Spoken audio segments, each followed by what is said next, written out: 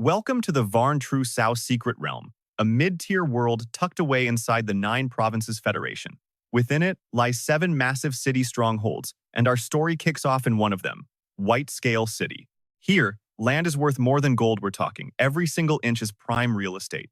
Yet, right in the heart of the city sits a sprawling private villa surrounded by mountains and rivers, known simply as the City Lord's Manor. And this young man, he's the young city lord of White Scale City. And get this, he's not from this world. In his past life, Bai Zi'an was a soldier who died in the line of duty, but fate wasn't done with him. His soul was flung across dimensions into a world filled with spirit beasts and beast tamers. Unlike other transmigrators who just possess a body, Bai Zi'an was completely reborn, starting a new life but with all the memories of his last one. Right now, fresh from his morning shower, Bai Zi'an is checking himself out in the mirror, and honestly, he can't help but be impressed. Even after a decade of seeing this face, it gets him every time. The guy is just ridiculously handsome. Suddenly, a portal rips open in the room, but Bai Zi'an barely flinches, clearly familiar with the creature that emerges. It's a gold-rank, red-eyed silver fish. The creature swims right up to Bai Zi'an, and then it speaks, "Zi'an, it's time for breakfast." I know, Bai Zi'an replies. "Go tell Dad I'll be down in a minute. Just gotta finish up." The fish reminds him not to keep everyone waiting before diving back into the portal and vanishing. That red-eyed silverfish is a gold-rank pet, the bonded spirit beast of Bai Zi'an's father. In this world, that basically makes it a powerhouse. Heading downstairs, he finds the entire family already waiting for him. The stunning woman there is his mother in this life. Beside her sits his little sister, Bai Zi'u. The man scowling at the table, that's his father. And the old man with the white hair and sharp as attack eyes sitting at the head of the table is Bai Jingsong, the Lord of White Scale City and Bai Zi'an's grandfather. "Grandpa, when did you get here?" Bai Zi'an asks, pulling up a chair. "Today is the annual awakening ceremony. As the city lord, I need to be there to give a speech and offer some encouragement. And little Anne, you're one of this year's participants, so you have to be there too." "Perfect timing. We can head over to the awakening hall together later." "Yes, sir," Bai Zi'an says obediently, though he's actually been looking forward to this day for a while.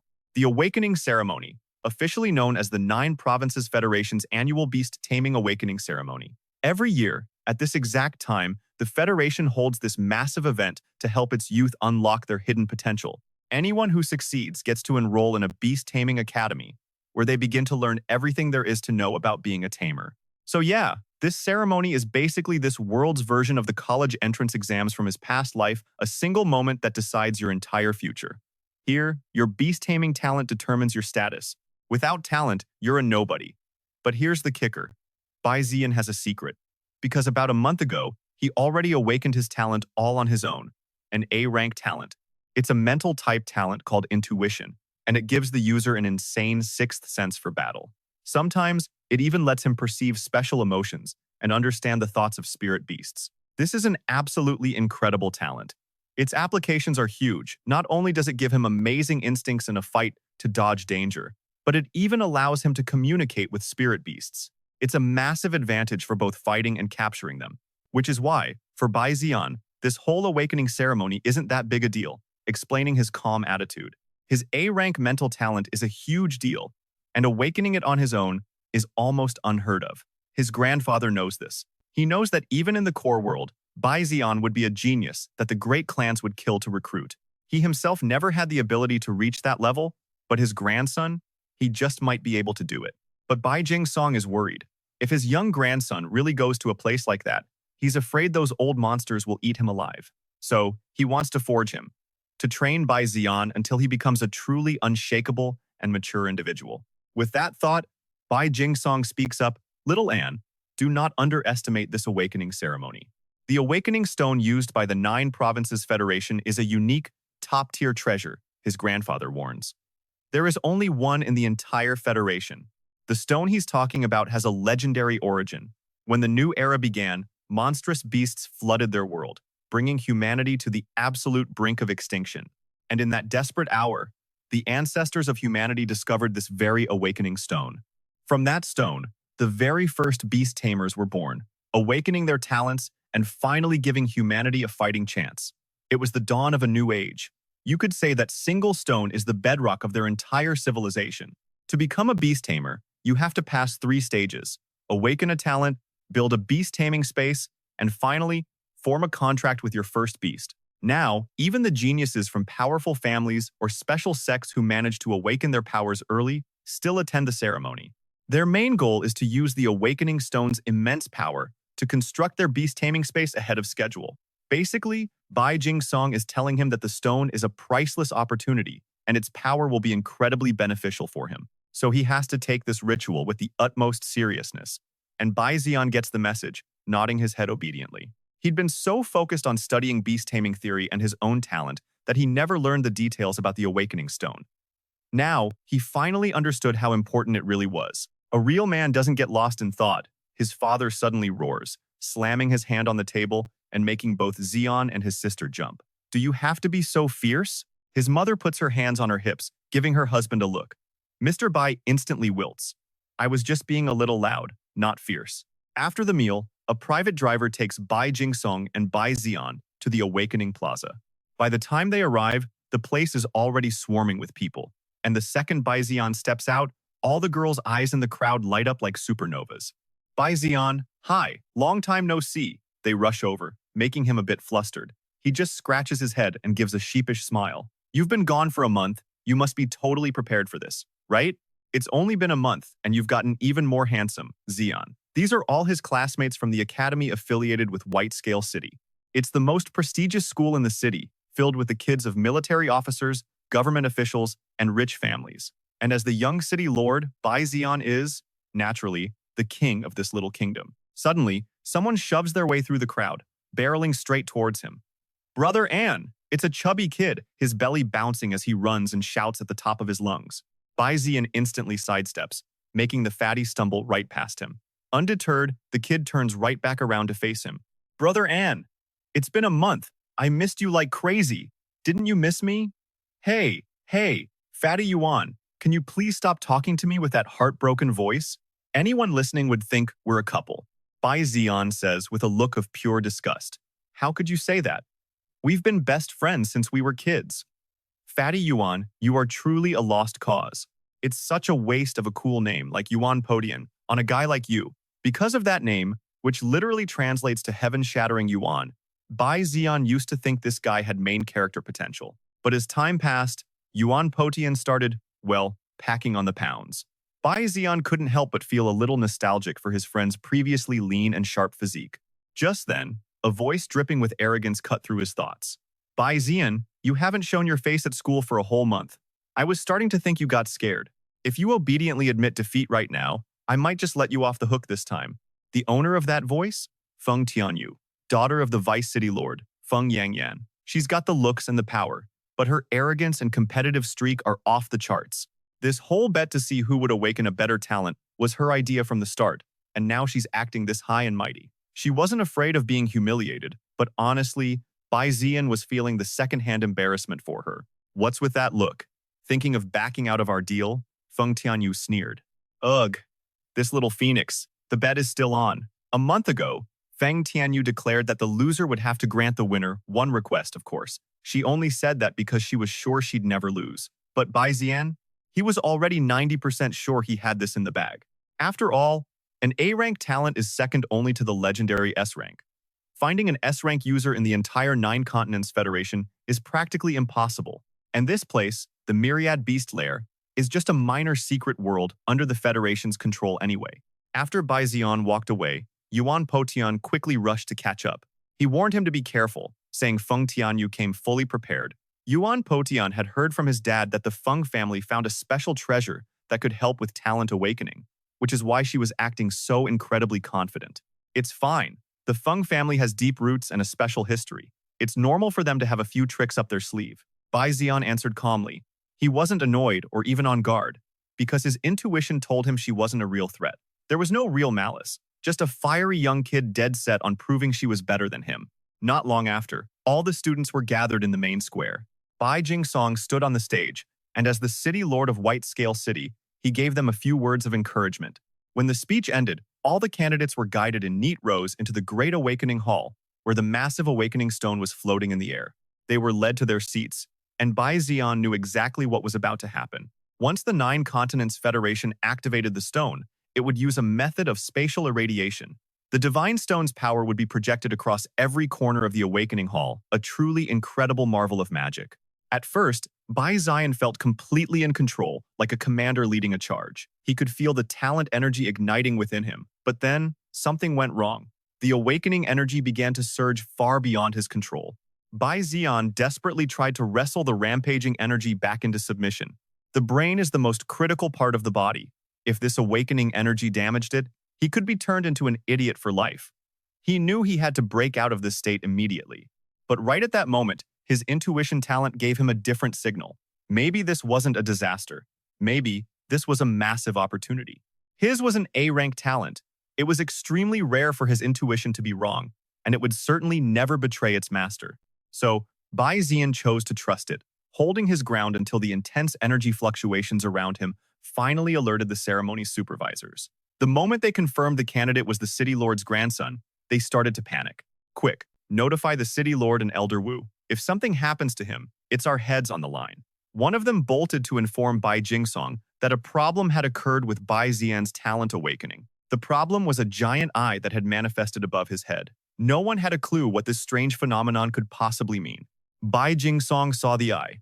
A special phenomenon like this typically only appears for an awakening of S rank or higher. How could this be happening when Bai Zi'an had already awakened an A-rank talent? Only one explanation came to Bai Jingsong's mind: a mutation. Could it be that his talent was evolving, breaking through to S rank? It was plausible. In the world of beast tamers, spirit beasts sometimes mutated to gain special abilities or physiques, and humans, being living creatures too, could theoretically undergo the same process. But in the entire history of human beast tamers, the number who had experienced a talent mutation could be counted on one hand, and every single one of those individuals became a timeless legend. Thinking of this, Bai Jingsong felt more dread than excitement. If Bai Zi'an was really undergoing a talent mutation, then this awakening process would be incredibly dangerous. At that thought, Bai Jingsong immediately tried to enter the awakening hall to stop his grandson. But Elder Wu, the official in charge, blocked his path. Old Bai, don't make this hard on me. The awakening hall is under the jurisdiction of the Nine Continents Federation. As the Lord of Whitescale City, you are absolutely forbidden from entering. He then tried to reassure Bai Jingsong, explaining that the Federation's protection mechanisms were in place. Bai Zi'an would definitely be fine. A young genius, unparalleled in his generation. Old Bai, your family is truly blessed. Elder Wu praised him, but Bai Jingsong could only feel his anxiety growing stronger. Meanwhile, Bai Zi'an was still locked in his own struggle. Heaven, earth, and man. The three primes of existence. Who knows how long he was in that state? After seeing that line of text in his mind, Bai Zi'an let out a raw, agonizing scream and his eyes snapped open. He was back in the Great Hall, the awakening stone still floating above. He fought to steady his breathing, his mind reeling from those words. Heaven, earth, and man? This is insane! But what was even crazier was the system notification that popped up right after, telling him he had obtained a mythical grade, mystic system talent called the Eye of Revelation. It granted him extraordinary intuition and the power of foresight, allowing him to see the heavenly Dao's revelation and perceive the true nature of all things within a certain radius. Bai Zi'an was so shocked he nearly stumbled. In the world of beast tamers, talents were divided into a total of 9 ranks, from low to high: F, E, D, C, B, A, S, SS, and the absolute peak, SSS. SSS rank was supposed to be the highest level a beast tamer could ever reach. So what in the world was this mythical grade talent he just got? Bai Zi'an had never even heard of such a rank. It had to be something even higher than SSS. And on top of that, it was a mystic system talent. This notification was enough to give anyone a heart attack. By this time, most of the other candidates in the hall had already finished their awakening. Some lucky few awakened A-rank talents, others were overjoyed with a simple D rank, and some were crying because they had failed to awaken anything at all. So this was the power of the Eye of Revelation. If it worked like it said, then he now possessed an ability that defied the heavens. With this, the true nature of anything within his range could never be hidden from him. Just imagine it. At the start of a fight, Bai Zi'an could know his opponent's beast talent, its abilities, all its weaknesses, and exactly which skills he needed to use to destroy it. With that kind of information, his chances of winning would be practically 100%. The more Bai Zi'an thought about it, the more hyped he became. He eagerly began testing his skill on the people around him. Most were D or C rank, but he spotted one person who had awakened an A rank. Seems this generation had its share of geniuses. And then, Bai Zi'an suddenly remembered something important. That's right. He had to try checking the awakening stone itself. He tilted his head up, staring intently at the floating object. The information he received sent him into a state of absolute, culture-shocked disbelief. That stone was, in fact, a life system spirit beast with an SS rank talent called Life Inheritance. With a beginner-level divine constitution, he also awakened a gold-quality life-siphoning talent and an even higher orange-quality withered wood rejuvenation.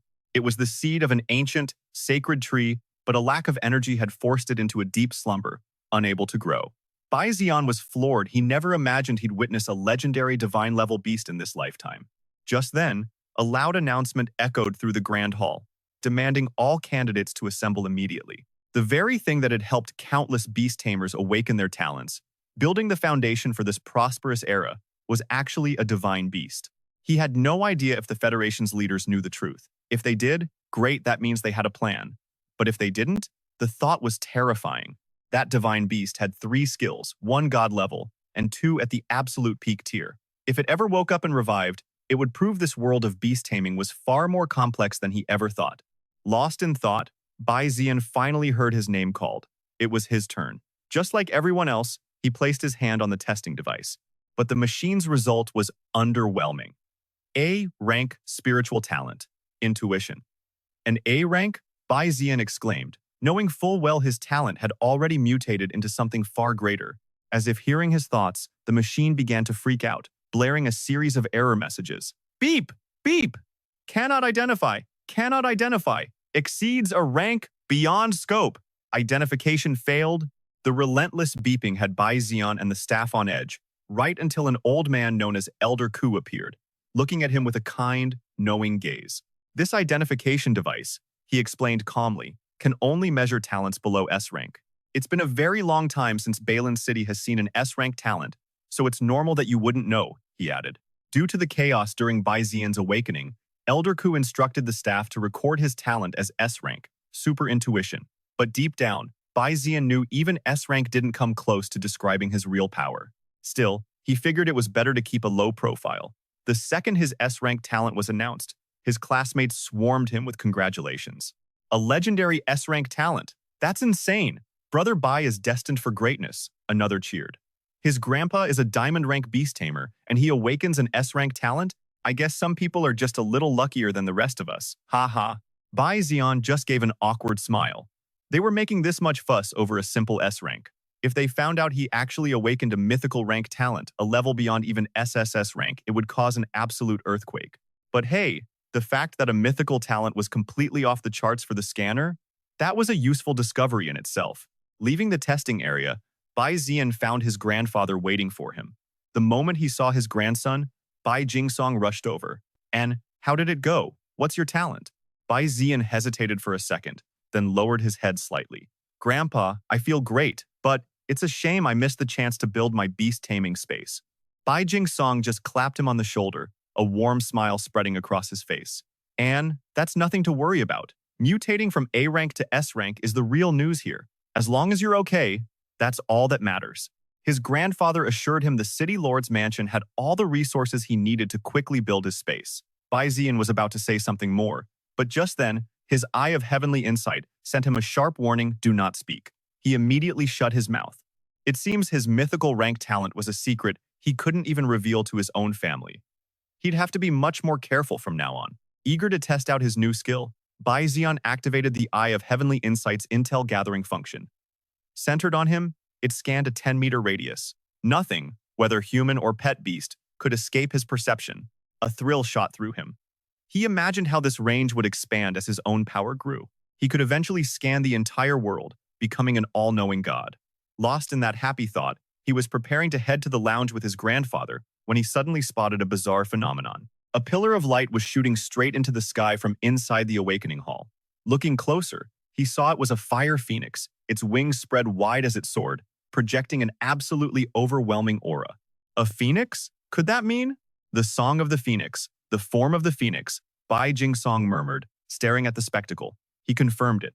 That's the S-rank talent phenomenon, Phoenix Flame. The one who awakened it must be a child of the Feng family. Bai Zi'an suddenly felt a little embarrassed. He'd been planning to go show off in front of Feng Tianwu, even picturing the look on her face when he beat her. But unfortunately, both he and Feng Tianwu came out as S-rank. Even though he knew his real talent was mythical, it still took the wind out of his sails. With her awakening done, he figured the show was over. Bai Zi'an asked his grandfather for permission to head home first, but he'd barely taken a few steps before Bai Jingsong called over two of his most trusted people, Bai Ji and Bai Xiao. They were a pair of incredibly strong twin sisters. Bai Jingsong had already guessed it. Now that his grandson had an S-rank talent, he would become a target for jealous eyes. So he assigned Bai Ji and Bai Xiao to follow him from now on, ensuring he wouldn't do anything reckless. Looking at the two gold-rank beast tamers before him, Bai Zi'an knew his grandfather had thought of everything. Honestly, he hated the idea of being constantly watched, but there was no way he could refuse his grandfather's arrangement. Then, his grandfather handed him a key. This is for the treasure vault. Go back and use the spirit jade crystals inside to build your beast taming space. Seeing that key, Bai Zi'an's mood instantly brightened. The city lord's mansion was seriously loaded. The spirit jade crystals his grandfather mentioned were power-infused crystals, incredibly beneficial for developing a beast taming space. Normally, beast tamers only use something this precious when they were about to have a major breakthrough, pushing their beast space to a whole new level.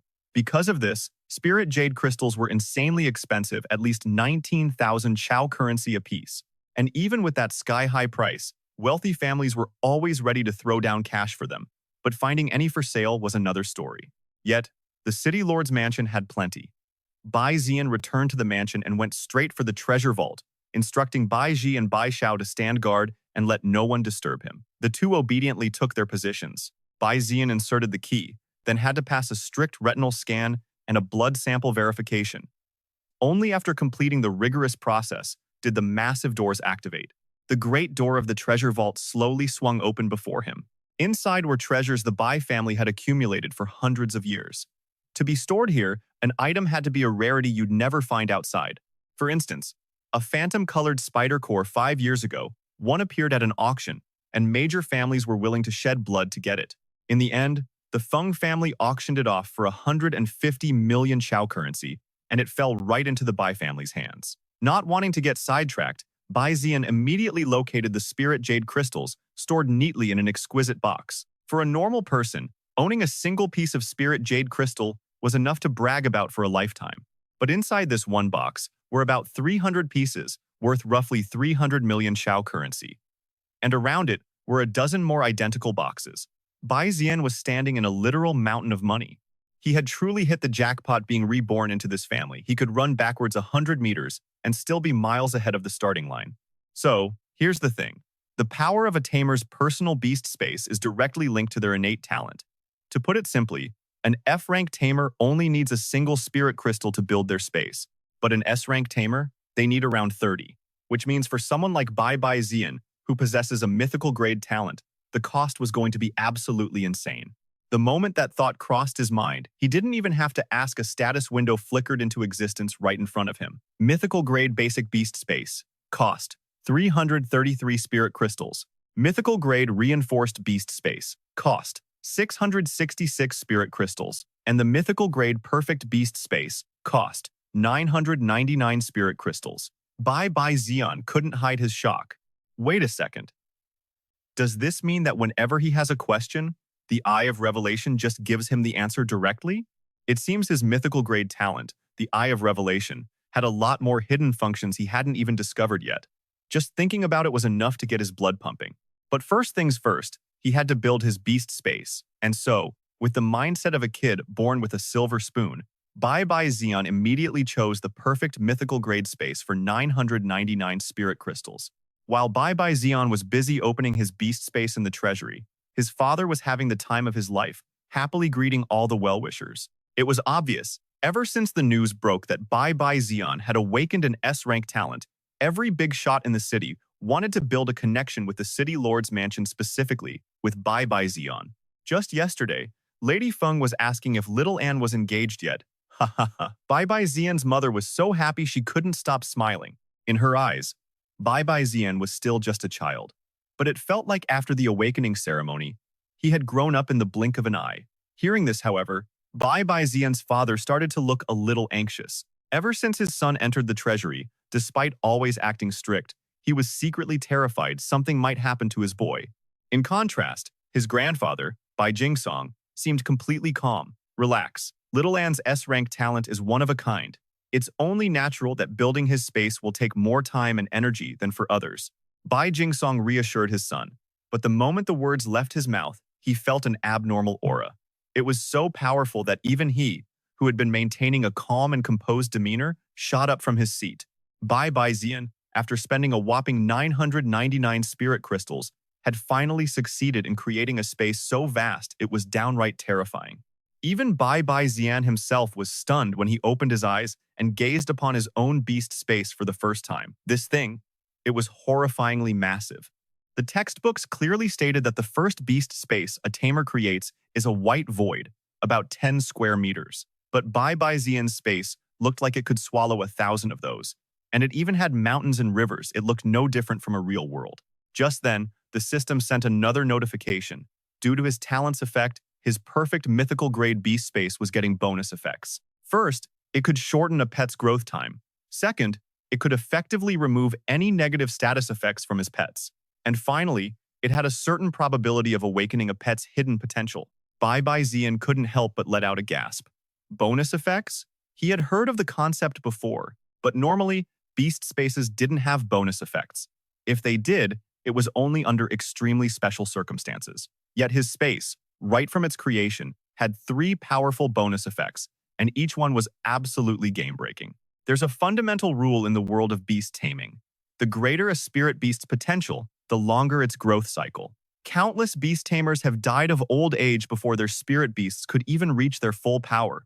And yet, inside Bai Zi'an's beast space, even beasts with immense potential could have their growth time drastically reduced. Just these 3 bonus effects alone were enough to defy the heavens. Next up was the debuff removal effect. Usually in battle, if a pet gets controlled, poisoned, frozen, or burned, it loses its ability to fight. A normal person would spend a ton of time and effort nursing them back to health. But for Bai Zi'an, he just had to recall them to his beast space, wait a bit, and then release them. Just like that, his pets would return to perfect condition with maximum combat power, as if nothing had ever happened. Finally, the effect that awakens hidden talents. This was the most overpowered effect of all. A spirit beast's talent is fixed from birth. Only legendary, top-tier treasures could ever hope to strengthen or change them. But with just his beast space, Bai Zi'an could do what those treasures did, and with no limit on the number of times. It looked like spending 999 spirit crystals to build a perfect mythical grade space was an investment that paid off big time. Bai Zi'an was incredibly satisfied. For any normal family, being asked to spend over $1 billion to build a beast space for their child would be completely unthinkable. Good thing I chose the right family to be born into, Bai Zi'an thought to himself, before pushing open the heavy doors and stepping out of the treasury. At that moment, all 4 members of the Bai family were waiting right outside. Seeing him emerge, they all rushed forward anxiously. Little An, how are you feeling? A whole week without food or water, you've gotten so thin. Back in the real world, the first thing Bai Zi'an needed to do was refuel. The gourmet dishes he was usually sick of eating were now devoured without a second thought, as he ate like a man possessed. Bai Jingsong and his parents sat across from him, watching intently. They waited until he was completely stuffed before his grandfather remembered something and spoke up. Oh right, Grandpa. I used 999 spirit crystals to build my beast space. Bai Zi'an's words hit them like a bolt of lightning. 999 crystals. That was worth over $1 billion continental currency. His father seemed to be the most shocked. He collapsed into his chair, unable to stand, muttering over and over, Bai Zi'an, you are a true prodigal son. Bai Jingsong said nothing. Luckily, the Bai family's wealth was practically limitless. Otherwise, they really wouldn't be able to support this grandson of theirs. I never expected a mutated S-rank talent would consume so many spirit crystals. Bai Jingsong said, wiping sweat from his brow. Bai Zi'an really wanted to tell him that it was because his talent was actually mythical grade, but he couldn't. So he just focused on his main mission, eating. He finally stopped when his stomach couldn't possibly hold anything else. Just then, Bai Jingsong remembered another matter. Not long ago, his own bonded beast, the red-eyed goldfish, had laid an egg. He suggested his grandson go take a look. If he liked it, He could even form a contract with it. The moment he heard red-eyed goldfish, Bai Zi'an was so excited he sat bolt upright. But since he was so full, he almost threw up his entire meal. Once Bai Zi'an had digested a bit, Bai Jingsong led him to the spirit beast egg storage. Here, the staff worked meticulously, not daring to make a single mistake. The Bai family was a water-type beast taming clan, so they placed extreme importance on nurturing water-type spirit beasts, possessing special methods to ensure a stable supply. They also had all the resources needed for their growth. Because of this, the first pet for any Bai family descendant was always a water-type beast. They used the family's abundant resources to quickly gain enough strength to be counted among the ranks of official beast tamers. Bai Zi'an had known about this egg vault for a long time, but seeing it with his own eyes was still a breathtaking experience. Most of the spirit beast eggs here were at least beginner white-silver rank, with some even having the potential to reach the gold rank when they grew up. However, for someone with a mythical grade talent like him, that still wasn't quite good enough. Your spirit beast has to be the absolute best, the highest rank possible. That's exactly why Bai Jingsong leads him straight to a diamond grade, red-eyed goldfish. Now, they call it a fish, but one look and you can tell this thing is basically a dragon. As Bai Zi'an stares at the spirit beast, his eye of heavenly revelation automatically activates, feeding him all its data. Just as his grandpa said, it's a water-type red-eyed goldfish at the peak of the diamond realm. Its talent is an S-rank water flow destruction, and its potential is also peak diamond. But there's a catch. Its very life force, its origin, has been damaged. This beast has 3 skills, a purple quality water flow destruction, and 2 blue quality skills, water arrow volley and surging sea wave. All in all, a beast with extraordinary gifts, but that damaged core makes it a tragic figure. Bai Zi'an can't help but wonder what happened. Old friend, his grandfather says to the creature, little Anne has successfully awakened his beast taming talent. I hope you'll bring your child out to meet him. The red-eyed goldfish gives a slow nod. At that moment, Bai Zi'an is already trying to figure out if his eye of heavenly revelation could somehow help it recover. But when he looks up, he sees 2 spirit beast eggs materialize right next to the massive goldfish. One is a water-type white-scale fish egg. It has an A-rank water flow destruction talent and an initial diamond level potential. Its 3 skills are all blue grade.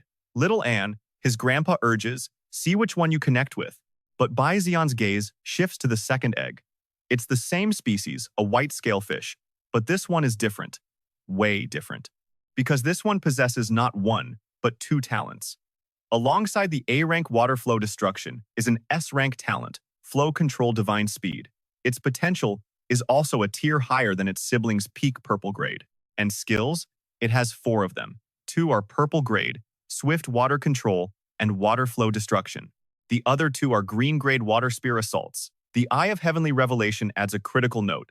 This creature was born with 2 talents, and because its potential is so high, its energy consumption is massive. This has led to severe malnutrition, a condition that could be fatal. Bai Zi'an stares at it, completely mesmerized. Peak purple potential with 2 innate talents. This thing is a freak of nature, a monster born from the red-eyed goldfish. Without a second thought, he makes his choice, but Bai Jingsong looks at him, confused. Little Anne, this egg is withered and dim. Its life force is incredibly weak. It looks like it was born with a defect. It might not even have the strength to hatch. Bai Jingsong says it all in a rush, then has to apologize to his old friend, the goldfish. Even though he's speaking ill of its child, it's only because he's worried for his own grandson. Bai Zi'an, however, remains firm, choosing the weaker-looking egg. He simply says his gut is telling him this is the perfect creature for him. Seeing his grandson so determined, Bai Jingsong naturally doesn't try to stop him. There's just one more step. To claim either egg as his contracted spirit beast, he needs the approval of their mother, the red-eyed goldfish herself. Honestly, Bai Zi'an thought he'd have to spend some time persuading her. But when they turn back, they see the mother fish using her own mouth to tear a scale from her belly, before gently attaching it to the egg Bai Zi'an had chosen. Is this for me? He can't hide his shock. Little Anne, that's the red-eyed goldfish's main scale, Bai Jingsong explains. It can strengthen the origin of any water-type spirit beast. Just carrying it increases the effectiveness of their water skills by 10%. It seems they don't need to ask for permission after all. The scale itself is a gift, a thank you from the mother for choosing her weaker child, massively increasing its chances of survival. I promise you, I'll do everything in my power to raise it. Bai Zi'an cradles the egg and the golden scale, his voice filled with conviction. It's a promise to his grandfather and to the mother fish watching him. Back in his room, he places the white scale fish egg and the main scale into a tank of clean water. Then, he starts adding a battle heart flower nutrient solution, followed by dragon whisker soup, snow lotus seeds, scale dew grass, purple orchid leaf grass, snake eye fruit, crimson blood ginseng fruit, and blood grade grass. Every single ingredient is highly refined. This mixture looks more like a deadly poison than a nutrient bath. And yet, the moment it touches the egg, the frail creature absorbs every last drop. The eye of heavenly revelation is just too overpowered. It guided him to turn a weak, dying egg into a perfectly healthy one. With this, Bai Zi'an can finally form the contract without any worries. Thinking is doing. He immediately initiates the contract with the spirit beast, and in moments, succeeds. The second the contract is formed, the egg hatches. For the next month, Bai Zi'an raises it in his beast taming space. Under the influence of the supplement effect, it quickly awakens a new talent, an S-rank netherworld power, along with the skill nether water erosion. The spirit beast's potential also skyrockets straight to mid-tier monarch rank. This fish, just like its master, was born with a protagonist's halo. Even as a newborn, the white scale fish can already defeat a 5th-level unranked spirit beast. Its future is looking absolutely limitless. Bai Zi'an couldn't be more pleased. None of the other water-type beasts of the same age in his family are a match for it anymore. But if it doesn't fight higher-level beasts, its growth from unranked to the Black Iron realm will be too slow. The spirit beast realms are divided into unranked, Black Iron, Bronze, Silver, Gold, Diamond, Amethyst, Monarch, Epic, Legendary, and finally, the God tier, Divine. Unranked is the stage before a beast matures, and it's split into 9 more levels. Only after a spirit beast matures and enters the Black Iron rank can it begin its evolutionary path. With this in mind, Bai Zi'an brings out his white scale fish, then tells Bai Zi and Bai Xiao to get ready. They're heading to Zuhuo Street, a little world building for you. The world of 10,000 curses has 7 main cities. Under each main city are 7 smaller cities, surrounding the main one like satellites. The place Bai Zi'an is heading, Zuhuo Street, is part of Baion City, one of those 7 smaller cities. It has a volcano, and living inside that volcano is a fire-type spider spirit beast known as the Zuhuo Spider. The best of these spirit beasts only ever reach the Black Iron rank, making them the perfect training partners for his white scale fish. The 3 of them head to the Baion City high-speed rail station, but just as they're about to go through the gate, Bai Zi'an hears someone shout his name. Bai Zi'an! How dare you avoid me? Who else could it be? It's the little phoenix from the Feng family. Bai Zi'an doesn't even bother turning around. He tells her that since they both awakened S-rank talents, it's a draw. The bet they made is officially void. But Feng Tianyu isn't having it. Fine, we tied, but you left the awakening hall without a single word. Am I not even worthy enough for you to acknowledge? Bai Zi'an is surprised she's taking this so seriously. Feng Tianyu explains she'd been looking all over for him after the ceremony. Now, seeing him at a train station about to leave for another city, she's convinced he's intentionally dodging her, which only fuels her anger. You heartless traitor, betrayer. She screams, making things incredibly awkward for Bai Zi'an.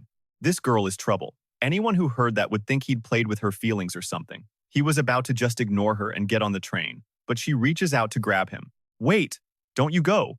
If you don't hear me out today, I swear I won't let you get away with this. Too bad for her. Before her hand can even touch the corner of his shirt, Bai Ji steps in and blocks her path. Miss Feng, please have some self-respect. Feng Tianyu flinches, turning to face Bai Ji. In front of a gold-rank beast tamer, even a newly awakened S-rank talent like herself is completely outmatched. Humiliated, she quickly pulls her hand back. Still, she had to get to the point. By the time they arrive, after coming all this way, Feng Tianyu wanted to make another bet with Bai Zi'an. The deal? After they enrolled in the academy, they'd have their spirit pets fight. Whatever, Bai Zi'an shot back before hitting the gas. On the outside, he was a stone wall, but internally, Bai Zi'an was about to lose his mind. If it weren't for their parents being old friends, he would have knocked some sense into that little phoenix ages ago. An announcement echoed through the station. The train to Bamboo Fire City was arriving. Instantly, Bai Zi'an pushed all thoughts of Feng Tianyu aside and focused on the mission ahead.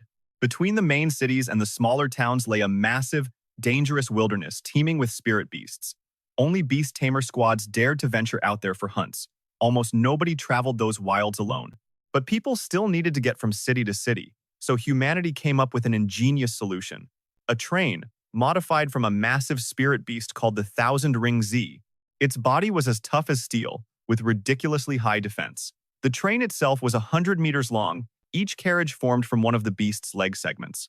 The higher the Thousand Ring Z's cultivation realm, the safer the train, and of course, the more expensive the ticket. But money was no object for Bai Zi'an. As someone successfully reincarnated into a wealthy family, he could have booked the entire train without breaking a sweat. Still, he was a simple guy from his past life. There was just one thing he didn't expect. When he stepped into the first-class cabin and presented his ticket, the scanner beeped he only had a second-class pass. The staff politely escorted him to the second-class cabin in the back, much to his embarrassment. It had to be his grandfather's doing. Before he left, Bai Jingsong had reminded his grandson to live like a normal person while training, to experience the world and face some hardships. He even said getting scammed a few times would build character, but he never thought his grandpa would go so far as to stick him in second class and forbid his personal guards, Bai Ji and Bai Xiao, from coming along. And man, this carriage was loud. Annoyed, Bai Zi'an activated his sky-gazing eye and scanned the noisy crowd. They were students from a Beast Tamer Academy in Mineral Rock Town, a place under the jurisdiction of White Scale City. He could even see the info on their spirit beasts. These guys had been students for a year, but their pets hadn't even reached the Black Iron Realm. Pathetic. A smirk crept onto Bai Zi'an's face. This was the difference between normal people with average talents and spirit beasts, and a guy like him with a literal cheat system. They were just amateurs. But that thought vanished the second he spotted a girl named Xiao Bai. She also possessed an S-rank talent, a mystic-type ability that could snatch away other people's luck in a single go. All this time, Xiao Bai had just been sitting quietly in a corner by herself. But then, another female student walked past her. The girl was walking perfectly fine one moment, but as she passed Xiao Bai, she suddenly twisted her ankle and stumbled backward. She fell completely on her own, but her first reaction was to jump up and scream. What terrible luck. If something had happened to me, could you take responsibility for it? Xiao Bai seemed used to this kind of thing. Even though she'd done nothing wrong, a tiny, almost reflexive apology escaped her lips. Seeing this, the other girl just yelled again, "Just stay away from me." Bai Zi'an watched Xiao Bai in silence. This girl was just like him, an S-rank talent, and a mystic type at that. A prodigy this powerful should have caused a massive stir during her awakening test. So why hadn't Mineral Rocktown reported her to the main city of White Scale? Instead, they let a talent of her caliber grow up in a small town, stuck in some uncultured Beast Tamer Academy. Something felt very wrong about this. He knew he had to investigate this thoroughly. The Z-train was fast, and it wasn't long before they entered Bamboo Fire City's territory. The moment the train stopped, Xiao Bai scurried off. Bai Zi'an followed her silently, then called out, "Bai Xiao." From out of nowhere, Bai Xiao appeared like a ghost behind him. "Young master, how can I help you?" So, even though his grandfather didn't let them act as close-range bodyguards, Bai Xiao was still assigned to watch him from a distance, just in case he needed help. "I need you to investigate her background. Everything." Bai Zi'an jutted his chin towards Xiao Bai, who was walking ahead. Bai Xiao, who was usually stone-faced, cracked a knowing smile and whispered, "Young master, could it be love at first sight?" Bai Zi'an immediately shot that down, saying the girl was just special. If he could recruit her before she realized her own potential, the Bai family's power would definitely see a massive boost in the future. With that settled, Bai Zi'an turned back to his own mission. In this city, you couldn't walk 2 steps without running into a bamboo fire spider. Bai Zi'an immediately summons his silver-white fish, unleashing it to battle the incoming spider swarm. Now, these spiders aren't exactly high-level, but their sheer numbers and raw aggression meant the silver-white fish would need a bit more time to clean house. But in the end, the result was inevitable. In just over a minute, it had already wiped out 4 of the rank 5 fire bamboo spiders, a display of power far beyond what it showed back in the training arena. Bai Zi'an also noticed that normally, his pet's water spear was just strong enough to punch a hole through the spiders' heads. But this time, the silverfin fish's attack made the spiders explode into pieces. He was confused. A notification from his talent system explained, "Water current break has increased the attack power of water-based skills." "Oh," he muttered, finally understanding. It turned out, by fighting spirit beasts stronger than itself, the silverfin fish was pressured into growing and gaining new skills. Skill mastery was divided into 5 levels: novice, skilled, proficient, mastered, and the highest level, perfected. Right now, his silverfin fish had 5 skills. If he didn't train them diligently, they would stay at the lowest level and have the weakest output. Take a swordsman's slash, for example. At the novice or skilled level, they might only be able to cut through a single bamboo stalk. But after years of practice, once they reach the perfected level, a single swing could slice a mountain in half. That's the difference skill mastery makes. Different spirit beasts with the same skill can produce wildly different results and power levels. As he was lost in thought, Bai Zi'an found himself surrounded by another horde of bamboo fire spiders. And just like that, he and his silverfin fish spent an entire week fighting here. After 7 days, the fish's power had increased dramatically. Occasionally, it would get hit by the spider's silk. But instead of weakening it, getting hit only seemed to make the silverfin fish's attacks more ferocious, more lethal. Bai Zi'an always watched his spirit beasts' fights closely. At this rate, another week of grinding and his silverfin fish would break through to the battle rank. Just then, Bai Ji appeared behind him, carrying a report. She and Bai Xiao had finished their investigation into Xiao Bai. Her parents had died in a car accident when she was just a child. It was as if she was born to bring bad luck to everyone close to her. After the accident, none of her relatives dared to take her in. Her parents had left behind a massive debt. If she hadn't awakened her talent and received protection from the Awakening Hall, she probably would have been sold off by creditors. After starting at the academy, Xiao Bai managed to make a few friends, but they all ended up suffering from misfortunes. From that point on, everyone ostracized and hated her. Luckily, she was a resilient girl, not easily broken by bad luck. After school, she would work part-time jobs to get by, saving whatever was left to pay off her debt. But here's the crazy part. Every single place she worked at either went into decline or went bankrupt. Bai Zi'an was deep in thought. Xiao Bai's special talent was literally a curse, bringing misfortune wherever she went. But her background was clean, her will was strong, and she was a person of action. He asks Bai Ji if anything strange happened on the day Xiao Bai's talent awakened. Bai Ji just nods. Oh yeah, something definitely happened. See, on that day, Xiao Bai was the last person to have her talent appraised. Right after her awakening, every single staff member in the building had some kind of accident. They couldn't afford any more delays, so they just brought in a brand new machine to test her again. That's why her official report lists her talent as F rank, when only Bai Zi'an saw the truth. It was a full-blown S rank. This was getting more and more interesting. Xiao Bai's talent could even affect machines. He immediately gives Bai Ji an order. Go to Jiangnan City, take care of Xiao Bai's debt problem, and then transfer her to the Beast Taming Academy in White Scale City. The moment she heard this, Bai Ji got a look on her face that just screamed, Young Master's springtime has finally arrived. How domineering. Using money to get a girl to transfer schools. Is this how rich people express love? Bai Zi'an knew exactly what nonsense was running through her head. He was just about to correct her when, suddenly, he heard a scream. And then they saw her Xiao Bai being chased down by a vicious fire spider. Without hesitation, he sends his white scale fish to attack, saving her life. Bai Zi sees this classic hero saves the damsel scene play out and decides it's her cue to leave. She vanishes in a flash, giving them some private space and leaving him with no chance to explain. Over there, Xiao Bai is sprawled on the ground. Leaving her like that wouldn't be very gentlemanly. So Bai Zi'an decides to do the right thing and help her up. But it seems Xiao Bai was worried her bad luck would affect him, so she struggled to her feet on her own. It's then she recognizes him from the train. They introduce themselves, and Xiao Bai silently sizes him up. He took down a black iron rank fire spider in a single hit. You're here? Where are your classmates? He asks. At the mention of her classmates, Xiao Bai's expression turns awkward. She tells him they were separated after running into a mutated fire spider. For anyone else, this would be a terrible stroke of bad luck. But Bai Zi'an? He hears this and gets so excited he grabs Xiao Bai's hand, telling her to lead him to it immediately.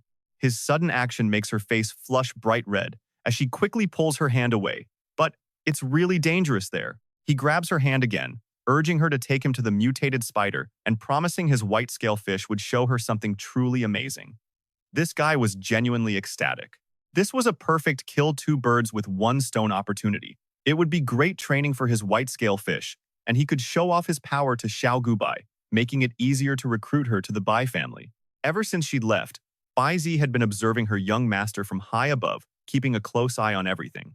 The moment she saw Bai Zi'an grab Xiao Bai's hand, she was giddy like a teenage girl. But when she saw his smile, A chill ran down her spine.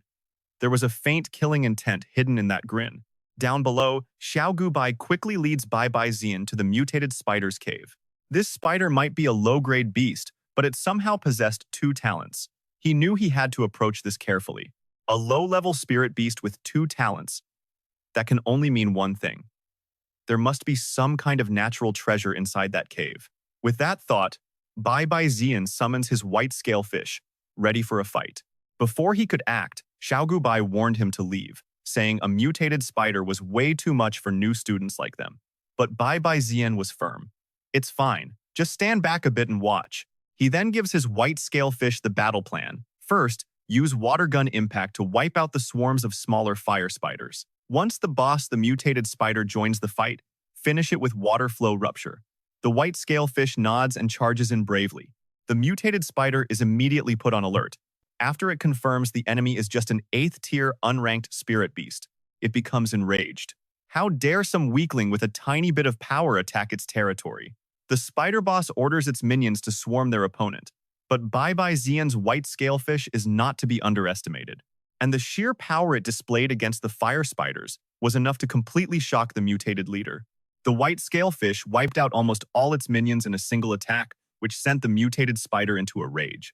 It unleashes its full power. Against such an immense wave of fire, the water from the white scalefish's attack completely evaporated. Seeing the situation turn dangerous, Bai Zi'an immediately orders it to use flowing godspeed to evade the fire. The white scalefish obeys instantly and manages to escape the attack. Flowing godspeed is a skill that can greatly increase its speed over a wide area. Combined with the fish's already master-level swordsmanship, dodging the mutated spider's attacks was an absolute breeze. Seeing this, the spider attacks even more ferociously. After weaving through the attacks, the fish even manages to get right above the mutated spider's head.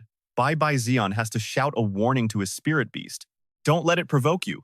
Focus on clearing out the small fry around it. The real fight begins then. Hearing its master's reminder, the white scalefish snaps back to reality, quickly shifting its attacks from the mutated spider to the remaining fire spiders. Watching its entire army get annihilated right in front of it, the spider's rage reaches its absolute peak.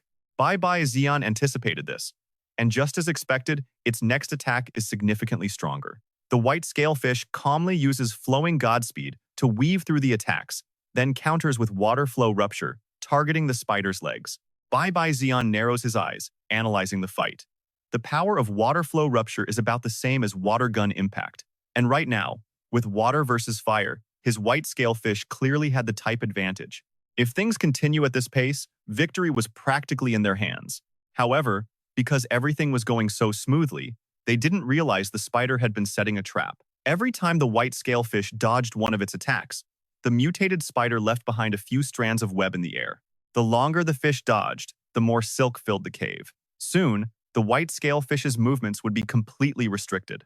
If this keeps up, they'll be the ones at a disadvantage. So, Bai Zi'an issues a new order. Use nether water erosion and end this now. The little fish receives the command.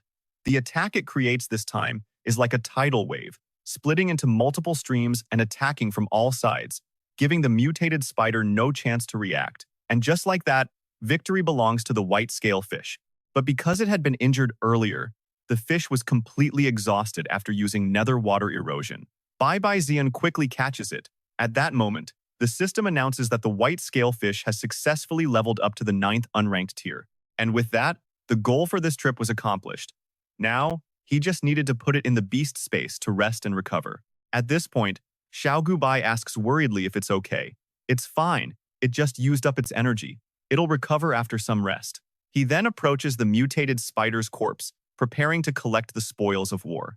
But just as he pulls out his knife, Xiao Bai snatches it from him. She seems to be an expert at dissecting spirit beasts, her technique incredibly refined. Bai Zi'an could only step aside and let Xiao Bai handle it herself. In the meantime, he decides to use his Heaven's Revelation Eye to check if there were any natural treasures in the cave. But before he could even find anything, he hears Xiao Bai call out to him. Bai Zi'an, look at this! I found it inside the spider boss! In Xiao Bai's hand is a handful of awakening origin stones. This is it, the divine stone that holds the very origin of awakenings, capable of granting any living being a brand new talent. Xian hadn't even activated his Apocalypse Eye, yet little Bai had already sniffed out the most precious treasure in the entire cave. Turns out, her luck-gathering talent is insanely useful for finding treasure. Before this, Bai Zi'an had only ever seen two things that could awaken talents, and one was an awakening stone. But now, little Bai managed to find something with the exact same effect. Make no mistake, in the 9 Continents Federation, any item that can awaken a talent is an absolute treasure. Little Bai, however, has no appraisal ability, so she has no idea what she's holding. And Bai Zi'an can't tell her. He knows she's a good person, but he's worried that faced with such an immense temptation, even she might turn malicious. So, Bai Zi'an just plays it cool. I'm not sure what this is either. When we get back, I'll ask one of the seniors in my family. Little Bai nods eagerly. Seeing her like this, Bai Zi'an figures the time is right and suggests she come to his home. Little Bai freezes. She turns her head, looking at him in complete confusion. Are you actively inviting me? Bai Zi'an nods. Little Bai turns away again, stabbing the mutated spider's corpse one more time. In her mind, Bai Zi'an is incredibly powerful, while she's been nothing but a walking bad luck charm her whole life, shunned by everyone.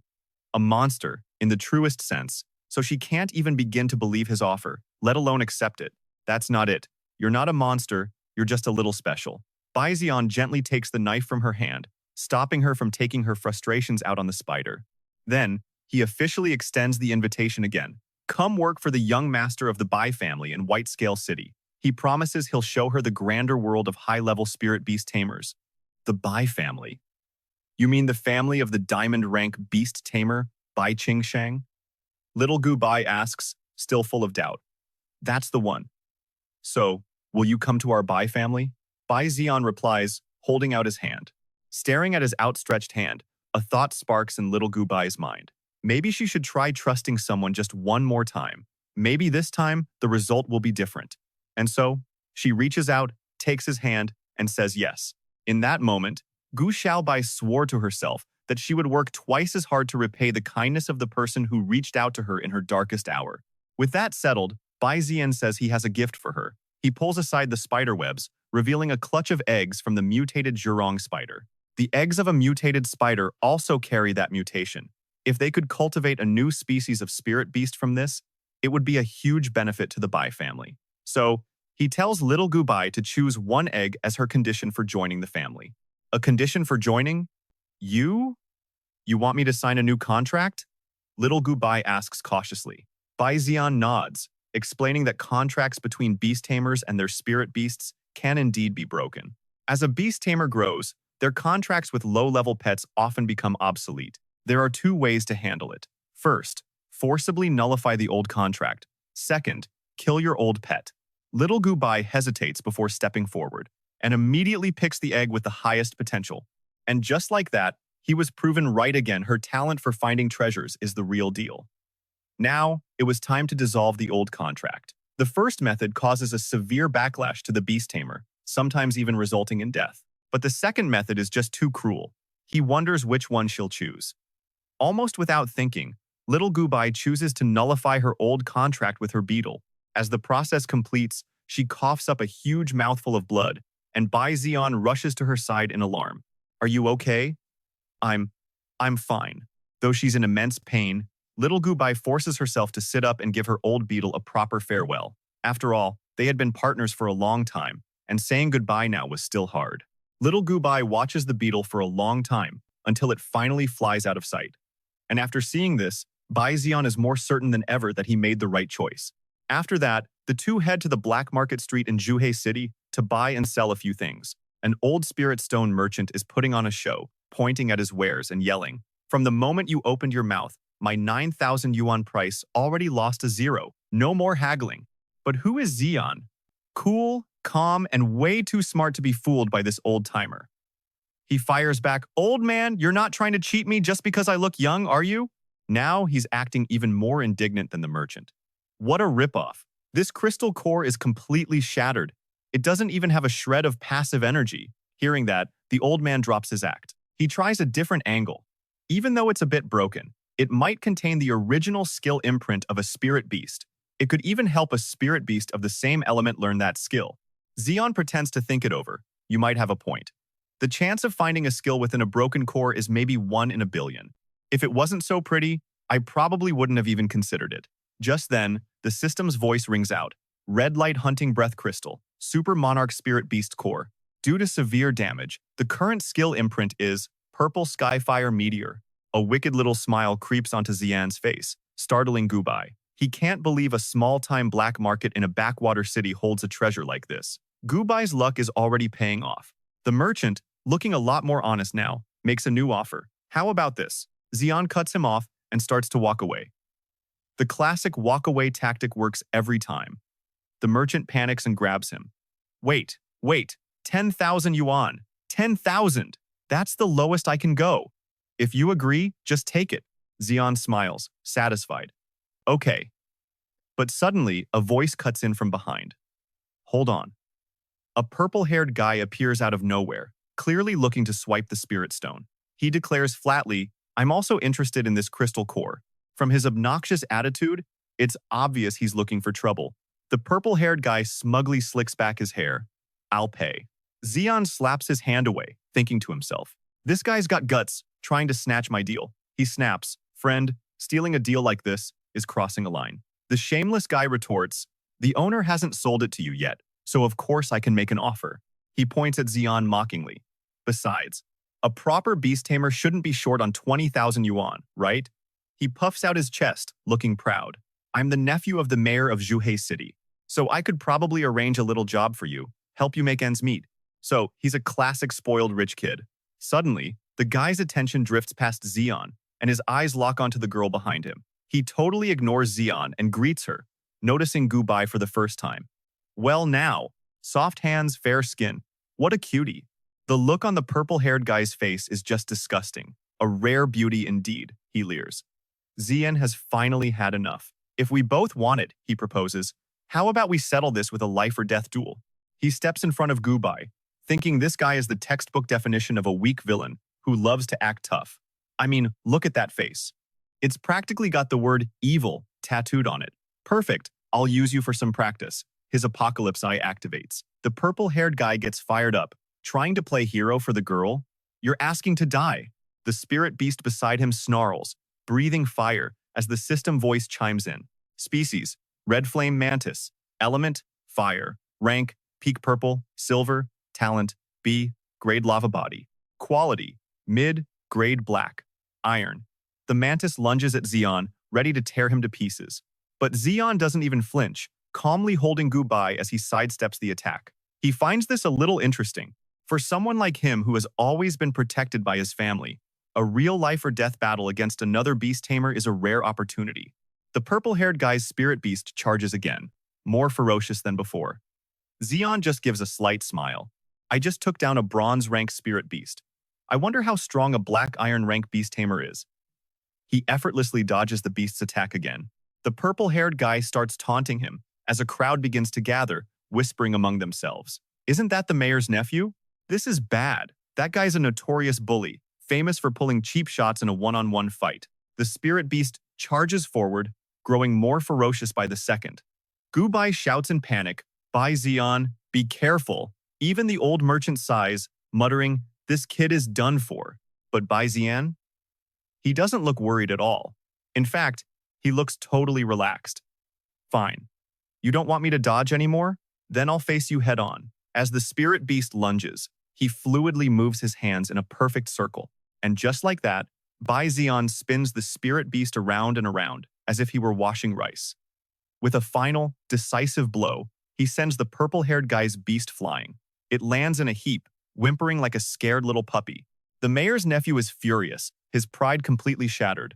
You brat, don't you know to look at the master before you hit his dog? I'm gonna make you regret this. Without even checking his spirit beast's injuries, he barks another command. Di Chu, use flowing fire. Bai Zi'an glances at the scorched ground, realizing it's time to even the odds. Guess it's time for Lin Yu to make an appearance. Fire versus water, a classic matchup. Thinking fast, he summons his water-type spirit beast. Come on out, Lin Yu. The moment Lin Yu appears, Bai Zi'an feels something is wrong. From behind, a giant snake materializes out of nowhere, its massive jaws open wide, trying to swallow him whole. He manages to dodge just in the nick of time. Of course, It was another one of the purple-haired punk's dirty sneak attacks. Yet he has the nerve to sound proud of it. Not bad, dodging a cheap shot like that. The system's voice rings out, giving a quick rundown. Race, Swan Fire Snake, Fire Type, Rank, Mid-Tier Silver. It has B-Rank Speed, and its quality is Mid-Tier Black Iron. Skills include the Blue-Tier Sky-Covering Fire Spark and Green-Tier Basic Poison. Even Lin Yu seems disgusted by such a cowardly move, and Bai Zi'an feels the same. Looks like this just got harder. He gives his command. Lin Yu, let's end this quick. His beast understands perfectly and moves to coordinate. The purple-haired guy, completely unaware of how outmatched he is, just shouts, "Nice try. Dichu, use Blazing Flame." But wait, 2 against 1? The fireballs suddenly detonate, engulfing Lin Yu in a sea of red, its condition completely hidden.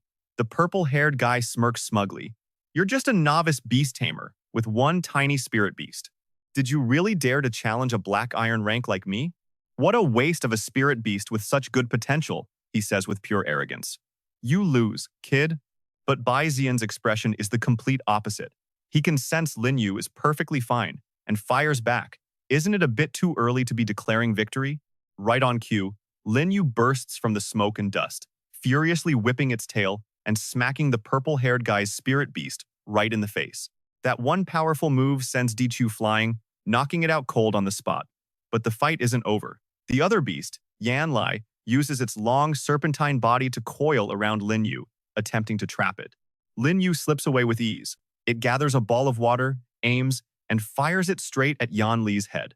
And with that, Yan Li is officially out of the game. The purple-haired guy sees this and stammers in disbelief. How? It's just an unranked beast. With its anger finally vented, Lin Yu seems to mock its opponent. The message is clear. He definitely picked the wrong master. Provoked like that, a guy this arrogant can't possibly let it go. And if you're already a villain, who cares about your reputation? He pulls out a dagger. The purple-haired guy lunges forward, screaming, "You're just an unranked spirit master. What gives you the right to be so smug? Die." But out of nowhere, Bai Ji swoops in, delivering a swift kick right to his head. Hiya. She strikes a heroic pose, then smiles while delivering a message to Bai Zi'an. "Young Master An, a secret letter from the city lord has arrived. The guy on the ground can only lie there and curse, just die," while Bai Zi'an calmly finishes his business with the merchant. "Here's the 10,000 yuan, boss. I'll take the spirit core." And just like that, the scene shifts to a city filled with towering skyscrapers. Back in his private room, Bai Zi'an is deep in thought, standing before a collection of herbs. The letter from the city lord begins to speak, its voice echoing. "Xiao An, I've completed your request. I've gathered all the known data on the evolution of the Lin Yu." But Bai Zi'an isn't planning on using the Bai family's evolution secret. Instead, he chooses to rely on his super intuition to create an entirely new evolution path. His grandfather's words echoed in his mind, trusting yet cautious. Walking a path no one has ever walked before is extremely dangerous. Bai Zi'an reflects, evolution, of course. Lin Yu has already surpassed the black iron rank. It's ready for its first evolution. According to the Bai family's method, Lin Yu would eventually evolve into a red-haired golden patterned fish. But the heavenly revelation eye has shown him a different path, one that evolves from entering the sea to become a kun, to ascending the heavens to become a peng. The path is long, from fish to whale, from whale to kun, and finally, from kun to peng. To achieve these 3 states, it will require a grand total of 9 evolutions. Bai Zi'an is ecstatic. It will become the mythical beast of legend, ruler of both the ocean and the sky. He summons Lin Yu again. "Come here, little flying fish," but it flies straight into his back without looking. Damn it! Bai Zi'an is pretty sure his spine needs replacing. A voice calls from outside the door, "Bai Zi'an, are you okay?" Ignoring it, Bai Zi'an grabs Lin Yu and points at it sternly. "We're starting your evolution right now." Lin Yu just looks back with the most pitiful puppy dog eyes. Wasting no time, Bai Zi'an begins the evolution process, taking out all the necessary ingredients for this incredible transformation. As all the materials blend together, the first stage of evolution begins. Lin Yu's appearance slowly changes, its tail and fins growing longer and more elegant. Now, it's entering the final stage. Lin Yu emerges with a completely different form, as if a 1-year-old had aged to 5 in an instant. Race, white shadow whale, Lin Yu. Type, water, rank, low-tier black, iron. Talents, S-rank flow control speed, S-rank water spirit force. A rank Water Current Rupture, and A rank Mirage. The system's voice continues. Quality: high-grade Monarch. Skills: Water Control, Purple, Tier, Novice. Corrosive Water, Purple Tier, Novice. Water Current Rupture, Blue Tier, Novice. Illusory White Shadow, Blue Tier. Water Lance Impact, Green Tier, partially mastered. Bubble Shot, Green Tier, partially mastered. This is a special, heaven-sent talent. Its abilities far exceed those of a normal Linyu. It also possesses the full illusionary talents of a whitewater whale, allowing it to confuse enemies and reduce the chances of being hit. Just as the system's voice fades, a small explosion rocks the room. Linyu's body suddenly grows out of control, threatening to crush Bai Zi'an. He yells frantically, "Bro, get back to your beast space," before he gets turned into a pancake. Thankfully, Linyu obediently listens. It flies back into the beast space. Bai Zi'an lets out a huge sigh of relief, muttering to himself, "I was almost crushed to death by my own spirit beast. Good thing the room is only a little messy." A knock at the door makes him jump. Bai Ji heard the noise and asks with concern, "Young master, are you all right?" Looking at the trashed room, he forces a smile and replies, "I'm fine. I'm just researching some beast taming skills. Go and prepare for a bit." Bai Zi'an knows he has to solve this size problem quickly, or it's going to be really inconvenient. That's when he notices he missed something. There's another letter. On the paper is a single sentence. "Qing Yuandu is in Chiyi City." A grin spreads across his face. "This is great. Grandpa got news on the Qing Yuandu so fast. I have to get it." His mood instantly brightens as another thought strikes him. "And while I'm there, I might as well see what other treasures Chiyi City has to offer." The scene changes to the bustling streets of Chiyi City. Vendors' calls echo everywhere. New spirit cores and beast eggs here. Get your map of spirit beast distribution in Chiyi City. Come check it out. The adventure team is recruiting. Insurance, food, and lodging provided. Bai Zi'an finds all the noise a bit overwhelming and mutters, "It's so damn loud." He's walked through almost the entire market in Chiyi City and still hasn't seen anything good. He thinks to himself it's a waste of time. But the moment he does, the system's notification alert goes off. Detected a black iron rank poison fire lizard spirit core. Detected bronze rank fossilized materials. Detected a Zhuming eagle feather. Oh yeah, it looks like Bai Zi'an is about to stumble upon a huge score. As the two friends explored the neighborhood, a stray comment floated through the air word was, the upcoming auction was going to be absolutely packed. It came from a couple of guys just chilling and gossiping. One of them said, "I heard there's a diamond-grade resource up for grabs." His buddy chimed in, "Then that old hag from Lam Lam City who collects every diamond resource she can find is definitely going to be there." They got more and more into it, concluding that there was no mystery who the diamond resource would end up with. Hearing this, Bai Zi'an's heart sank. This is bad, he thought, a wave of anxiety washing over him. The Thon Van Lo is critical for me. If City Lord Lam gets involved, this auction is going to be an uphill battle. A sharp shout from a vendor behind him shattered his train of thought. "Hey, are you buying or not? If not, don't touch it." Ko Bak, holding up an item, asks timidly, "Sir, how much for this rock?" Hearing this, the vendor, Duke Nu, exploded in anger. "What rock? This is a treasure. Something you can't afford, so get lost and stop holding up my business." But right then, a system notification popped up, visible only to Bai Zi'an. Diamond-grade material, high quan fruit, detected. Bai Zi'an couldn't believe his eyes. The thing Kobak was holding was diamond-grade? Without a second thought, he jumped in, a huge grin on his face. "Boss, name your price, I'll take it." The vendor immediately threw out a massive number, 30 million Ku Chao currency. But in his head, he was smirking, another rich idiot kid trying to show off. Ko Bak saw his friend getting worked up and tried to calm him down. "Bai Zi'an, that's way too expensive. Maybe we should just forget it." Duke Ngu just laughed smugly. "Kid, impressing girls or just flexing your cash, either way, it comes with a price." Bai Zi'an could only grit his teeth, shove his card forward, and bark, "Swipe it." But inwardly, he was ecstatic. 30 million for a diamond-grade resource? This is a massive win. The vendor, now rich, was grinning from ear to ear. Suddenly, a massive spirit beast soared across the sky, and the crowd below started murmuring in awe. "What is that spirit beast? That presence is insane. It's a crane!" A man stood proudly on its back, his voice booming. "Phoenix-crested cloudwing crane, let's make an entrance." A system window appeared next to the crane. Race: Phoenix, crested cloud, wing crane, mid-tier. Realm, mid-tier diamond. Talent, Stormcaller, A rank. Aptitude, high-tier diamond. Skills, blue-tier Stormcall, blue-tier Cloud Wingblade, green-tier Cloud Dance. It was Can Sung. The crane circled gracefully, leaving a trail of shimmering pink and purple dust. From another direction, a man riding a crimson-winged crow laughed heartily. Well, if it isn't the famous city lord of Baklan City, Can Sung. The man stood with his hands on his hips, staring down his rival. Your presence makes my Sicha city shine even brighter. Can Sung was clearly annoyed by his attitude. Old ghost shitch. Since when does a grandmaster like you pretend to be so civilized? The other lord immediately feigned a respectful tone. All who come are welcome guests. Down below, Bai Zi'an's jaw dropped, deeply moved. Grandpa, he came all this way himself just to help me get the Thonvan low. Against the twilight sky, the two great birds flew off in the same direction. The next day, the scene shifts to a magnificent palace. The old man asked his grandson with a worried expression, Bai Zi'an, are you sure about this? Bai Zi'an, resolute in his decision, replied firmly, Yes, Grandpa. I am determined to win the Thonvan low.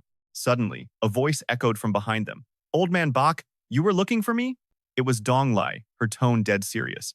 If this is about the Thonvan low, don't waste your breath. The highest bidder takes it.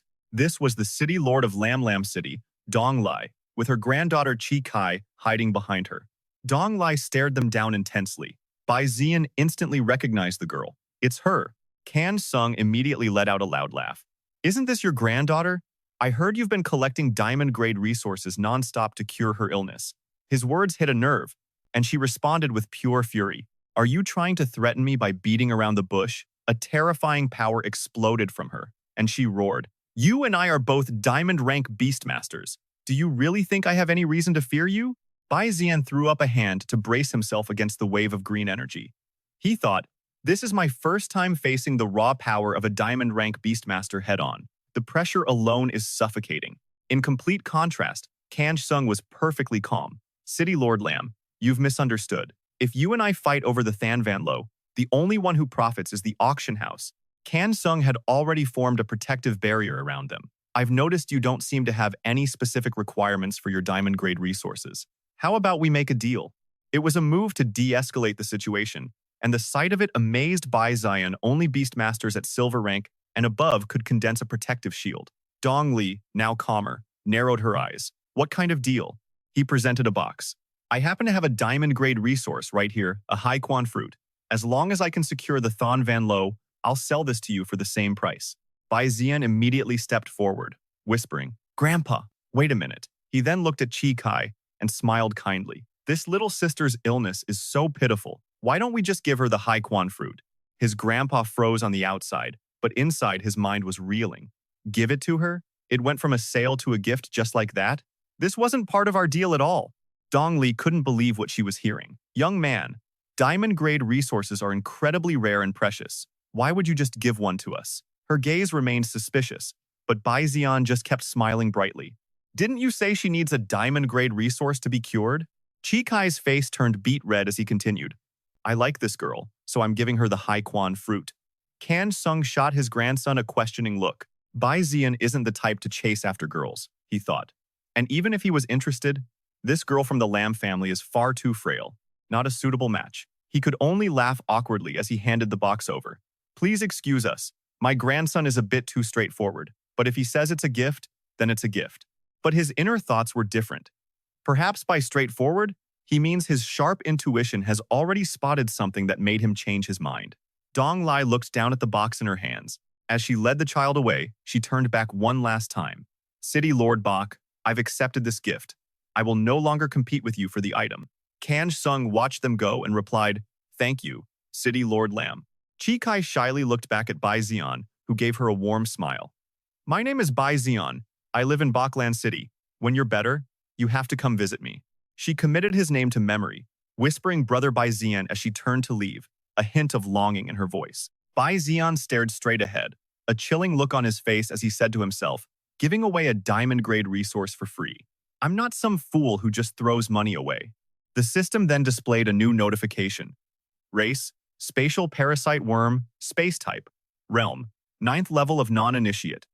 Talent, Spatial Wormhole, SS Rank. Aptitude, Transcendent Epic. Skill: Super Grade Orange Spatial Wormhole. This is a natural space-type spirit beast with massive potential. However, before it matures, it needs a huge amount of energy. Otherwise, it will absorb its Beastmaster's life force, becoming a massive burden. Bai Zi'an was still watching her. An epic-level, space-type spirit beast, he thought, with an SS rank talent that can be strengthened. If she survives and grows, she's destined to become one of the greats. The system notification wasn't finished. Talent: Innate Bloodline Enhancement. SS rank support. Type Talent. Can increase the power of all selected pets by 100%. A cunning smile spread across Bai Zi'an's face. This 30 million coin Haiquan fruit will put her forever in my debt. Yep, absolutely worth it. Inside the packed auction hall, the female host stepped onto the stage and announced, "The Bloodline to Victory auction begins now." She prepared to kick things off. Dear honored guests, welcome to today's event. Spotlights hit the first item. The auction officially starts now. Without further ado, let's begin with our very first item. The crowd below was buzzing. A gold-grade spirit beast, the crag-perching eagle. Starting price is 1 million. A crag-perching eagle. I hear they're difficult to raise and even harder to train. Meanwhile, Bai Zi'an and his grandfather watched from a private room. He stared in shock at the item on stage. Was this for real? The auctioneer raised her hammer, ready. A genuine gold-rank spirit beast egg. Do I have any bidders? A voice called out from a private room. 1 million. The entire audience gasped. Now that's what you call rich. He's probably just buying it for fun. The world of the wealthy is truly something else. The auctioneer let out a quiet sigh of relief. The first item is always the hardest to sell. What a lucky break. Jing Song looked at the boy with concern. Xiao An, are you sure about this? A purple rock eagle is not easy to raise. He just glanced at the system notification. Species: Purple rock eagle. Dual type: Wind and Lightning. Talent: Thunderclap. And its potential? A jaw-dropping SS rank amethyst. Its skills: Flash and Lightning Purity, Thunder Frenzy, and Wind Vortex Slash. Bai Zi'an just smiled reassuringly. Grandpa, my gut tells me this egg is more than meets the eye. He was grinning, completely satisfied. Who would have thought the auction house's high-tech Gamdingsi could make such a huge mistake? Gold versus amethyst rank. The difference between them was like heaven and earth. The girl slammed her gavel down. Congratulations to our esteemed guest. The entire hall erupted in applause. 1 hour later, the host consulted his book. And now, for our final auction item, the Qing Yuan Lu. The spotlight hit a glistening stone. There is no minimum price. Bidding is open, but each raise must be at least 1 million Juzhou coins. The room immediately went wild.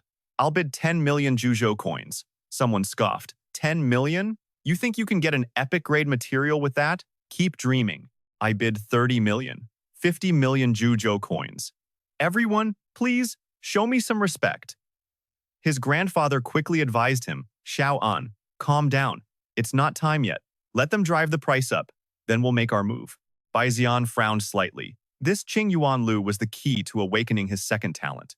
He pulled out the blue stones he'd gotten from the mutated fire-spitting spider leader. How exactly do you use these awakening stones? He looked down as a system notification popped up. You are currently researching the use of the primal awakening stone. You have received a heavenly Dao revelation. Method 1.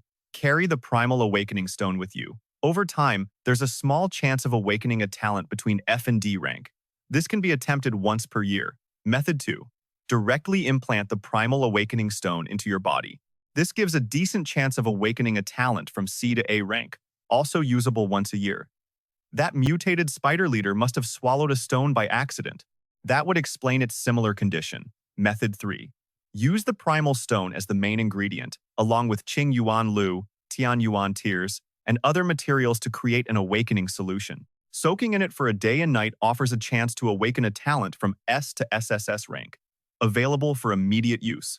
Method 3 could awaken an S to SSS rank talent. But the ingredients for that solution were incredibly rare. Tian Yuan Tears, a galactic secret leaf. He remembered seeing both in the Bai family's treasury. As for the Qing Yuan Lu, he'd have to rely on the Bai family's vast network to find it. Just then, a huge bid was placed. But a number even bigger came from a room above. 700 million Juzhou coins. The first bidder immediately pleaded, I am Tang Yu, the #1 gold rank beast tamer. This material is incredibly important to me. I hope my friend can understand. He then roared, pushing his limit. 800 million Zhuzhou coins. Everyone around him was thrown into absolute chaos. Old Man Tang was just a single step away from reaching the epic rank. Of course, he was desperate to take that final leap. But anyone who could afford seat number 3 was definitely no simple character. Must be another powerhouse. Hasn't anyone noticed that the city lord in seat number 2 hasn't even bid yet? Suddenly, an immense power radiated from the room. A voice dripped with disdain. The number 1 gold rank beast tamer. You must be very strong, huh?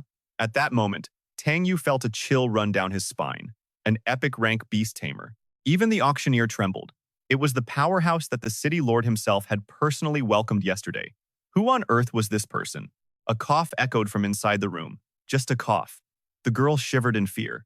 900 million Zhuzhou coins. Going once. Any other bids? Tang Yu immediately bowed with respect. This junior was rude.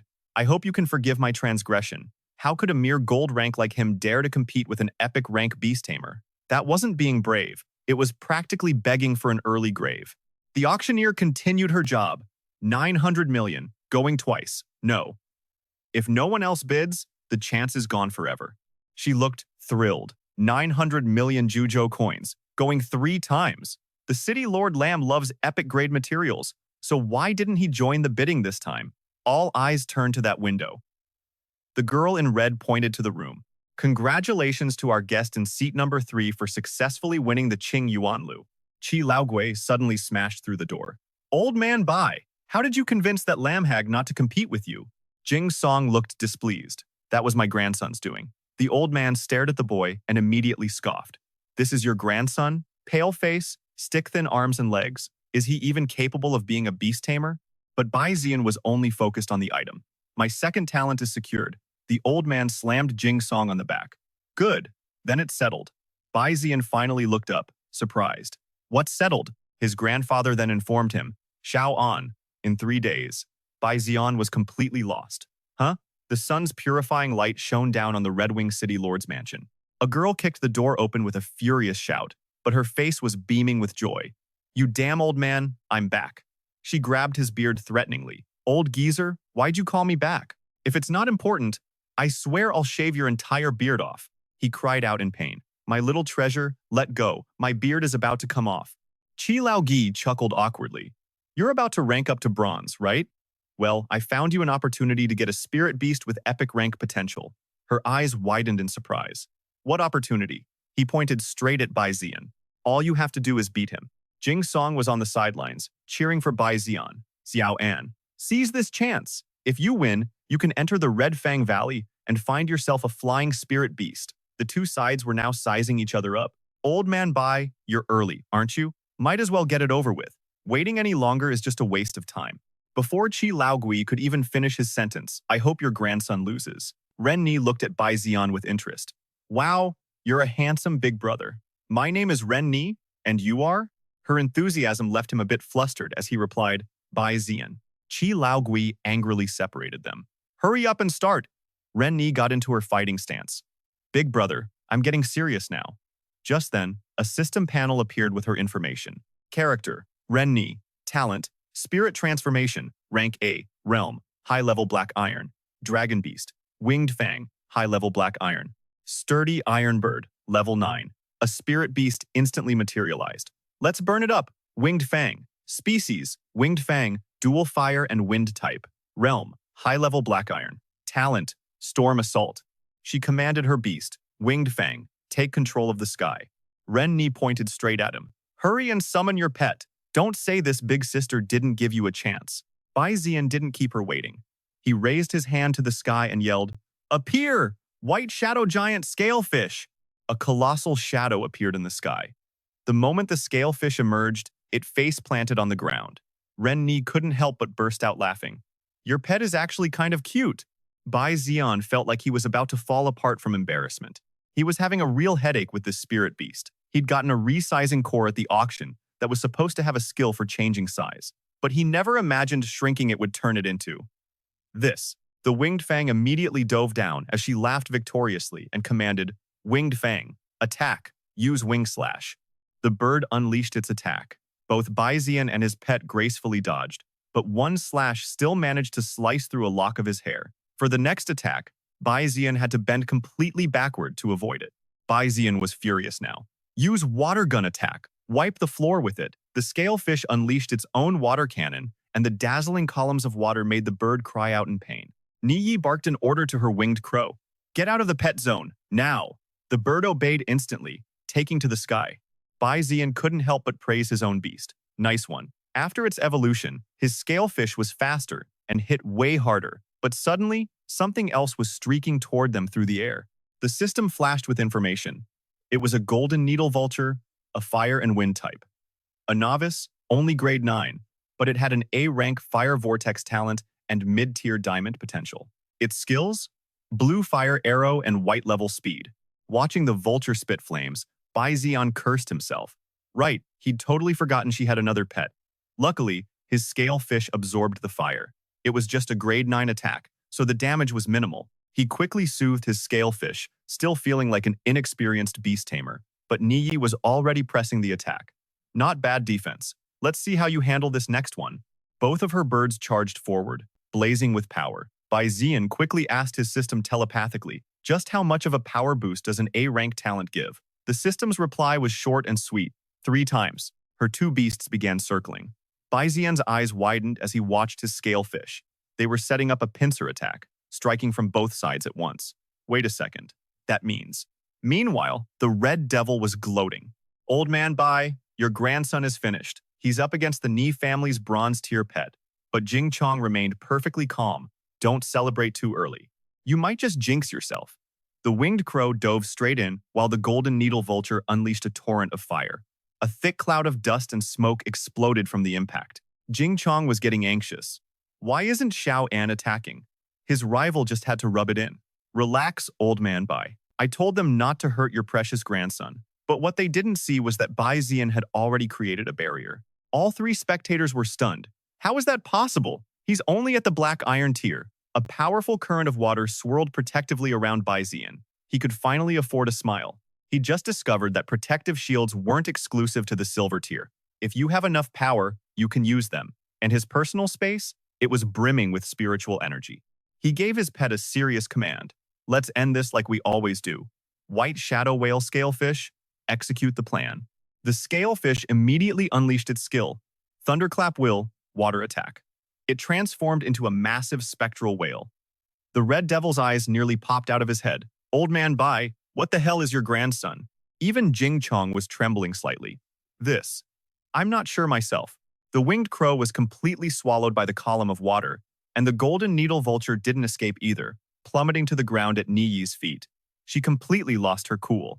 Winged crow, blazing fire attack, ram him and take him out. The bird shot straight for Bai Zi'an like a missile. The winged crow charged, its eyes burning like wild flames, and its sharp beak ready to tear through the very air. It was completely shrouded in a raging inferno. Seeing this, the Red Devil was shocked, blurting out, "That girl has lost her mind!" She refused to accept defeat.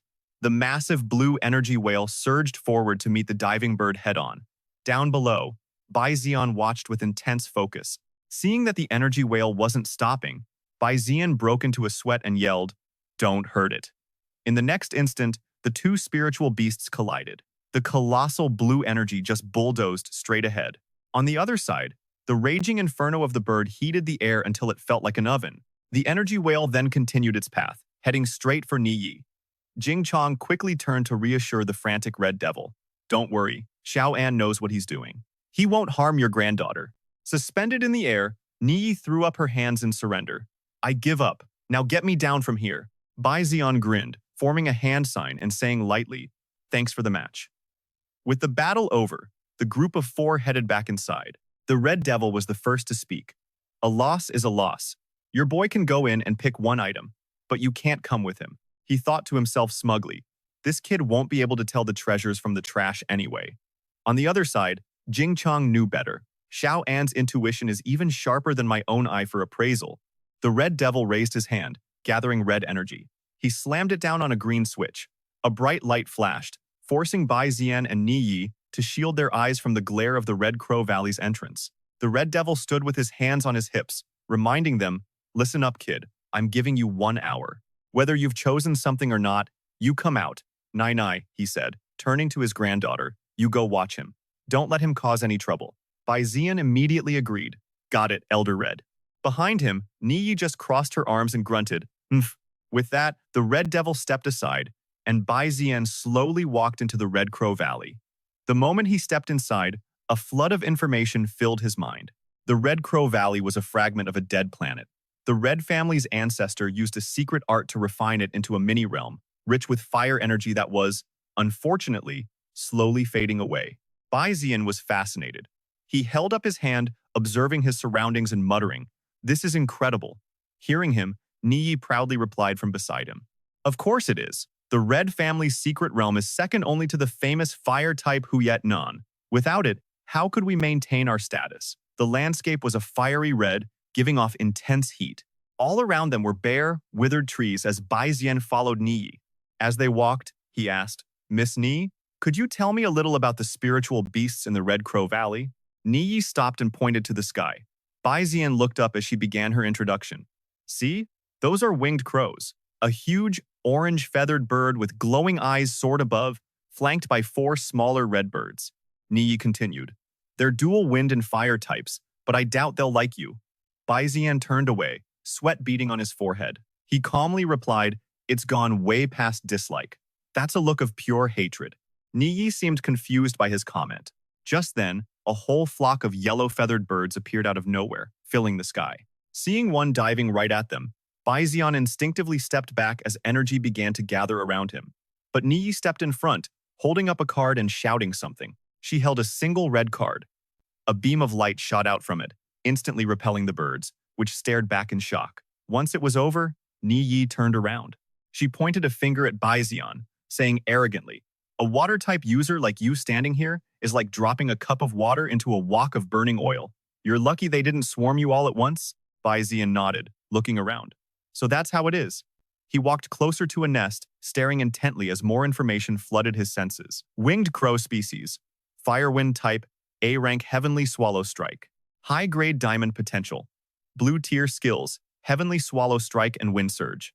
Another winged crow, Firewind type, D-rank Crimson Fire talent, mid-grade silver potential, green-tier skill, Crimson Fire Flower. And another, Firewind type, with a B-rank Lingering Crimson Flame talent, mid-grade gold potential, and a blue-tier skill of the same name, plus the green-tier Crimson Fire Flower. After taking it all in, Bai Zi'an poked the head of the bird in front of him, which just made it angrier. He said calmly, "Just average. Let's keep looking." He then leaped to another nest, his wide-eyed stare startling the bird inside.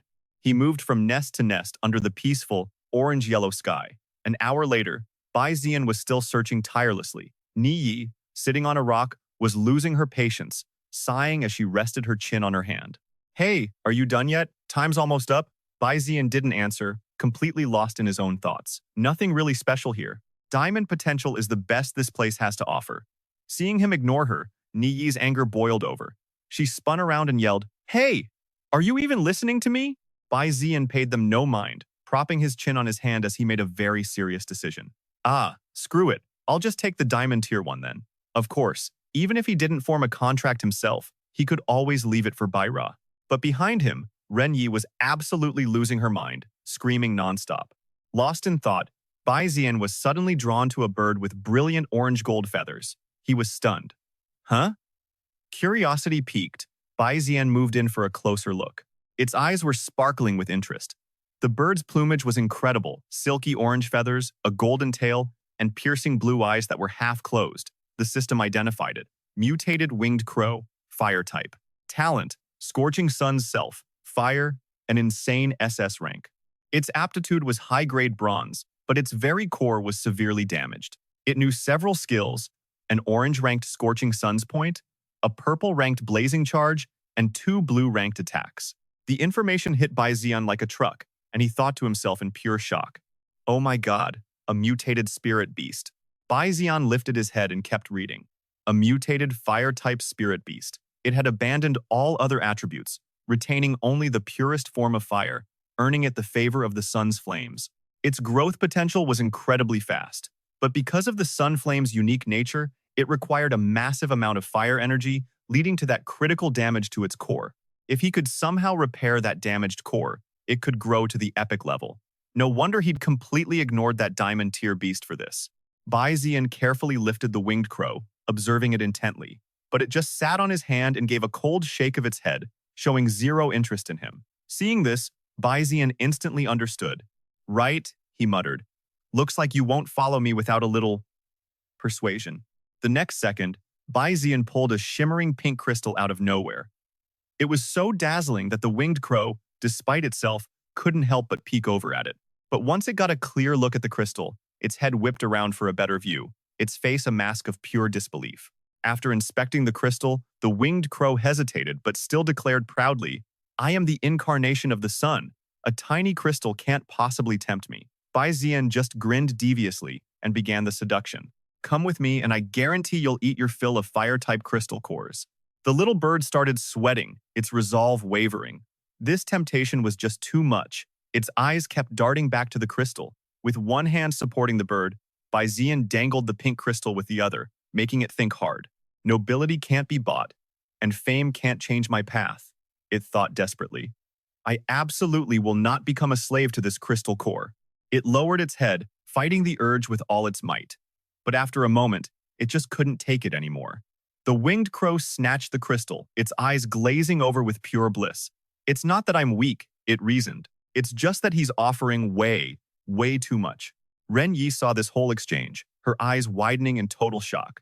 Bai Zi'an, holding the winged crow in one hand, turned back and looked at her in surprise. A thought crossed his mind. The Red City Lord is an expert at raising winged crows. If he sees this and realizes it's a mutation, he might try to stop me. That would be a huge pain. A second later, he made up his mind and decided to form the contract right then and there. Better to just do this now, he resolved. Ren Yi witnessed his move and screamed in panic. "Are you crazy? You're seriously going to form the contract right here?" A surge of red and blue energy burst forth, enveloping the contract scroll and the winged crow. The light was so bright, Ren Yi instinctively shielded her eyes. In that moment, Bai Zi'an seemed to go wild. His eyes turned sharp as the blue energy around him intensified. "This is bad," he thought. The winged crow also lowered its head, tucking its wings in quietly. An unbearable pain shot through Bai Zi'an, his eyes bulging as his mouth opened in a silent scream. In front of him, the bird was radiating a powerful red aura. His horrifying realization, "It's absorbing my water-type power." Ren Yi couldn't just stand by and watch. She rushed forward to help, but not without yelling, "You absolute idiot!" She thrust her hand out, unleashing a stream of fire straight ahead. The flame shot towards the collapsing Bai Zi'an. Shaken from the ordeal, his face was drenched in sweat as he gasped for breath. Bai Zi'an let out a long breath, raised his hand, and with a final surge of magic, sent the winged crow into another space. The bird, still clutching its crystal, closed its eyes and vanished. A new notification appeared. His mutated winged crow, in its larval form, had activated the effect of the mythical beast taming space. A new talent awakened. Fire Spirit Body. The winged crow was snuggled against the crystal when it suddenly noticed something. A single eye, surrounded by swirling water, materialized in the air, lifting the small bird up. More information on the winged crow popped up. The Fire Spirit Body skill reduces damage from water-type attacks and allows it to absorb an opponent's fire skills to boost its own. The bird then unleashed a brilliant red light that shattered the quiet darkness. From the water below, a creature poked its head out to see what was happening. It was Jing Ti, watching the scene with total confusion. The scene shifts. Ren Yi stands with her arms crossed, a thoughtful look on her face, listening as a panting Bai Zi'an speaks. "Thank you for your help, Miss Red. If you ever need anything in the future, I, Bai Zi'an, will definitely repay this debt." As he finished, he thought with genuine gratitude. If that fire spirit power hadn't shown up when it did, today's contract would have been a disaster. Logically and emotionally, I owe her one. Hearing his thanks, Ren Yi got a little flustered. She blushed, looked away, and explained in a soft voice, I didn't do it for you. If you died." She hesitated, then continued. "The Red family isn't afraid of the Bai family, but I don't want to start an unnecessary war." Hearing this, Bai Zi'an immediately replied, "Thank you for your concern, Miss Red." Ren Yi got even more embarrassed, denying it frantically. "I told you, I wasn't concerned about you." Bai Zi'an just gave a helpless smile. "All right." Just then, Jing Chong and Red Old Devil, who were waiting outside, saw them emerge from the Red Crow Valley, and immediately turned to look. Jing Chong rushed to support his trembling grandson, asking gently, "Little Anne, what happened? Are you hurt?" Bai Zi'an raised a hand to show he was fine and smiled at his grandfather. "Grandpa, I'm okay. I just used up a little too much energy contracting my second spirit beast." The old man's jaw dropped. "What? You formed a contract without any preparation? That's life-threatening. Don't you know that?" Bai Zi'an looked up, held up 2 fingers, and opened a portal. From above, the winged crow descended, still clutching its crystal. He glanced at the bird now perched on his head and added, "See, Grandpa? I'm perfectly fine. I saw it in the Red Crow Valley and thought it was pretty special, so I just went ahead and formed the contract." Instantly, it wasn't just Jing Chong who was dumbfounded. Red Old Devil was utterly speechless. A single thought ran through Jing Chong's mind. No wonder little Anne took such a risk. One look and you can tell this beast has extraordinary potential. That old Red Devil just took a massive loss. And Red Old Devil definitely realized it too, thinking in a panic, That's a mutated winged crow." Jing Chong took his grandson's arm and turned to say goodbye. "Red Old Devil, our business here is done. We won't trouble you any longer. Farewell." Behind them, Ren Yi narrowed her eyes, watching them closely. Red Old Devil forced a smile. "Safe travels," but Ren Yi couldn't hold back anymore. She pointed and shouted, "Bai Zi'an, a good talent doesn't mean anything. True powerhouses are forged through countless battles. Just you wait. The road ahead is long, and I will catch up to you." Bai Zi'an paused for a moment, then turned back with a smile. As they departed, he thought to himself, "Then let's meet at the very top." Back in Whitescale City, their spirit beast landed gently, creating a soft gust of wind across the grass. Jing Chong didn't forget to remind his grandson, Little Anne, "Go back and absorb as many fire-type crystals as you can. You need to replenish the energy you lost." Bai Zi'an nodded obediently. "I know, Grandpa." As Bai Zi'an's figure disappeared, a voice called out to Jing Chong from behind. It was Shu Than. "Old City Lord." Hearing his name, the old man turned to see Shu Than panting heavily. Jing Chong frowned sternly. "Little Yuan, you're not a kid anymore. Be more serious." Shu Than leaned in and whispered his report into the old man's ear. The moment he finished, Jing Chong's face contorted with rage. "Those little brats?" The scene cuts. Outside, Bai Shi and Bai Ji are standing guard. Bai Ji holds up a finger and speaks first. "The young master is really working hard. The moment he got back to Whitescale City, he immediately went into seclusion." Bai Shi just listened without saying a word. Bai Zi leaned in, whispering, "So, why did the young master give special orders to keep Miss Bai away from the Bai family?" Inside the room, Bai Zi'an heard every single word. And the look on his face? Utterly bewildered.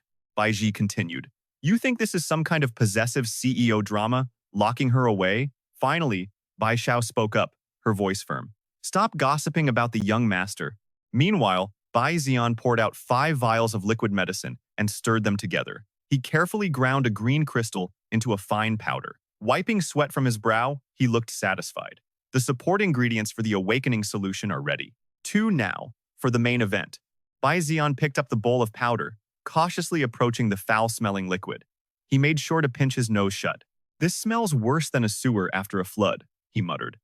"The Eye of Revelation better not be pulling my leg." He dumped the powder into the black water, watching as they slowly merged. The liquid transformed into a vibrant green, bubbling slightly. Bai Zi'an waved a hand in front of his face, frowning. But then he noticed the change was real, and the horrible smell was gone. A notification popped up. "Awakening-based solution detected." He stripped off his shirt, revealing a toned physique and a clear six-pack. "This single bath cost a whopping 10.9 billion, he said to himself. "It better not disappoint." He jumped in, the water rippled, and a look of pure bliss crossed his face. Incredible. As Bai Zi'an relaxed, soaking in the medicinal bath, a green electric current shot from his brain and coursed down his entire skeleton. A strange light emanated from every inch of his body. From out of nowhere, massive golden chains began to materialize in the air above him. They linked together with an ominous clang and plunged directly into Bai Zi'an's body. Elsewhere, a man gazed out at the dark sky, his eyes hazy. He rubbed his groggy head. What was that? Golden chains were sprouting from a high-rise building, shooting straight into the heavens, piercing the clouds, and creating a massive vortex. The sight before him only made his head spin even more. Strange, an awakening energy signature? Right in the middle of the city? Could someone be self-awakening? The thought vanished as quickly as it came. Impossible. The awakening point was hundreds of meters outside the city limits. Still clutching a bottle of liquor, he slumped onto his sofa. He let out a sigh, a faint smirk on his lips. Must be drunk, just seeing things. The long chains continued to writhe in the air, wrapped around Bai Zi'an, before shattering into countless smaller fragments. 2 days passed. Bai Zi'an, deep in a restorative sleep, finally woke up, stretching his stiff bones after so long. He raised a hand to rub his eyes, and froze. A golden chain insignia was now imprinted on his pupils. A system notification appeared. Heavenly Dao Chain, SSS-Rank. Talent System, Rule. Heavenly Mandate. A spirit user's rules cannot be fully integrated. However, the power of the Heavenly Dao can forcibly break the boundaries of living beings and resonate with their fundamental life force. Bai Zi'an stared at the system window, mumbling the words aloud. Break boundaries. Resonate with their life force. A huge grin spread across his face, followed by a loud laugh that startled the servants downstairs. An idea sparked in his mind. He needed to test this on someone. Without missing a beat, he shouted, Bai Xiao. Outside the door, Bai Ji broke into a cold sweat at Bai Zi'an's strange behavior today. She gestured to Bai Xiao. What's wrong with the young master now? Bai Xiao was just as confused. Who knows? She gently pushed the door open, only to walk in on a very embarrassing, not safe for work scene.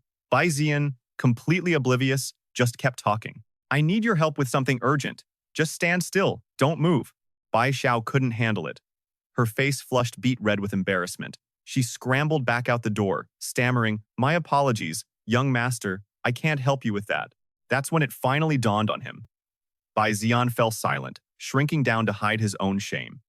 Blushing furiously, he sank into the bathtub. Ahem. Just a misunderstanding. After they both calmed down, a fully dressed Bai Zi'an approached Bai Xiao to get down to business. Bai Xiao, stand still. Relax, don't resist. The golden chain insignia reappeared in Bai Zi'an's eyes. Heavenly Dao Chain, the chains materialized, wrapping around Bai Zi'an's arm. On command, they shot forward, binding Bai Xiao tightly. The sudden move left her completely bewildered. Before she could even process what was happening, the sharp, spear-like tip of a chain reared back and plunged straight into her chest, piercing clean through her body. Golden energy flared, pulsing through the chain connecting Bai Xiao to Bai Zi'an. He focused, creating a blue spark, like a current connecting poles inside her body. Success. A triumphant smile lit up his face. Heavenly Dao Chain number 1, successfully linked with host Bai Xiao. Acquired B-rank water element talent. The golden chain connecting the two of them remained. Bai Zi'an immediately moved to the next step. Bai Xiao, under his command, entered a state of deep concentration, raising her hands to form a sign. In a flash, Bai Zi'an appeared right in front of her, resting his chin on his hand, observing her with intense focus. His expression turned serious as he stared at Bai Xiao, specifically at the chain still wrapped tightly around her, showing no signs of disappearing. Bai Xiao trembled under Bai Zi'an's silent, unblinking stare. What in the world was the young master doing? This wasn't another one of his bizarre pranks, was it? Despite her anxiety, Bai Zi'an was lost in his own thoughts. All right, time for the next phase. Lower your defenses, he commanded. Her anxiety spiked. There's another phase? The scene shifts to West City, in a quiet little alley. Bai Xiao was on the phone with Bai Zi'an. Young master, I've arrived in West City. He answered, a hint of concern in his voice. Good, Bai Xiao. The golden chain, still connected to Bai Xiao, stretched through the doorway. Bai Zi'an followed its path with his eyes. Okay, you can come back. It's not broken. Bai Xiao hesitated, her words coming out in stutters, which made Bai Zi'an look confused. There's one more thing, young master. If I may be so bold. She didn't dare say it outright, watching his reaction as she spoke. Your actions today were extremely unusual. First, you let me see you, unclothed. Then you made me do those strange things with you, and you were even staring at my body. Young master, if you're under some kind of pressure, you can talk to us. Bai Ji and I will definitely help you, but you can't. Bai Xiao went on, and Bai Zi'an finally understood what she was getting at. Oh crap, could it be? Bai Xiao, he interrupted, can't you see anything on your body? Faced with his question, Bai Xiao answered firmly. There's nothing there, sir. Realizing how the chains worked, his expression became serious. All right, you can return then. I'm hanging up, just as he thought. Bai Xiao couldn't see the chains at all. Left in this baffling situation, A cold wind seemed to blow through Bai Xiao's heart. Who am I? Where am I? I don't understand anything. Meanwhile, Bai Zi'an was deep in thought, seriously contemplating the rules. No wonder this was a rule-based existence. As long as the link is there, it's immune to outside factors. Pen in hand, he scribbled and crossed things out, trying to find the answer. The heavenly Dao Chain has 3 main properties. He visualized them. First, stealth. No matter what he did, Bai Xiao would never detect its existence. The image that came to mind looked suspiciously like he was bullying Bai Xiao. Second, domination. As long as he uses the heavenly Dao Chain, he can forcibly create a link with Bai Xiao. A triumphant grin he couldn't hide spread across his face as he thought about the chain's benefits. The third is control. Normally, resonance requires consent from both parties, he reasoned. But with the heavenly Dao, I hold all the power during resonance. So, he concluded, the chain currently grants him 3 major abilities. According to its properties, the chain can link with 3 different beast tamers.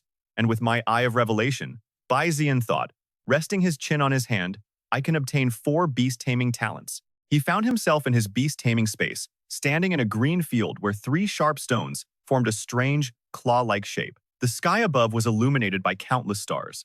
But as he observed his surroundings, he noticed something different. His beast taming space, it seemed to have expanded outward by a lot. He saw a coastal terrain, a rock surrounded by water, with blue crystals jutting out from its surface.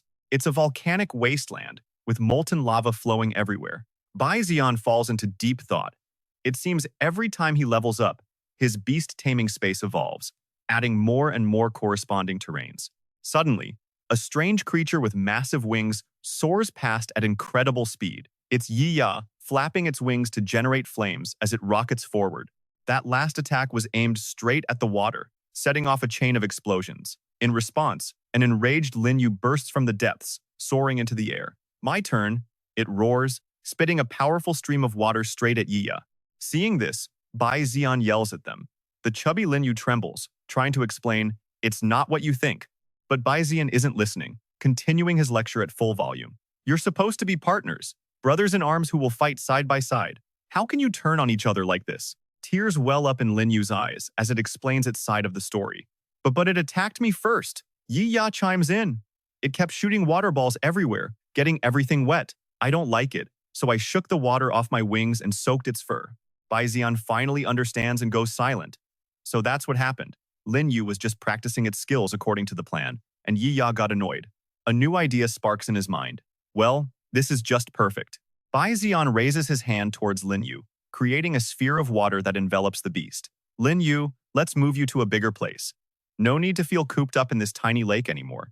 With that, Bai Zi'an teleports them to a coastal region. He can't help but marvel at his own beast taming space. He can instantly teleport anywhere he wants. Super convenient. The sight before it makes Lin Yu's heart soar with pure joy. Its eyes go wide and sparkly as it dives deep into the vast waters without a moment's hesitation. It surfaces, sending a huge splash into the air. Seeing Lin Yu so happy, Bai Zi'an feels happy for it too. Always having to shrink its body must have been incredibly uncomfortable for the massive beast. He glances at Yi-Ya, perched on his arm. Now, as for you, you little troublemaker. Bai Zi'an teleports again, this time to the volcanic terrain. A notification pops up. Bloodfire Phoenix Tree. A divine-grade plant for top-tier spirit beasts with phoenix blood, enhances fire-type talents. He teleports right in front of the massive tree. Bai Zi'an walks around, examining the area, picking up a crystal from the tree with 2 fingers and a look of concern. The fire energy here is incredibly dense, perfect for quickly replenishing the source energy Yi-Ya is lacking. Yi-Ya, meanwhile, comfortably finds a spot with lots of crystals, kicks up its feet, and relaxes. Seeing this lazy attitude, Bai Zi'an's eyes flash with killing intent as he glares at the beast. The skills I told you to practice, have you been practicing them at all? Feeling that murderous aura aimed right at it, Yi-Ya can only look at Bai Zi'an in silence, quickly shifting its posture to look noble and dignified. I am destined to become a being like the sun, to open the eyes of a mere mortal like you. Seeing this arrogant display, Bai Zi'an just points forward. Yi-Ya, use scorching sun flame and shatter that rock. Yi-Ya soars high into the sky without making Bai Zi'an wait, breathing out a massive fireball. With a beat of its wings, it sends the flame hurtling forward. The force of the attack creates a massive explosion, sending smoke and debris everywhere. But Yiya ignores the devastation, proudly flapping its wings and beating its chest. Human, do you see my power now? Bai Zi'an is furious. His face scrunches up, but he forces a smile. Yiya, do you need me to teach you a little something? I guarantee, under my guidance, your power will grow by leaps and bounds. The beast's eyes remain narrowed, its head held high. No need. I am already destined to become like the sun. Its tail wags uncontrollably, unable to contain its pride. Bai Zi'an looks at the crystal in his hand. Yep, he knew there was a way. He brings the crystal right up to Yiya's face. Yiya, see what this is? The beast can't hide its excitement, grinding its teeth and muttering, a monarch-grade crystal core. It's already jumping on its feet, wings flapping wildly, ready to snatch the treasure for itself. But when Yiya lunges, it grabs nothing but air. Bai Zi'an had a plan all along. He wasn't going to hand over the treasure that easily. With a wicked, devilish grin, he asks, "Not so fast. You want this?" Yiya starts to tremble, looking at him with suspicion. Yiya, let's make a bet. Bai Zi'an smiles, laying out his terms. You follow my training method and unleash your skill. If you think it's effective, I win. If not, you win. Yiya is overjoyed. With these conditions, victory is practically guaranteed. This human is so stupid, it thinks. No matter what the result is, I'll just say it's no good, and I'll win for sure. Under Bai Zi'an's dangerous smile, Yiya doesn't think twice. I agree. After striking the deal, Bai Zi'an gathers a ball of energy in his hand while patiently explaining to the beast on his shoulder. Look here. When we release a skill, we have to condense the energy. But Yiya doesn't seem to be taking him seriously, crossing its arms with a bored expression. Bai Zi'an ignores its insolent attitude, continuing to demonstrate the move while explaining. If you can compress the energy, you increase the quality of the skill, and its destructive power will be far greater. He focuses all his energy into the water orb in his hands, putting as much pressure on it as he possibly can. Before Yiya could even process what was happening, Bai Zi'an hurled the energy sphere forward with all his might. The orb shot out like a bullet, slamming into a huge nearby boulder. The impact was so powerful that the rock instantly shattered into a million pieces. Witnessing this terrifying sight, Yiya trembles. How can a tiny water ball be stronger than my fireball? Looks like it seriously underestimated this beast tamer. Seeing the spirit beast on his shoulder break out in a cold sweat, jaw on the floor, Bai Zi'an can't help but smirk smugly. Yiya would never guess in a million years that this little demonstration was a complete setup. A sinister, terrifying grin spreads across Bai Zi'an's face behind its back. The rock had just been superheated by Yiya's flames, hitting it with cold water. Of course it was going to explode. But Yiya isn't one to be outdone. It immediately copies Bai Zi'an's technique, flying high into the air and condensing a massive fireball from its mouth before launching the terrifying energy downward. It even uses its feet to add more power to the newly formed fireball. In a single instant, that formidable power pierces through an entire mountain range. Rocks and debris fly everywhere. The mountain range that stood tall and majestic just a second ago is now a wasteland, its peaks completely obliterated, with a perfectly circular chunk of land carved out by the energy sphere. The ball moved so fast it created insane winds that made Bai Zi'an's hair stand on end, his own jaw dropping as he watched the whole thing unfold. And when that energy sphere finally hit the ground, it created a colossal explosion that kicked up even more earth and stone. Witnessing the sheer scale of destruction, Bai Zi'an is utterly speechless.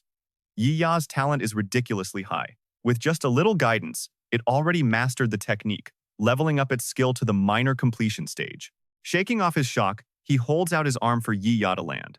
A few seconds later, he regains his composure and smirks, boasting to the spirit beast on his arm, "See the results of today's training now?" He confidently continues his pitch. "Just follow my training methods, and I promise you'll grow incredibly fast." As expected, Yiya agrees without a second thought, even chirping a few words of respect and submission.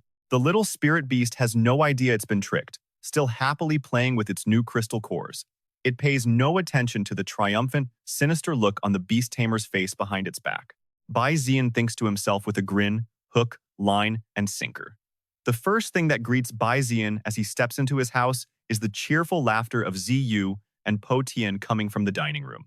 The moment she saw her brother was back, little Tung Uk's eyes lit up. She innocently pointed at Fa Thien, then whipped her head back in surprise, managing just 2 words. "Brother An." On instinct, he walked over to Tung Uk, gently stroking her hair as he asked about their family. Good girl, Tung Uk.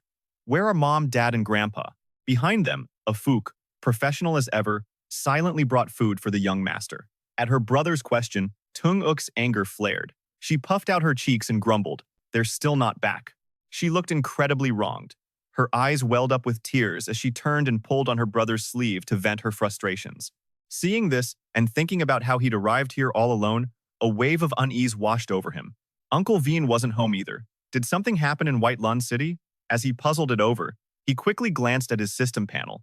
The words Demon Beast Cult were displayed prominently, but with zero specific details. Seeing him dazed, Fa Thien waved a hand in front of his face. Brother Ann, Brother Ann. The food was served, so he cut straight to the point with his friend, Fatty Veen. Why are you here?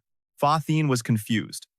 A million question marks were popping up in his head, but he answered honestly. Brother Ann, today's the first day of school. I came to find you so we can go to the Beast Taming Academy together. He scratched his head, muttering to himself. First day. Right, I'm still a student. This only made his friend more bewildered. Brother Ann, don't tell me you forgot about the first day of school too? Honestly, his friend was running out of words for this guy. Tu-an quickly sorted out a plan in his head, waving Afuk over to give an order. Afuk, prepare the car. The man bowed respectfully. Yes, young master. The magnificent view of the bustling city unfolded against a bright blue sky. Standing near the car, a young woman was already waiting. When she saw him approach, Miss Bark greeted him with a respectful bow. It's been a while, Lord Tu-an.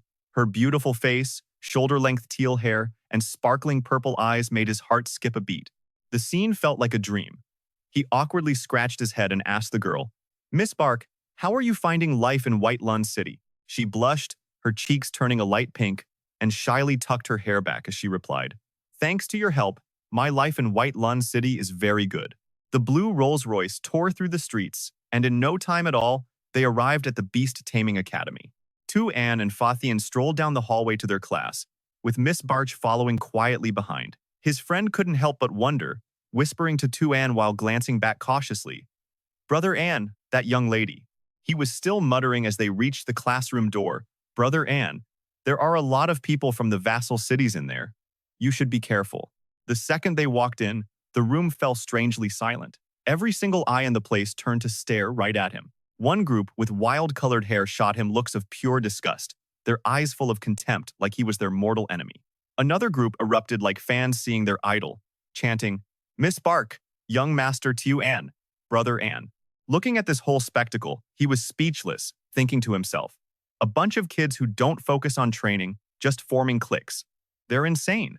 Fa Thien was still behind him, nervously looking around and nagging. You're the top new student from our main city. You can't let them push you around. Trapped in a tight circle of people, Tu-an reluctantly offered a polite greeting. Hello, everyone. He seriously started plotting his escape from this ridiculous situation. Looks like after today, I definitely need to talk to Grandpa about taking a temporary leave from school. The more he thought about it, the more he realized something was wrong here. This cushy academy environment, its effectiveness couldn't even compare to fighting for your life out in the real world. In a corner at the back, one person had been silently observing the chaos from the very beginning. That person was Narthine, a man with an SSS rank contract talent. His realm was unranked, with no contracted beast yet. Behind him stood two others, one with a CS rank talent and another with a C rank. A guy with a bowl cut whispered in his ear, Brother Long, I think he's the leader from the main city. Want to test him out a bit? I bet these nobles all got in through connections. You can tell he's a fake just by looking at him. Feeling an invisible fire start to burn, he turned and immediately saw Ngauthian glaring, practically radiating with anger. He gave a sly grin, while Miss Bike was startled.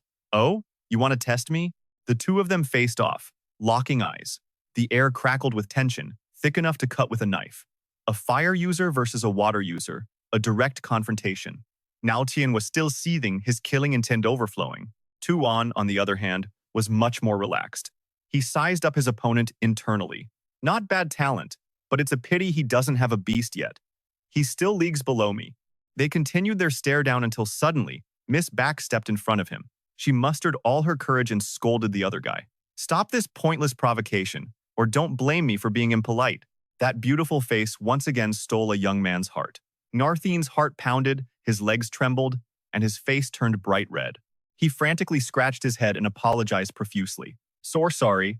This left his two followers completely baffled. Big bro, why did you surrender just like that? Suddenly, a girl's loud voice echoed from the classroom door. Tuan, you haven't forgotten what you promised me, have you? He felt like he'd struck gold, secretly cheering inside. Turforng Huang, perfect timing. Time to fight and show these brats what real power looks like. No need to waste energy on internal squabbles.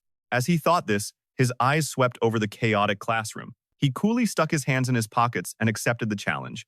I agree, Turforng Huang. He then casually suggested the venue. Let's use the school's arena. She had no objections. Fa Thien was practically vibrating with excitement. This is better than I could have hoped for.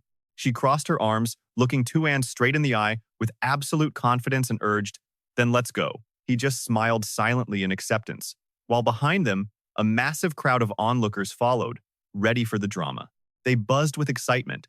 Some were surprised. Young Master Bake and young Miss Feng are actually going to fight? And a spirit beast battle? No less. Others were just hyped.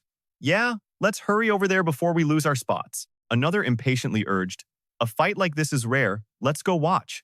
Ingalthian's two followers were also chattering about it. The black-haired one spoke first. Looks like those two have some bad blood. The blonde one added, and they're having a spirit beast battle too. This is a great chance for us to gauge the strength of the White Lun City students. Now Tian nodded in agreement. You're right, let's go and see for ourselves. The blazing sun beat down on the lively arena, where two figures stood in the center of the vast field, ready to begin their battle. Tuan gestured to his opponent. Let's just get started, little phoenix. I don't want to drag this out. She put her hands on her hips, declaring just as confidently, fine by me. I'll defeat you in front of everyone, so they all know my true strength. She began gathering her energy, forming a blazing red orb of fire. Then, she summoned her spirit beast as a pair of brilliant red fire wings erupted from her back, making the scene absolutely spectacular. A purple phoenix appeared, its eyes flashing with a light that could terrify anyone. The system quickly displayed its information. A Hongwei Ziyu Luan, a fire-type species. Its realm was low-tier black iron, with an S-rank talent, Phoenix Crybody. Its potential was low-tier purple spirit, with skills like beginner-level world-shaking Phoenix Cry and proficient-level Scorching Flame Impact. It also had proficient-level Sparrow Fire. The description said it was a bird from a primordial world, rumored to have the bloodline of the Phoenix clan, capable of unleashing a terrifying power that strikes fear into its enemies. The fiery spectacle, combined with the harsh sunlight, made him break out in a light sweat. He raised a hand to shield his eyes from the glare, sighing to himself. Why is it another bird? Up in the air, Turforng Huang flared her fire wings even wider. Seeing this, Tuan couldn't help but feel a little smug, a smirk playing on his lips. A bit interesting. It seems the Feng family has quite a few secrets.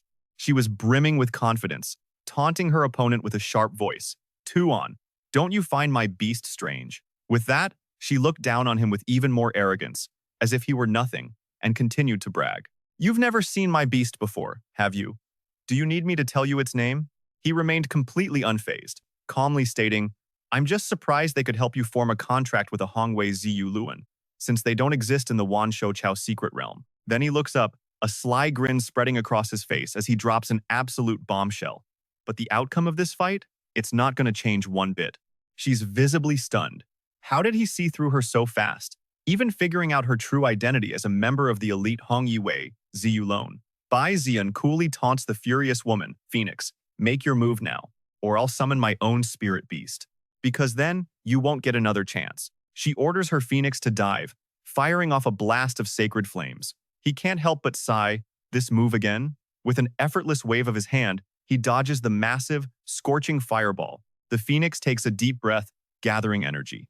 Then, suddenly, it launches the fireball straight at his back. He turns around with an annoyed frown, thinking, just as I expected, the same attack from behind. Boom! The massive fireball slams down, completely engulfing Bai Zi'an, giving him no way out.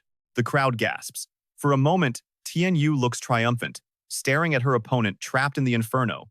But then, a hand casually reaches out from the flames, effortlessly brushing the fire away as he continues his taunts. Is that all you've got? Come on, use your strongest move already.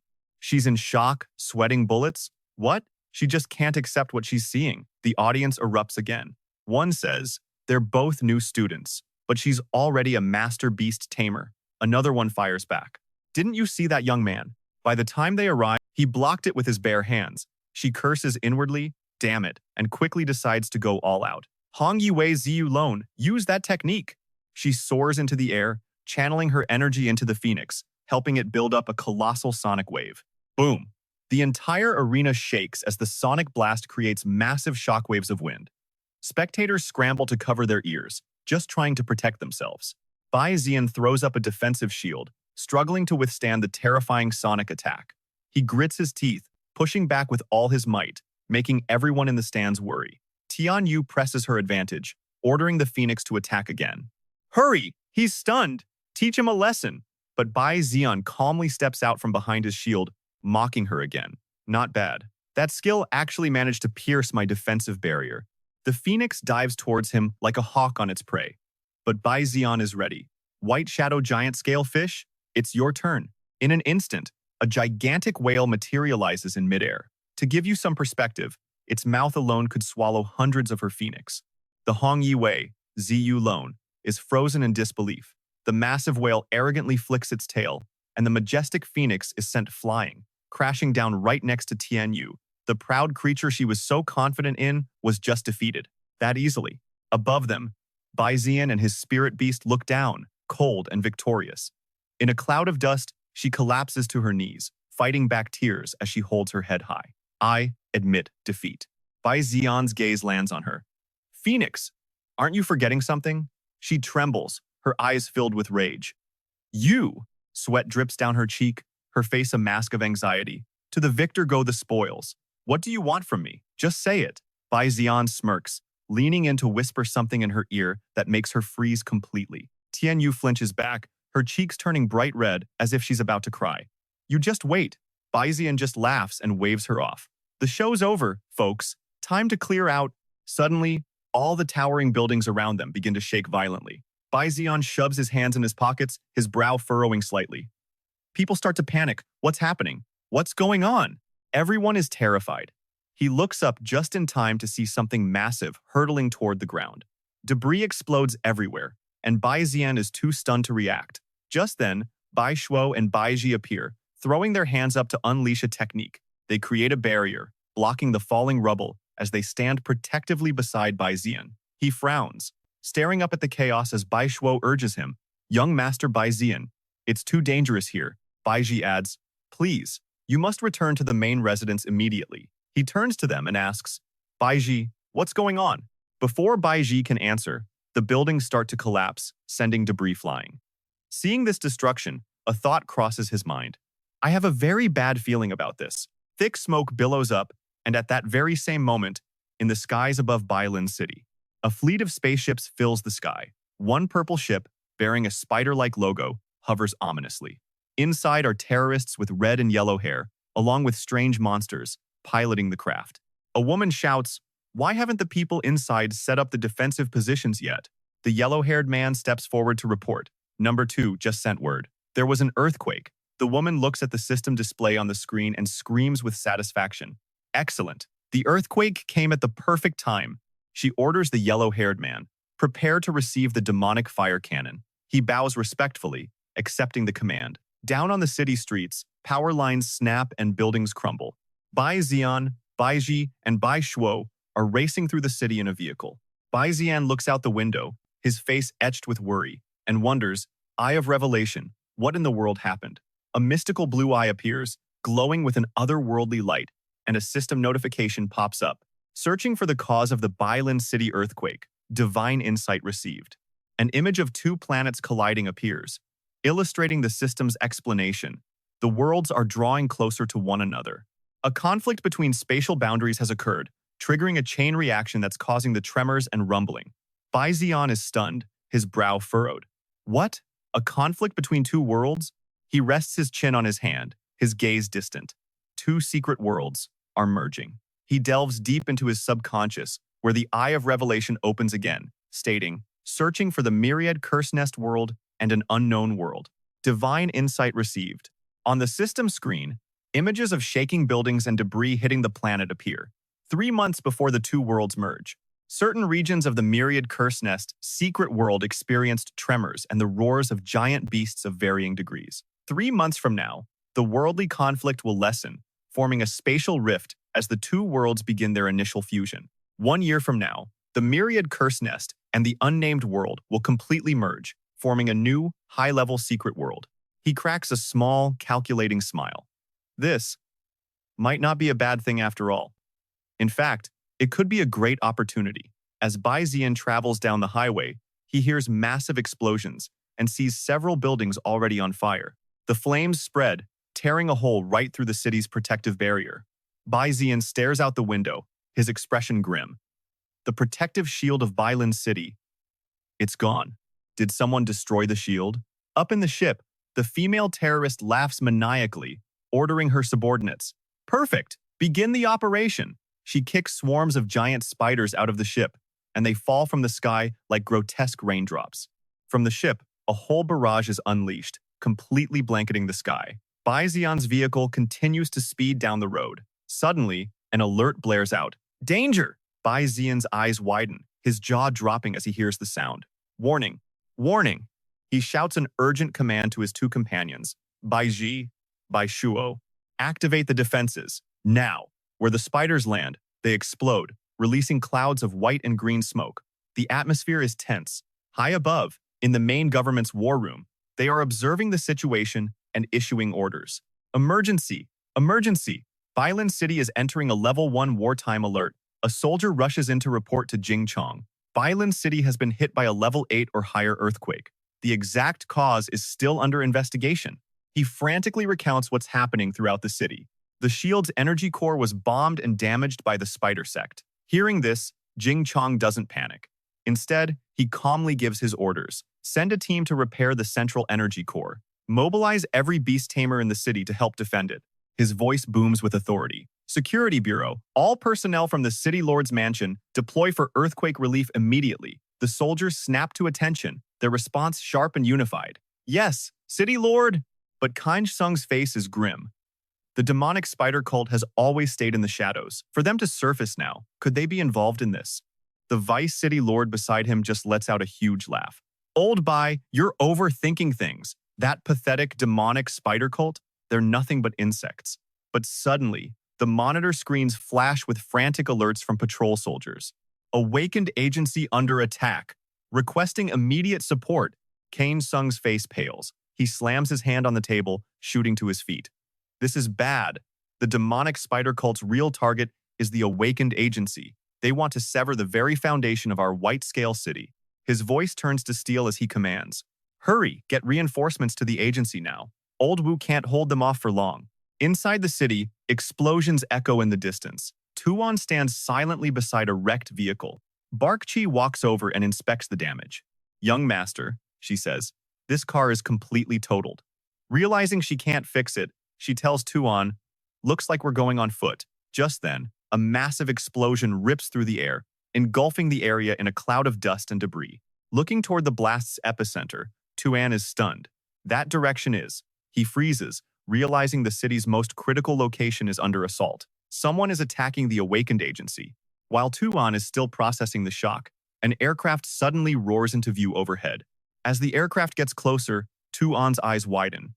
The demonic spider cult. Beside him, Beige Chi spits out angrily, those psychos. Sure enough, multiple aircraft are swarming towards the awakened agency, which is now billowing with fire and smoke. Inside one of the planes, a terrorist smirks. Looks like it's about time. Down below, patrol soldiers are desperately trying to control the flames. One of them shouts, "Focus on the fire. We've got injured personnel over there." But at that exact moment, something dark descends from the sky. As their shadows fall over a patrol soldier, he looks up, his face filled with pure shock. They hit the ground with enough force to kick up a storm of dust. From within the cloud, an arm extends. As the smoke clears, it reveals a swarm of monstrous spiders. The soldiers are paralyzed with fear at the sight. We're screwed. They're cat shadow ghost face spiders. Without warning, the spiders attack, moving with blinding speed. They tear through the soldiers' formation, forcing them back in a panic, their shouts echoing in the chaos. Cover! Fall back! Hearing the commotion outside, Tin Han frowns.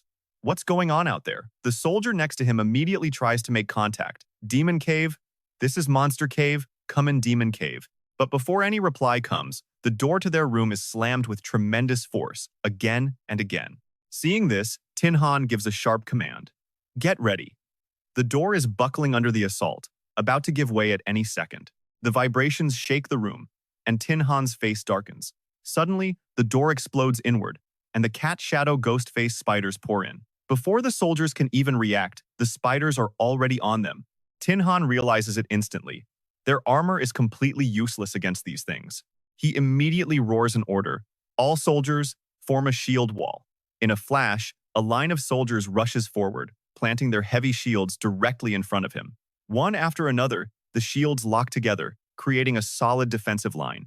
Tin Han then unleashes his own power, Guardian Starstone. Giant rocks materialize out of thin air, covering the front of the shields. A moment later, he yells, Core Pillar Defense, and a formidable stone wall rises before them. Once the defense is secure, he whispers to his men, Be careful in a moment. Tin Han sighs.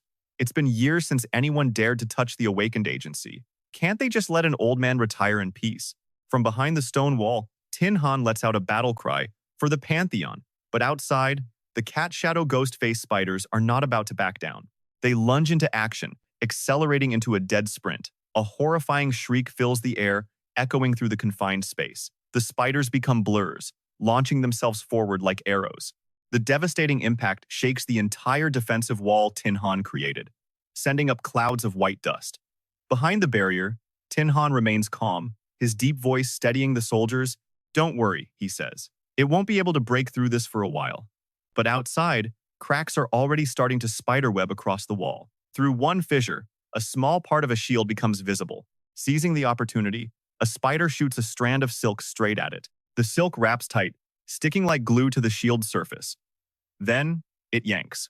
The soldier holding the shield is pulled off balance, dragged forward, and knocked unconscious in the blink of an eye, leaving a gaping hole in their defense. Seeing the opening, the entire swarm of cat shadow ghost face spiders surges forward like a monstrous flood. They shatter the solid defensive wall that Tin Han had painstakingly constructed, turning it into a pile of rubble in a single, terrifying instant. Tin Han's face is grim, his eyes like ice. He shouts at the top of his lungs, Concentrate fire! Suppress them! Gunfire erupts like a torrential downpour as the soldiers fight back hard, bullets flying everywhere, muzzle flashes lighting up the battle line. But the cat shadow ghost face spiders are impossibly fast. They move like phantoms, their legs weaving and dodging through the hail of bullets with ease. Watching this, Tin Han is stunned, thinking to himself, their speed, it's unbelievable. All of a sudden, one of the spiders appears directly in front of him, so close that there's almost no time to react. But Tin Han shows no fear. In fact, a glint of anticipation flashes in his eyes, as if he's been waiting for this exact moment. He yells, Now! The instant the spear in his hand touches the ground, the floor trembles violently. Huge rock spikes shoot up from below, impaling the cat shadow ghost face spiders. Tin Han lets out a soft sigh, his tight grip on the spear relaxing slightly. His face is weary as he thinks. Finally, some peace and quiet. But in his heart, he can't help but curse. Old Bai, where the hell are you? I've already played my last card. But then, from the massive spider's corpse, a human figure silently emerges. Everyone is stunned. Even Tin Han's eyes widen in absolute shock. It's the terrorist she just crawled right out of the cat shadow ghost face spider's body. Before anyone can react, the terrorist and her comrades are already bringing heavy cannons to bear. Her voice thunders across the battlefield like a declaration of war. She screams with pure hatred, You demons who have invaded our world. It's time for you to be punished. With that, she swings her arm and a cannon shell shoots from the weapon mounted on it, screaming as it tears through the air, heading straight for Tin Han. A deafening explosion rocks the room, the shockwaves sending soldiers flying. But Tin Han stands his ground. In that split second, he managed to activate his ability. Under the cover of the thick smoke, the terrorist and her crew make their move.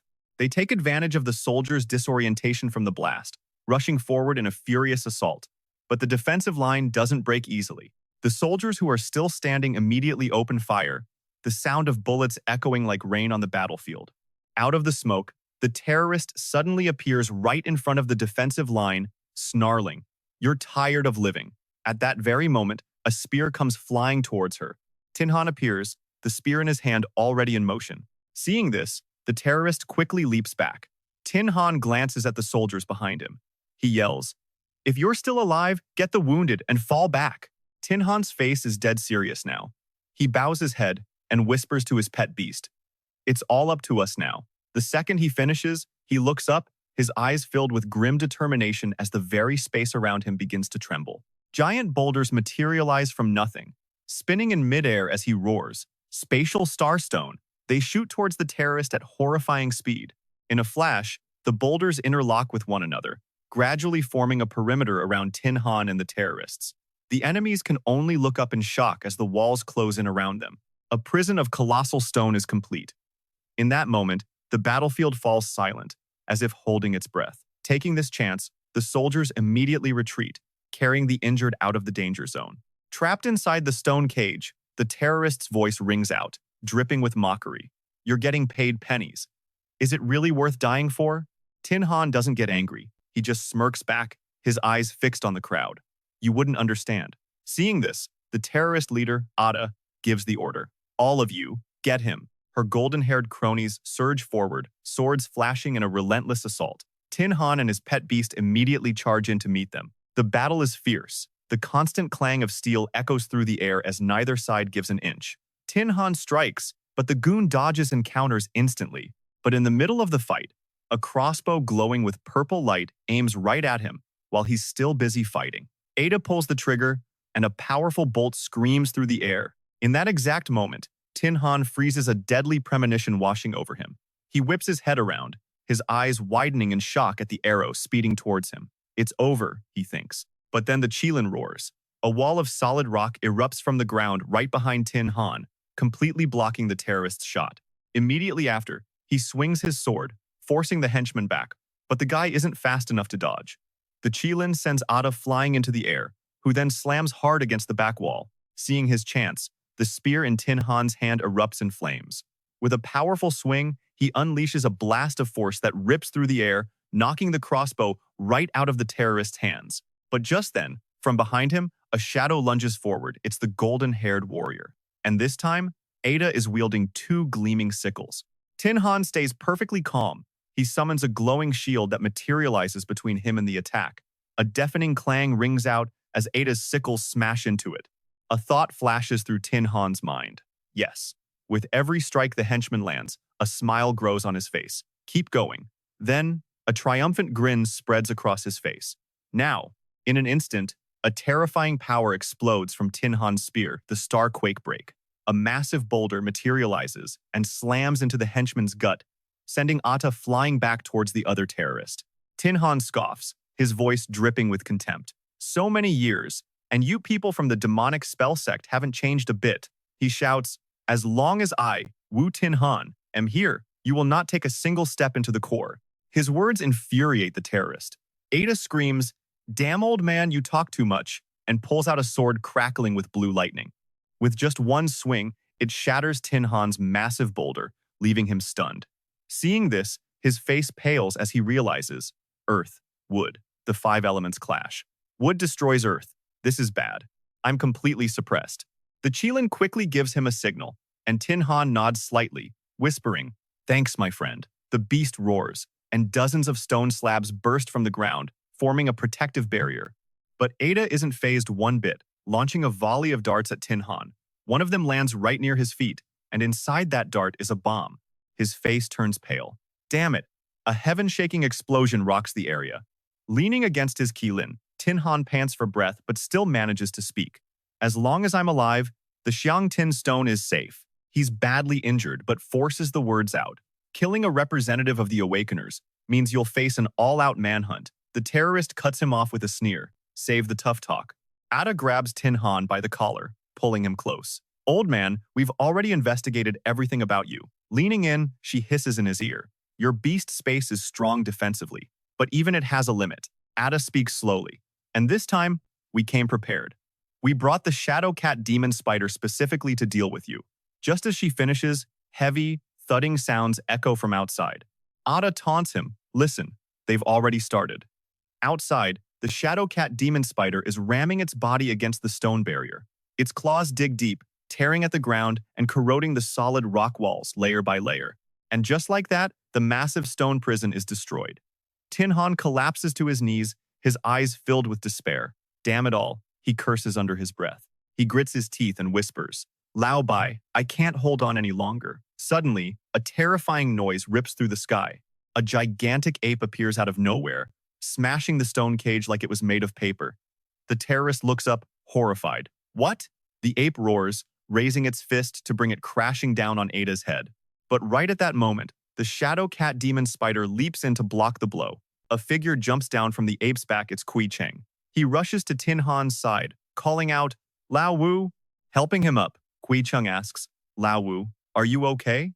Tin Han replies in a low voice, "Do I look okay to you?" By now, the giant ape is completely overwhelming the shadow cat demon spider. Hearing Tin Han's quip, Kui Cheng just clicks his tongue. Still joking at a time like this, Xiao Bai and the others. Before he can finish, Tin Han cuts him off. "They're almost here, right? Took them long enough." As the words leave his mouth, a massive bird flies into view. Seeing it, Kui Cheng grins. "See, Xiao Bai is here." Tin Han smiles back, still as bossy as ever. Just then, Jing Chong arrives with his beast summoner. In a flash, his divine crane lifts the spider demon high into the air. Seizing the opportunity, Jing Chong shouts, "Now, Lao Feng, grab it." From high above, the divine crane drops the spider demon. Down below, Lao Feng, radiating immense power and riding his warhorse, immediately follows the command. With his mighty scepter and a fire Keelan at his side, Lao Feng charges forward like a legendary knight. He gives the order, "Use that move! Fire Keelan!" Lao Feng speeds directly towards the giant spider. Now that everyone has gathered, Jing Chong speaks with utter contempt. Thieves of the demonic spell sect. His eyes glare, a murderous aura pouring off him as he growls his command. "Your little operation has failed. Surrender now." The henchmen look at each other, nervously calling out, "Boss." Seeing this, the golden-haired leader gives an order. "Plan B. I'll hold them off. The rest of you, retreat." But a voice cuts in. "Boss, wait." A woman removes her mask, revealing a sharp, handsome face with a healthy tan. "Boss," she says, "you still have a sister to take care of. I've been alone since I was a child. No family, nothing to tie me down." Before her boss can react, she leaps onto the giant spider's head. He can only shout, "You!" The masked girl simply says, "Let me handle this." Her leader tosses her a gun. "Catch." She looks at the weapon, a gun flickering with a strange power. With renewed determination, they act. The terrorist leader regains her composure as the girl pulls out several small spheres. "I'll cover you," she says. A thick cloud of smoke billows out from the bombs. Seeing this, Jing Chong instantly creates a shield to protect everyone behind him. But then he realizes it's just smoke. Looking at the dense fog, he orders, "Spread out now!" At the same time, he mentally commands his divine crane, "Go after them, quickly." On command, the divine crane dives straight through the thick smoke in pursuit. Seeing this, the giant ape Qi Dot and Lao Feng immediately give chase. But the terrorists are skilled, leaping effortlessly over obstacles. From behind, Qi Dot lets out a furious roar to alert the others. There are still two of them here. They're heading for the core. But from a distance, the spider spits out sticky balls of goo, one of which slams right into Qi Dot's back. The fire Qilin, soaring through the air, instantly loses its balance. The sticky substance has trapped both Qi Dot and the fire Quilin, and soon, both Lao Feng and the soldier with him are completely covered in the goo. Seeing this, the soldier can't help but curse, "Damn it." Atop Hakthan, Kan Sung thinks to himself that this spider's speed is completely unexpected. In the distance, La Fuang yells out, "Lao Bak, you go after them. Leave this spider to me." At the core, the two terrorists have already arrived. Behind them, Kan Sung closes in on Hakthan. One of the terrorists reports, "Boss, he's here."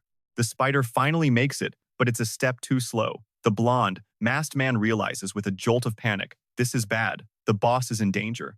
Just then, Qi Dot and Lao Fuang also arrive on the scene. Without hesitation, Qi Dot, Qi Lan Do, and Lao Fuang charge in to finish the spider off for good. Qi Dot strikes first, slamming the spider monster straight into the ground and sending it flying high into the air. At that exact moment, Lao Fuang closes in from above, giving the beast no time to react. He unleashes a devastating blow from his staff, driving it straight through the spider's body. Lao Fuang's strike pierces the monster and pins it to the floor. kicking up a massive cloud of dust and debris that obscures everything. The monster's strength is now completely gone. Seeing this, Lao Fuang says, "Surrender, little demon." The soldier adds, "Your little plan has failed." Facing this hopeless situation, the terrorist can only remain silent. Back at the core, Hak then lands with enough force to send dust swirling everywhere. Kan Sung dismounts, his voice ringing out, "You cultists are so stubbornly defiant, always trying to oppose us guardians." His staff instantly transforms into a leather whip. As he walks, Kan Sung cracks it with deadly force and says in a grave tone, "A death you've earned." Each crack of the whip tears into the terrorists' bodies, leaving deep, bloody gashes. At the same time, Kan Sung gives a command, "Gale Cannon." Hak then shoots forward like a hurricane. Seeing this, the two terrorists draw their weapons, ready to counter. The male terrorist swings his sword with all his might, clashing head-on with Hak Than. Seeing the sword, Kan Sung grows a bit worried, thinking, "There's no way to suppress its attribute. I need another plan." The terrorist shouts an order to his partner, "I'll provide cover. You go get the core." The two terrorists seize the opportunity, lunging toward Kan Sung, determined to secure the core. They move in perfect sync. The woman leaps high, bringing her sword down on Kan Sung, creating an opening for the blonde man to rush past towards the objective. Kan Sung instantly sees their plan. He quickly commands, "Cloudwing Crane, stop him." The blonde man reacts instantly, throwing his sickle high into the air, where it catches on the ceiling. Just as Hak then stomps down, he uses the sickle's chain to swing clear, narrowly dodging the attack. The terrorist keeps moving forward without breaking stride. The moment he gets past Hak then, he throws another sickle straight ahead. The second sickle immediately hooks onto the power core. Just like that, the blonde terrorist uses his momentum to swing directly to his target. Glancing back at the situation, Kan Sung's face darkens as he thinks, "Damn it." Once inside the core's chamber, the terrorist quickly approaches the energy hub and skillfully activates its system, causing the core to emit a mysterious blue glow.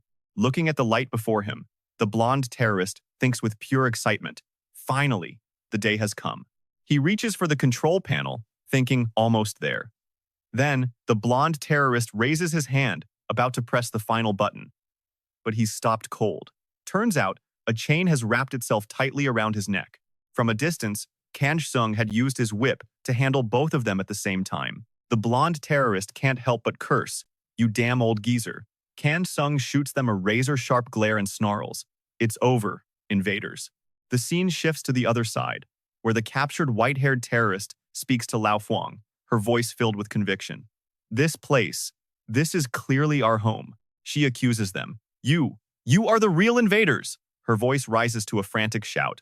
"On what grounds? On what grounds do you get to act like you're the victims?" Then, to everyone's shock, she suddenly raises a gun and fires. She shoots straight ahead, so fast that Lao Fuang barely has time to react, but he manages to dodge. The bullet flies past him, heading straight for the red-haired terrorist in the other battle.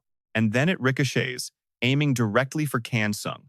Trapped with no way forward and no way back, Kan Sung thinks, "Too fast, I can't dodge this." But then, a pair of wings shields him. The incredibly powerful bullet is taken head-on by Hak Than. In an instant, Hak Than's limbs are destroyed from the inside, as if a powerful electric current is coursing through its body, causing it to convulse violently.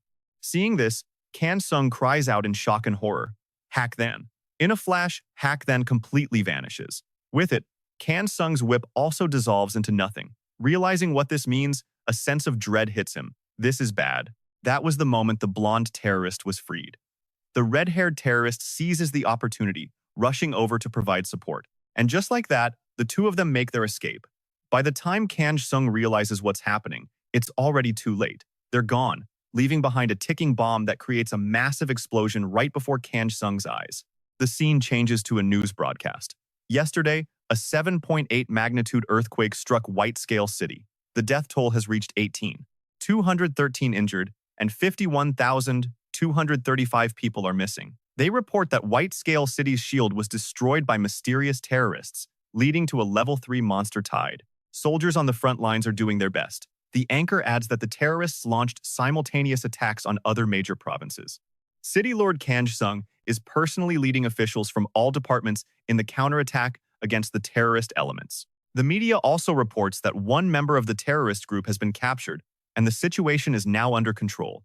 Hearing this, Bai Zi'an suddenly remembers, Grandpa, the broadcast continues. Following the attack, the city lord's son, Vice Lord Bok Thuachi, has a statement regarding this incident. Meanwhile, the number of casualties and injuries continues to climb. Bok Thuachi appears on screen, declaring, "We will surely get through this disaster together." But no one here has the mind to watch. Doctors rush patients through the halls, offering words of encouragement. "It's okay, just hang in there." A voice suddenly rings out. "Everyone, our white-scale city has elite soldiers serving the people. They are out there on the front lines, fighting for us right now." Faced with soldiers suffering from incredibly severe injuries, some who might even lose sight in both eyes, the doctors can only repeat, "Hang in there." From another room, the same words are heard, "Hang in there, A-Wei." The person beside him keeps reassuring him, "The doctor will be here soon." Lying on the hospital bed, covered in wounds, his legs completely amputated, the soldier can only stare blankly at his comrade. Seeing this, his comrade can only grip his hand tightly, saying with a sliver of hope, "Hang in there." The image of their two hands clasped together suddenly triggers a memory for Bai Zi'an from his past life. A comrade on the battlefield grabbed his hand just like that, weakly saying, "Bai Zi'an." Amidst a fierce storm of bullets and bombs, his wounded captain leaned against a wall and said, "I really didn't expect you'd come back to save me." Seeing his state, Bai Zi'an called out worriedly, "Captain." But the captain maintained his strong front, flashing a confident smile as he told him, "You rotten little brat. You never seemed like much I even thought. You were a real cold-hearted bastard." The captain let out a laugh. He placed his own helmet on Bai Zi'an's head, much to the boy's surprise, and said, "This is a real surprise." Right now, Bai Zi'an can only stand there in stunned silence, unable to speak. The captain adjusts the helmet for him, along with one last message. "If you can survive this, model, when you return, don't forget." But before he could finish, the man drew his last breath right in front of Bai Zi'an. Seeing Bai Zi'an's fists clench tight, Bai Xiao and Bai Qi call out in worry. "Young master!" Bai Xiao moves closer to him, asking gently, "Are you all right?" At that moment, Bai Zi'an's face is a dark cloud, as if he'd just woken from a nightmare. Pale and shaken, he forces himself to answer, "It's nothing, I'm fine." In the quiet hallway, he speaks up. On the way, nobody say a word. But Bai Zi'an can't help but wonder, what's happened to my grandfather? Right on cue, the hospital room door swings open. A voice calls out, "Bai Zi'an." Inside the large, ornate room, guarded by Old Feng and Kui Cheng, Bai Zi'an's mother stands with them, and the look on everyone's face is impossibly heavy. Bai Zi'an's mother stammers, "Bai Zi'an, your grandfather." From behind her, Jing Song, missing an arm and covered in a web of brutal injuries, suddenly rips off his oxygen mask to speak. "Is that you, Bai Zi'an?" he asks. Then tells the others, "Everyone, step outside for a moment. I'm all right now. I have a few things I need to say to Bai Zi'an." With the room now empty, except for the two of them, Jing Song asks with concern, "Bai Zi'an, you weren't hurt, were you?" Seeing this, Bai Zi'an sits down beside him, respectfully answering, "I'm fine, grandfather."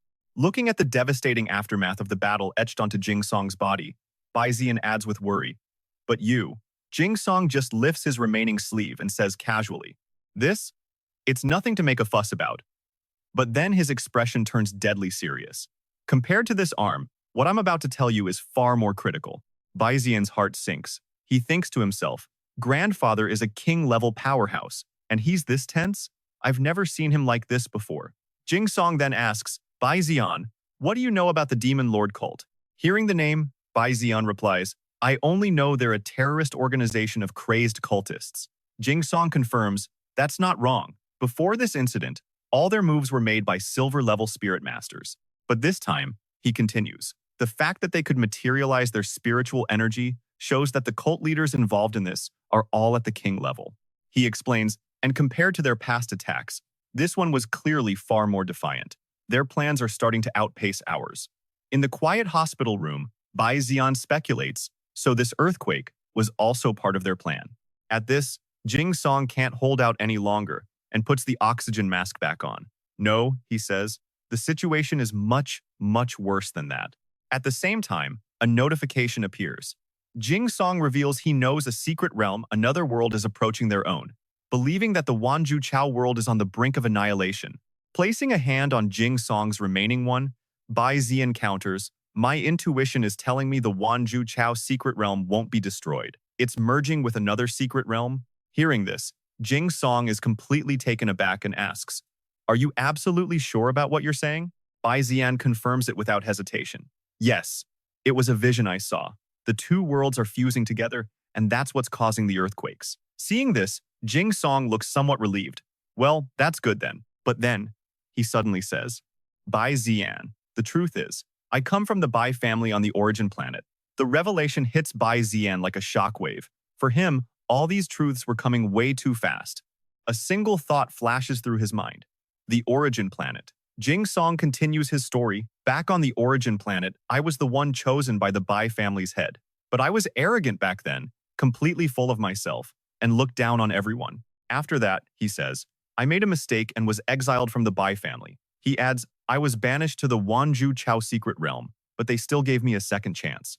Jing Song recounts the tale. All he had to do was kill the Mother Spider Empress, a purple gold level spirit beast, and he would be allowed to return to the origin planet. He admits, "I was too hasty. I underestimated the power of a purple gold beast, and the red-eyed golden patterned fish was defeated. My own core was damaged, and I could never level up again." Remembering the moment his core was shattered, Jing Song says grimly, "And now, my phoenix-tailed cloud-winged scorpion is finished too." He says with a heavy heart that reaching the purple gold level is now impossible in this lifetime. Seeing his grandfather's despair, Bai Zi'an steps forward, insisting, "You definitely still have a chance." But Jing Song just replies, "My boy, you don't understand." He places a hand on Bai Zi'an's shoulder, passing on the burden with absolute trust. "You are the future of the Bai family now. Didn't you once say you'd become the strongest spirit master? Then go to the origin planet," Jing Song declares, surprising Bai Zi'an. His eyes are intense as he continues. "Participate in the secret realm selection a year from now. As long as you place in the top 10, you can go to the origin planet. Only on the origin planet will you have a chance to become the strongest spirit master." He grips Bai Zi'an's shoulder, his trembling hands showing both his desperation and his unwavering faith. Bai Zi'an steadies his grandfather's hand. Jing Song then holds out a necklace, saying, "I know you're gifted, with high ambitions. The Bai family's resources will fully support you." He gives Bai Zi'an a card, instructing, "The resources in this vault, if you use them sparingly, will be enough to get you to the gold level." But Jing Song also gives a solemn warning. "But Bai Zi'an, don't be like your grandfather when he was young." You must remember, for a moment, the image of his old team captain flickers over Jing Song's face. He gives a determined smile and emphasizes one last thing. The most important thing in this world is the bond between people. Bai Zi'an takes the necklace and says, "Yes, grandfather." The scene shifts to the Bai family home, where Ziyu sits on the steps, asking worriedly, "Is Big Brother hurt just like Grandpa? Why isn't he home yet?" Seeing her so anxious, two maids reassure her, "It's all right, Ziyu. Young Master Bai Zi'an will be fine." Suddenly, Bai Zi'an pushes the door open, the necklace in hand. He's lost in thought, his grandfather's words about the bond between people echoing in his mind. The second she sees him, Ziyu leaps up and shouts, "Big Brother!" She sprints towards Bai Zi'an before he can even react. In an instant, she clings to him, throwing him off balance. Bai Qi, Bai Xiao, and the two maids are all left speechless by the little girl's playful energy. "Big Brother, you're finally back," Ziyu says, then asks with concern, "Are you okay?" Looking down at his adorable little sister in his arms, Bai Zi'an makes a promise to himself. "In this world, I've been given such a wonderful family. I have to cherish it." He then gently strokes Ziyu's head and replies, "I'm okay." Remembering his past, Bai Zi'an thinks, "Having experienced death in my past life, a part of me has always been afraid of weakness. That's why I've been so obsessed with becoming strong." But now, he realizes something far more important than anything else. He thinks of the small family that reached out and pulled him from the mud. It's the connection with my loved ones. The scene changes to a room where Bai Zi'an is getting ready for something. Holding his grandfather's necklace, he puts on an incredibly sharp outfit. Taking out a box containing a letter and another pendant, Bai Zi'an tells his sister, "Ziyu, Mom and Dad will be home soon. Help me give this box to them, okay?" Hearing this, Bai Zi'an gently pats his sister's head again. "Big Brother has something important to do, so I have to go out for a while. Be good and listen while I'm gone, all right?" Gubai has now walked up, shyly calling out, "Young Master Bai Zi'an." He turns to her and smiles. "Gubai, are you ready for an adventure with me?" Gubai blushes slightly and replies, "Wherever the young master goes, I will follow." He starts walking beside her and asks, "Gu Bai, aren't you scared?" Gu Bai declares with confidence, "With young Master Bai Zi'an here, I'm not afraid of anything." Bai Zi'an turns to her. "Could you maybe stop calling me young master?" Gu Bai immediately replies, "Of course, young master, Bai Zi'an." They soon arrive at a half-finished construction site. Gu Bai looks back at him and asks, "Bai Zi'an, have you thought about where we're going yet?" Bai Zi'an stares into the space ahead of them and answers, "I haven't thought of a specific location, but in his mind, he has a clear objective. This trip is mainly to level up my strength and maybe collect some materials along the way." With that, he opens his system panel. "First, I'll do some research." He seriously asks his all-powerful skill, the Eye of Omniscience, "How can I heal my grandfather's severed arm?" The system immediately presents a solution, a vial labeled Water of Life. And in his mind, Bai Zi'an is already thinking about the next step, how to heal his grandfather's spirit beast, the red-eyed golden, patterned fish.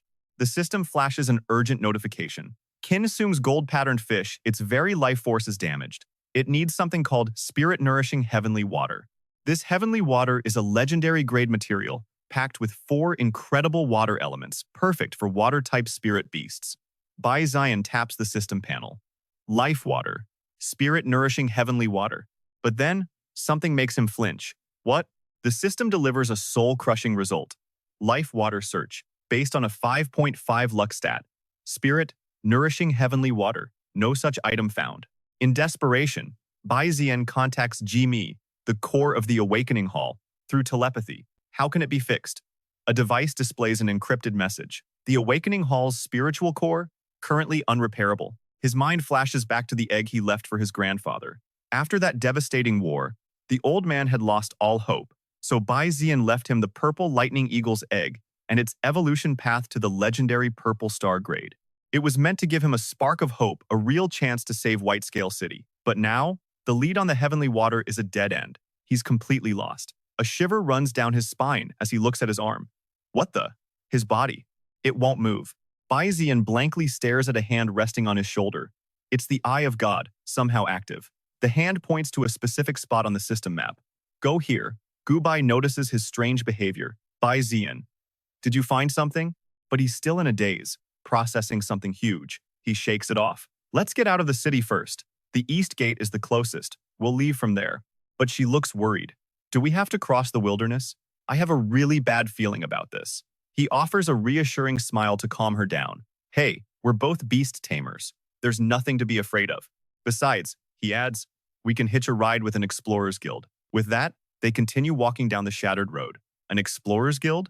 What's that? They're basically mercenaries who explore the wilds outside the city. The sky above is clear, but the roads are jammed with cars. A guard's voice booms out. East Gate, prepare for inspection. Form an orderly line to exit. The scene ahead stops him in his tracks. The sheer number of people. This is, he points toward the crowd. Gu Bai, but just then, a vehicle comes speeding right toward them. He yanks Gu Bai out of the way without a second thought. Watch out. They leap to safety just as the vehicle screeches to a halt. An awkward silence follows. They both look down at their tightly clasped hands. Bai Zi'an, completely flustered, turns away. Are you okay? Gu Bai can't even look him in the eye. I'm fine. She stares at the chaos, completely baffled. The monster tide just retreated. Why are so many people leaving? Bai Zi'an looks ahead, analyzing the situation. Looks like some of the rich folk think Whitescale City is done for. They're trying to escape while they can, but they have no power to survive in the wilds on their own. Their only option is to hire explorer guilds for protection. Ahead of them is a massive convoy. When one rich person hires an entire crew, the numbers add up fast. The East Gate is a huge, bustling space. A female officer from the military steps forward, her voice sharp. Attention, be on guard for beast attacks. Inspect all vehicles leaving the city and yield to military convoys. Bai Zi'an watches the serious-looking woman. All personnel exiting the city, please surrender your weapons and equipment. Present your personal information for inspection. A police dog sniffs Bai Zi'an during the security check. He can't help but wonder. A disaster and a full-on attack just happened. So why are they letting people leave? Is this to create a false sense of security for the outside world? His personal info pops up on the system. They're herded into a long, narrow corridor. All persons exiting the city, please wear your protective masks. Bai Zi'an immediately puts his mask on. and Gu Bai quickly follows suit. They split into two lines and move fast, but Bai Zi'an is constantly scanning his surroundings. He stares at the scene before him. This defensive line, it's become a graveyard for countless beasts.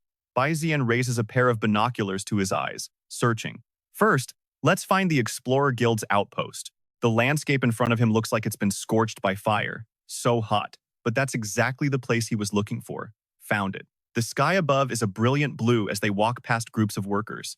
Bai Zi'an blushes as they pass some scantily clad women. They finally reach the outpost. There, he says, pointing. That's the Explorer's station. Let's go. A strange, tattered flag whips in the wind.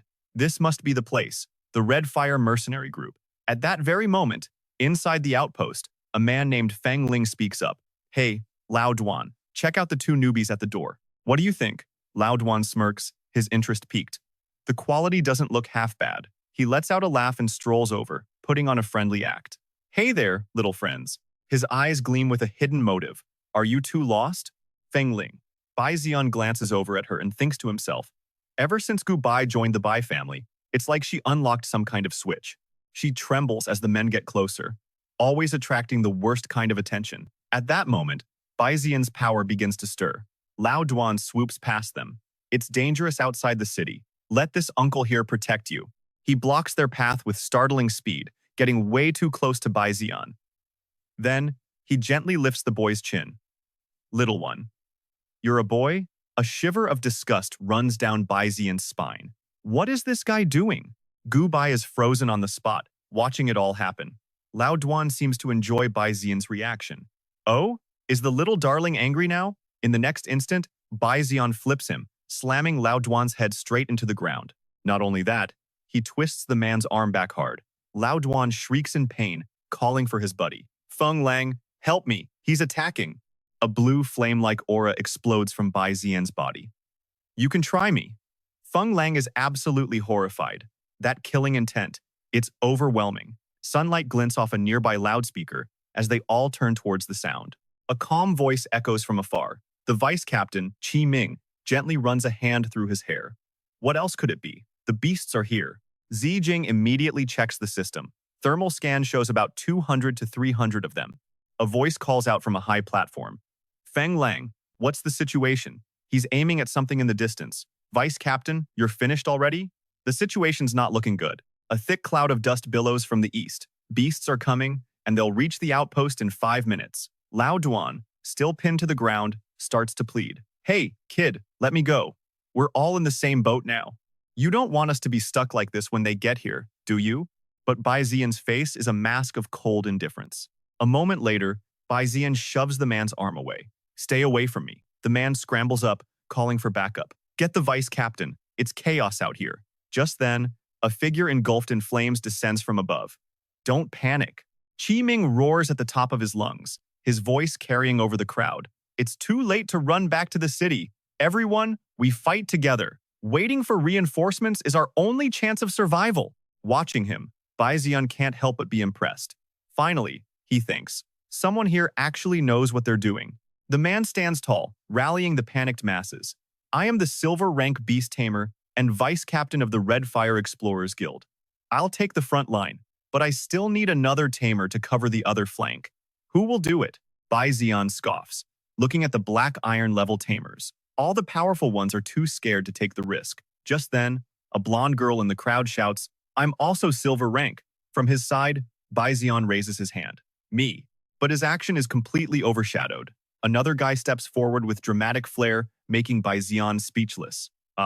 Well, I guess that works too. The man struts forward as the crowd murmurs in awe. Just give me some fire support, he boasts, and I guarantee I can hold the line. Someone recognizes him. Isn't that the young master of the Ming Corporation? Young Master Ming is already silver rank. Qi Ming just looks annoyed. A rich kid? Can he actually handle this?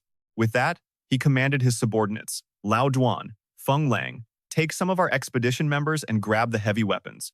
The two immediately snapped to attention, replying, Yes, sir. Shichmin then roared out a slogan, a battle cry to keep fighting, to keep living.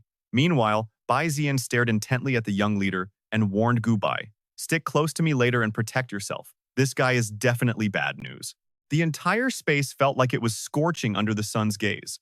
He strode forward confidently and called out, "Come on out, Red Fire Ape. There's no time to be lazy."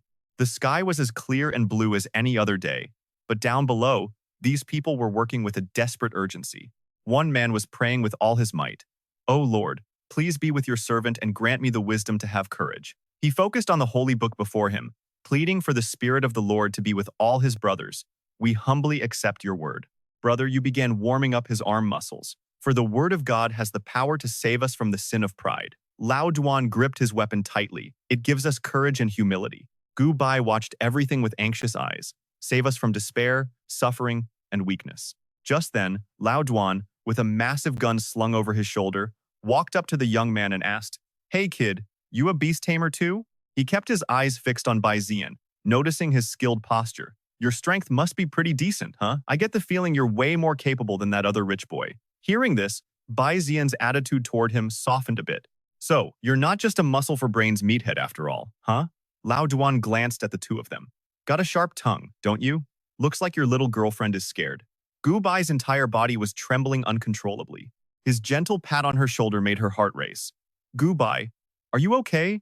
Her face had gone pale as she hesitated. Bai Zi'an looked at her with a serious expression. "When the beasts get here, just stay right behind me. You'll be fine." They stood shoulder to shoulder, waiting. Lao Duan had his weapon armed and ready. He shouted at the top of his lungs, "The beasts are coming. Prepare for battle." A massive horde of beasts came charging forward. From the observation tower, a voice called out, "Hold your fire. They're about to enter the minefield." Xichmin faced the horde as they were engulfed in a series of explosions. Witnessing the carnage, he couldn't help but remark, "Zijing's fireworks are seriously vicious." The surviving beasts just charged forward again. Feng Lang watched them through his scope, still pretty stubborn. He immediately squeezed the trigger. "Let's see how you like this." A beast's head instantly exploded. Another bullet left the barrel, and another beast fell. Feng Lang prepared to fire again. "Lao Duan, a few are heading your way." The automated turrets fired relentlessly, but some beasts managed to dodge the bullets. "Hey Zijing, I just saw a beast slip right past your automated machine guns." Zijing was furious about this. "If you saw it, why don't you hurry up and chase it? You damn idiot." Lao Duan ran to the automated machine gun. "I told you, the barrels on your rotary cannons are too small. They're useless." He aimed his own weapon at the enemy. Big barrels are the only truth. Lao Duan unleashed a torrent of fire from both guns, blowing the heads off beast after beast. The other beasts began climbing the city walls. Bai Zi'an's expression grew serious. "Bronze rank beasts are about to break through." "Brother, you just grinned eagerly. Finally, it's my turn to step up." Lao Duan kept firing as he gave another order. "Not yet. Throw down the oil barrels." The others quickly rolled the barrels over the edge. Feng Lang kept shooting, but his targets were now the oil barrels. Oil met sparks, and fire consumed the beasts below. Watching the scene, Bai Zi'an couldn't help but be impressed. "You adventurers really have some skills." Lao Duan heard this and boasted, "Of course. Our Xichao expedition is ranked at the very top in the entire wasteland." The flames made the beasts hesitate, but one creature stood out, rising straight up. It was asserting its dominance. Lao Duan narrowed his eyes at the beast. The main event is about to start. Bai Zi'an immediately summoned his system, Iron Armor Branch. The system instantly displayed the information. Race: Steel-type alchemical beast. Realm: High-level silver. Talent: Scrap iron. C rank. Potential: High-level silver. Skills: Battle Roar, green. Scrap iron armor, blue. Rust encasement, green. A red-tinted, silver rank beast appeared, its eyes locked on its target. Feng Lang glared at it through his scope. His face grew tense. "Lao Duan, we've got about 7 to 8 silver rank beasts on our side." Hearing this, Lao Duan was stunned. 7 to 8? Are you serious? He immediately pointed to the rear. "Brother Yu is over there. It's up to you to hold the back line." Brother Yu, with his usual confident smirk, said, "Leave it to me." He then summoned his own partner. "Come on out, golden horned toad." A giant toad materialized before him. Race: Golden horned toad, metal, type.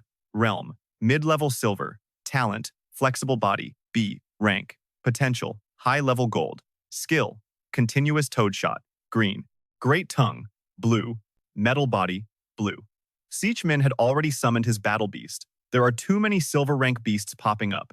He issued a command. "Red Fire Ape, Fire fist impact. The ape's fist burst into flames, and with a single punch, it sent a beast's head flying. Another beast charged forward, and the two sides clashed instantly. They both lunged into an attack stance at the same time. Xichmin commanded from the back, "Red Fire Ape, it's time to use that move." The ape gracefully dodged the enemy's attack as its arm burst into flames again. It rained blow after blow on the beast. Red Lotus burst Flame Fist. The beast's body was completely torn apart. After unleashing its flurry of punches, the Red Fire Ape let out a triumphant roar. A report came in, "Vice Captain, the army is on its way." Estimated time of arrival is about 8 minutes. Hearing this, Xichmin's face darkened, his eyes filled with a complex emotion. Behind the city walls, everyone was cheering joyfully. Xichmin turned his head and carefully urged them, "Brothers, just hold on a little longer." While everyone was celebrating, a flash of red light suddenly shot past one of the men's heads. The man's rifle dropped from his hands. The soldier next to him was still trying to figure out what happened when a tall, dark shadow suddenly appeared from behind. The man turned his head in confusion and asked, "What the hell is that?" In that instant, the thing behind him struck. The red light flashed again, slicing the man's head clean off. Body parts flew through the air. Over on Bai Zi'an's side, his face had become tense. He raised his hand, gathering energy, preparing to jump into the fight. Bai Zi'an moved like a bolt of lightning, launching a powerful attack. A brilliant blue stream of energy struck a monster that was falling from the sky. But in the distance, many more monsters were still aiming for him. He hadn't expected this. He thought to himself, "I'm done for." Just as Bai Zi'an was cornered, massive spiderwebs suddenly appeared in the air, shooting forward and tightly ensnaring the monster. Bai Zi'an was stunned by the sight, raising his arm to shield his head. He quickly regained his composure, immediately dropping to one knee while raising both hands to focus and gather energy. Bai Zi'an thrust his hands towards the monsters, and the energy surrounding him surged forward to attack them. Once it was over, Bai Zi'an turned to see who had helped him, and upon seeing a familiar figure, he called out, "Gu Bai." He couldn't help but ask, "Did your spider already advance to the bronze rank?" The one who had just saved Bai Zi'an was none other than Gu Bai. She tucked her hair haste, header, and shyly replied, "I bought some materials for it at the black market, so it ranked up." Beside her stood a majestic purple spider. Race, lava spider, fire type. Realm, low-level bronze. Talent, body of lava, A, rank. Potential, high-level gold. Skills, molten spider silk, blue, scorching body, green. The moment Bai Zi'an saw the stats, he was so shocked he broke out in a cold sweat, his eyes wide as he thought, "What kind of insane luck is this?" The scene shifts. Over on the other side, the city walls and their gun emplacements were being smashed to pieces by the monsters. They worked together, lifting and slamming them down until they were nothing but rubble. The air was thick with white smoke. Lao Duan watched the scene and shouted to Brother Yu, behind him, "We've lost our firepower. Get the spirit beasts into the fight. Now!" Brother Yu immediately pointed forward, commanding his golden-horned toad, golden-horned frog, Yu's great tongue. It quickly shot out its massive tongue. The tongue swept across the battlefield, and the unprepared monsters were all knocked back. Bai Zi'an clenches his fist over his chest, his expression hardening with resolve. Everyone is pulling their weight. I can't be the one to drag them down. He flicks his wrist, launching 3 streaks of fire that slam into the ground like lightning. Seeing this, Bai Zi'an screams, "Yi-ya, what are you doing?" But the firebolts don't miss. They pierce straight through the monster's body. Bai Zi'an is absolutely furious, clenching his fists and yelling, "I haven't even given the command yet." In response, Yi-ya gets right in his face, its eyes scanning him with pure arrogance. "I am the incarnation of the sun itself. Do I need your command?" Without a second thought, Bai Zi'an smacks it square on the head. A huge bump instantly swells up as it crash lands. On the other side of the battlefield, Qi Ming, Qi Huohu, and another man are hiding behind a stack of cargo containers. Outside, the towering monster paces relentlessly. Qi Ming flashes back to the man it attacked earlier, and his face twists with anger as he grits his teeth. "This monster's speed is insane. I'm no match for it. The most important thing right now is to stay calm." Just as he's lost in thought, Qi Ming turns to see the guy next to him raising his gun. He can't help but hiss, "Hey, what the hell do you think you're doing?" Seeing the man about to charge out, Qi Ming throws a hand out to stop him, his voice laced with urgency. "Hey," but he's too late. The man is already out in the open, firing wildly and screaming, "I'll take you down with me." And just as you'd expect, the strange monster flashes its arm out, slicing his head clean off. This monster is a Zhui Tuche. It's massive, clad in sharp, glossy black armor and wrapped in glowing purple tendrils. Its claws are lethal, and in one of them, it holds the head of the man it just killed. Hiding behind the container, Qi Ming is drenched in a cold sweat. What in the world is this thing? Could it be a gold-tier beast? Just then, a message comes through.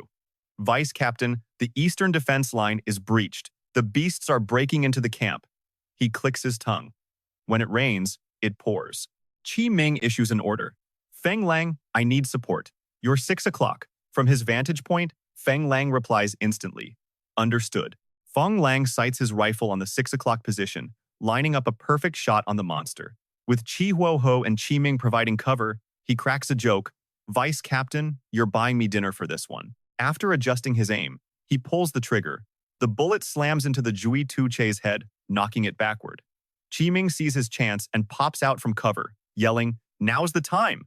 Qi Huohu rips the cloth from its face, revealing a left eye blazing with fire as it roars in fury. It unleashes a powerful torrent of flame from its eye, screaming, Flame impact! But the Zhui Tuche is terrifyingly agile. It moves like a blur, easily dodging the attack. A massive explosion rocks the entire construction site. Lao Duan, Feng Lang, and Bai Zi'an are all completely stunned, every one of them thinking the same thing. What was that? Bai Zi'an immediately turns to Yi Ya. Yi Ya, get over there and provide support. Without a moment's hesitation, it flaps its wings and takes off. Cutting back to Qi Ming's position, the situation has become incredibly dangerous. The Zhui Tuche is stalking toward him, one step at a time. It swings its razor-sharp claws, creating a terrifying arc of purple light.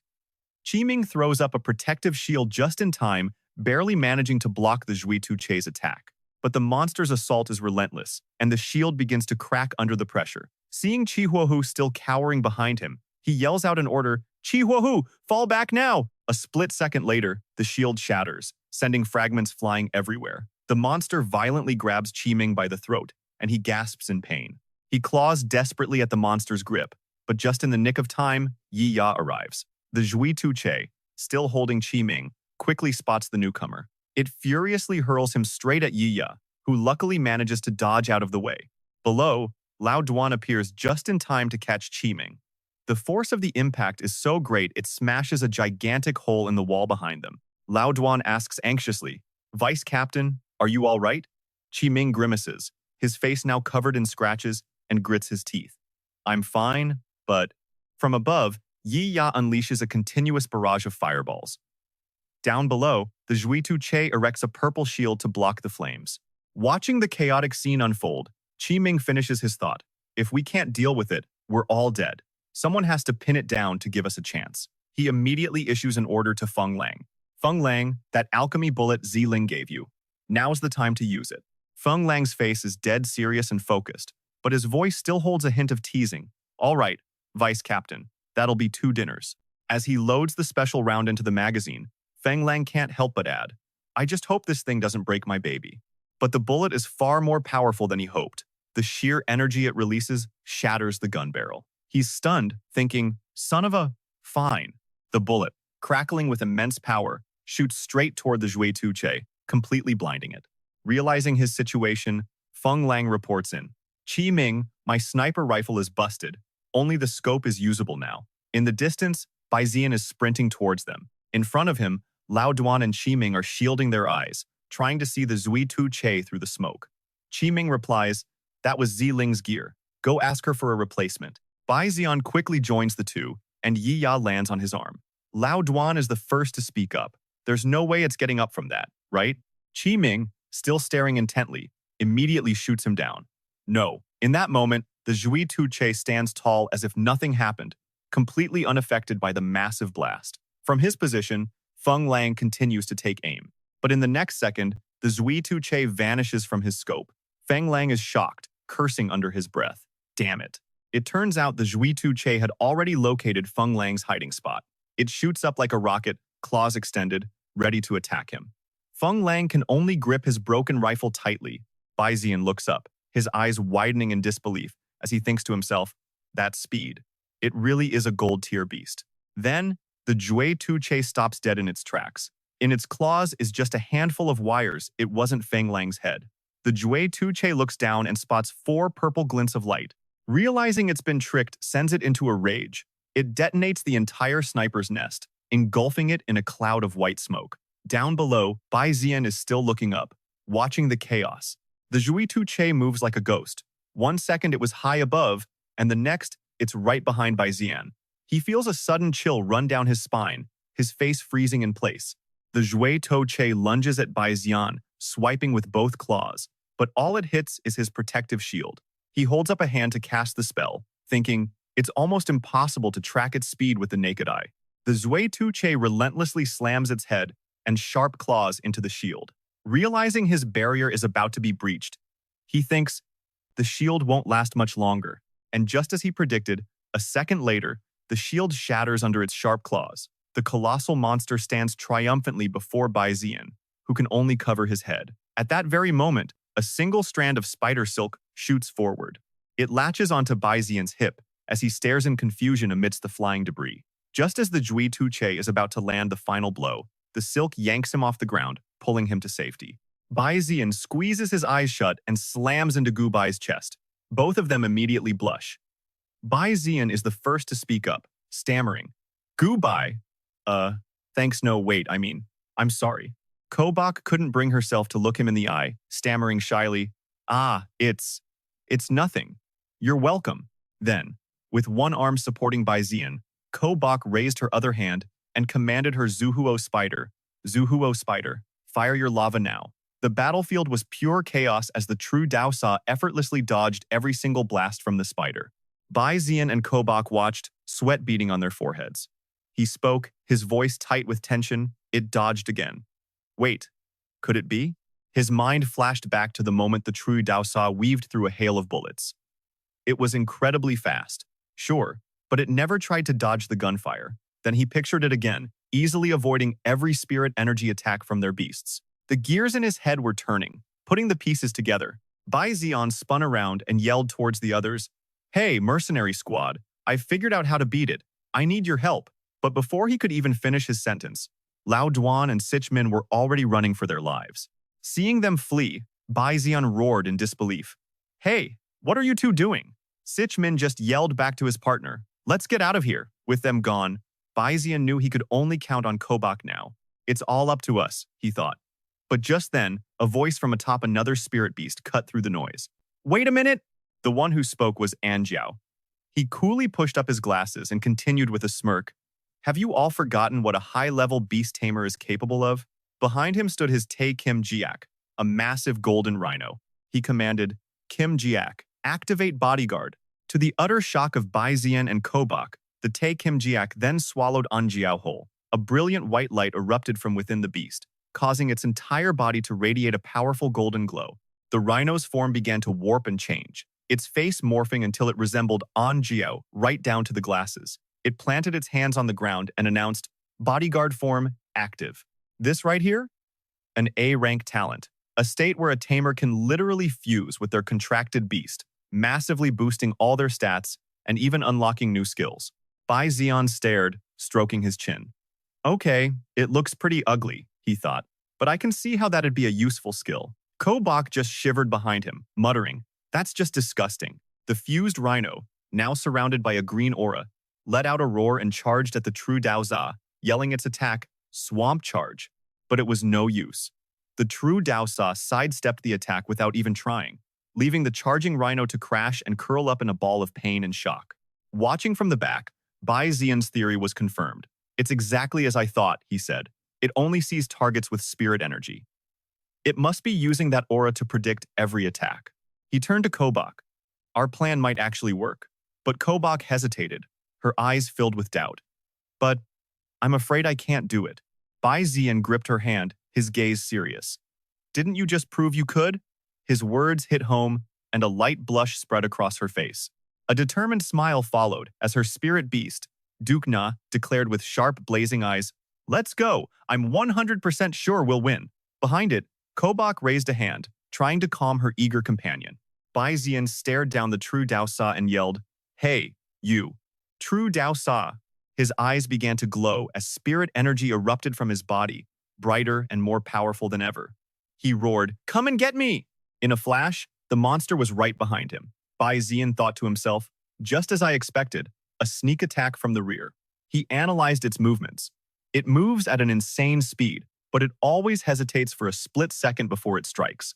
And that's all I need. He crossed his arms, and a brilliant blue energy flared to life like a raging inferno, lighting up the entire area. He saw the monster's stunned expression and knew, now's the time. The energy around him intensified, exploding outwards and completely engulfing the true Dao Sa, forcing it to shield its eyes from the blinding light. Bai Zi'an's thoughts were cold and clear. To you, this must be like staring directly into the sun. He then shouted the command, "Duk Na." His beast unleashed a massive pillar of fire that slammed into the true Dao Za, sending it flying backward. The force of the blast ripped through the battlefield, scattering spiderwebs and debris everywhere. Bai Zi'an pointed a single finger forward, his order sharp and clear. Hold it down. At his command, Duk Na soared high into the air. It unleashed a swirling vortex of flames, a hellish tornado that rapidly trapped the true Dao Sa inside. This was its special technique, Flame Vortex. The colossal monster was completely dwarfed by the inferno. Kobak seized the opportunity, immediately commanding her own beast, Zuhuo Spider, "Use your webs." The Zuhuo Spider shot out thick, durable strands of silk, latching onto massive cargo containers and stacking them on top of each other. Bai Zi'an saw his opening and yelled for the finishing blow. Duk Na, the final move. Duk Na's eyes blazed, pouring every last ounce of its strength into this one final attack. The technique Core Fireball slammed into the ground, creating a deafening explosion that sent white smoke and shattered containers flying into the sky. And then the scene cuts. Far in the distance, a pair of binoculars is watching everything. At a guard post on the border of Backland City, an observer lowered his binoculars and let out a low whistle. Damn, now that was impressive. The person next to him looked on in surprise. A blue light glowed from a crack in the scorched earth. Bai Zi'an peered into the crater. "Kobak, are you okay?" Her voice echoed back, "I'm fine." But suddenly, a hand with long, sharp claws shot out from the ground. Kobak froze, her voice trembling with dawning horror as she recognized it. It's still alive. A sliver of doubt creeps into Bai Zi'an's mind. Did he make a mistake? Suddenly, the Zuetushi bursts from the ground below. Its chest armor is cracked, but that detail does nothing to make it seem any less terrifying. From a safe distance, Gu Bai watches everything unfold. Bai Zi'an, standing calmly on a rocky ledge, snaps his fingers. "Well then," he says coolly, "I guess there's only one thing left to do." He summons his spirit beast, the massive Lin Yu. At his command, Water Punishment, the creature opens its colossal jaws and swallows the Jutu-Shi whole. But the second its mouth snaps shut, its eyes roll back into its head as terrifying red spikes erupt from its own body. It's being attacked from the inside. The thorny vines spread across its skin like bloody veins, glowing an ominous red. The beast thrashes and writhes in absolute agony. Bai Zi'an watches in horror, completely stunned. "Bai Ying, save the Lin Yu," he screams, sweat pouring down his face, having no idea what's going on. Suddenly, Bai Zi'an collapses to his knees. The same blood-red thorny vines begin wrapping around his own body. What's happening? He thinks, feeling something trying to invade him. Gu Bai rushes over, his face filled with worry. He raises a trembling hand. At the same time, back at the underground base, Lao Duan emerges, dusting himself off. Guess that's all taken care of. Qi Ming climbs up right after him and looks around. Let's go see if any of those monsters are still breathing. The entire area is shrouded in a thick white smoke. Lao Duan stumbles upon a severed leg belonging to the Qi Jinjiao, figuring the beast must have been blown to pieces. There's no way anything survived that. Qi Ming just replies, "Look over there." From a deep crater, Zijing is slowly climbing out. A short distance away, they spot Gu Bai helping the weakened Bai Zi'an. Qi Ming identifies them instantly. Two bronze-rank fighters. Bai Zi'an's eyelids feel heavy, about to close. The four of them, Lao Duan, Shi, Zijing, and Qi Ming, stare him down. Lao Duan tosses the monster leg aside and sneers. Looks like the little young master is all out of gas. Bai Zi'an's vision darkens. Qi Ming hesitates for a moment. Lao Duan, stop gawking and help him. He calls out to Bai Zi'an, "Hey, brat," but it's too late. He turns to his group. Damn it, he's passed out. And just like that, Bai Zi'an's eyes shut completely. As he faints, his body feels like it's sinking into the dark depths of the ocean. But a voice keeps calling out to him. He's lost in the haze, but he can still hear it. wondering who it could be. Then, an image flashes in his mind, a single blue eye, completely wrapped in a web of blood-red veins. The terrifying image shocks Bai Zi'an awake with a gasp. He finds himself in a medical bed with Shi and Gu Bai on either side, their faces etched with worry. The second his eyes open, Gu Bai shouts, "Doctor, he's awake!" Bai Zi'an sits up. Shi stands with her hands on her hips and says, "Looks like you're fine. You probably just overused your spirit power." But Bai Zi'an clutches his head, thinking to himself, "No, my spiritual limit isn't this low. Something else must have happened." Just then, Lao Duan parts the curtains to their tent. "Oh, you're up? Our boss wants to have a word with you." Bai Zi'an follows Lao Duan outside, where Qi Ming is tending a campfire. He looks up at Bai Zi'an's approach. "The bronze rank brat is awake, I see." A wicked grin spreads across his face. "To be honest, I never thought a pipsqueak like you would have skills like that." As they get closer, Bai Zi'an just replies, "Is that so? Is that why you guys abandoned us and ran for your lives?" Qi Ming has the decency to look embarrassed, scratching his head.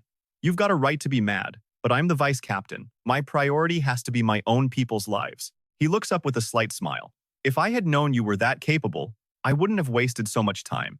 Are you interested in joining us?" Bai Zi'an lets out a sarcastic laugh. "Join you? You really think a few words are enough for me to trust you?" In his mind, it was simple. This guy ditched us once, he'll definitely do it a second time. Qi Ming looks away, slightly ashamed, then replies, "We lost a few people too. Our combat strength isn't what it used to be. Our mission is to escort a client to Shaolin Town, and with our current situation, we just don't have enough people." Bai Zi'an crosses his arms, studying him closely. A thought clicks. Shaolin Town? Isn't that on the main path to Jumu City? This is perfect. I can just travel with them. Qi Ming looks him straight in the eye. "Don't refuse just yet. We won't make you do it for free. We'll give you a handsome reward." He grins, holding up 3 fingers. "How about a 3% cut?" Bai Zi'an smirks and nods. "Deal," but he thinks to himself, "Right, but I'm not doing this for you." Seeing him agree, Qi Ming chuckles. "Even a gentleman has his price, eh?"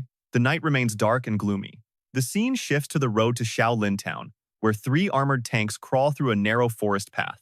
Lao Duan looks around in frustration. "This road is way too rough and winding. The engine broke, we fixed it. And then it broke again." Bai Zi'an stands next to a blushing Gu Bai and thinks, looks like Gu Bai's special talent is kicking in again." Lao Duan gives them their orders. "We're staying here for the night. We'll head to Shaolin Town tomorrow." Bai Zi'an immediately asks, "Why the delay?"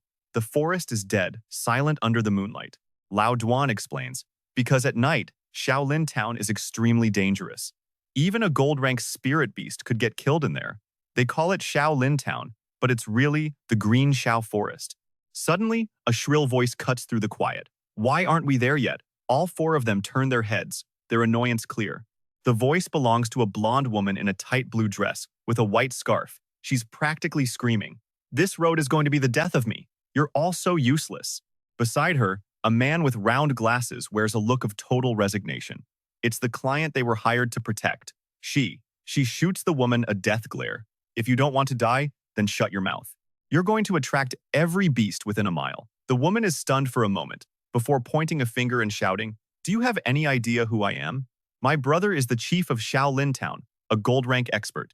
She completely ignores her. This just makes the blonde woman even more furious, even as her partner behind her tries to calm her down. "Honey, she's right, but she just keeps screaming and cursing. I paid for comfort, not to suffer." Bai Zi'an and Qi Ming look at each other, fed up, and let out a tesk. Qi Ming rolls his neck in irritation. In the middle of the wilderness, and she's trying to provoke her own bodyguards. Unbelievably stupid. Bai Zi'an stands to the side, looking bored, but says nothing. Qi Ming turns and points to some tree houses. "We'll rest here for the night. We leave at dawn." The 4 enter one of the houses and sit around a flickering fire. Bai Zi'an glances around the room. This is pretty primitive, he thinks. And what's more, something about this place feels very wrong. He then notices a strange green smoke coming from the fire, and his eyes widen. That smell, oh no.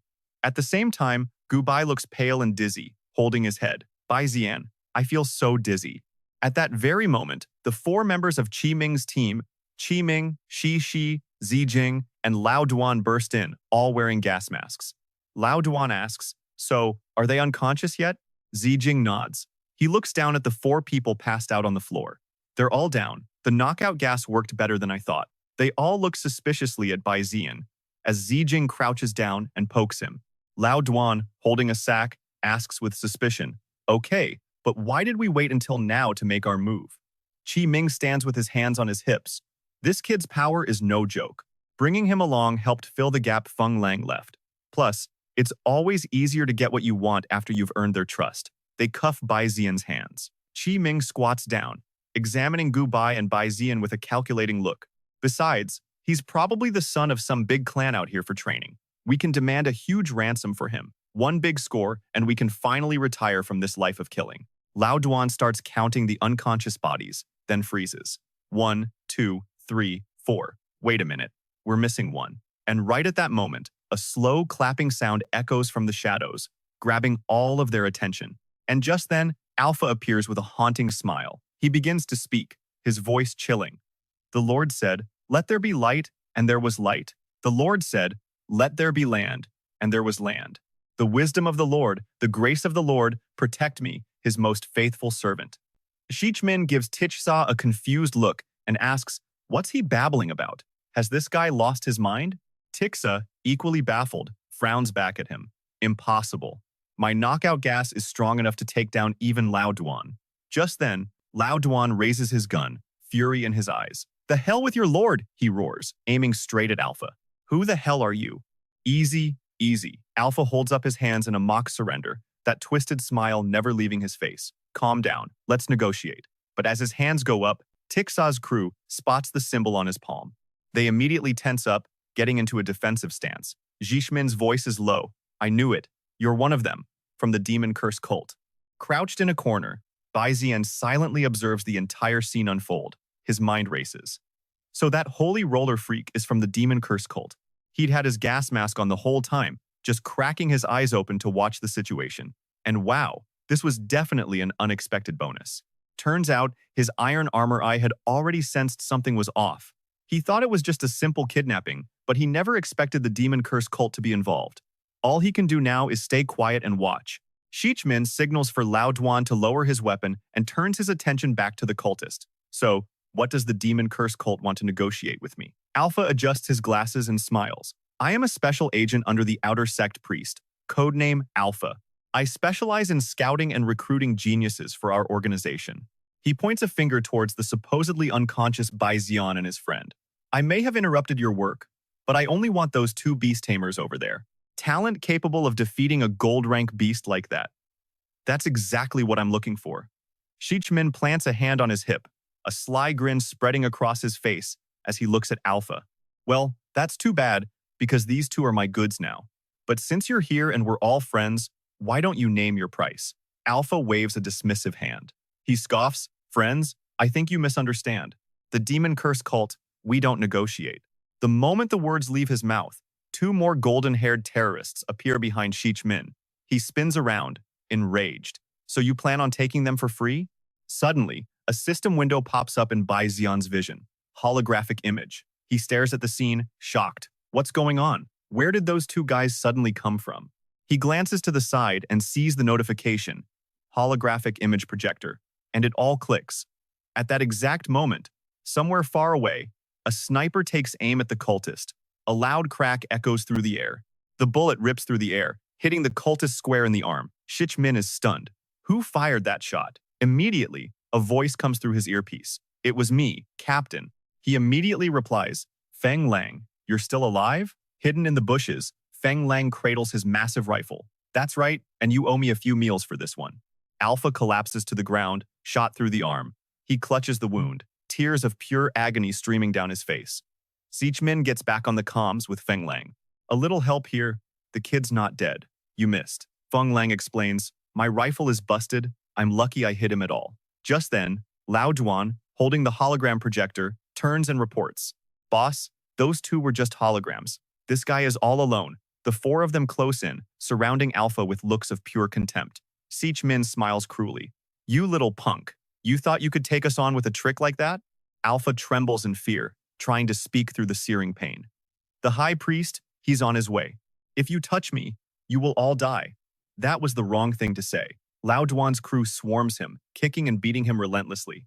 "Die without a grave, you mean? You little brat, I'm gonna send you packing to hell myself. I'll take one of his kidneys first. Meanwhile, high above the forest in the night sky, a group of figures rides on spirit beasts, flying forward. A man dressed in black flies up beside a figure named Arthur.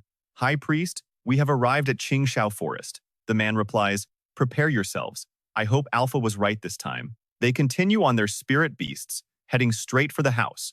Lao Duan hears a strange noise and looks around, searching for the source. Hearing the sound, Alpha's spirits lift. He starts laughing, a wicked, triumphant cackle. You're all finished. The High Priest has arrived. Something slams into the roof with a massive crash. The impact is so loud it forces Bai Zi'an to crack his eyes open again. What now? It was Arthur, who had crashed right through the building with his spirit beast. Seeing him, Alpha reaches out with his good arm. High Priest, you're finally here! Behind Arthur, a system panel materializes. Insectoid, Sea Conch Beast. Rank, Peak Gold. Talent, Terrifying Gaze. Potential, Peak Gold. Skills, Vile Fire, Terrifying Illusion, Shadow Impact. Arthur steps down from his beast's back. He holds a scepter in his hand and asks, where are they? Another system panel appears. Name, Arthur. Talent, Clemonic Domain. Rank, Peak Gold. Pets, 4. Alpha, kneeling on the floor, bows his head. In the back, the two unconscious youths are in the back. A dark, menacing purple aura begins to radiate from behind Arthur. Seeing this, Bai Zi'an breaks out in a cold sweat. Arthur unleashes his power, a crushing pressure washing over Lao Duan's crew. All of you, get out of the way, now. Lao Duan instinctively raises his gun towards him. What do you want? Shichmin curses under his breath. Son of a powerful aura, just like Arthur's, envelops his body. He thinks in confusion, what's happening, my body? I can't move. It was Arthur. He had unleashed a power that paralyzed Tijza's entire team. He simply walks right past them. Arthur stops in front of Bai Zi'an and Gu Bai, murmuring a prayer. Mother of myriad insects, please save these two children who have lost their way. Bai Zi'an peeks through his eyelids, watching him. Just then, the priest pulls out a purple vial filled with some strange liquid. A system notification pops up. Divine Spirit Poison Curse. A potion created from spirit marrow using the Blood Demon Curse, combined with various herbs. It can be used to control the target and simultaneously upgrade their rank. Arthur continues to pray as he brings the vial, which has a needle attached, closer to Bai Zi'an. May your spirit guide them out of the fog and into the promised land. Seeing the needle coming closer, Bai Zi'an's soul practically leaves his body. I'm so screwed. He shoots his hand up, grabbing Arthur's wrist and stopping him cold. So sorry, he says, but I'm not really into the whole men warming my bed service. And with that, he unleashes a blast of his own power right at the priest. Arthur throws up a protective barrier, effortlessly blocking the attack. Child's play, he scoffs. But Bai Zi'an uses that single moment of opportunity to haul the still unconscious Gu Bai to her feet, calling her name over and over. Gu Bai, wake up. He assesses the situation and makes a split-second decision. Gotta get out of here. Bai Zi'an throws down a smoke bomb, shrouding Arthur in a thick cloud, and smashes through the wooden wall behind him to escape. Arthur quickly barks an order to his subordinates. After them, deep in the dark, creepy forest, Bai Zi'an supports Gu Bai as they move further into the shadows. He tries waking her again. Gu Bai, are you feeling better? But there's no response. He thinks to himself, damn it, the effect of this knockout drug is way too strong. He looks up into the distance and gives a command to his system. Iron Armor Eye, scan the surroundings. The system identifies a tall tree with strange yellow fruit clusters and reports back. Race, green banana shield tree, wood type. Rank, high grade. Talent, scent of the blue banana. Potential, mid, tier gold. Skills, scent of the blue banana, green banana snare, green banana constriction. Bai Zi'an carefully helps Gu Bai over to the base of the massive tree. He thinks, this green banana tree is blocking the only way out, and carrying an unconscious Gu Bai really limits my options. He glances up at the sky. His only choice is to use his beast taming space to hide her inside. He remembers a past incident. He used the same method before, and that's how he avoided the blast from that almond explosion. Standing under a large rock, he continues to strategize. Okay, I've moved Gu Bai to a safe place. Now, all that's left are the soldiers chasing me. He casts his gaze towards the green banana tree and the forest of them surrounding it. A sly grin spreads across his face. Tonight, under the cover of darkness, with this special banana plant on his side, the advantage was finally his. Meanwhile, back at the wooden hut, Lao Duan and his 3 companions are still paralyzed, forced to watch as Alpha speaks to Arthur. My lord, Alpha, knowing he's about to die, reaches out a desperate hand. Save me. Arthur just stares, saying nothing. Then, he begins to pray. May the mother of all things guide your soul to the promised land. This just confuses Alpha, who lets out a choked sound. Finishing the incantation, Arthur raises his scepter. A blast of purple energy shoots out, striking Alpha and incinerating him on the spot. Lao Duan witnesses this in absolute horror, his voice trembling. He even kills his own men. Just then, Shi Ming sends a message to Feng Lang. Feng Lang, what's your status? Feng Lang looks down at his gun, which is wrapped in white bandages, and replies, the gun's completely busted. There's nothing I can do to help you guys now. Hearing this, Shi Ming breaks into a cold sweat, thinking, crap. Are we really going to die here? High in the sky, one of Arthur's subordinates, riding a spirit beast, reports in. High Priest, we've found him. From their vantage point, they'd spotted Bai Zi'an moving through the tall grass. The subordinate continues, but we don't know where the other woman went. Arthur gives a simple command to his men. Bring him to me. Now.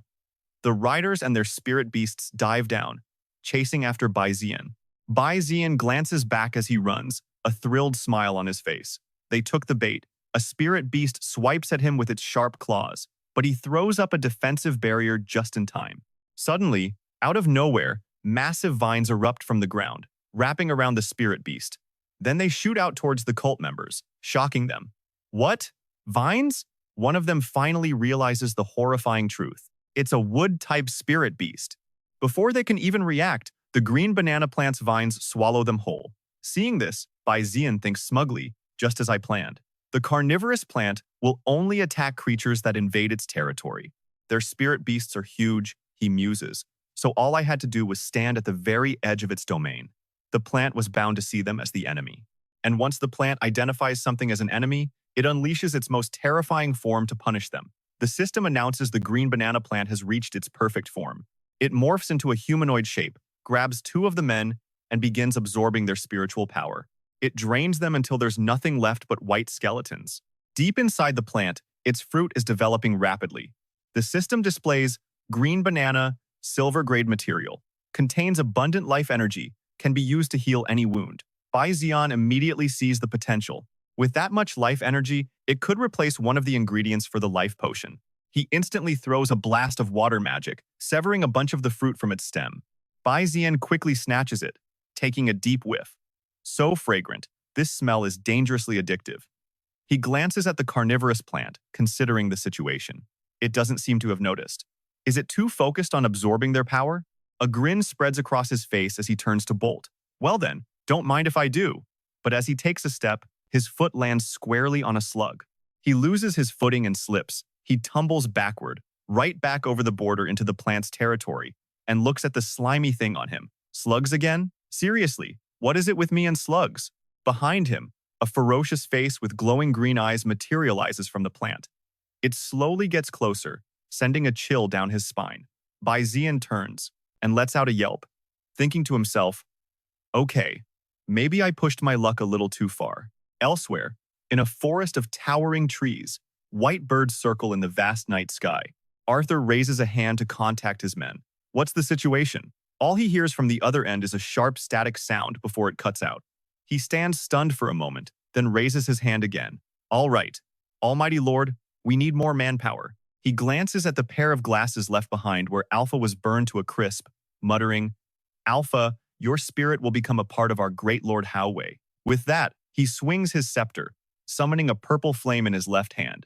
From within that purple fire, several grotesque multi-eyed creatures that look like spiders emerge. Shi Ming stares, his eyes wide with terror. It's over. What the hell are those things? Arthur's voice booms with authority as he commands the small monsters. Go, my children. At his command, they begin to slowly crawl forward. They creep up to Shi, Lao Duan, Zijing, and Shi Ming. They circle behind them and clamp down hard on their necks, their faces contorting in fear. Forced to their knees, they look up as Arthur swings his scepter and screams, From this moment on, you will obey my every command. If you don't, The spider bombs on your necks will detonate. Shiming glares at the creature, squeezing his neck, grinding his teeth. Damn it. Cutting back to Bai Zi'an's predicament, the carnivorous banana plant is reaching out to grab him. Terrified, all Bai Zi'an can do is run for his life. He glances over his shoulder, thinking, this time, I'm really, really screwed. But the suction from its hand is too strong. It pulls Bai Zi'an high into the air, level with the moon itself, before he goes plummeting down into another part of the forest. He pulls himself up, his head covered in leaves, and squints back toward the plant. My luck's not half bad. I landed just outside its territory. He scratches his head, waves his hand to open his storage space, and puts the stolen bananas inside. He considers the situation. A plant-type spirit beast this strong. I wonder if I could form a contract with it? Suddenly, a sound from nearby makes him dive behind a large tree to hide and observe. The spider demon cult. They're so persistent. It's she's group, searching the area. Lao Duan complains loudly. Damn it, it's pitch black out here. How are we supposed to find anything? Arthur begins another incantation. Mother of 10,000 spiders, my great lord, please grant your servant guidance. The tip of his scepter bursts into a purple flame. He slams the staff into the ground, and the energy from the purple fire shoots out in all directions. A warning flashes on Bai Zi'an's system interface. Tendrils of purple light extend from the staff, leading directly to his hiding spot. Arthur points.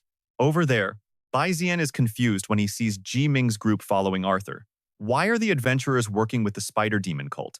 Out of nowhere, Ji Jing appears, pointing her gun at him. Don't move. You're surrounded. He raises his hands in surrender, but his mind is racing. What is with today? Why is my luck so bad? Suddenly, a shimmer of water magic sparks in his hand. Guess I'll have to use the old trick.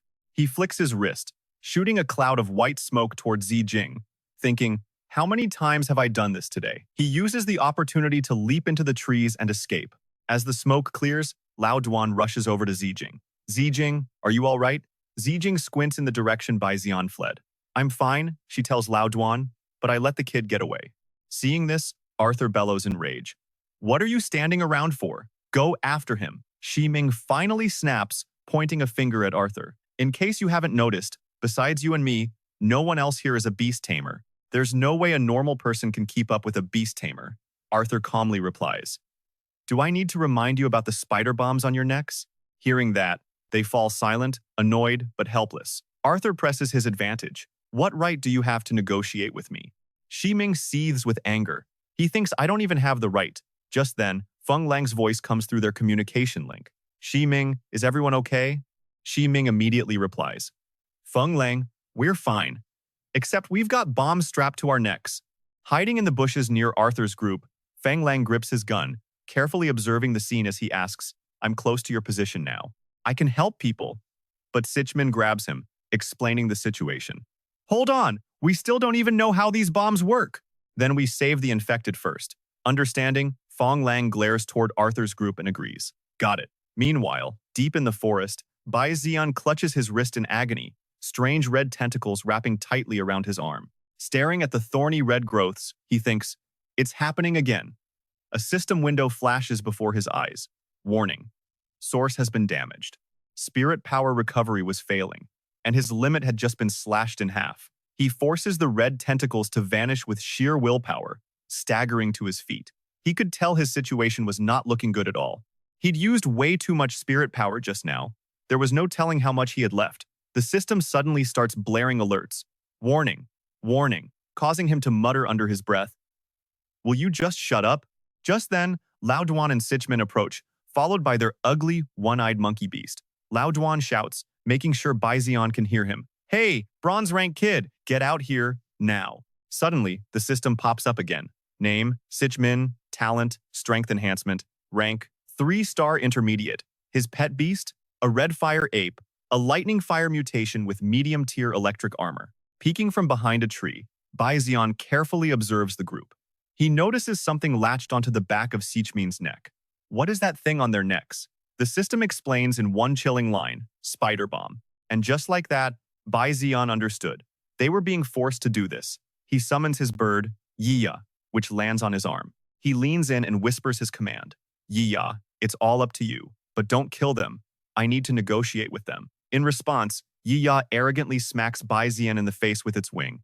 All right, I get it. The bird squawks telepathically. You've cooked up another one of your grand plans that you think will actually work, right? With a flash of red, Yi takes off. Bai Zi'an shouts after it. Hey, don't mess it up like last time. The sassy bird retorts, you talk way too much. It soars past the bushes, becoming a blur in front of Lao Duan's group. One of them looks up, seeing a streak of light in the sky. Hey, everyone, look up. She couldn't make out the shape of the object because Yi was flying at incredible speed. Is that a shooting star? She wonders aloud. Lao Duan squints, stammering, I think it might be. Suddenly, his eyes shoot wide open in terror. Holy hell! The streak of light erupts into a massive fireball, blasting two of them away in an instant. A majestic fire phoenix emerges from the smoke, soaring right past them. Sichmin, now tied to a tree, spots it and orders his red fire ape, over there, get it. The beast obeys, leaping forward with a furious roar, its fists aimed right at Yiya. But the phoenix is no pushover. It elegantly dodges every single punch. Then, it rears its head back, red flames gathering in its beak as it chants an incantation. Crimson flame fire.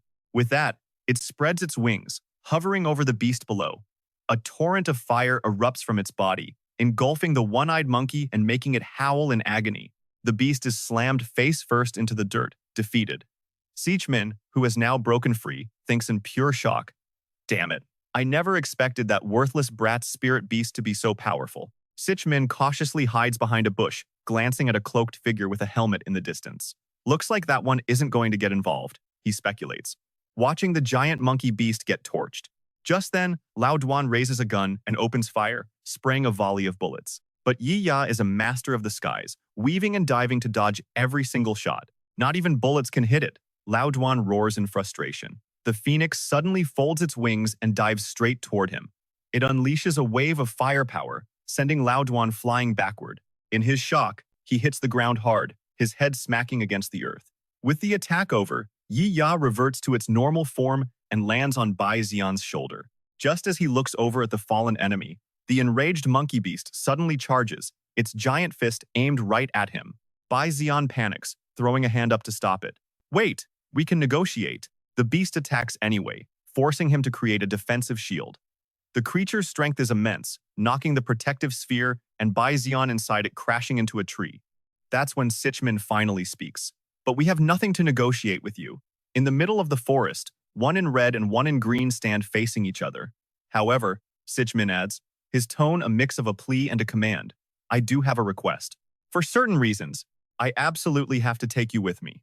Bai Zi'an finds the demand ridiculous and replies instantly. And you actually think I'm going to cooperate with you? Hearing this, Sichmin cracks a sly grin. Looks like we have to settle this with a fight then. Bai Zi'an returns the confident smile, his voice echoing Sichmin's. Beneath the green canopy, flames erupt. Yiya clashes with the giant ape. Turns out, its eye wasn't missing, it was its main weapon. The two beasts unleash waves of scorching red fire. Meanwhile, Bai Zi'an is barely holding on against Sichmin's fire assault, his defensive shield taking a beating. The attacks are relentless, and he grits his teeth. Here we go again. While hammering the shield, Sichmin taunts him. Hey, bronze rank kid, where'd you get a shield? Is that some fancy tech for the rich? Bai Zi'an ignores the provocation, his mind racing. His spirit power is about to give out. His eyes harden with determination. Then there's only one thing I can do. He pushes his hands forward, channeling his inner force, and shoves the entire shield outward. Sichmin is knocked back but grabs onto the barrier, laughing. Didn't expect you to push your shield at me. Pretty imaginative, bronze rank kid. Then, his body erupts in dangerous flames. He warns Bai Zi'an, who's standing right in front of him. But this fight isn't some sparring match at school. He continues, mumbling. So there aren't many restrictions. He then chants his skill, strength enhancement. Bai Zi'an bites his lip, his mind racing with worry. I can't believe he's charging right through. And at a time like this, he can't dodge in time. Sichmin slams directly into his stomach. I've been fighting in life or death arenas since I was a child, he boasts. Bai Zi'an's back hits the ground hard, and he grits his teeth in anger, trying to endure the excruciating pain. But Sichmin isn't satisfied. He raises a fist to keep punching Bai Zi'an, who's desperately trying to protect his face from below. He continues his tirade. The demon cult is the common enemy of the Federation. Even if you help them catch me, do you really think they'll let you live? By now, Bai Zi'an's face is scratched and bruised, but he glares furiously at Sichmin, who raises his fist for another blow. Ha! Sichmin sneers, what would a spoiled rich boy like you know about any of this? To his absolute shock, Bai Zi'an's hands shoot up and grip both sides of his head, squeezing tight. With a surge of strength, Bai Zi'an pulls himself up and slams his forehead into Sichmin's, yelling, I understand this. Using the momentum, he flips their positions, pinning Sichmin to the ground. As the man struggles, Bai Zi'an continues, and I also know you're being blackmailed. Bai Zi'an stares down at him, ready to negotiate a deal. But Sichmin doesn't believe him. He grits his teeth and asks, you have a solution? Why the hell should I trust you? Still holding him down, Bai Zi'an glances confidently toward a thicket of bushes behind them. Because I know your friend is standing right in those bushes. Inside the bushes, Fong Lang aims his gun directly at them, his eyes filled with a dangerous light. A voice suddenly shouts an order at him. Fong Lang, stop! It seems a canister was thrown toward Bai Zi'an and Sichmin. The container hits the ground and erupts, releasing a thick white smoke that quickly spreads everywhere. In the confusion, Fong Lang appears directly behind Bai Zi'an. He presses a gun to his head and commands, hey, don't move. Sichmin points a finger at him, a mocking smirk on his face. See, this still isn't enough, bronze rank kid. Outside the smoke, Arthur stands watching the scene unfold, lost in thought. Suddenly, a voice calls out to him, hey, you over there, model. Tu-An was unconscious, dragged by two men, and dropped in front of Arthur. They announced, we brought the guy. Sichmin, leading his group, frowned and demanded, so, are you going to let us go now? Arthur glanced at Tu-An, completely unsatisfied. He gave a new order, and the girl, bring her to me. Hearing this, Sichmin exploded with rage, yelling, hey, that's not what we agreed on. A sinister purple light flashed in Arthur's eyes. Perhaps I need to give you a little reminder, he said coolly. Have you all forgotten about the spider bombs on your necks? Sichmin just smirked in response. Forget it. They're about to become ancient history anyway. And right on cue, behind Arthur, Fong Lang raised his gun and fired. But in a flash, Arthur summoned a purple shield, completely blocking the bullet's path. Sichmin seized the opportunity, shouting to the three behind him, now's the time. Arthur was stunned. What? This entire trap had been set up minutes before. Tu-An had offered to help them, advising Sichmin to think carefully, and the two sides had secretly joined forces. Even so, Sichmin was still cautious. He brought a finger to his lips, signaling everyone to be quiet. Fong Lang and Tu-An didn't quite get it, whispering to each other under their breath.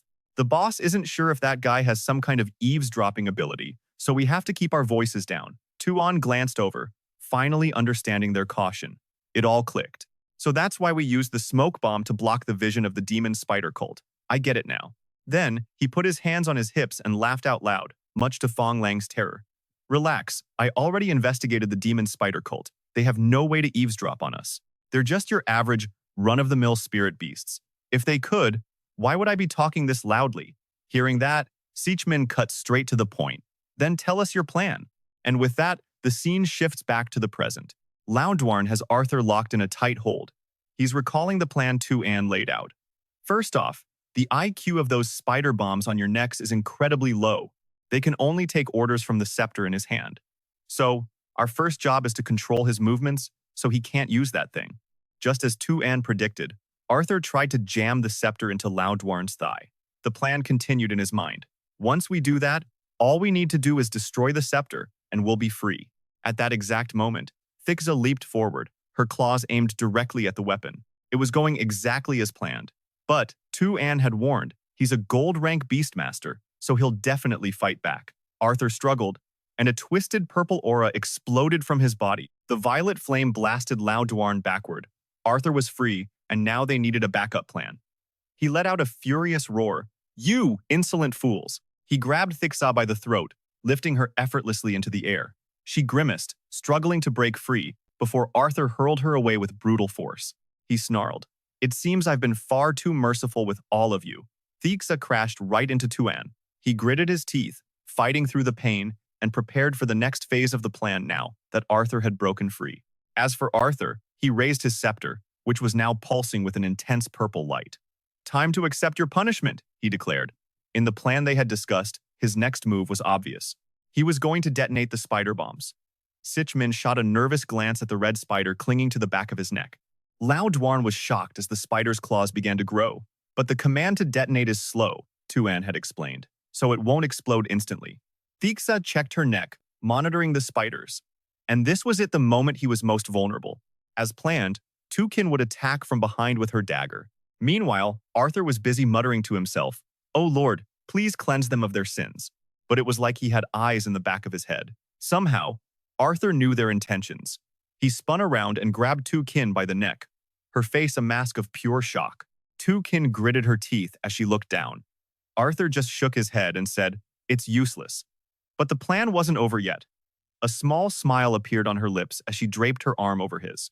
His shield might be strong, but it was worthless in close quarters combat. She let her dagger drop, only to snatch it with her other hand. In one smooth, practiced motion, Tukin flipped the blade's orientation and prepared to throw it, aiming to shatter Arthur's scepter once and for all. Tukin smiled triumphantly. "So, who's the one who needs cleansing now?" With a gentle flick of her wrist, the dagger flew true, striking and shattering the purple gem right in the center. Standing with Laoduan and Thixa, Tuan clenched his fist and shouted, "We did it!" Tukin looked at the spider on her neck, watching as its red light slowly faded. Laoduan and Thixa also took theirs off. Laoduan let out a sigh of relief. Finally got rid of this damn spider. Sichmin, on the other hand, slammed his to the ground and crushed it under his boot, cursing, "Go to hell." But their celebration was cut brutally short. Arthur swung his arm, throwing Tukin directly at him. She crashed hard into Sichmin, starting a chain reaction that knocked over Laoduan, who was standing right behind them. As the four of them charged, Sichmin yelling threats, Tuan clicked his tongue from the back, thinking grimly. And here we go again. Arthur clasped his hands, forming a triangle as a purple flame erupted around him. This flame spread, enveloping his clasped hands and twisting into a bizarre shape. An overwhelming flood of purple light burst forth, tearing open a domain gate. Arthur began to float into the air, surrounded by waves of mystical purple energy. The purple mist rapidly expanded towards Sichmin's group. They could only stare in pure shock, Sichmin still holding Tukin in his arms. They looked at each other, stunned. Is this the domain of a gold rank expert? Below, a figure watched the purple flames, seeing flickering specks that looked like countless watching eyes. A voice echoed from within, "Fong Lang, you need to find the captain. Now." Terrified, Fong Lang grabbed his comms unit and yelled, "Boss! Boss!" He frantically pulled out the antenna, telling the others, "The signal is jammed. This is my only option." Fong Lang started running, pressing the comms to his ear, desperately trying to get a message through. "Captain, hello? Help me get a message to the captain. Hurry!" Back at the base, a girl in a white hat took the call and reported to a red-haired woman with her feet kicked up on a desk. "Captain, Fong Lang has an urgent report." In front of the desk, another person was unfurling a large map. Tioha yelled back, clearly annoyed. "Aren't I in a meeting right now? What in the world could it be?" A piercing scream shot through the comms. "We're trapped by the demon spider cult in the green banana forest. Sichmin and the others are about to die." Tioha froze. Instantly, she shot up from her chair, her tone all business. "What is wrong with you people from the demon spider cult? Why the hell are you attacking my people?" The person looking at the map quickly tried to intervene. There has to be some kind of misunderstanding in all this. Tioha leaned on a baseball bat. Oh, really? She was furious now. Red electricity began to crackle around her as she hoisted the bat onto her shoulder. "The last person who dared to mess with my Red Ape squad, the grass on his grave is already overgrown." The scene cuts back to the domain, a place now completely painted in a sinister, eerie purple. Hundreds of eyes from below stared up at the one who had just arrived. Arthur began to chant loudly, "Praise the Great Mother, the Almighty Lord. Praise the Great Mother, the Almighty Lord." And pouring out from the portal he summoned were hordes of grotesque creatures. Insectoid, parasitic bat, mid-tier gold rank. Its talent is demonic sound piercing, with skills like deathly demonic sound and gliding wings. It also has a blue-level sonic shockwave. Insectoid, three-headed corpse spirit beast, mid-tier gold rank. Its talent is bone-shattering explosion, with skills like a blue-level vicious charge, a green-level corpse gaze, and a blue-level violent roar. They screeched, giving each other commands as they rushed forward. Get him, Insectoid, infected terror spider, high-tier gold rank. Its talents were a blue-level corpse-devouring shadow walk and a blue-level poison sting. Standing below with Dirk Na, Tuan looked up at the horde, a slight frown on his face. "So these are all spirit beasts," he commented. "They certainly look of special." With that said, he turned to Duke Na with a commanding smirk. You've eaten enough of my spirit stones. It's time you earned your keep." The beast, arrogant as ever, didn't even bother to look at him, asking directly, "What does the great me have to do?" Suddenly, a blinding flame engulfed both him and his spirit beast, and the very clothes on his back began to transform. He roared a single word, "Fuse!" The fire solidified, forging a set of armor to protect Bai Zi'an's body, revealing gleaming gauntlets over his hands. Flames wrapped around his entire form, even creating a helmet to cover his face. When the transformation was complete, Bai Zi'an stared at the flame-forged armor in awe.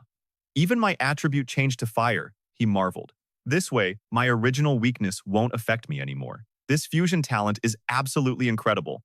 His thoughts then drifted to the body's original owner, Min Tu Kong.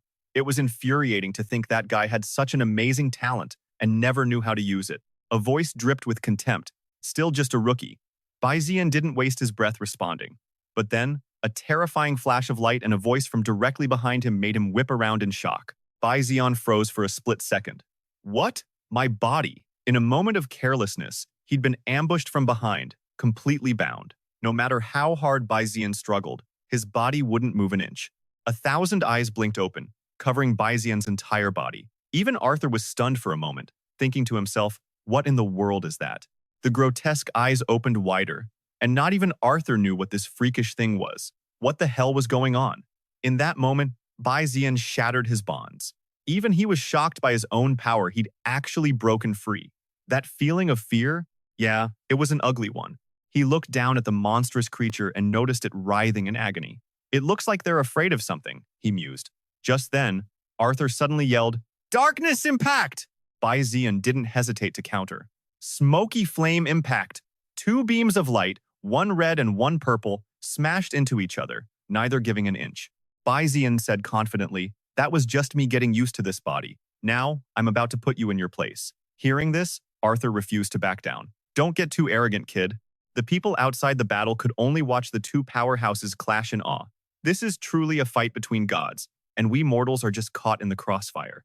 They knew they couldn't escape, so they might as well watch the show. They didn't even have the right to participate. Suddenly, Lao Duan felt a terrifying presence behind them, making his blood run cold. The whole group turned around, confused. "What's behind us?" The scene that followed made every single one of them gasp in pure horror. A swarm of absolutely disgusting monsters had appeared from nowhere. Lao Duan yelled, "Boss, tell your monkey to do something!" Zichmin, who was still holding Zikin, could only stammer. "There are too many of them." Thixa was completely done with these two. "We're about to die and you're still talking nonsense. Both of you, focus on running." High above, Bai Zi'an and Arthur were still fighting fiercely. Booming explosions echoed, followed by flames that threatened to incinerate everything. Arthur's spirit beast suddenly began gathering power in its mouth, creating a massive purple orb. Seeing this, Bai Zi'an felt a thrill of excitement. Finally, he's decided to fight seriously. So, it's a spirit energy clash next, huh? Perfect. With no more restrictions, he could finally fight to his heart's content. With that thought, he poured power into his tightly clenched fist. Bai Zi'an shot toward Arthur. "Get ready to take this punch." 2 incredibly powerful strikes were unleashed, followed by a boom that seemed to tear the very sky apart. Bai Zi'an continued to channel his strength into the punch, amplifying his spiritual power. On the other side, Arthur was no slouch either, continuously pouring power into the energy sphere he'd just fired. The world trembled for a moment as the two forces collided and then erupted in a massive explosion. Bai Zi'an looked at his arm, which was still blazing with spirit energy. The stronger Duke Na's power, the greater the toll on his body, which made him a little nervous. Arthur had also suffered some injuries to his face, and he looked genuinely surprised. "How am I not winning?" He felt utterly humiliated, and rage began to boil within him. As fragments of his mask fell away, he actually offered Bai Zi'an a compliment. "You little brat, Cheng Dong, you're hiding quite a few secrets, aren't you?" Arthur's true face was revealed. He stared at Bai Zi'an and said, "You're getting more and more interesting to me." Bai Zi'an could finally see his real face, and it had taken a hell of a lot of effort to get there. Finally, he'd shown his true colors. Even so, Arthur's arrogance hadn't faded one bit. He declared confidently, "You have earned the right to witness my true power." Then, he began to mutter an incantation. "Praise the Great Mother, the Almighty Lord, let us merge into one body, become one." The moment Arthur finished speaking, the body of the many-eyed monster split wide open, The pieces lunged at each other, tentacles whipping out to devour the other monsters. Everyone stared, frozen by the horrifying scene before them. What is this situation? Bai Zi'an cried out. What the hell is that? Suddenly, a hand with razor-sharp claws shot up from the grotesque mass. Once the devouring was complete, Arthur spoke with pride. A new monstrous and bizarre form now born. Even his voice sounded like a creature from the depths of hell. By now, he had transformed into a giant. Shall we begin round 2? Arthur reached out to grab Bai Zi'an. Unable to dodge in time, he was caught. Thinking to himself, I'm screwed. The giant laughed triumphantly. Just like I said before, you're still far too young. Arthur raised his hand high, intending to slam Bai Zi'an down and smash him into a pulp. A deafening crash echoed as the giant hand slammed him into the ground. When Arthur lifted his fist, he saw Bai Zi'an lying motionless below, seemingly having lost consciousness. Arthur was ecstatic, speaking like a triumphant conqueror. Well, this is the true difference in power between you and me. But he was also a pragmatist, wanting to recruit such talent for himself. Join me. Bai Zi'an just let out a cold snort. Suddenly, an explosion went off right beside Arthur's head. Annoyed, he turned to see who dared to ruin his moment of glory. Down below, Xichmin, though terrified, was still talking tough. Hey, we already told you, that kid is ours. Beside him, the Hellhound was already attacking, spitting fire. He pointed aggressively upwards. Besides, you and I still have a score to settle. Following Xichmin's command, the Hellhound fired off a volley of fire bullets. Hit him hard for me. But honestly, it was about as effective as a mosquito biting steel. Seeing this wasn't working, Lao Duan whispered into Xichmin's ear. Boss, I don't think your trump card is doing so hot. He replied with a hint of sentimentality. This was my first spirit beast. I can't bear to break the contract. Besides, his face twisted into a devious grin. Whoever said I only have one trump card? While Arthur was distracted by Xichmin, Bai Zi'an seized the opportunity, whispering to himself, Stealth, color-changing earthfire lizard. The moment he finished speaking, a spirit beast materialized behind him, startling even Bai Zi'an. Arthur had noticed. Bai Zi'an was using the spirit beast to go invisible, flickering in and out of sight, which only distracted Arthur more. The giant swung out in anger, but Bai Zi'an was a step ahead and had already vanished. He was now safely behind Arthur, having regrouped with Xichmin's team. Xichmin quickly turned to Thixa and said, Thixa, hurry up and help that kid, Cheng Dong. It's unclear where Xichmin got the confidence, but he declared boldly, Leave this guy to me. Thixa turned to Zikin. Zikin, run a scan for me. Bai Zi'an was confused. Why do you have to help me? Xichmin coolly glanced back and answered, Why? Because I don't like being in anyone's debt. With that, he summoned another spirit beast. Besides, I've wanted to wipe that ugly look off this guy's face for a long time now. Seeing that he was being ignored, Arthur exploded with rage, lifting his grotesque foot to stomp them all flat. But just as he raised his foot to bring it down, the spirit beast that had helped Bai Zi'an before launched a surprise attack from behind. A clean slicing sound echoed, and Arthur roared in pain.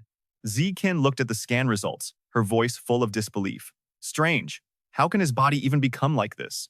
Looking at the scanner, Zikin explained the strange phenomenon in Bai Zi'an's body to Thixa. It must be his innate talent.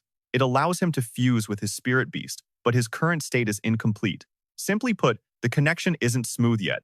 All that bravado from Arthur just moments ago, gone. He's now struggling to keep up with the spirit beast Qi Ming's incredible speed as Zijing watches from below. Turns out, our hero was only injured because his spiritual energy wasn't flowing correctly. She finally understood the root cause of the problem.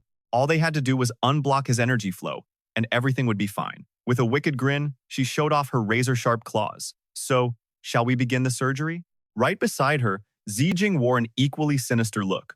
Bai Zi'an's face went pale. Wait, surgery? Qi! She leaned in close, trying to soothe him. Don't worry, it won't hurt a bit. But how could Bai Zi'an possibly feel reassured? Suddenly, she plunged her claws deep into his back. A surge of energy flooded his body, so this was her idea of painless surgery. Yeah, never trust a woman's word on pain. In an instant, Bai Zi'an's power exploded, and his body transformed with it. When he came to his senses, the spirit beast armor had been reinforced to a whole new level. This strange, overwhelming power felt completely new to him. This was true integration, a state of absolute control. The sensation was bizarre. A system notification echoed, one only he could hear. Reminder, Phoenix Flame is now available. Phoenix Flame? What was that? Bai Zi'an searched his memory. Phoenix Flame. Wasn't that the Phoenix's unique talent? He never expected the God's Eye system to remind him of it. Then, a voice replied in his mind, "You're welcome," leaving him utterly stunned. What? The God's Eye wasn't just a simple system, it could actually respond like a sentient being? Meanwhile, Arthur had been driven into a rage. He gathered a massive ball of energy in his mouth, preparing to unleash hell. It was the same overwhelming power he'd used against Bai Zi'an, and he wasn't holding anything back. The Earth Armor Bug braced for impact, using all its strength to defend. Qi Ming shouted encouragement, his voice laced with worry. "Hang in there, Earth Armor Bug!" Just as Qi Ming was about to charge into battle himself, Bai Zi'an stopped him. Overflowing with newfound confidence, he told him to step aside. "Leave this to me." Bai Zi'an took a deep breath. It was time to activate his new skill. In a flash, flames erupted from thin air, swirling around him like a crimson tornado. He roared its name, Phoenix Flame. Instantly, the fire exploded outward, converging behind his back to form a pair of gigantic, blazing wings. The system chimed in. Talent, Phoenix Flame, activated. Entering state, Immolation Sacrifice. That strange name caught Bai Zi'an off guard as he wondered to himself. Immolation Sacrifice? As if hearing his thoughts, the system began to explain. Upon entering the Immolation Sacrifice state, every time you use a fire-based skill, you accumulate a percentage based on the spiritual power consumed. This sacrifice will trigger different effects depending on the accumulated stage. There are 3 stages in total. Stage 1 effect, Sun Flame, which enhances all fire-type skills. Stage 2 enters the Nirvana state, which can negate a fatal attack. Hearing this, it finally clicked. He couldn't help but marvel at this incredible power. A single talent, yet it had so many different effects. Truly worthy of its S-rank status. But before he could get too excited, he realized something was missing. He quickly asked the system, "Wait, you said 3 stages. What's the effect of stage 3? Suddenly, the information panel filled with strange, incomprehensible symbols. Seeing this, the grotesque monster sneered. "Just for show. You really think you're something special now?"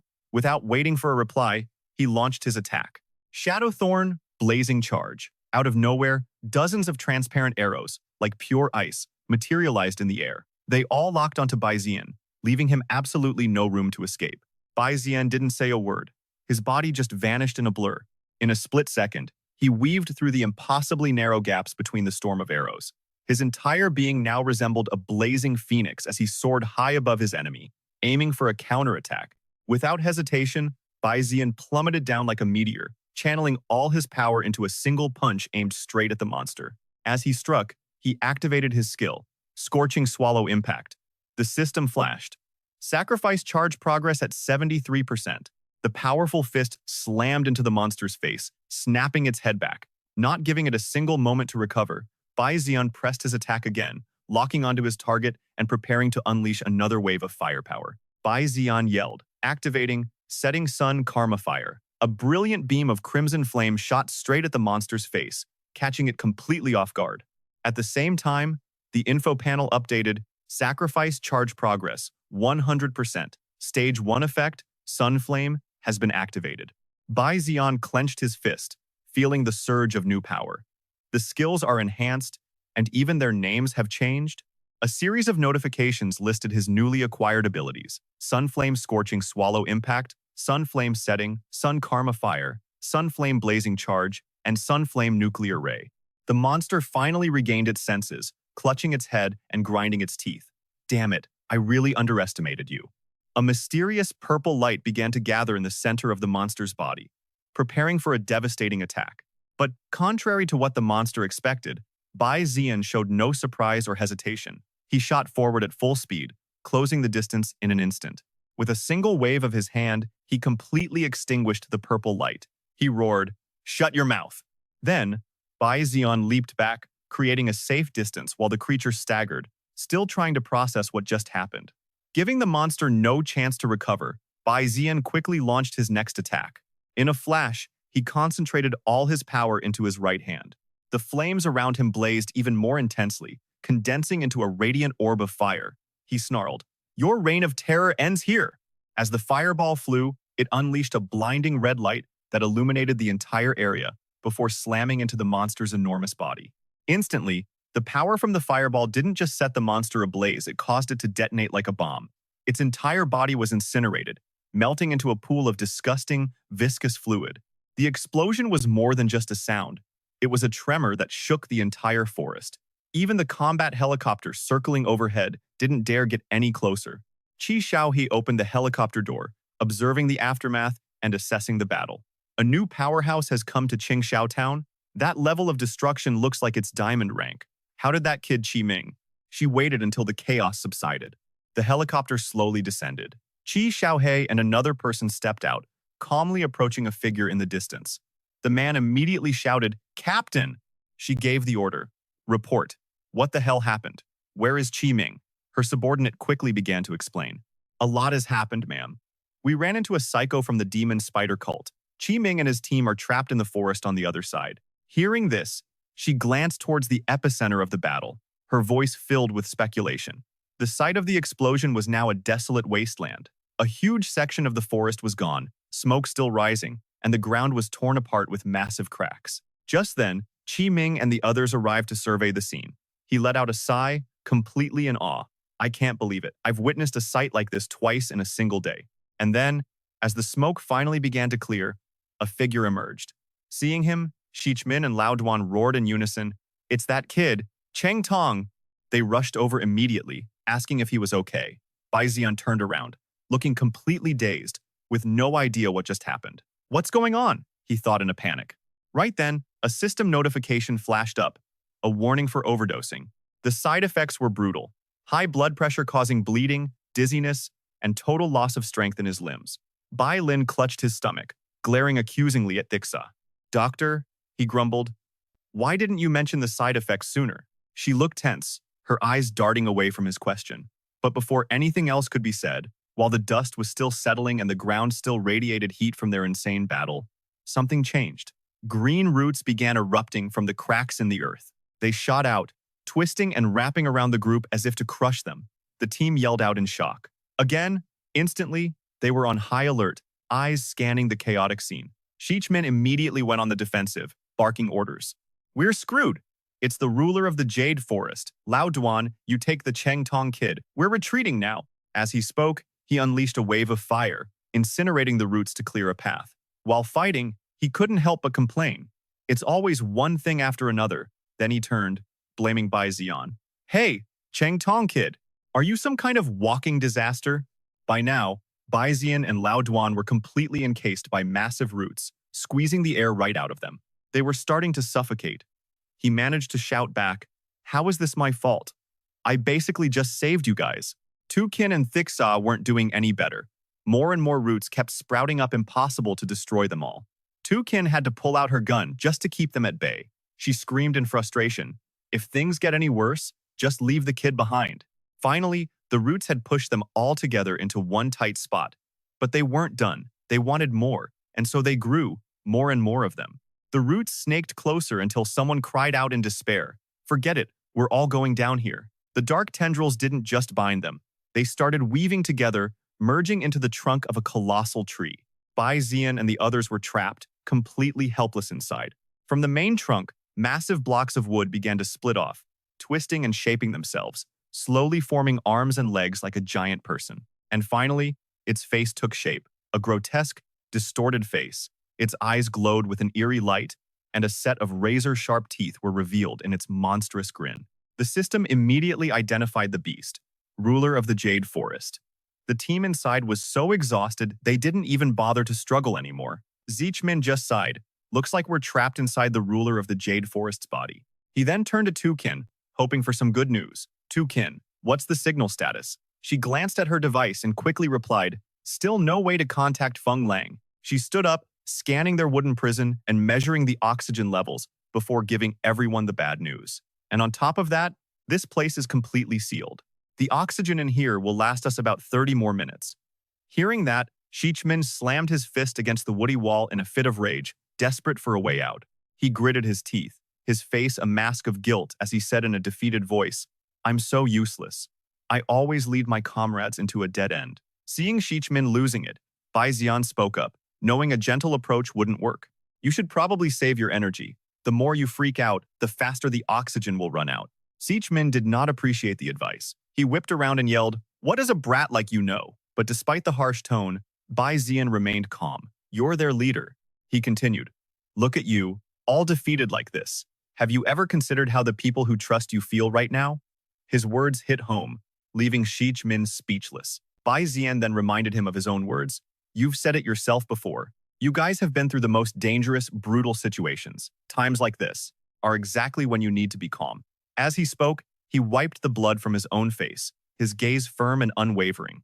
"And most importantly, you need to trust the people who trust you." Meanwhile, outside, a helicopter carrying Xiao He hovered in the sky, keeping a safe distance from the giant monster. Feng Lang saw the calculating look on her face and asked, "Captain, are you really planning to challenge the ruler of the Jade Forest?"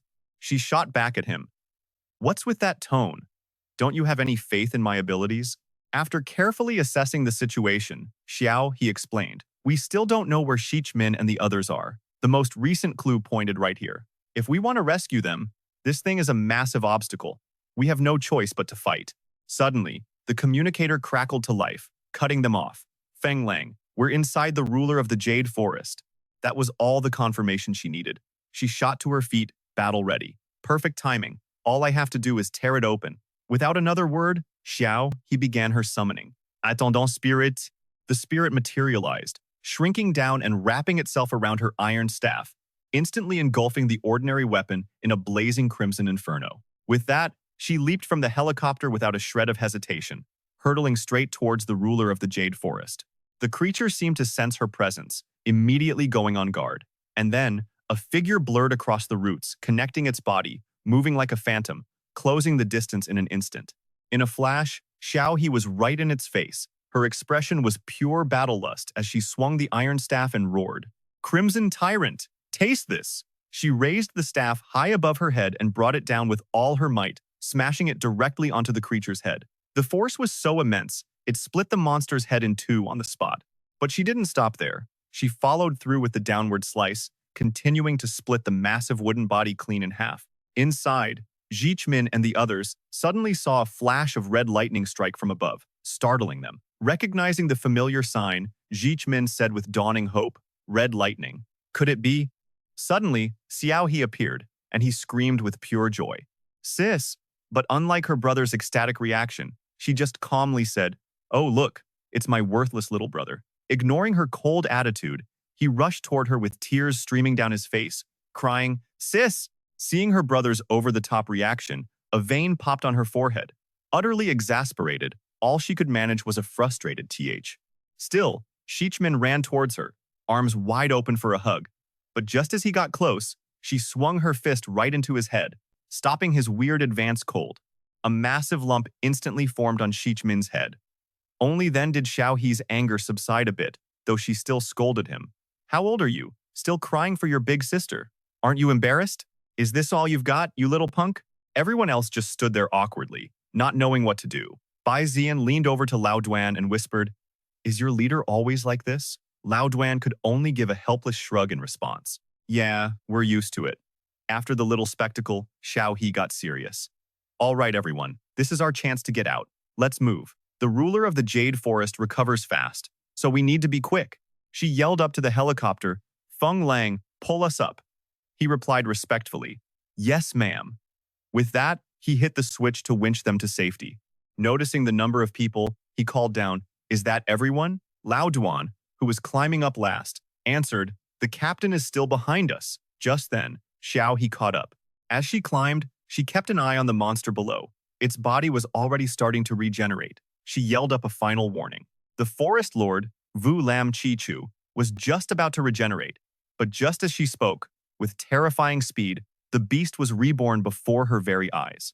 Xiao, he couldn't believe it, shock written all over her face. "Damn it," she thought. "Its healing is way faster than I imagined." Reborn and enraged, the monster let out a furious roar, preparing to strike back. It unleashed a blinding beam of green light, instantly incinerating her rope. Thrown off balance, Xiao he plummeted downwards. The attack was so sudden, all she could think was, "This is it. I'm done for." Seeing his sister in mortal danger, Min screamed in terror, "Sister!" But a little fall wasn't enough to stop this woman. She instantly corrected her posture midair, twisting into a perfect combat stance, and shouted back at her panicking companion with pure confidence. "Shut your mouth. I'm not dead yet." Using the Forest Lord's own massive tree body as a landing pad, she skillfully broke her fall. Grabbing onto the trunk, she smirked. Well, that's one way to stop. With that, Xiao He began grinding her foot against the trunk, building friction as crackling red lightning started to envelop her. She roared, "Left lightning!" She didn't waste a single second. Crouching slightly, she exploded upwards into the sky. In that same instant, a violent column of fire erupted from beneath her feet, twisting like a fiery tornado and launching her like a rocket. In the blink of an eye, Xiao He landed back on the helicopter without a single scratch. Bai Zi'an and Sich Min just stared, their jaws on the floor. He finally managed to say, "Your sister is way too cool." Sich Min could only agree with a soft mumble. "Thanks, I think so too." Back on her feet, Xiao He turned to the creature below, shot at the middle finger, and yelled with pure defiance, "Goodbye, you bitch." With Vu Lam Chi Chu finally gone, the helicopter safely turned and flew away. Xiao He slumped into her seat, letting out a sigh of relief before turning to check on her ally. "So, this young man is the one who saved you too, correct?" he asked. The other could only nod meekly in response. "Yes, that's right." Hearing this, she turned to the boy to offer her thanks and a formal introduction. "In that case, thank you for your help. I am Sid Xiao He of the Sich Hu family, a gold-rank beast tamer. And who might you be?" The boy replied politely. "My name is Bai Zi'an, a bronze-rank beast tamer." On the outside, he was calm, but inwardly, Bai Zi'an was already analyzing her. So much power, and the surname Sich. Could she be connected to Sichye of Sichuan City? Xiao, he was just as curious. "Your family name is Bai. You're from the Bai Ye of Bailin City, aren't you?" He confirmed, "Yes. Jing Chong is my grandfather." The moment Bai Zi'an said that, her eyes shot wide with shock. The city lord of Bai? In a flash, she was right in front of him. She lifted his chin with her fingers. "You know, kid, I've been a mercenary for a long, long time." Then, Xiao He's face split into a bizarre, unsettling grin that sent a shiver straight down Bai Zi'an's spine. And then she called him out. "We've worked with Old Master Bai countless times, so he's what you'd call a regular. But we always get a few clueless punks who think they can trick us by pretending to be part of the Bai family." She leaned in closer, her face twisting into a strange, menacing glare as she threatened him. "But you're the first one who's ever dared to call himself the young master of the Bai family. Let me tell you something," she growled, tightening her grip on his chin. "The fakes who came before you? We threw them all away." Her voice dropped to a low, dangerous whisper. "Let me see if you're just making things up." With that, she brought her nose unnervingly close to his face. After a few tense seconds of what seemed like sniffing, Xiao He suddenly burst out laughing. "Looks like you really are the young master of the Bai family." All Bai Zi'an could think was, "What is wrong with this woman?" From the back, Sich Min finally snapped, yelling, "Sister, have some self-respect?" She just shot a defiant look over her shoulder. Anyway, after Xiao He finally returned to her seat, Sich Min spoke up. "By the way, where is that friend of yours who was traveling with you?" The question hit Bai Zi'an like a physical blow. He froze, a horrified realization dawning on him. The fight was so intense, I completely forgot about her. He immediately jumped up and opened his personal beast taming space, saying quickly, "Pardon the intrusion." But as he stepped inside, he was met with a strange sight. Purple crystal stones. The scene before him was absolutely shocking. What in the world happened here? In the center of the space, suspended in a massive web made of those purple crystals, was Gu Bai, completely trapped and motionless. Without a second's hesitation, Bai Zi'an brought her out. The moment they saw her, Sich Min shouted, "Why did you put a person inside your beast space?" Xiao, he was just as furious. "Who taught you to do that?" Laying Gu Bai down gently, he pleaded for help. "Please, help me. It's Gu Bai. She's..." Sich Min took one look and was floored. "What the hell is this? Kid, what were you possibly thinking?" Xiao. He knelt down, observing the situation with a sharp eye. Putting another person inside one's own beast taming space. It was something that was completely unheard of. She picked up a few crystal fragments from Gu Bai's body, studying them for a moment. But these crystals, they look a lot like spirit stones.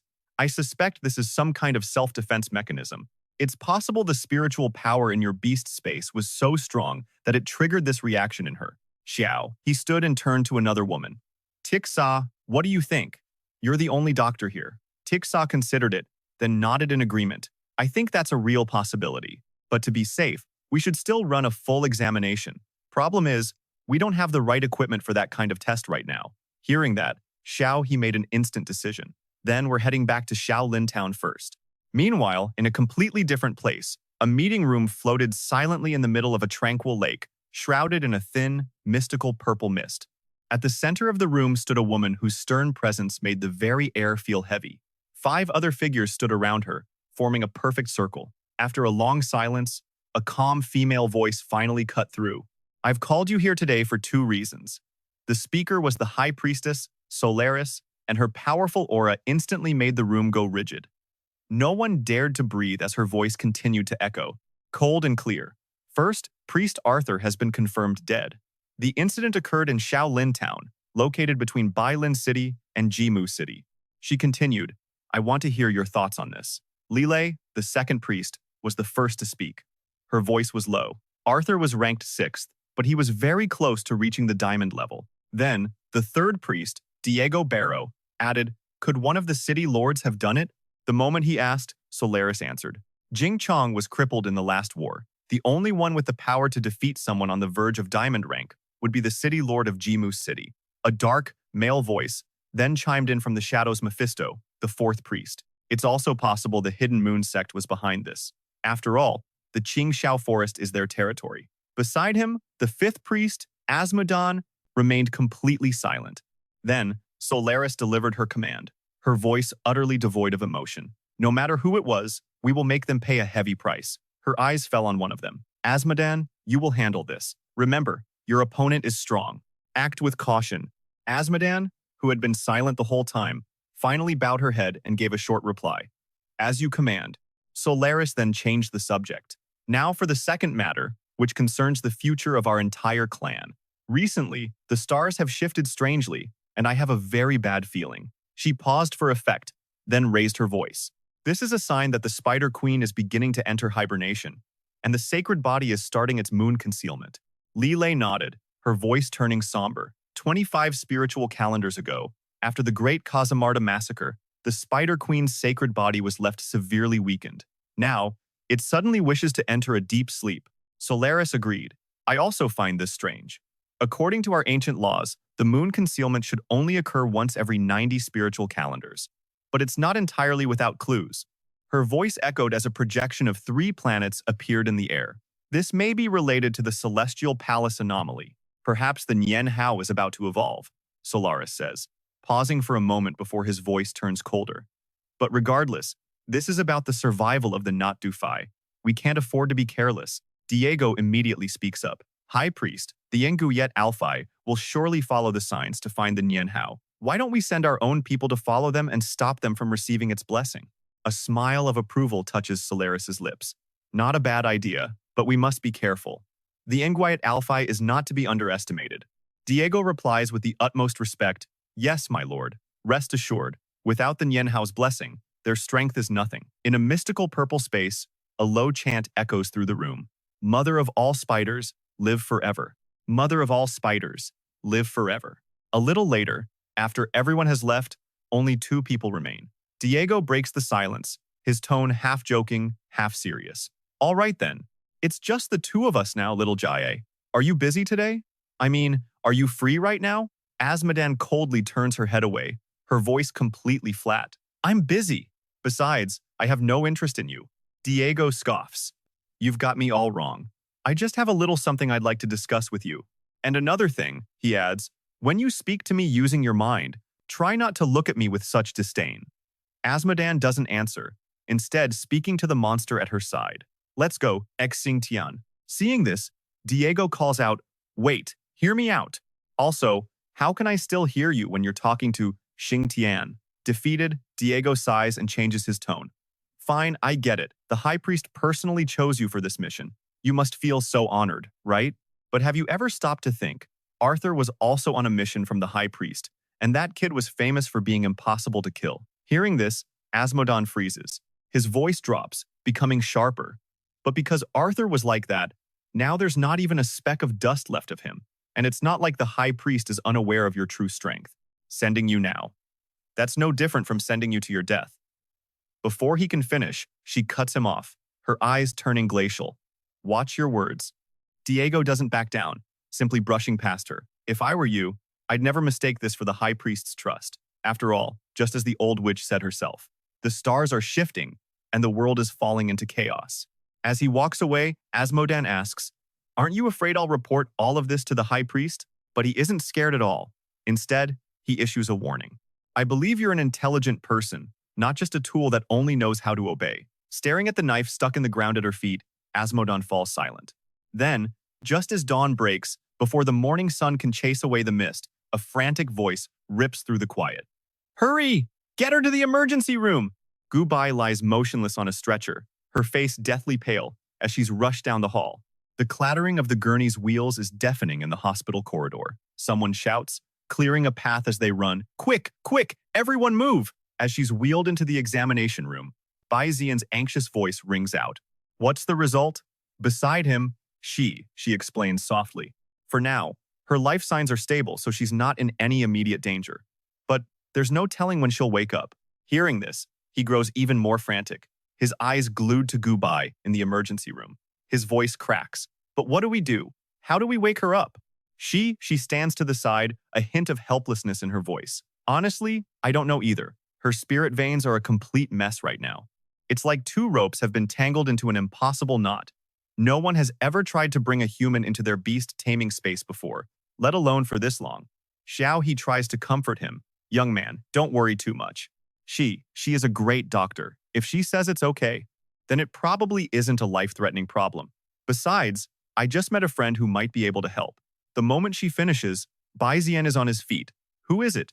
I want to see them now." On the way to meet the person who might save Bai, he can't stop wondering, "I've used this method before, so why did it go so wrong this time? Could it be because it was for too long?" Up ahead, he warns him, "Hey, young man, when you meet this guy in a minute, try not to get too worked up." Suddenly, thorny vines sprout from his clenched fist. He gasps in shock.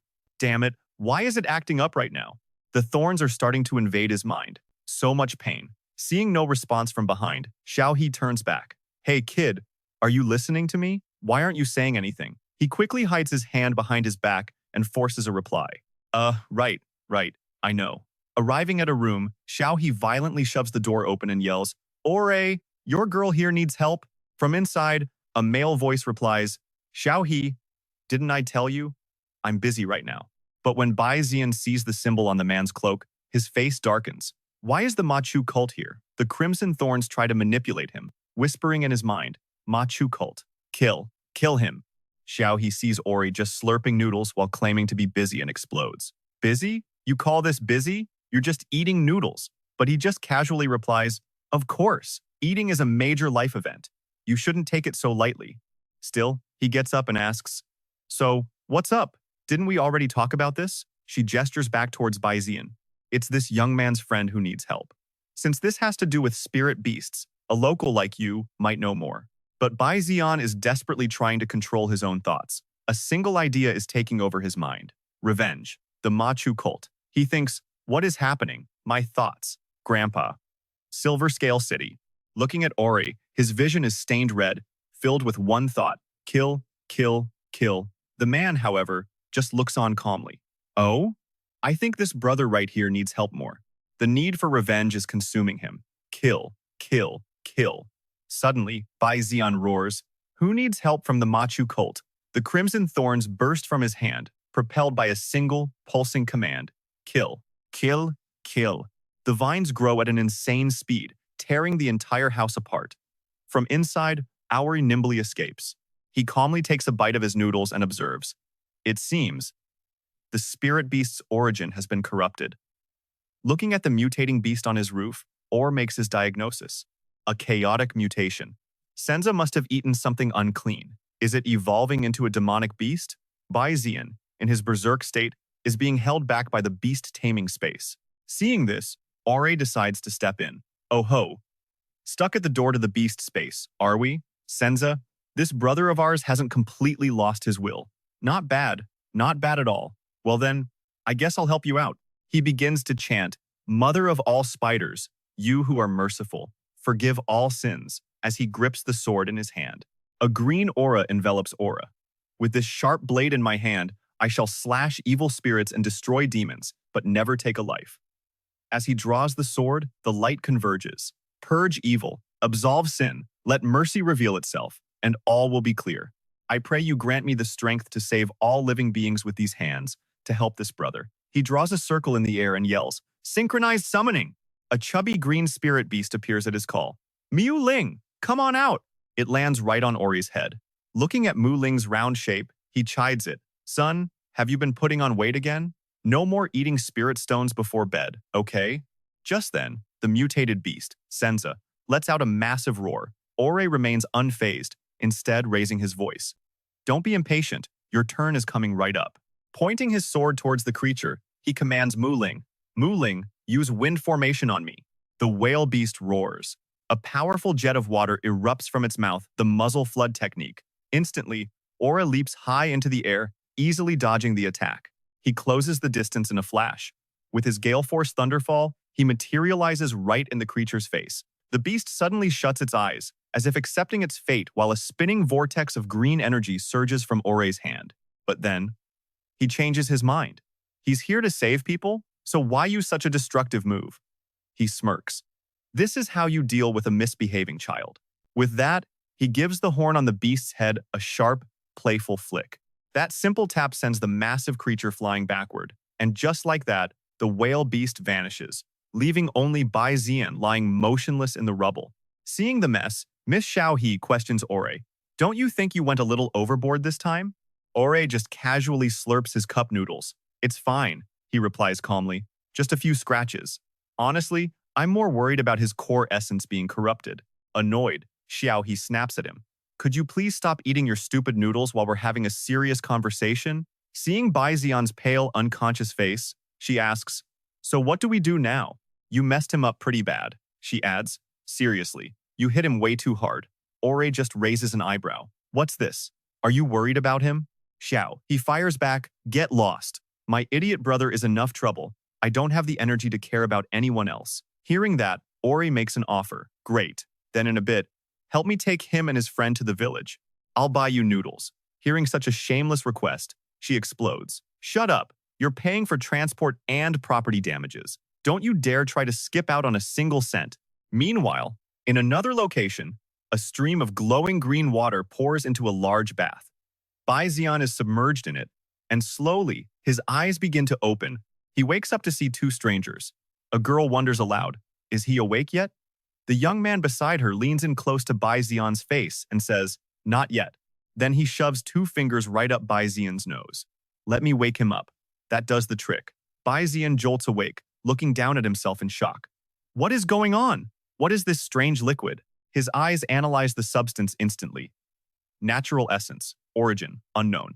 It can restore both physical and spiritual energy simultaneously, and it has a moderate calming effect. The girl turns to the guy next to her. Josh, why would you do that to our high priest's guest? But Josh just finds Bai Zi'an's confused expression hilarious. This stranger's bug-eyed look from the corner is priceless. Bai Zi'an is completely lost. What are they even talking about? Suddenly, a voice pops up right behind him, mid-chew.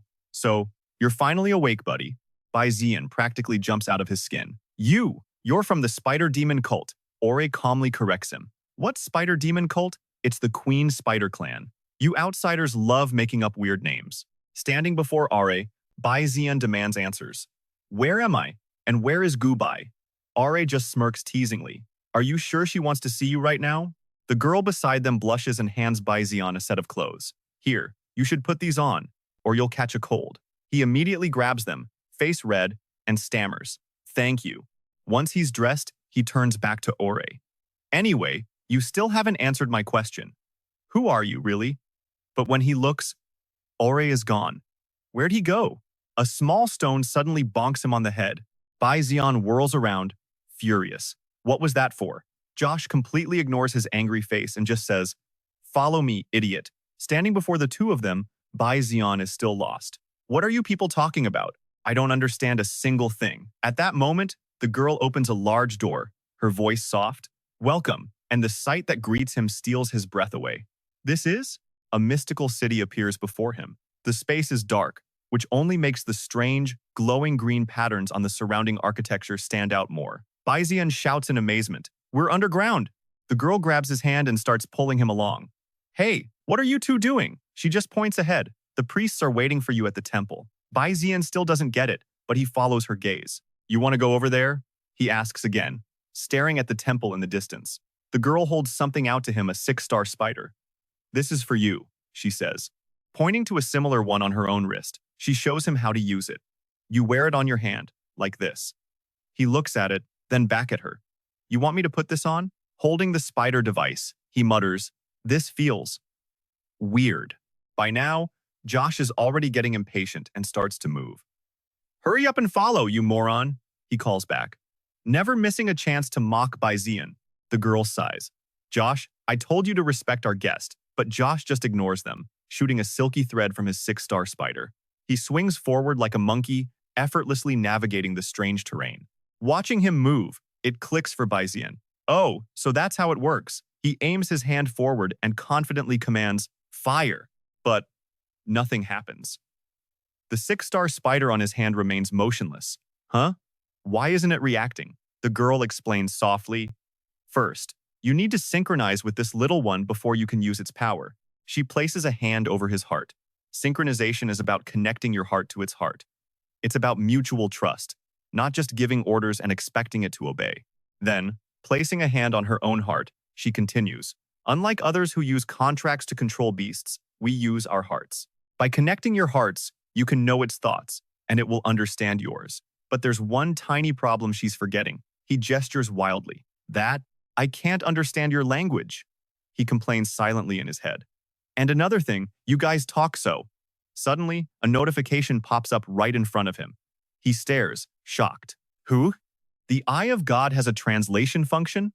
The panel summarizes everything the girl just said. It's about using spiritual power to communicate with a spirit beast, not a contract. He reads it and thinks, communicate with spiritual power? All right, let's give it a try. He closes his eyes. In his mind, a pair of glowing green eyes appear, and a voice asks, who are you? He calmly replies, I am Bai Zi'an. Bai Zi'an, the voice repeats. I mean you no harm, he adds quickly. And with that, the 6-star spider accepts his friendship. A new notification confirms it. New skill acquired. Synchronize. Without wasting a second, he activates his new ability. Let's go. He skillfully zips across the city's strange landscape, landing perfectly in front of the temple. He's in awe of its sheer scale. From over there, I couldn't tell. But up close, this place is truly magnificent. The girl who followed him bows deeply. The temple is sacred ground. Only those who are invited may enter. I will take my leave here. Stepping inside, he finds himself on a bridge suspended over a glowing green lake. The light reflects off mystical patterns carved into the bridge and pillars. He's on high alert. This is the Spider Demon Cult's temple. They're my enemies. So why did they bring me here?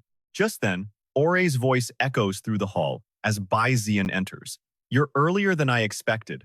I thought it would take you much longer to understand synchronization.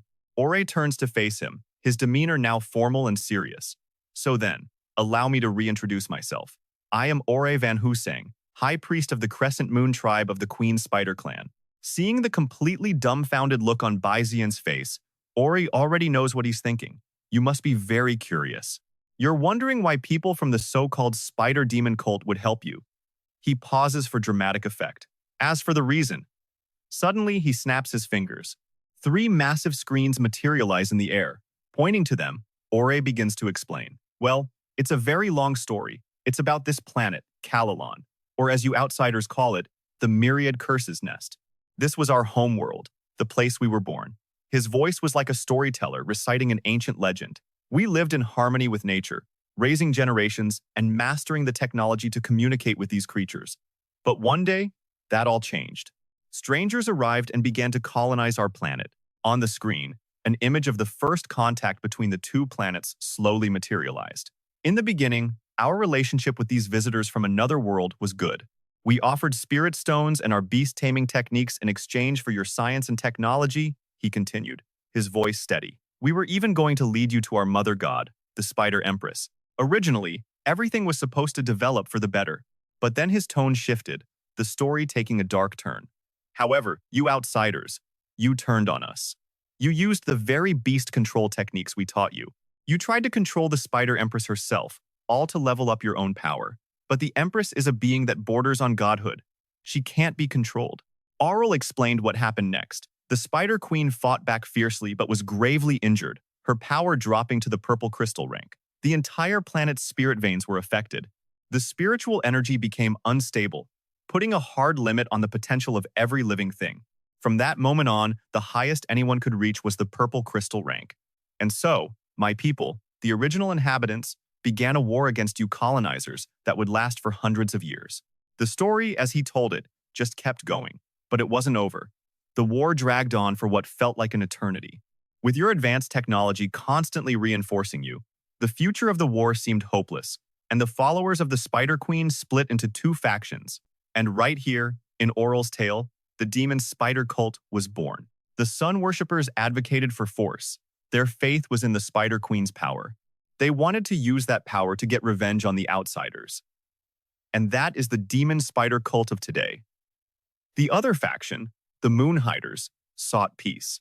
Their faith was also in the Spider Queen, but they hoped to end the meaningless war through negotiation and non-violent means. Suddenly, Bai Zi'an's voice cut through Aurel's story like a knife. He pointed right at him and said, "Hold on. You've been rambling on for ages and you still haven't answered my question. Am I not explaining it to you step by step?" Aurel replied calmly. But Bai Zi'an wasn't having it. "Just answer me. Why are you helping me?" In a flash, Aurel appeared behind Bai Zi'an, placing a hand on his shoulder. "Child," he said, "do you believe in destiny?" Bai Zi'an jumped, instantly on guard. "What do you want?" "Hey, hey, hey!" Aurel held up his hands to calm him down. "Don't be so jumpy." Aurel's voice turned serious. A word of warning. "The problem with your primal energy corrosion hasn't been solved yet. I advise you not to use your spirit power right now, or you, my boy, will truly become a vicious beast." As if to prove Aurel's point, brilliant red thorns erupted from Bai Zi'an's hand. Seeing them, he retracted his power. Aurel just smiled and said, "Now, let me continue the story. Before becoming the high priest, the chosen priest must complete a pilgrimage. That means traveling to the Spider Queen's lair on a cyclical basis." His tale continued, but it was a different chapter now, the real reason he was helping Bai Zi'an. "When I reached the Holy Land, the great Spider Queen was nowhere to be seen. Something unexpected must have caused her to leave her nest." Aurel recounted his discovery. "Near the lair, I found a young man and his spirit beast companion. Both of them," he said, "were critically injured. I'm sorry. The boy just kept apologizing to his spirit beast." Aurel told the old story with a calm demeanor. "I thought to myself, he must be the first outsider I've ever seen who respects his spirit beast so deeply." He paused for a beat, then continued, "So, I saved him and his beast, and brought them back to our tribe."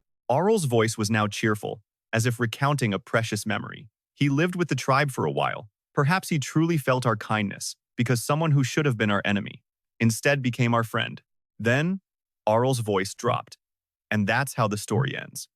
He stood before Bai Zi'an and asked, "Now do you understand why I'm helping you?" But now Bai Zi'an had a new question. "Wait, hold on a second." His voice was full of suspicion. "If you knew my grandfather when he was young, then how old are you? You look like you're 30, tops. Are you messing with me?" Aurel calmly dropped a bombshell. "Didn't your grandfather ever tell you that my people age very slowly? Now, come. I'll take you to see your companion." As they stepped through a gateway, he asked, "Speaking of which, I am genuinely curious. Did you really not know, kid? The beast taming space is a unique dimension for each beast tamer. If someone else enters, it triggers a violent rejection. Walking deeper inside," Aurel explained, "your companion has some incredible natural talent. If it were a normal person, they would have been physically annihilated by now. For her to only suffer from chaotic spirit veins, you could say she's doing quite well." Arriving at the place where Kobach was being treated, Aurel told him, "The external crystallization of spirit energy has been removed. Her vital signs and spirit vein frequency have stabilized." Looking at Kobach lying motionless on a bed of flowers, he continued explaining her condition. But because the beast taming space affected her spirit, her current situation isn't optimistic. It's possible she may never wake up. Bai Zi'an's brow furrowed in disbelief. "Never wake up?" Aurel replied, "But it's not entirely hopeless." He then made a proposal. "I know a way. It just depends on whether you're willing to try." Bai Zi'an eyed him suspiciously. "What way?" Aurel revealed. "When the great Spider Queen is in her moon hider form, she secretes a type of mystical liquid. It can heal all illnesses and suffering. Our ancestors once used this liquid to create a divine artifact with the same effect. He then explained how to find it.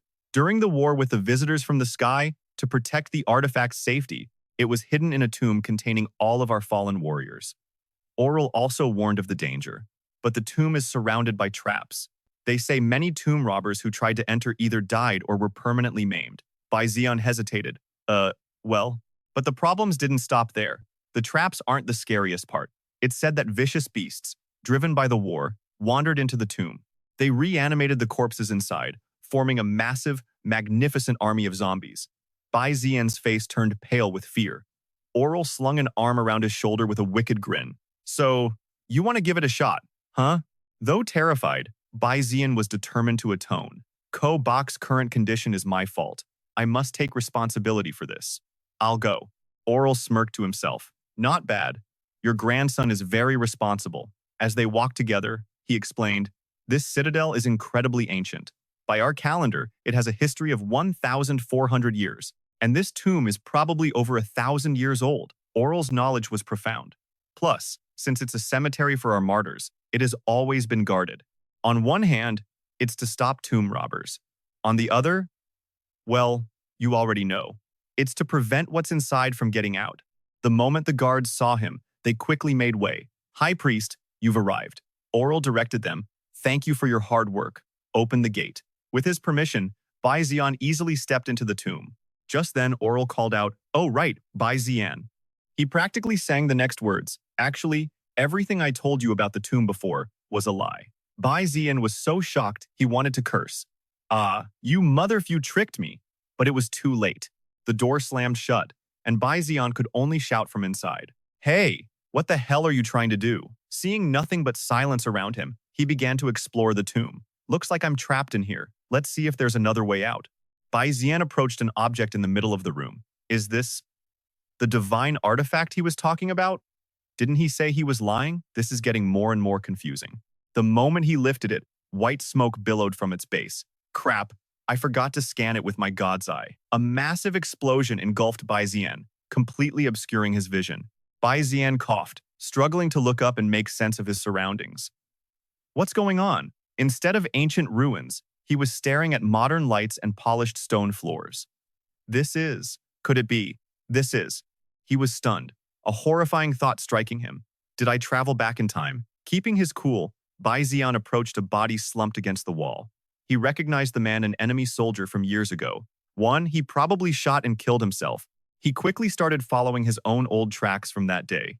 Yes, I still remember this. The memories flooded back into Bai Zi'an's mind, clearer than ever. Facing the enemy again, it all came back. The mission was to take out their commander, and he was the last survivor of his squad. He reached a wall riddled with bullet holes. This is it. The room I entered last. Doubt crept into Bai Zi'an's mind. What am I even doing? This is all in the past. Still, he placed his hand on the doorknob and pushed it open. Why do I care so much? I should be saving Bai and Grandpa. The heavy iron door scraped open, revealing a figure sitting motionless inside. It was Bai Zi'an's own body, long dead and slowly decomposing. What am I doing? He thought, staring, unable to look away. This is ancient history. A voice suddenly echoed in his head. It seems you still haven't let go of the person you once were. He gasped in horror. What? Who's there? The corpse before him lunged forward. It's me. Bai Zi'an frantically fought back. Impossible. Why? You're supposed to be dead. No. A chilling voice corrected him. It's I who died. Red vines burst from the corpse, trying to grab him. I am you, and you are me. It attacked with pure insanity. Ag. Die. You have to die. Bai Zi'an desperately reached for his gun lying nearby. Damn it, just a little closer. He barely dodged a swarm of red vines as they punched through the solid concrete floor. You are me, the corpse screamed. No, you're not, Bai Zi'an yelled back. You're just the me from the past. You are not me. He finally got his hand on the gun. He checked it, thank God. It was still loaded. He jammed the barrel straight into the corpse's mouth. The me of the past has nothing to do with me anymore. Now, Bai Zi'an declared it, his voice ringing with conviction. I am Bai Zi'an, a beast tamer. I have friends, and I have family waiting for me to rescue them. He pulled the trigger, firing a shot that confirmed his new resolve. I am not who I used to be. The corpse instantly dissolved into a mystical green smoke. Bai Zi'an calmly let go of his burden, Rest in peace, my past self. Now, there is only Bai Zi'an, the beast tamer. As he stood up straight, the entire world around him changed. He was back in the cavern. It dawned on him, was all of that just an illusion? He looked at the item in his hand and thought with relief. Oh well, at least I got the divine artifact. Bai is saved. Outside, Hour was already waiting, clapping his hands in praise. Not bad, Bai Zi'an. You got out of there pretty quick, huh? Bai Zi'an shot him an annoyed look and handed over the artifact. Stop joking around. You pushed me in there on purpose, didn't you? You wanted me to pass some kind of trial. You could have warned me, Bai Zi'an grumbled. But Ore just kept that smile plastered on his face. He explained that this trial was linked to a person's individual experiences. In short, it was a battle against your own inner demons. Ore leaned in, practically buzzing with excitement. So, what was your inner demon? Bai Zi'an's face immediately turned grim. He had no desire to talk about it, simply stating, he's dead now. But then, Ore dropped a bomb. That's right. And besides healing your friend, the divine artifact can also heal your corroded origin. But, he added, it can only be used once. The essence of the Tree Empress is extremely limited, after all. So, are you going to choose to save your friend? Bai Zi'an couldn't take it anymore. He lunged forward, grabbing Ore by the collar. Why are you telling me this now? How many other things are you hiding from me? In response, he just got that infuriating smirk. That's all of it, really. He knew Bai Zi'an was trapped. As if to twist the knife, he asked again, so, how will you choose? Bai Zi'an was practically shaking with rage. After a long moment of thought, he made his decision. Ore stood to the side. Are you sure you want to do this? Bai Zi'an gave a firm nod. Yes. The man then gave him instructions. Listen carefully.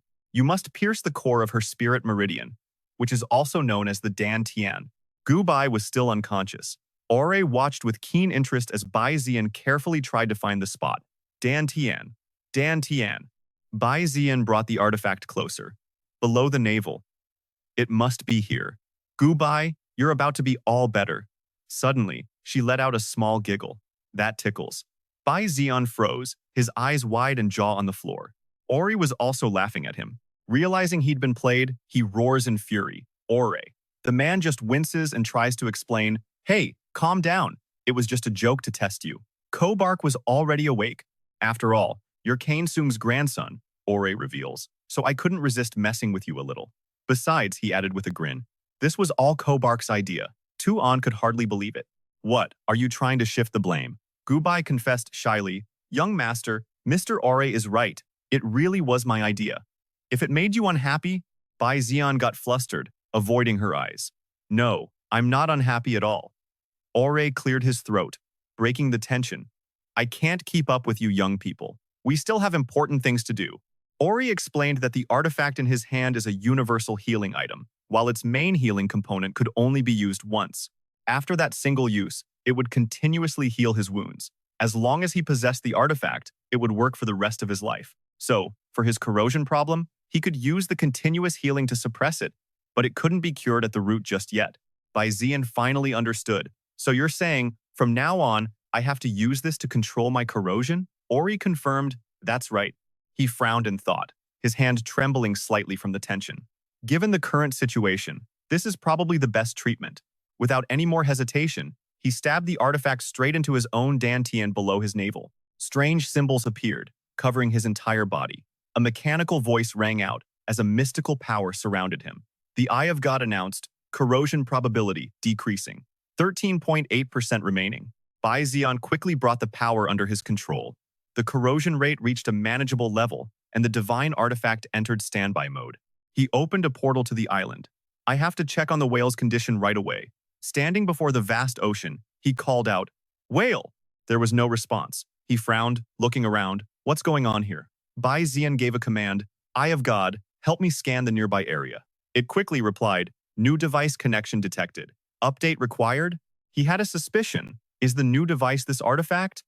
Then my Eye of God is basically a computer. He immediately made a decision. Update. The Eye of God processed the request instantly, confirming update content. Updating interface, updating new data display.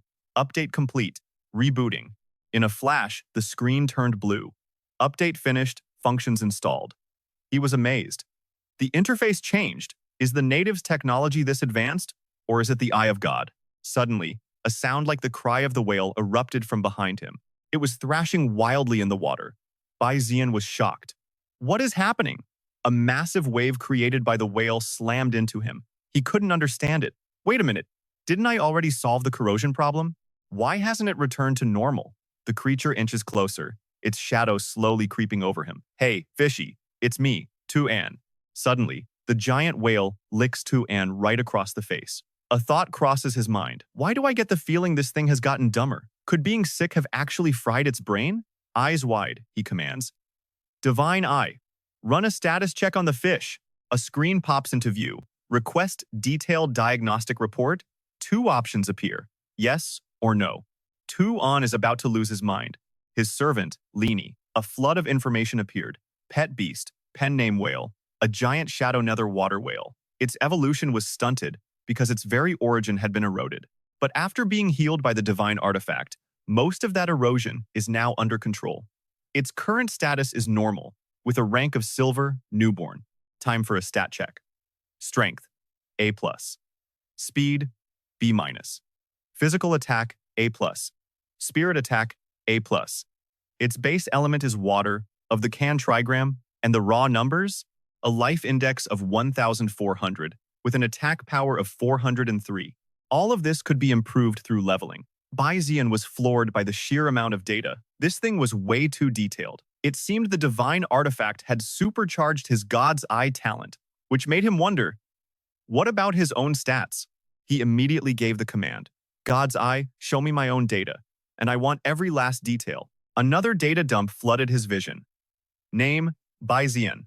Species, human, a visitor from another world. Nephew of Silver Scale City's Beast Tamer Lord, and a new generation Beast Master with a rare gift. On the outside, he's just a student, but his real identity before being transported here? A Master Sergeant from a mercenary corps, and he's finally accepting that this is his new life. He now has people he wants to protect and a conviction he can't let go of. Thanks to the help of the Wish Seal Tribe's queen, he received and merged with the divine artifact Alania's benevolence, which allows him to suppress the erosion of his own origin to a certain extent. Bai Zi'an paused, confused. What's this? Unlike the other interfaces, this one had a new meter, the Origin Erosion Gauge. Origin Erosion Gauge. When the meter hits maximum, the erosion will spiral out of control, potentially causing a berserker state or even a monstrous transformation. The erosion boosts physical functions, but puts a heavy strain on spirit skills. Going berserk continuously drains spirit power in exchange for a massive spike in skill intensity. As for the monstrous transformation, it's irreversible. A warning flashed, please be careful. But for now, the divine artifact was keeping the erosion in check, and it could be adjusted manually. Bai Zi'an realized this artifact acted like a switch. Whenever he needed a boost, he could tap into the origin erosion's effects to power himself up, even if that power-up came with major limitations. Bai Zi'an was satisfied. With his upgraded God's Eye, he could monitor his and his pet stats at any time. This meant the origin erosion wasn't some uncontrollable curse anymore. No, it was now a powerful asset for battle. All the while, the little whale was still affectionately licking him. They hadn't just survived, he'd gained a ton of new power and tactical options. But here's the thing. His main goal, leaving Silver Scale City, was still a bust. He had 0 leads on the Veiled Spirit Heavenly Water. And to top it all off, his whale was acting like a complete idiot. This whole situation was becoming a massive headache. Elsewhere, Asmodan skillfully dissected a corpse. Experiment log 100,239. Autopsy on the 6th priest, Arthur Alucard, is complete. She found something new near the heart. The organ was encased in a substance that looked just like a spirit stone. The current hypothesis? The body was hit by an immense spiritual force, causing the spirit energy inside to compress into a solid. Judging by the damage, the attacker's power was at the gold rank level, far surpassing Arthur's. Now preparing to extract a sample for further analysis. Once isolated, the sample showed no unusual activity or strange phenomena. Her initial judgment was that it wasn't radioactive. She placed it into a test tube for inspection. It stabilized immediately upon contact with a spirit solution, showing no violent reactions. It just floated there, like a normal spirit stone. She gave an order. Xing Tian, pause your observation of the Forest Lord. Help me bring the other samples to the lab in Area M. Asmodan swirled the test tube in her hand, a thought forming in her mind. I've found something very interesting. This might allow her to resume her previous research. If this method worked, it could even replace certain rare materials. She glanced over at her headless subordinate. Her mind raced with possibilities. And while you're at it, bring me a piece of the sample found at the scene. We'll run experiments on them together. Her gaze then fixed on the specimen floating inside a large tank. She walked over to the control panel, inputting a few commands, wondering to herself, what kind of power could possibly compress spirit energy into a perfect crystal? A moment later, the results appeared. Asmodan's eyes widened in pure shock. It can't be. A primordial crystal. The analysis was complete. Primordial crystal, containing the origin of a fused talent, embedded within a fragment of Arthur Alucard's own origin. The properties were perfect, stable, no impurities. Grade evaluation, A+.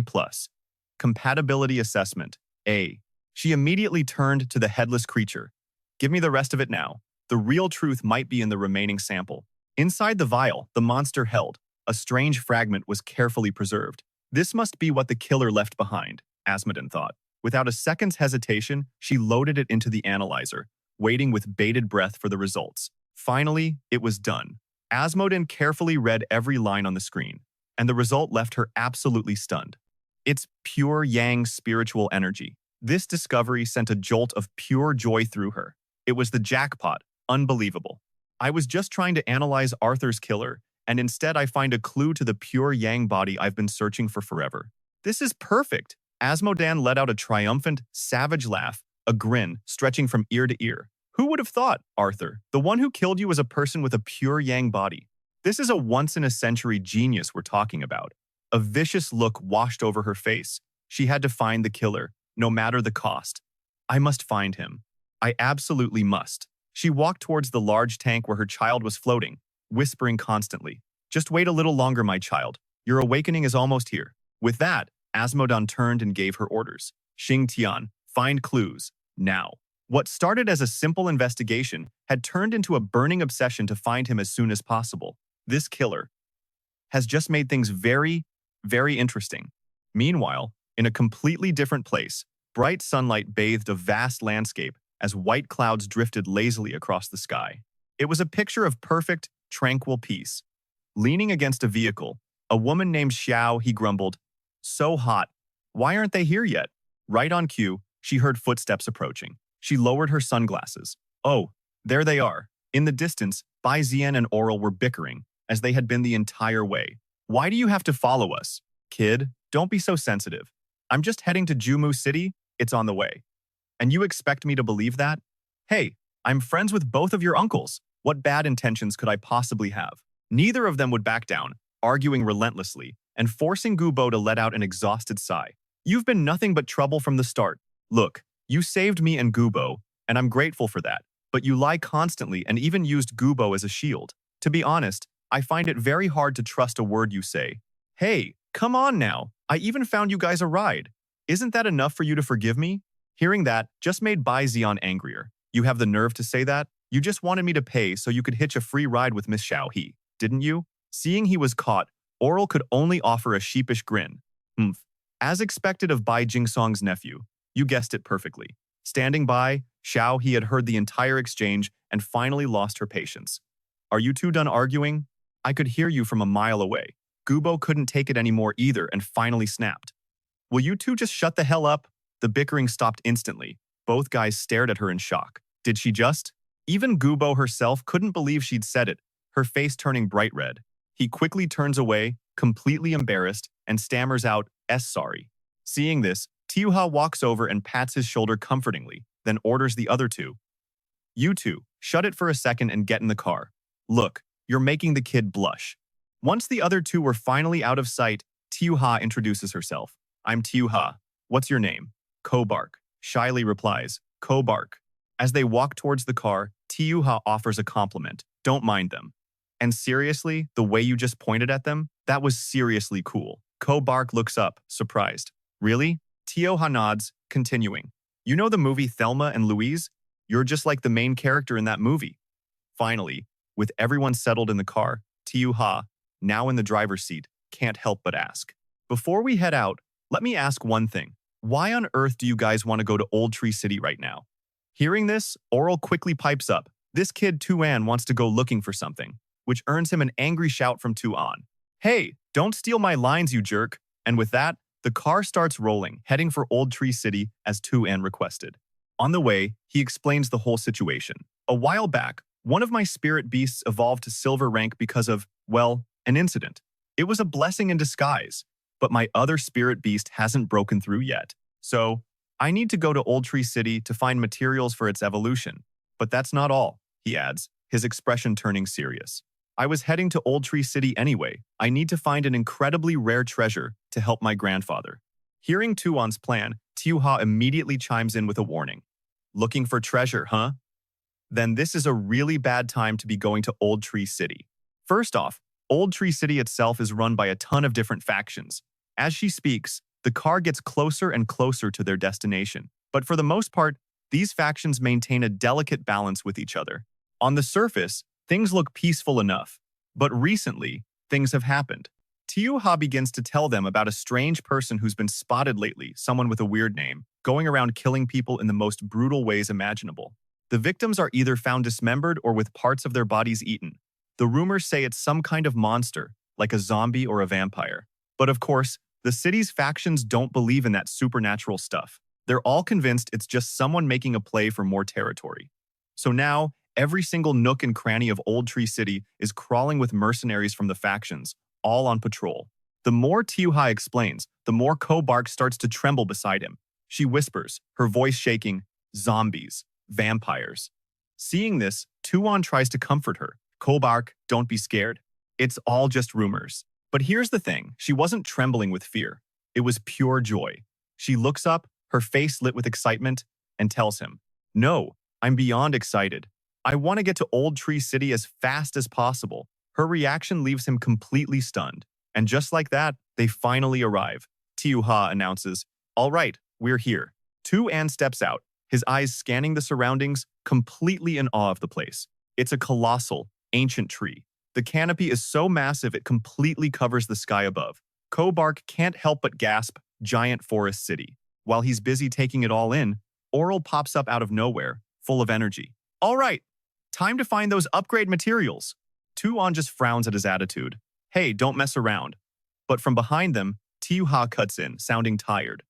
"Can you two wait a second before you start arguing? Pay me first." Her words stop them both cold.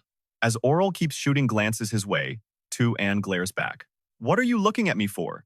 In the end, he caves, pulling out his card to pay the fare. After the transaction is done, he shoots Oral a dirty look. Damn it. He got a free ride again.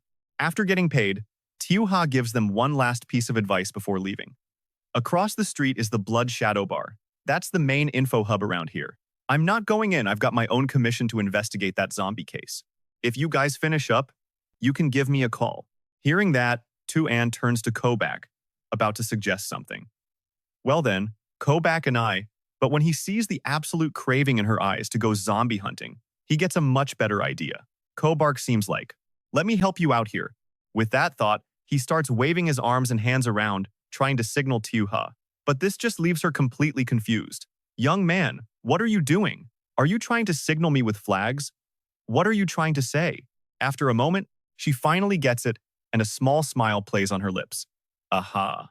Playing along perfectly, she says, "You know, young man, I just remembered. My little brother was supposed to come with me today, but he overslept. Is there any chance?" Seeing his chance, Tuan jumps in. "Oh, how about this? I'm not really an expert on these things, but Kobark is amazing at this kind of stuff. Why don't you let her go? Kobark, you want to go, right?" Hearing the offer, Kobark's face lights up. "Yes, let me go." And just like that, Tiuha and Kobak head off, leaving the two guys behind. Oral claps his hands together. And then there were two. From now on, it's boys' time. Seeing his excitement, Tuan can only sigh. "Huh? How old are you? Calling yourself a boy?" The two of them head towards a nearby bar. With Oral still chattering behind him, Tuan finally asks, "What was that? I should be called a mature young man." Tuan says, annoyed, "Do you really have to follow me?" Oral casually replies, "You're still a minor, aren't you? Can't have you going into a bar all by yourself." He keeps rambling on. "Besides, I know this area like the back of my hand." Hearing this, Tuan shoots back sarcastically. Or are you just short on cash for a drink? Oral immediately gets defensive, pointing towards a girl at the counter. How could you say that? The receptionist and I are great friends. Besides, all the most reliable intel here comes from her. With that, he sits down at the bar and calls out, "Hey, Tiu Noan, long time no see. Got any recommendations for today?" Hearing a familiar voice call her name, she turns around. Huh? Oral? You actually dare to show your face here again? Seeing him, she immediately turns to her colleague. Sister Swin, can you run his tab? Oh, Oral? Right away. His face falls. Wait a sec. Oral quickly tries to change the subject. Actually, I'm here today to introduce a new client to my dear Noan. He shifts his gaze over to Tuan, explaining the situation to her. This kid needs some information. But Tiu Noan quickly shuts him down. If that's what this is about, go find Brother Ko. Hearing this, Tuan thinks to himself, if my divine eye just had a longer range, I wouldn't have to waste my time here.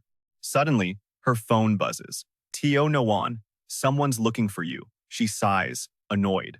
You've got to be kidding me. Again? Arl leaned in, curious. Who's that? Someone I know? She replied, still glued to her phone. What? Just some guy I met online yesterday. Xiao Nuan gave him the quick summary. Probably some rich kid from an S&M club or something, but he's super arrogant. She then flashed her phone at him. The guy's profile was a choice, all about his abs, pledging lifelong loyalty, and some bizarre life philosophy. Weirdo! Xiao Nuan had already liked the post and moved on. After we connected, he just kept sending me these strange videos. Suddenly, a shout from across the room grabbed everyone's attention. Hey, little girl! A half-naked guy with a weird-ass eye patch appeared out of nowhere. He grinned wide. Aren't you happier now that you've met me?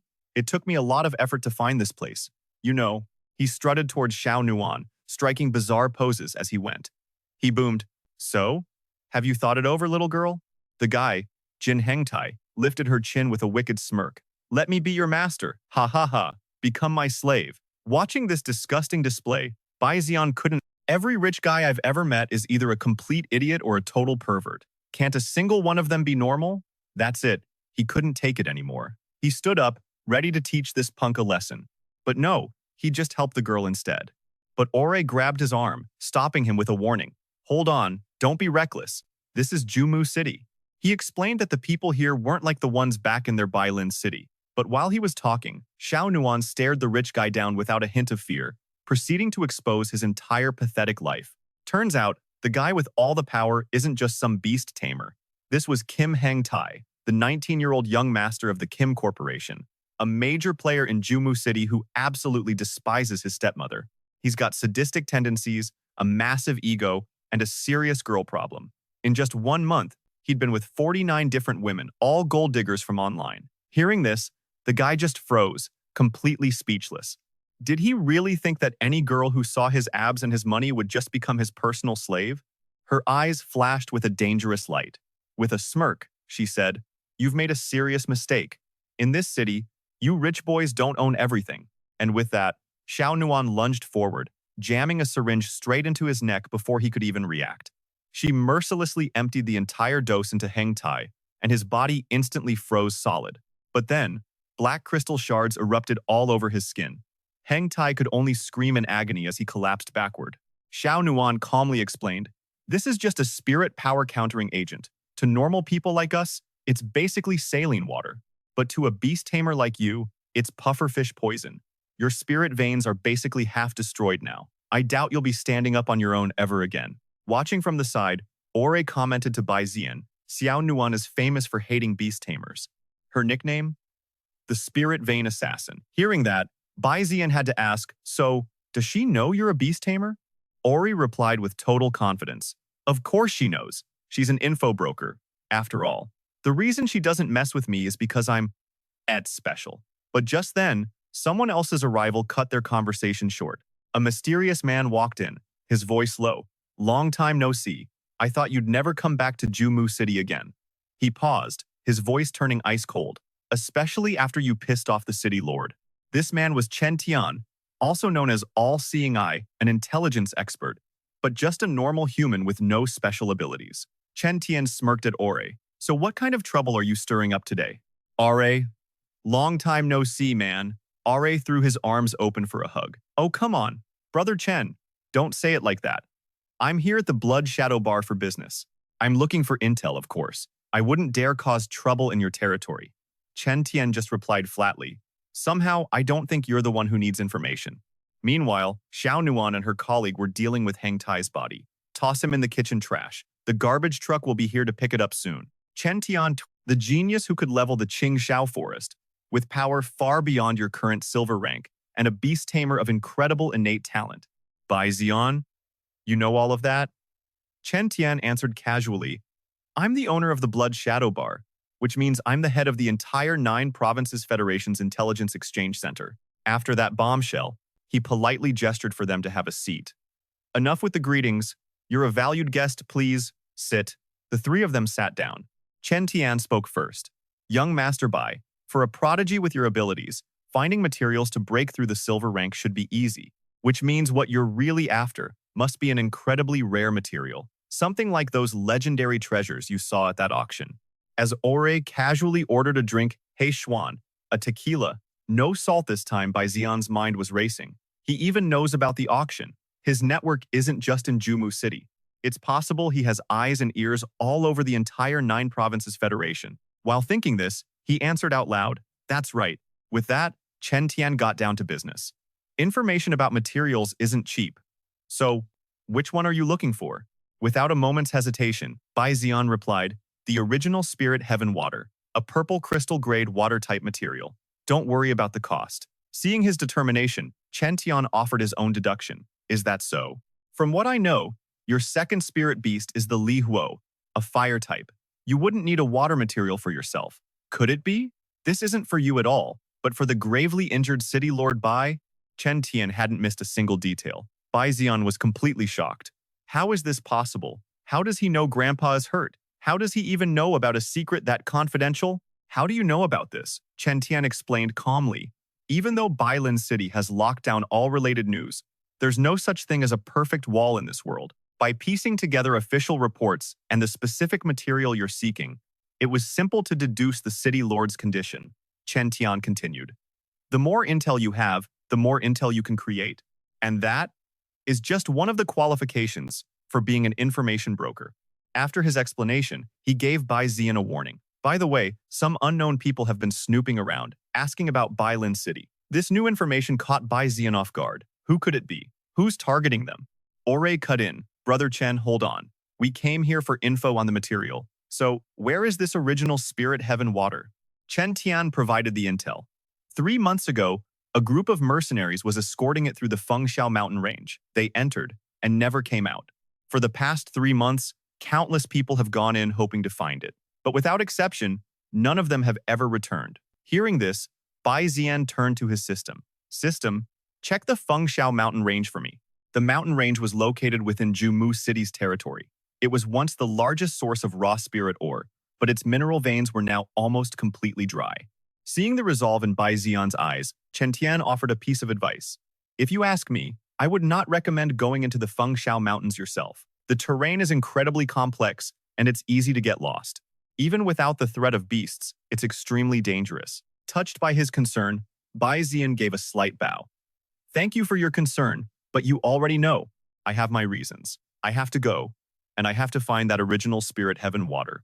With that, Bai Zi'an took out his card to pay. But as he got ready to leave, Chen Tian spoke up, giving him one last warning. Listen up, kid. There's something else you should know, Ori began, his expression hardening. I'm sure you've heard the rumors around town about the zombies, the vampires, the serial killer. It's all true, and this isn't just intel, it's a warning. You guys need to be careful, especially at night. Hearing this, Bai Zi'an's guard immediately went up. He steps out of the shop, his mind racing with worry for Gu Bai's crew. Could those rumors actually be true? He has no idea what's happened to them. Meanwhile, Xiao He and Gu Bai are walking and chatting. Back then, one of them recalls, my brother and I were living on the streets, getting chased by a bunch of psychos for 3 whole blocks. Then we ran into this girl with the most ferocious glare I've ever seen. She wasn't much older than me, seemed like a police academy student. Man, she was terrifying. So those lunatics chased us from the east side of Old Mu City all the way to the west, thinking we were a team. As the 2 of them slipped into a dark alley, Xiao He explained. After that, we became partners. We're pretty much the only decent cops left in this city. Hearing this, Gu Bai understood. So, it was this police officer who hired you, Miss Xiao He. Gu Bai was a little shocked by this. She never thought the police would actually hire mercenaries. Xiao He just chuckled, replying, well, we have a long history, after all. Besides, she added, as cops, there are some jobs they can't officially touch. That's where people like us come in. Think of it as a citizen police cooperation. With that, she approached the guards and called out, hey, Lao Zhen, I'm here, what's up? Hearing Xiao He's voice, Lao Zhen turned around, her face dead serious and her tone full of reproach. You're 3 minutes and 41 seconds late. And her eyes darted over to Gu Bai, making her flinch. You brought a stranger with you. Xiao He quickly made an excuse. Hey, the traffic was a nightmare. It was the perfect chance to show the newbie the ropes. Sensing the tension, she tried to lighten the mood. But speaking of which, Lao Zhen, have you ever noticed that all three of us have eyelashes as tiny as beans? Gu Bai just stared blankly. Huh? Lao Zhen, completely exasperated, shot back. Could you be serious for 1 second? I called you because my other colleagues are absolutely useless. She gestured towards a body lying on the ground and got straight to the report. This is the second victim today. I was really hoping nothing else would happen before you arrived. Time of death was 20 hours and 23 minutes ago, Lao Zhen continued, a hint of frustration in her voice. But the forensics team couldn't determine what attacked the victim. Though honestly, I doubt they even bothered to investigate properly. Xiao He tried to comfort her. You know how it is. You're the only passionate female officer in this entire city. The rest are just a bunch of weaklings, so why even waste your breath on them? The officer pulled out her phone, snapped a picture of the body, and turned back to Xiao He. I've documented the scene. I need to call someone to get the body moved. Hearing this, Xiao He asked, moved where? Gu Bai, who had been silent this whole time, stepped forward to examine the corpse and suddenly spoke up. Wait a moment.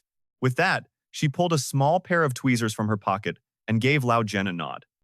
Excuse me. Gu Bai then carefully reached down and extracted a sample from the body. She gasped at what she found, her voice trembling slightly. This is a human tooth. Hearing what Gu Bai said, Lao Zhen asked suspiciously, Are you absolutely sure? Gu Bai replied with unshakable confidence. There's no mistake. She held up the tooth. Its shape was bizarre, covered in tiny cracks and emitting a strange, faint blue light. On top of that, the tooth was severely decayed. The cracks suggest it's not from a living person, she analyzed, and there's residual spiritual energy on it. This only happens to people who are constantly using spirit-powered devices. After a moment, Gu Bai came to a chilling conclusion. The dead shouldn't be capable of attacking, it looks like. The recent rumors are true. The criminal is a living corpse, a pale, gaunt figure, nothing but skin and bones, with a shattered jaw. Someone who is always connected to a spiritual device. They're known by one name, Frankenstein. Meanwhile, with Bai Zi'an and Ore, the two were on their way to find an item when Bai Zi'an shot him a doubtful look. Are you sure this is the fastest route? Ore stammered in response. Well, maybe this isn't it. I might have remembered it wrong. At that exact moment, a strange figure appeared behind them, standing silently and staring at their backs. Ore sensed its presence first. Hey, he warned Bai Zi'an, look behind you. Realizing it had been spotted, the creature attacked instantly. Its shriveled arm shot up, revealing a razor-sharp blade as its face twisted with aggression, ready to lunge and kill them both. Ori recognized it and yelled out, It's a Shiling. But they were already ambushed. Another Shiling appeared behind them, and then a third. The two creatures charged at the same time, putting them in a tight spot as one of them swung its blade right at Ore, who barely managed to parry the blow. These Shiling are monsters created by that demonic cult, he shouted. The other one lunged straight for Bai Zi'an, but its movements were too slow, and he easily dodged. What the hell are you talking about? He yelled back at Ore. The man swung his sword, lopping off the Shiling's head while explaining. They use spirit stones or other artifacts to pump energy into the dead, replacing their biological signals and reanimating them. After that, Ore didn't drop his guard for a second. He took a defensive stance, his voice deadly serious. You need to get out of here. Now, your current power level isn't enough to handle these things. Hearing that, Bai Zi'an scowled. What? Are you looking down on me? I was fighting monsters back when I was still bronze rank. Ore didn't argue. He just gestured towards the Shiling whose head he'd cut off. It was already reattaching itself. Even if you cut off their heads, they just put themselves back together. At the end of the day, you can't kill something that's already dead. Seeing the scene before him, Bai Zi'an couldn't help but be impressed. That healing ability is way too overpowered. Ori turned to him, explaining calmly as he urged him to leave. Your power is immense, that's true. But with your current skills, destroying them would take out the whole city block with them. So instead of wasting your energy here, go get reinforcements. Besides, you shouldn't underestimate the power of a diamond rank. Bai Zi'an finally gave in and turned to find help. Fine, I'll go find Gu Bai and the others. Now it was just Ore against the two Shiling. He never took his eyes off them for a second, thinking to himself, Solaris? Is this really how your cult treats the dead? With that thought, Ore activated his power. Blue lightning crackled around his body as his eyes hardened, ready for battle. Looks like it's time to get serious for once. Back with Bai Zi'an, he had finally escaped the alley and was rushing to find help. But suddenly, another Shiling appeared, blocking his path. This one looked different from the others, making Bai Zi'an pause. What? The creature's third eye, located on its forehead, snapped open, activating its function. Scanning mode initiated. Bai Zi'an still had no idea what was happening. What is this thing? He thought. The Shiling's eye identified him. Target unit confirmed. Initiating capture protocol. As soon as the system announced it, the flesh on its jaw peeled back like withered flower petals, a horrifying sight. Capture mode complete.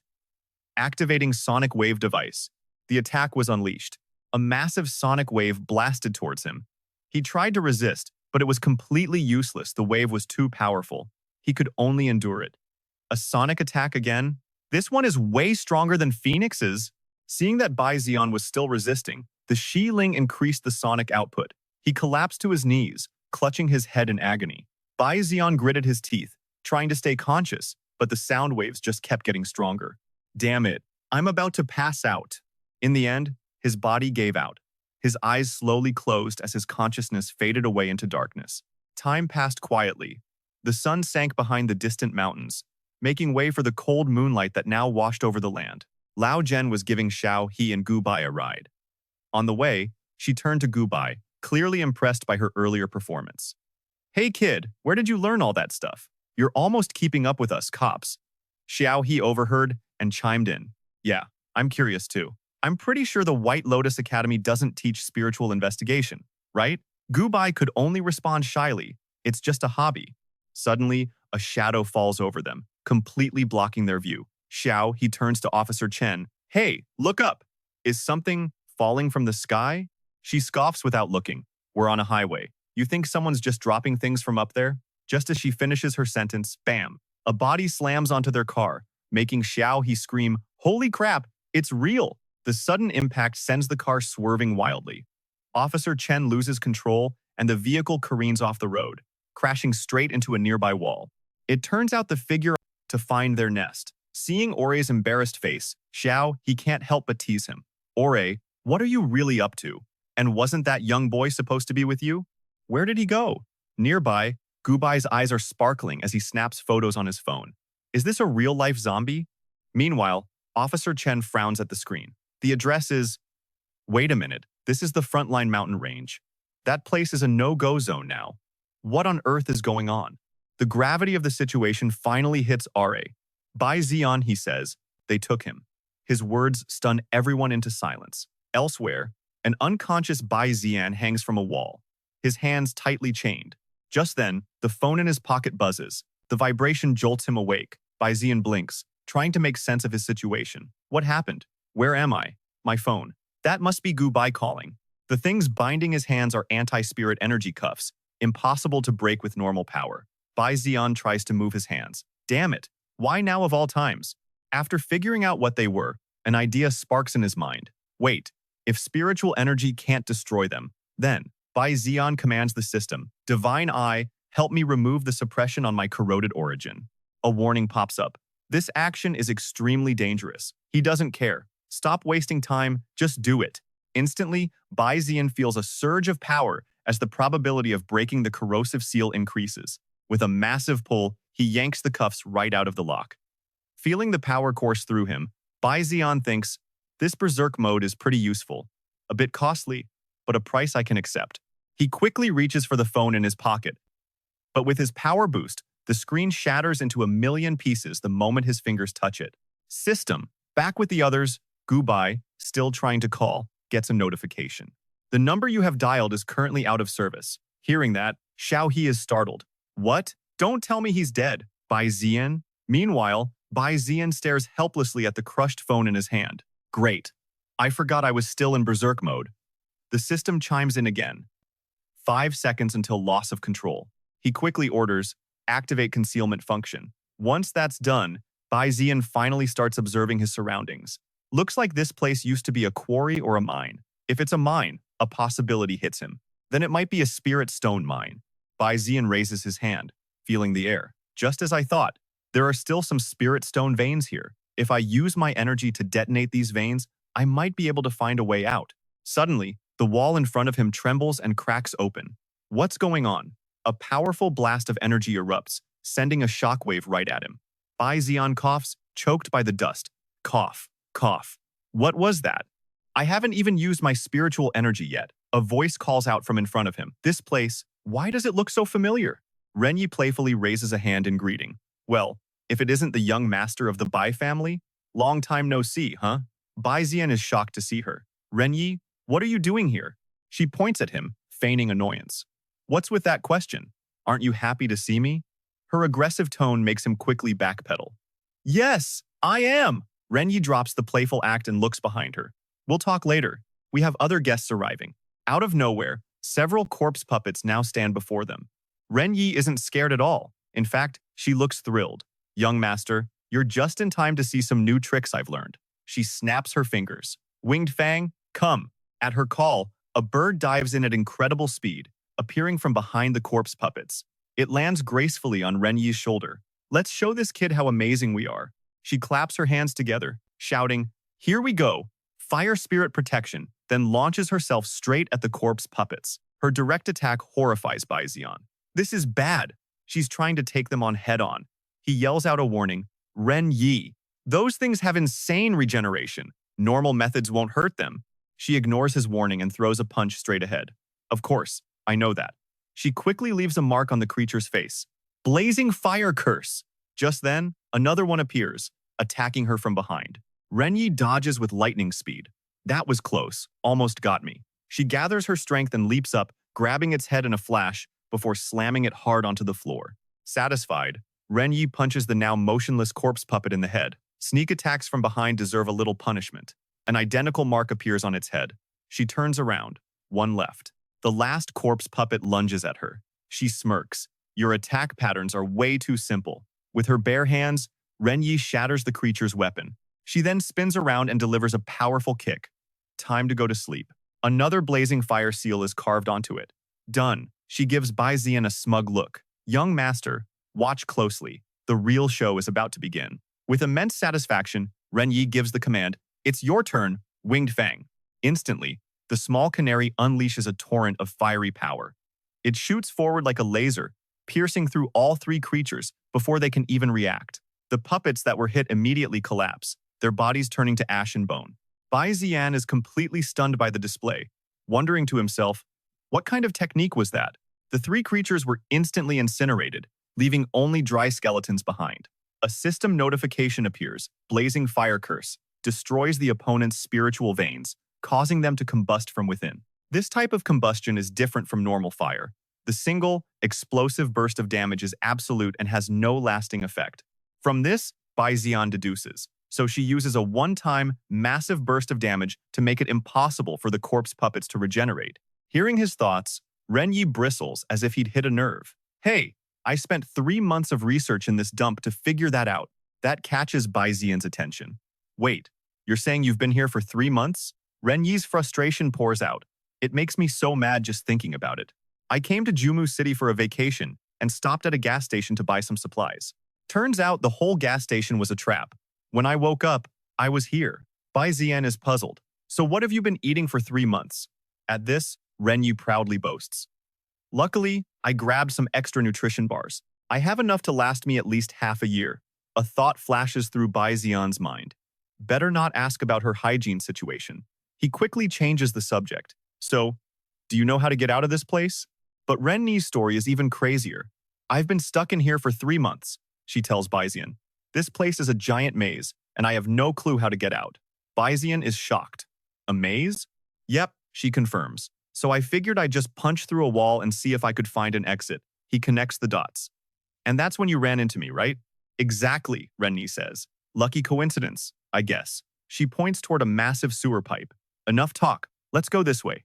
Bai Zi'an hesitates. Didn't you just kick that spot? And what about that door? Shouldn't we check it out? But Rennie gives him a chilling warning.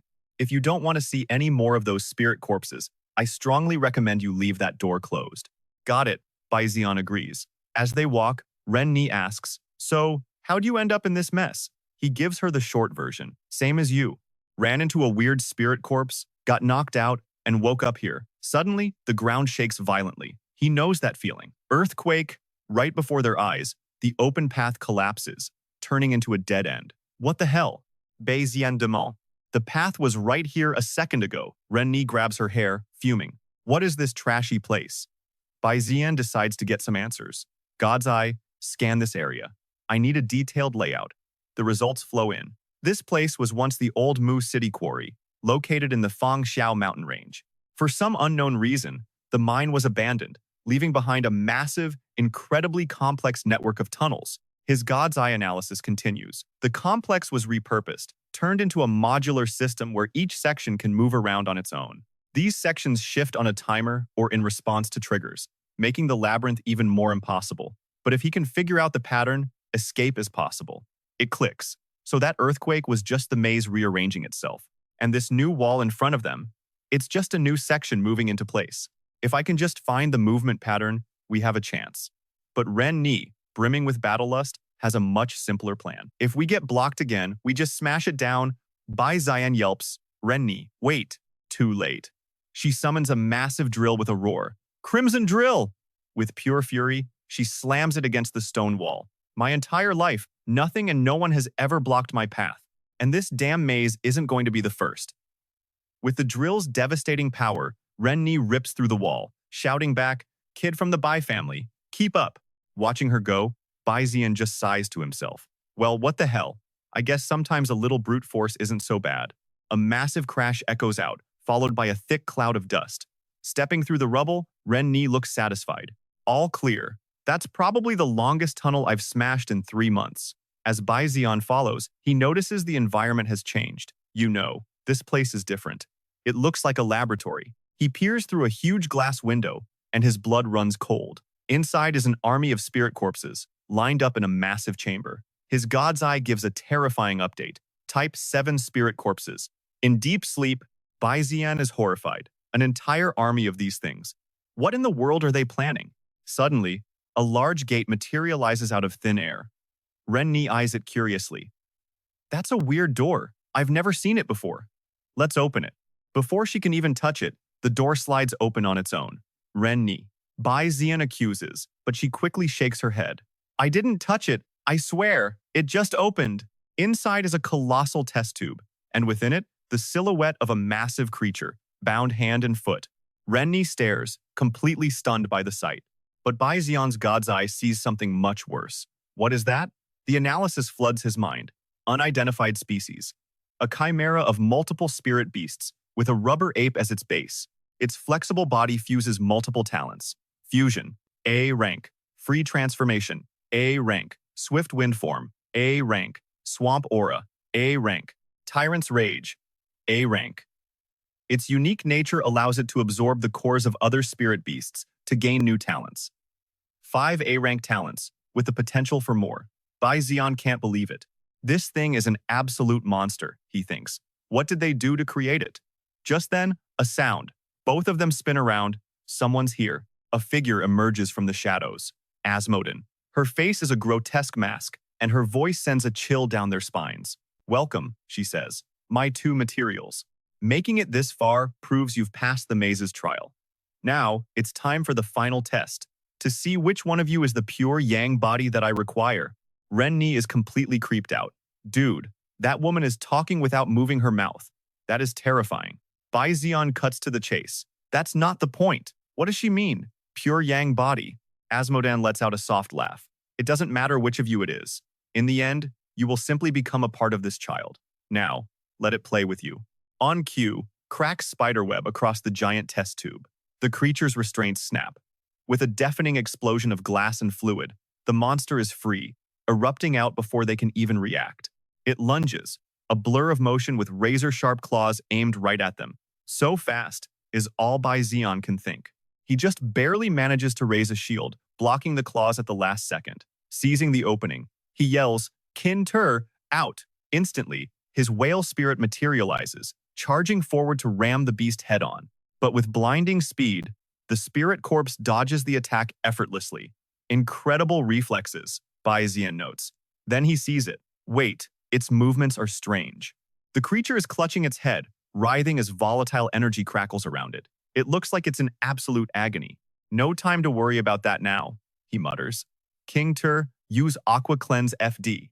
The whale spirit surges forward like a tidal wave, slamming into the dazed monster. The collision creates a massive shockwave. King Tur immediately returns to Bai Zi'an's side as he stares into the dust cloud.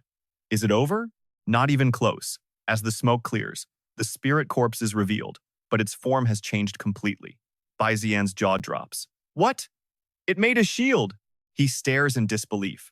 This is the free transformation ability? It can literally morph its body into a shield to block an attack. That skill is completely broken. After taking the hit, the monster's shield ripples and splits apart. The muscles on its arm writhe like a nest of snakes before coalescing into a limb of pure, terrifying power. Without a second's delay, it throws a devastating punch straight at Bai Zi'an. But Ren Ni, her eyes blazing with fighting spirit, charges in. She meets the creature's massive fist with her own, and the sheer force of their collision unleashes a hurricane-force shockwave. Outside, Bai Zi'an screams a frantic warning, telling Ren Ni she can't just punch her way through this thing. It can change its shape at will, and right on cue, the corpse spirit's muscles begin to move, slithering around Ren Ni's arm like grotesque snakes. The fleshy tendrils creep up her shoulder, much to her shock. What is this thing? She thinks. In a flash, her entire body is swallowed by the pulsating mass. Panicked, Ren Ni cries out, "Ugh, this is vile! Let me go!" Seeing the situation turn south, Bai Zi'an barked an order at Jing Zi. Quick, use Moonface Reflection. Jing Zi closed the distance to the Xiling, unleashing the attack. The moon ring sliced clean through the beast's muscles. As Bai Zi'an pulled the remaining tendrils off of Ren Ni, he scolded her. Your way of fighting is just way too reckless. Hearing this, she just grumbled. Whatever. But Bai Zi'an was focused on the severed pieces of the Xiling, wondering, the parts we cut off. They're still alive. What kind of insane life force is this? The muscle fibers began crawling back towards their host. Watching this, Bai Zi'an thought to himself, this kind of ability is a nightmare to deal with. Looks like I'll have to play the long game here. I can't just brute force my way through. Then, something suddenly clicked in his mind. That's it. Bai Zi'an pieced it together. If I'm not mistaken, it must be an excruciating pain right now. If that's the case, there's only one other way. But he was worried, admitting, yeah, if I can't beat it with force, I'll just have to negotiate. Bai Zi'an warned Ren Ni, no matter what happens next, don't you dare interfere. Confused, Ren Ni asked, what are you planning to do? Bai Zi'an didn't answer, simply turning to Jing Zi and adding, that goes for you too. Don't make a move. The moment the Xiling lunged at Bai Zi'an, he roared, release limiters. Activate Berserk mode and enhance my reaction speed. A notification popped up. Berserk mode activated. While parrying the Xiling's blows, Bai Zi'an calculated, Berserk mode constantly drains my spirit power limit, but a perfect guard uses way less spirit power than a normal block. The God's Eye displayed the info. Perfect guard. Condense spirit power into a higher density shield. By predicting the attack, you can nullify it, and if used correctly, it consumes 0 stamina. Observing from above, Azmodan wondered to herself, why did he suddenly switch from offense to defense? What a disappointment. She scoffed, convinced. Looks like this kid isn't a pure yang body after all. He's a water-type origin, so why did the Xiling mistake him for one? Glancing over at Ren Ni, Azmodan continued her assessment. And that girl, she's a fire-type origin, but she's still a long way from being a pure yang body. Was the previous data flawed? The Xiling continued its frenzied assault on Bai Zi'an. Fending it off, he thought, this is working. It's just like I predicted, its attack patterns are simple. As the Xiling charged again, Bai Zi'an was confident in his theory. Besides, the main reason I enhanced my reaction speed wasn't just to make perfect guards easier. It's because the exact moment it attacks, is also the moment it reveals its biggest weakness.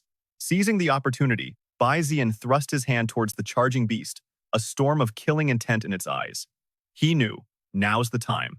Grabbing the Shiling's head, his entire arm bulged with red veins as he screamed one word, synchronize. In an instant, Bai Zi'an was pulled into a vast, desolate space, surrounded by nothing but a cold, lonely crimson glow. His mind reeled. What in the world is that? Before him stood 3 crosses, the middle one pinning a small monkey. The god's eye immediately fed him information. Shengjiao ape, a subspecies called the Shunfeng Shengjiao ape. Its original element, Dui Zi, was transformed into Shunfeng, adapting to an extremely powerful host to enhance its abilities. A Sunshou core was forcibly implanted into its body, and its consciousness is in extreme agony from the core's influence. Reading this, Bai Zi'an's heart ached. You poor thing. They implanted a Sunshou core in you. An idea sparked. If that's the case, maybe the divine artifact can help. He gently reached out his hand, his eyes filled with empathy, and said, I mean you no harm. There's no reason for us to fight. You're in a lot of pain right now, aren't you? Hearing this, the monkey before him looked genuinely surprised. Bai Zi'an made a sincere offer. Form a contract with me. The monkey hesitated, then replied, a contract to share the pain? Yes, I accept. Back in the real world, the moment he got the monkey's consent, Bai Zi'an commanded, deactivate Berserk mode. From above, Asmodon was absolutely stunned. Why did it stop attacking? What did you do to it? Bai Zi'an calmly began to chant, all things are void, all things are equal, all things have spirit, all things have reason. He summoned a magic circle around the Shiling and continued, the way of taming beasts is the way of heaven. The way of taming spirits is the highest path. Here and now, I form a contract with you. You and I will share life, sickness, suffering, and the origin of our paths. In that red space, the crosses, holding the monkey, began to dissolve into dust, the bindings vanishing along with them. Finally, the monkey was free, looking at its own hands in disbelief. Bai Zi'an extended his hand and asked gently, feeling a little better? The monkey stammered, Z. Outside the red space, the Shiling's body began to crack apart. Asmodon couldn't help but scream, son of a bitch. Bai Zi'an knew. It's a success. As for Renni, her jaw was on the floor as she whispered, what the? From the crumbling shell of the Shiling, a much purer energy burst forth, stunning everyone present. A new figure appeared, along with a flood of information from the god's eye. Fused beast, Yuan, insectoid. A spirit beast created through experiments on a Xiangjiao ape, originally a creature from Qingxiao forest. It was implanted with the cores of various spirit beasts, causing it to mutate and gain numerous talents. Skills, Junfeng, Molten Rage, Dui Zi, Refined Iron Flow, Can Shui, and Moonface Reflection. Zhen Lei Raging Dragon Fist. Bai Zi'an was completely shocked. No way. It has 7 different elemental skills? The information kept scrolling. Zhenshen Arm of Terror, Dekong, Iron Mountain, Tianqian Crossfall. Faced with this, Asmodon was shaking with pure rage. She snarled, you bastard, I can't believe you just stole it from me. That was the strongest spirit beast I ever created. It was supposed to form a contract with me. Summoning a headless monster even larger than before, Asmodon let out a demonic laugh. If that's how it's going to be, then I'll just have to handle this myself. Seeing this, Bai Zi'an glared and shot back, you really think I'm just going to let you do that? The headless monster immediately charged, attacking Yun, but the newly freed beast just said calmly, transform freely. Instantly, Yun's arms were reinforced with immense power, easily blocking the headless monster's punch. Bai Zi'an moved to help, ordering, all right, but Yun cut him off. Wait, he commanded, don't interfere, this is my fight. Straining to push back the monster, Yun explained, originally, we were just Xiangjiao apes living peacefully in Qingxiao forest. But this woman, seeing this, Bai Zi'an's heart went out to him. Yun continued, she captured my entire clan just to complete her twisted experiments. Countless of my people became her sacrifices. Fueled by sheer will and a deep-seated hatred, Yun's eyes blazed with killing intent. He declared, now that I have this power, I will avenge my people with my own 2 hands. Yun's arms morphed into sharp spikes, stabbing straight into the giant monster's cells as he roared, anything that stands in the way of my revenge, I will slaughter them all. He then violently flung the giant into the air. Get lost! Yun screamed as the monster slammed hard against the wall. He slowly approached Asmodon, his eyes ice cold, and said, "For my people." But even faced with this overwhelming killing intent, Asmodan just gave a chilling smile. "Did you really think this was all I was capable of? I am the 5th Grand Priest of the Demon Lord cult, you know." Down below, Ren'Ni suddenly noticed something. "Hey, look up there!" A sense of dread washed over Bai Zi'an. Oh no, it was a horde. The Shi Ling had poured out from the hole the headless monster had made. Bai Zi'an realized instantly. The Shi Ling from the warehouse! In a flash, they were completely surrounded, trapped by a sea of monsters. Bai Zi'an breathed out, "It's over. We're surrounded." Just then, Yue Fen charges in like a madman, wildly slashing at the corpse spirits. He roars, "Anyone who gets in my way dies," as he carves a path of destruction. But Bai Zi'an quickly points out the flaw in his plan. That's not going to kill them for good. He calls out, "Ren'Ni, can you still use that curse technique from before? Fighting off another creature?" She replies, "There are too many. I don't have enough spiritual power to cast the command multiple times." Bai Zi'an thinks to himself, "Ren'Ni can't handle them all at once. Looks like it's up to me." With that, he summons his power and goes berserk. At the same time, the Eye of God confirms, Berserk mode activated. Seizing the moment, Bai Zi'an issues a new strategy. Jilly, use spirit control at top speed, then activate the curse command. Instantly, Jingzi flies in like a whirlwind, radiating demonic energy at blistering speed. In a single blur of motion, Jingzi clears the area, leaving every corpse spirit marked with a glowing red sigil on its head. With eyes as sharp as blades, Bai Zi'an delivers the final command, "Vanish, you monsters." Immediately, their demonic power activates the curse, and razor-sharp branches erupt from the ground, impaling every last spirit. Watching this, Asmodan's face goes pale. What? She can't believe he wiped out all the corpse spirits in a single moment. Stroking Jingzi, Bai Zi'an smugly explains the logic. If corpse spirits are controlled by spiritual power, then you just need a beast's demonic energy to wipe out that power from their bodies. Simple. Just then, Yue Fen tries to launch a surprise attack on Asmodan from behind, yelling, "Time to die!" But just as he's about to strike her down, the headless monster reappears, blocking the fatal blow. Yue Fen is stunned. "What?" He cries out in disbelief. Seizing the opening, the headless creature swings a massive fist straight at him. Yue Fen thinks, "This is bad." The giant's punch sends him flying through the air. At that moment, Bai Zi'an commands, "Jingzi, go support him." And just in the nick of time, Jingzi appears behind Yue Fen, catching him before he crashes. Asmodan casually sits on the giant's hand like a queen on her throne. "Honestly," she says condescendingly, "I'm very impressed with your abilities, but failed experiments must be disposed of." Her eyes narrow. "And so, you're next." The moment she finishes speaking, the ground begins to tremble violently. Ren'Ni shouts, "Another earthquake!" Bai Zi'an realizes she's reshaping the entire battlefield. On a nearby mountain peak, a red car screeches to a halt. "We're here," a voice says. But as Xiao He, Gu Bai, and Ore step out, their jaws drop in unison. Wait, what happened here? Looking at the ruined, collapsed landscape before them, the group can only curse. Damn it. At the same time, Bai Zi'an uses his strength to pry open a heavy sewer grate. The whole team quickly scrambles down into the pipes below. Looking around, Bai Zi'an spots a car with its headlights on in the distance. What's going on? The car rushes toward them, and a crying Gu Bai leaps out, calling his name, Bai Zi'an. Seeing her, Bai Zi'an can't hide his surprise. Heh. Gu Bai throws her arms around him, sobbing, "This is great, you're still alive. I thought you." Bai Zi'an's face turns bright red. He stammers, Well, Gu Bai, you're hugging me so tight I can't really breathe." Realizing what she's doing, Gu Bai reflexively gasps. "Oh," Bai Zi'an awkwardly asks, "Are you okay?" She stammers back, I'm fine." But Ren'Ni cuts in irritably, "I knew it. It's that old hag from the outer clan. Why did we even bother saving her?"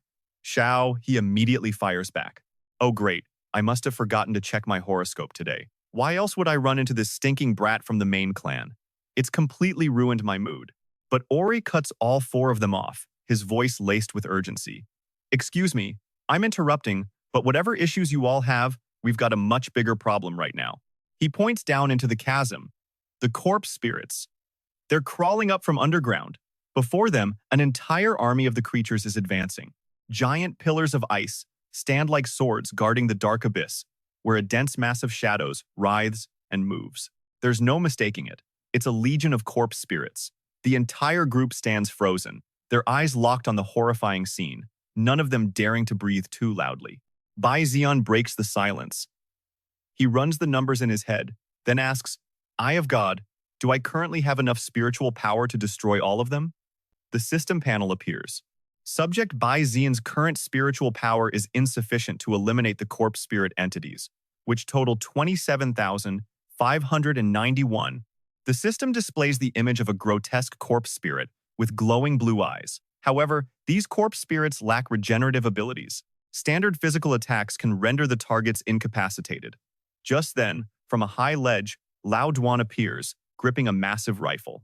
He yells down, Your delivery has arrived! He opens fire on the horde of monsters as Xiao. He looks up with a devilish grin, speaking into her phone. You delivery guys are way too slow. I'm gonna have to leave a 1-star review. On the other end of the line, Qi Ming's teasing voice replies, Oh, don't do that. He's sitting in a helicopter with Feng Lang, aiming down at the battlefield with a smirk. We shippers provide after-sales service. We even brought extra gifts. How about you give us a 5-star review in advance? The helicopter flies over the center of the area where Bai Zi'an's group is standing and drops a rope ladder. Seeing this, Xiao He yells in frustration. Hey, you just dropped the ladder! What about my car? Suddenly, a sinister voice echoes through the valley. Asmodan appears with a terrifying smile. It seems there's more trash that needs to be taken out. Xing Tian, begin the full cleanup. Out of thin air, a pair of horrifying, glowing blue eyes appears, followed by a massive blue arm reaching for the helicopter. Qi Ming sees it and screams in absolute shock. Damn it, move! The pilot yanks the controls, barely dodging the giant hand's grasp, but the helicopter's tail gets clipped. Smoke billows everywhere. Xiao He watches, her heart sinking. It's over. Qi Ming. She stares in horror. What is that thing? Asmodan appears, standing on her pet's shoulder, laughing scornfully. Now, let me show you the true power of Xing Tian. Then she gives her beast a command. Xing Tian, begin their punishment. Xing Tian reveals its full form, a headless giant, with its eyes and mouth located on its stomach. The system panel displays its information. Xing Tian, race, humanoid, species, intelligent human, named after the ferocious headless monster of legend. This is a spirit beast refined from a dead human. It's nearly impossible to kill. After all, how can you kill a monster that's already dead? Bai Zi'an stares at Xing Tian and lets out a slightly dismissive smile. Another giant enemy. You guys in the demon cult really have a thing for size, don't you? Just then, Lao Duan's group chimes in from the damaged chopper. Next time, don't let Shu Qing fly. He's too short, so his field of vision is limited. This earns an indignant response from Shu Qing. What was that? Are you saying I don't know how to dodge? If I couldn't dodge, the 5 of us would have logged out of Earth a long time ago. Bai Zi'an turns to Xiao He with a serious expression. Sister Xiao He, go check on their situation. Leave this to me. I'm pretty experienced when it comes to dealing with big guys like this. Suddenly, from behind, a hand claps down on his shoulder. A voice says, Wait, it's Ore. Ore's face was dead serious as he gave one last piece of advice. This isn't something you can solve alone, so don't get overconfident, kid. Bai Zi'an was stunned, thinking to himself, Whoa, since when did this guy get so serious? This is a rare sight. So far, Ore continued, the toughest enemies you fought were gold rank at best. But diamond rank? That's a whole different league. And on top of that, your opponent is Asmodan. He was talking about Celine Asmodan. She and her brother were a legendary pair. Her brother was the strongest warrior of the Sun-Moon sect, and she was its greatest mind. After her brother died, she used a forbidden art to reforge him into what he is now, the monster known as Xing Tian. Just as he finished speaking, Xing Tian lunged at them with its massive hand. Hey! Bai Zi'an yelled frantically. You're telling me all this now? Are you serious? But Ore simply raised a hand, pulling his cloak with the other, and chanted, Shield, manifest! A blue barrier instantly appeared, blocking Xing Tian's devastating blow.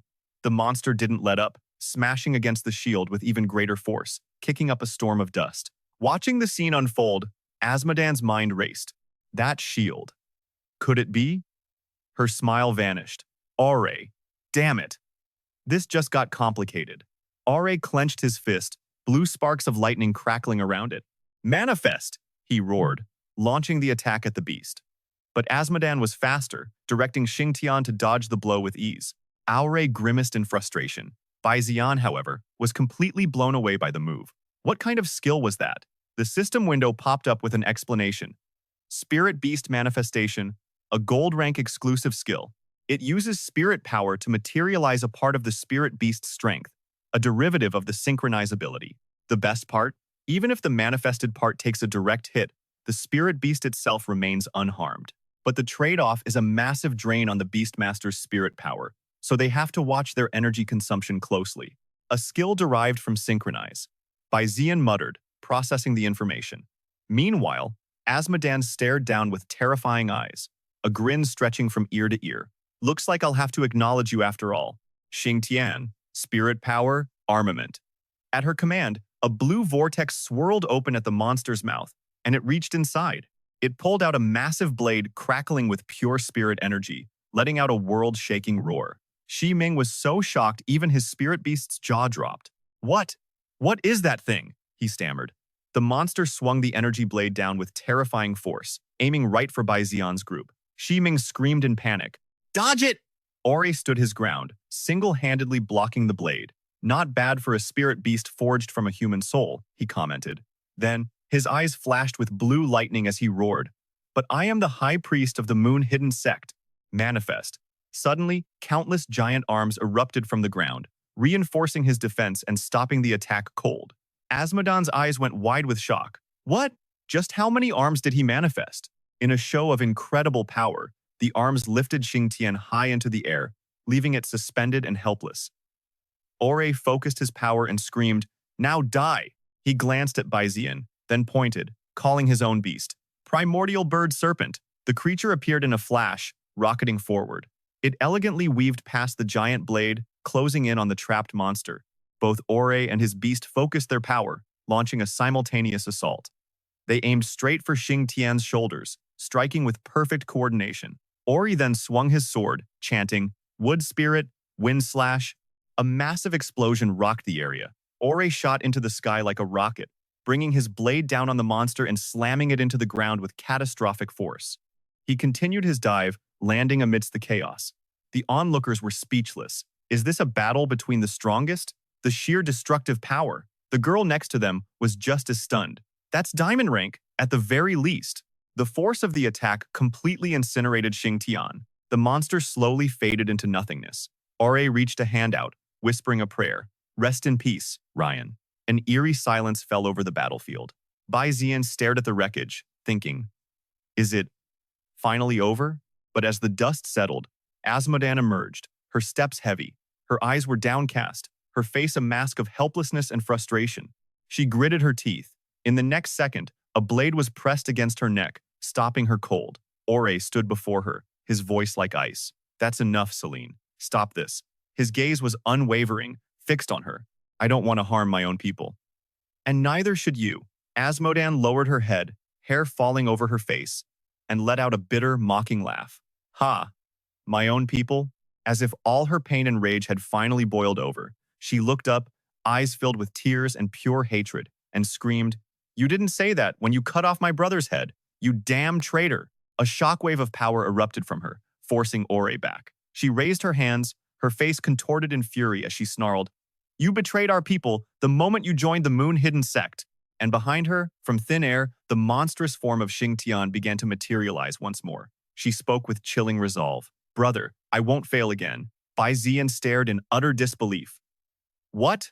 He was destroyed. How did he come back? He thought frantically. Eye of God. What is going on? Asmodan flashed a wicked smile. Let's begin round 2. The system panel appeared again. Selen Asmodan. Race. Native. Talent. Space of the Dead. Space of the Dead. A mutated beast. Taming dimension. Any spirit beast that enters is instantly killed, only to be resurrected as an undead spirit. These undead beasts possess the ability to be unkillable. Even if destroyed, they simply reform within the space of the dead. An effect that works devastatingly well against humans. Bai Zi'an gritted his teeth. A mutated beast space. So that's how she did it. The realization hit him hard. She must have used this talent to create not only Xingtian, but all the other spirit corpses too. His eyes shone with a new steely determination. Infinite resurrection. This is a battle of attrition. I have to find another way. The scene cuts. A hail of bullets rains down on the spirit corpses. Ming takes aim with his rifle, shouting over the gunfire. Hey, boss, if we just keep trying to wear them down like this, we're going to be in deep trouble. Ming. The boss watched the massive Xingtian ready its blade again. These grunts must be linked to her. Ming grimaced, his mind racing. Wait a second. Up there. He spotted something. That psycho. Take down the crazy woman standing next to the monster. A sniper scope locked onto Asmodan's head. A calm voice replied, Roger that. It was Feng Lang, lining up the shot with his rifle. He squeezed the trigger and yelled, Go to hell. But Asmodan merely glanced over, unimpressed, with a slight tilt of her chin. I'm surprised these Tep G grunts haven't been torn to shreds by my corpses yet, she sneered. She then gave a new command. Xingtian, deal with the TEPG team first. The monster's mouth gaped open. A swirling vortex of energy began to gather, growing larger and more intense by the second. Ming's face twisted in pure terror. Dripping with cold sweat, he screamed, You psycho! You wouldn't really attack us, would you? But it was too late. Xingtian unleashed the blast, a massive, devastating beam of raw power. The destructive force was immense, obliterating everything in its path, lighting up the entire area in a blinding flash. But through the dust and chaos, Asmodan saw something that made her freeze. Wait! What is that? A lone figure stood within a shimmering blue shield. She yelled out in shock, A shield! Ore? The person inside looked up, and it was Bai Zi'an's voice that rang out. Everyone. Are you all right? The vice captain was so stunned, he fell flat on his back, scrambling and shouting, Wait, what's going on? Who are you? After regaining some composure, he took in the scene. Asmodan, however, looked worried, her eyes wide as she screamed, Xingtian, tear him to shreds! The moment she spoke, the colossal Xingtian lifted its massive foot to stomp down on him. Green lightning exploded around his armored frame. His eyes blazed with incredible power as he defiantly raised an arm. A powerful aura roared to life as he yelled, Bring it on! Bai Zi'an shot forward, a blur of motion as his strikes landed with devastating force. Watching from afar, Ore's group was in total disbelief. One of the girls spoke up, So, that's Bai Zi'an? The other girl added her thoughts. Ore looked up, his face a mask of intense concentration as he pieced it together. It was just for a split second, but I'm positive. It's that kid and the fish they've fused. That must be where he's getting that insane speed. Bai Zi'an rockets towards her. The plan is simple. If Xingtian is unkillable, then he'll just have to take down its master first. He pours every ounce of power into his fist and lunges. Here I come. But she doesn't even flinch. Instead, a twisted, mocking smile spreads across her face as she calls out a single word, Manifest. Suddenly, Asmodan's power begins to resonate with Xingtian's. Bai Zi'an is stunned. What? Her too? He never expected to see this gold-tier trick used against him. Before he can react, a phantom arm shoots out, locking onto his own. He struggles, but it's no use. Damn it, I'm completely stuck. She appears right in front of him, looking him up and down like a prize specimen. Well, this is a surprise, she muses, soul fusion talent. Her hand traces his cheek, a chilling touch. But this form of yours. It's not just simple soul fusion, is it? After all, that talent is usually worthless. A gruesome smile curls her lips. Ah, so you're not just some random trash. You'll make for some fascinating research. A blade materializes in her hand, her voice dripping with contempt. So, I'll just have to kill you here and take your body back for dissection. That should reveal all your secrets. With a powerful slash, she sends Bai Zi'an flying into a pile of rocks. He staggers up, clutching his head, thinking about his recent fusion with the whale. Man, this head is a lot tougher now. Good thing she hit me there. But still, this manifest ability is a real pain, and I'm still not used to this new power. Just then, a voice echoes in his mind. I can help you. Bai Zi'an whips his head around, startled. Who? Who's talking? The voice replies, It is I, master. He's floored. The whale? But didn't you get dumber? The whale explains, Perhaps the soul fusion has temporarily restored my consciousness. A wave of relief washes over Bai Zi'an. That's fantastic. But he quickly sobers up. Hold on, let's not celebrate yet. We're facing a diamond-tier priestess from the demon cult. He scratches his head, stressed. You and I are only silver tier. This is going to be tough, but the whale's voice is calm. Master, you are underestimating our true strength. As a human, you cannot feel it.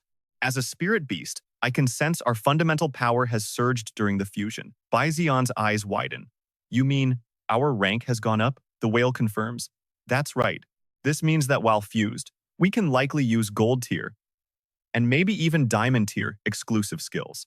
Bai Zi'an claps his hands together, hope igniting. I see. Okay, let's try spiritual power weaponization first. He focuses, spinning his hand to create a powerful vortex of energy, a technique his grandfather said only diamond tier users could master. Extending his arm, a long, crackling arrow of blue lightning forms. Asmodan's jaw drops. What? Spiritual power weaponization? She stares at him, her mind racing. Don't tell me. This kid has already reached the diamond tier? But in his fused form, Bai Zi'an is trembling. This is my first time using a spirit weapon. It feels so strange. He mentally commands, System, run a status check. I need a detailed report, now. Instantly, the information floods his mind. Subject, Bai Zi'an, soul fused with the divine beast, the whale. Current rank, peak diamond. The whale's skills and diamond tier beast tamer skills are now available.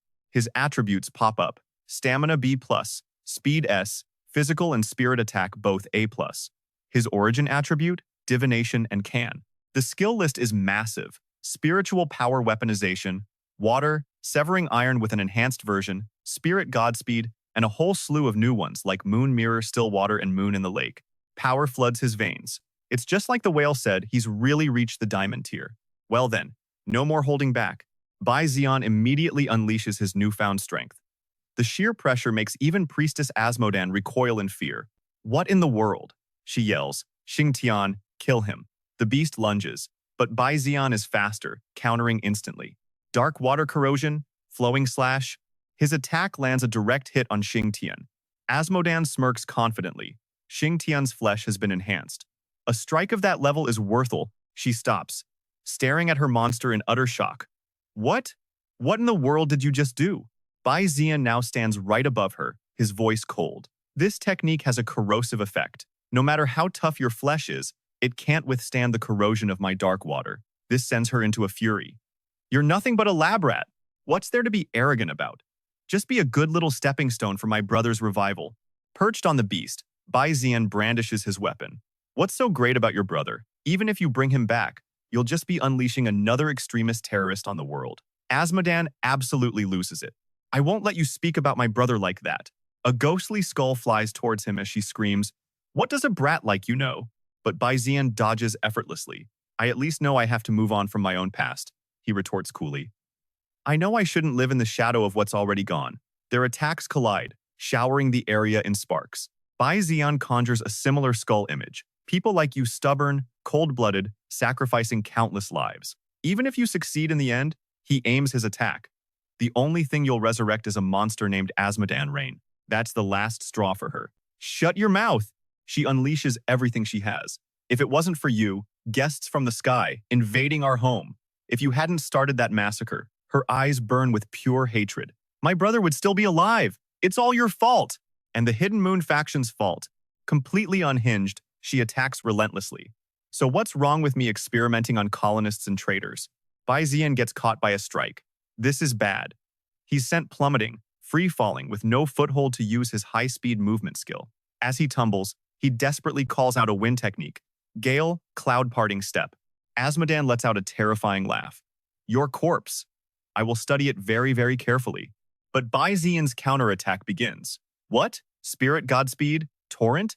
It turns out his torrent skill can create footholds out of pure spirit energy. He begins weaving through the air, completely frustrating her. How? How do I kill you, you damn brat? An immense power erupts from Bai Zi'an's entire body. I've already died once, he declares. You can't kill a man who's already dead. Channeling the power of the moon itself, he unleashes Moon's Reflection, Tidal Moon. He smashes his foot directly into her defensive barrier. Raising his weapon again, he glares at her. We're not done yet, you psycho. With all his might, he thrusts forward, piercing Xingtian clean through. Bai Zi'an lands safely, standing tall over the wounded beast. Even if you revived your brother, he would only live in agony. He continues, his voice heavy, because his death is already a reality. And to live while constantly feeling your own death is the ultimate torture. He takes a stance. I know this better than anyone. A torrent of water erupts from his sword. engulfing Xingtian. Moon mirror still water, moon in the lake. He slices his sword across the monster's mouth. Listen carefully. This is a scripture from Can Water. Azmodan is clearly weakening. Truly rare. In all these years, you're the only one who has pushed me this far. But she's not ready to give up. This isn't over yet. Bai Zi'an closes the distance, placing his blade against her throat. It's enough. You don't have the spiritual power left to restore Xingtian. Azmodan looks surprised. Ah, restore Xingtian? And then she snaps completely. I'm not the kind of sister who just gives up without her brother's protection. Azmodan aims her weapon right at him, screaming, "Go to hell." In a flash, Bai Zi'an moves in close, manipulating her arm so she stabs herself with her own weapon. He looks down at her, but his thoughts are directed elsewhere. Hey, whale, why did you suddenly take control of my body? Suddenly, a voice echoed out, "Forgive me, master. I am afraid of her." Azmodan's body began to twist and contort violently. Damn it, she seethed. I can't believe I let him push me this far. The outer shell cracked away, revealing a man standing underneath. Diego Barrow had revealed his true form. Well, this is unexpected, he mused. I originally planned to possess a powerhouse strong enough to kill Chet Arthur, but I never imagined this little girl would use a seal that actually harms herself. He slipped on a mask, his voice chillingly indifferent. Oh well. Barrow's entire body was now covered in armor. I suppose this was inevitable. He casually swept his hair back. Her talent is proving to be quite useful, though. He stood before Bai Zi'an with an air of absolute superiority. Allow me to introduce myself. I am Diego Barrow, the third high priest of the sun-devouring sect. The fish immediately sent a warning to Bai Zi'an's mind. Master, be careful. This guy is extremely dangerous. He's 100,000 times stronger than that woman. In a flash, Barrow appeared right behind him. So, you're the powerhouse, little brother? Bai Zi'an was stunned. So fast! Before he could react, Barrow grabbed him in a tight embrace and shot straight up into the sky. As they soared closer to the moon, Barrow explained, Originally, I was going to wait for this girl to possess a few more powerhouses for me. Then I'd steal her talent for myself. Down below, Ore was panicking. Damn it, that's a parasite sect technique. He immediately gave an order to his companions. Everyone, get out of here, now. Get as far away as you possibly can. Barrow held him tight. But now, I'll have to deal with you first, and then I'll just take your talent instead. What? In an instant, they plummeted back to the earth, smashing into the ground with an impact that shattered the surrounding landscape. Gubai was thrown by the shockwave, her face filled with terror. Barrow looked down at the boy in the crater and said, Looks like this is all you've got. Still, you might make for a decent spare body. Suddenly, Bai Zi'an's entire body began to glow with a brilliant light. Barrow was taken aback by the sight. What? Impossible. This is malevolent karma. This kid has the core of a beast of misfortune inside him. Realizing this body was useless to him, Barrow coughed. Kah, what a shame. Oh well, it's just one more clone wasted. But in that instant, Bai Zi'an's hand flashed out, slicing his head clean off. He then stared at his own hand in shock. Barrow's body began to disintegrate. What just happened? Bai Zi'an was completely bewildered. Gubai! Gubai! What's wrong with her? He tore off the armor plating. What happened to Gubai? Ore was still frantically searching the area. After the earthquake hit, we lost track of her. Don't tell me. Bai Zi'an's panic returned in full force. She fell into the chasm. What? The scene below was one of pure devastation. As he tried to analyze the situation, he saw a creature, flapping its wings tirelessly in the air. Barrow calmly strolled forward. Well, to think you'd survive something like that with no injuries. The reflection of the villain in its eyes was a sign of its good fortune. Lilith witnessed the scene, completely aghast. So this is what Azmodan experienced right before she died? Barrow glanced sideways. Not only that, but more importantly, Ari from the Hidden Moon sect is associating with young Master Bai Zi'an of Whitescale City. Just mentioning his name filled Lilith with rage. That Bai Zi'an? He's already cost us 2 high priests. It seems Ori intends to ally with this guest from the sky to deal with our sun-devouring sect, she continued. Mephisto spoke up, If that's true, this is going to be troublesome. We've only just managed to narrow down the Queen's location using Lingnang's shortwave signal. Solaris knew they couldn't just sit back. Then we can no longer afford to be passive. We must dispatch more people to Whitescale City. We cannot allow these guests from the sky to join forces with the Hidden Moon sect. Meanwhile, Bai Zi'an was still searching for his companion. 6 months later, it felt like searching for a needle in a haystack. He used his shovel to dig through the rubble, even though he'd already found the spirit-concealing celestial water. Tying his hair back, Bai Zi'an sighed. All this time, and still no sign of Xiao Bai. He glanced behind him, and to top it off, these restless spirits just won't leave me alone. A corpse spirit was crawling toward him. You damn ghouls. What a pain. He gripped his shovel and faced them. Fine, I'll deal with you lot first, then I'll get back to searching for Xiao Bai. Bai Zi'an summoned his pet. Yaya, you've eaten so many spirit stones, it's time you came out and did some work. Yaya appeared, looking very annoyed. What is it now? If you want to level up, you obviously have to eat a lot. Yaya, a sun ring insect of the fire element, was at the mid-tier silver realm. Its talents: Scorching Sun Self, Fire 55, Fire Body 5, Initial Corpse, Grade Aptitude, and a Damaged Origin. Its skills included the orange tier Sun Ring Ray, the purple tier Consecutive Sunbreak, and the purple tier Blazing Sun Scorch. It immediately unleashed a torrent of flames. Blazing Sun Scorch, the corpse spirits instantly went up in smoke. With the job done, Yaya turned to Bai Zi'an. So, it began, giving him a knowing look. It's been half a year already. You're still just as stubborn. That's not like the you I remember. Bai Zi'an looked back at his pet and replied, if you'd said that 5 months ago, you'd be right. But now, my thinking is much more rational. The thought of his teammate brought a wave of sadness. Xiao Bai's talent is incredibly rare. She was crucial support for me. The only reason I was able to level up so quickly was all thanks to her. Bai Zi'an continued explaining. Without her, in these past 6 months, I would have only reached the peak of the Silver Realm at best. It wasn't just leveling up fast. Opportunities followed one after another. Forming a contract with you was partly thanks to her too. Yaya retreated into the system. Fine, whatever. I hope you find your little tool of a Missy soon, and then find more spirit stones for me. The word stung Bai Zi'an. Tool? He muttered, a pained look on his face. She's not. He looked up at the sky and thought to himself, it's getting dark. Bai Zi'an returned to his makeshift hut in the ruins of the Fengxiao mountain mining area. He turned to see a man standing next to a luxury vehicle. Xiao An, the man said, how have you been lately? Bai Zi'an couldn't believe his eyes. It was his grandfather, but his youthful appearance made him almost unrecognizable. Grandpa?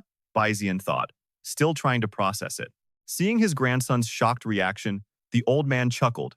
I had pretty much the same reaction when I saw myself young again. Hearing Jing Chong say this, Bai Zi'an's mind flooded with questions. Wait, that's not right. Why are you suddenly young again? And your right arm? What happened to it? Jing Chong patiently explained everything to his grandson. You silly kid, wasn't it you who had Captain Chi send me the spirit-concealing celestial water? As for this right arm, I was lucky enough to get my hands on a mature Azure Frost silver fruit. He continued explaining his new appearance. As for becoming young again, I suspect it's because our Bai family has always belonged to the Kan element. Can water is our origin. The can water from the Azure Frost silver fruit must have stimulated my own origin energy, causing this age reversal phenomenon. But, he added, I still need time to refine it. So while I look recovered on the outside, I can't actually use any spiritual power yet. After chatting for a moment, Jing Chong remembered the real reason he came. His expression turned serious as he looked at his grandson. However, I came to find you today for something much more important.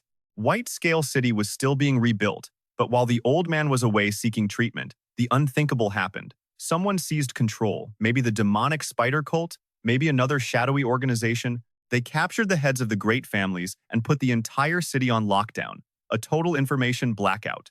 No one on the outside has any idea what's really going on inside White Scale City. He continues, updating Bai Zi'an on his parents' situation. The Phoenix and Yuan families have also vanished without a trace. But you should be glad, Jing Chong sighs, completely helpless. You escaped. That's what matters. He can only wonder about the fate of the people left behind. Bai Zi'an just listens, silent and stunned. After thinking everything through, he slams the shovel into the ground. He turns to leave. A worried Jing Chong calls out, Xiao An, I know that girl was important to you, but before he can finish, Bai Zi'an cuts him off. Grandpa. Bai Zi'an stops, turning back with a voice full of confidence. I know what you're thinking, but don't worry. I haven't lost my will to fight. I'm returning to White Scale City to find out exactly who these people are. Grandpa, stop treating me like a child. Hearing this, Jing Chong is stunned, shocked by the mature young man his grandson has become. A moment later, he lets out a small laugh, entrusting the mission to him. But before Bai Zi'an leaves, Jing Chong warns him, "This time is different from the last. There's no manpower, no money, no support." His eyes fill with worry. "You have to be careful. You absolutely must not." In the end, Jing Chong placed his complete trust in him, the Bai family, and all of White Scale City. "I'm leaving them in your hands, Bai Zi'an." As they say their goodbyes, the sky begins to turn dark, the last rays of sunlight painting the horizon gold. Bai Zi'an finally reaches White Scale City, completely cloaked from head to toe. Without a second of hesitation, he kicks the door clean off its hinges. He lands silently, slipping inside. Back here, after so long, he thinks to himself, "So much has happened. And it hasn't even been a year since I left White Scale City." Moving through the sewer, Bai Zi'an scans his surroundings. The tunnels are mostly unchanged, which is surprising, but then, a loud noise from a strange man's bag makes him freeze. Someone's here. But the second Bai Zi'an turns around, the man panics and bolts, leaving him confused. A vagrant? His reaction was way too extreme for that. The vagrant's appearance only deepens his suspicion about the city. As he climbs up, Bai Zi'an forms a theory. The invaders occupying White Scale City, they've definitely done something here. He pushes the manhole cover open and peeks out at his surroundings, feeling a strange sense of dread. Is this really the city center? He quickly pulls himself up. Staring at the massive city spread before him, he can't believe it. White Scale City, how did it end up like this? He starts walking, his eyes scanning the streets, assessing the situation. It's like a completely foreign city now. Plus, for this time of day, there are way too few people around. Suddenly, a wanted poster catches his eye. He picks it up, studying the face on it. His brow furrows. This person is. The face is his own, and the reason he's wanted? Wanted. Bai Zi'an, for colluding with and harboring terrorists from the demonic spider cult during the attack on the city. It declares him a fugitive, and anyone who spots him should contact the authorities.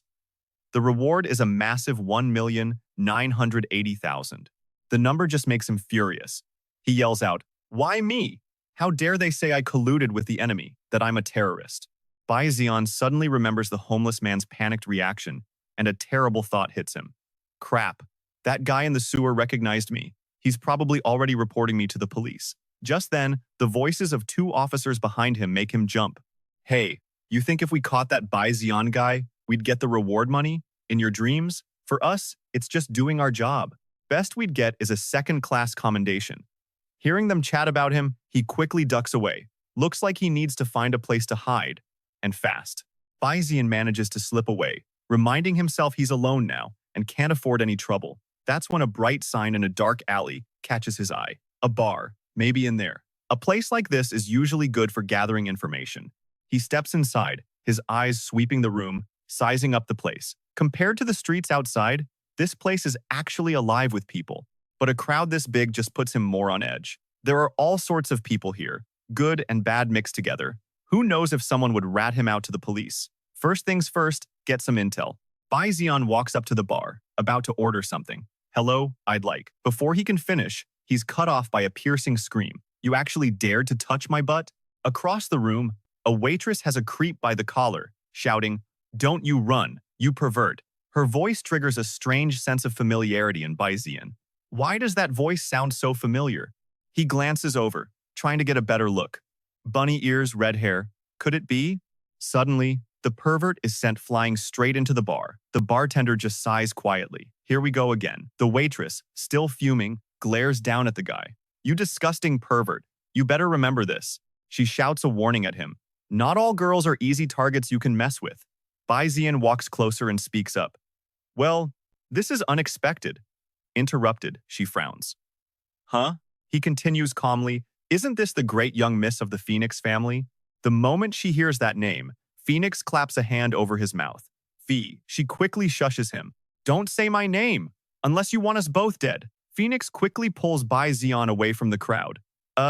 He's a friend of mine. I'm just taking him down to the basement."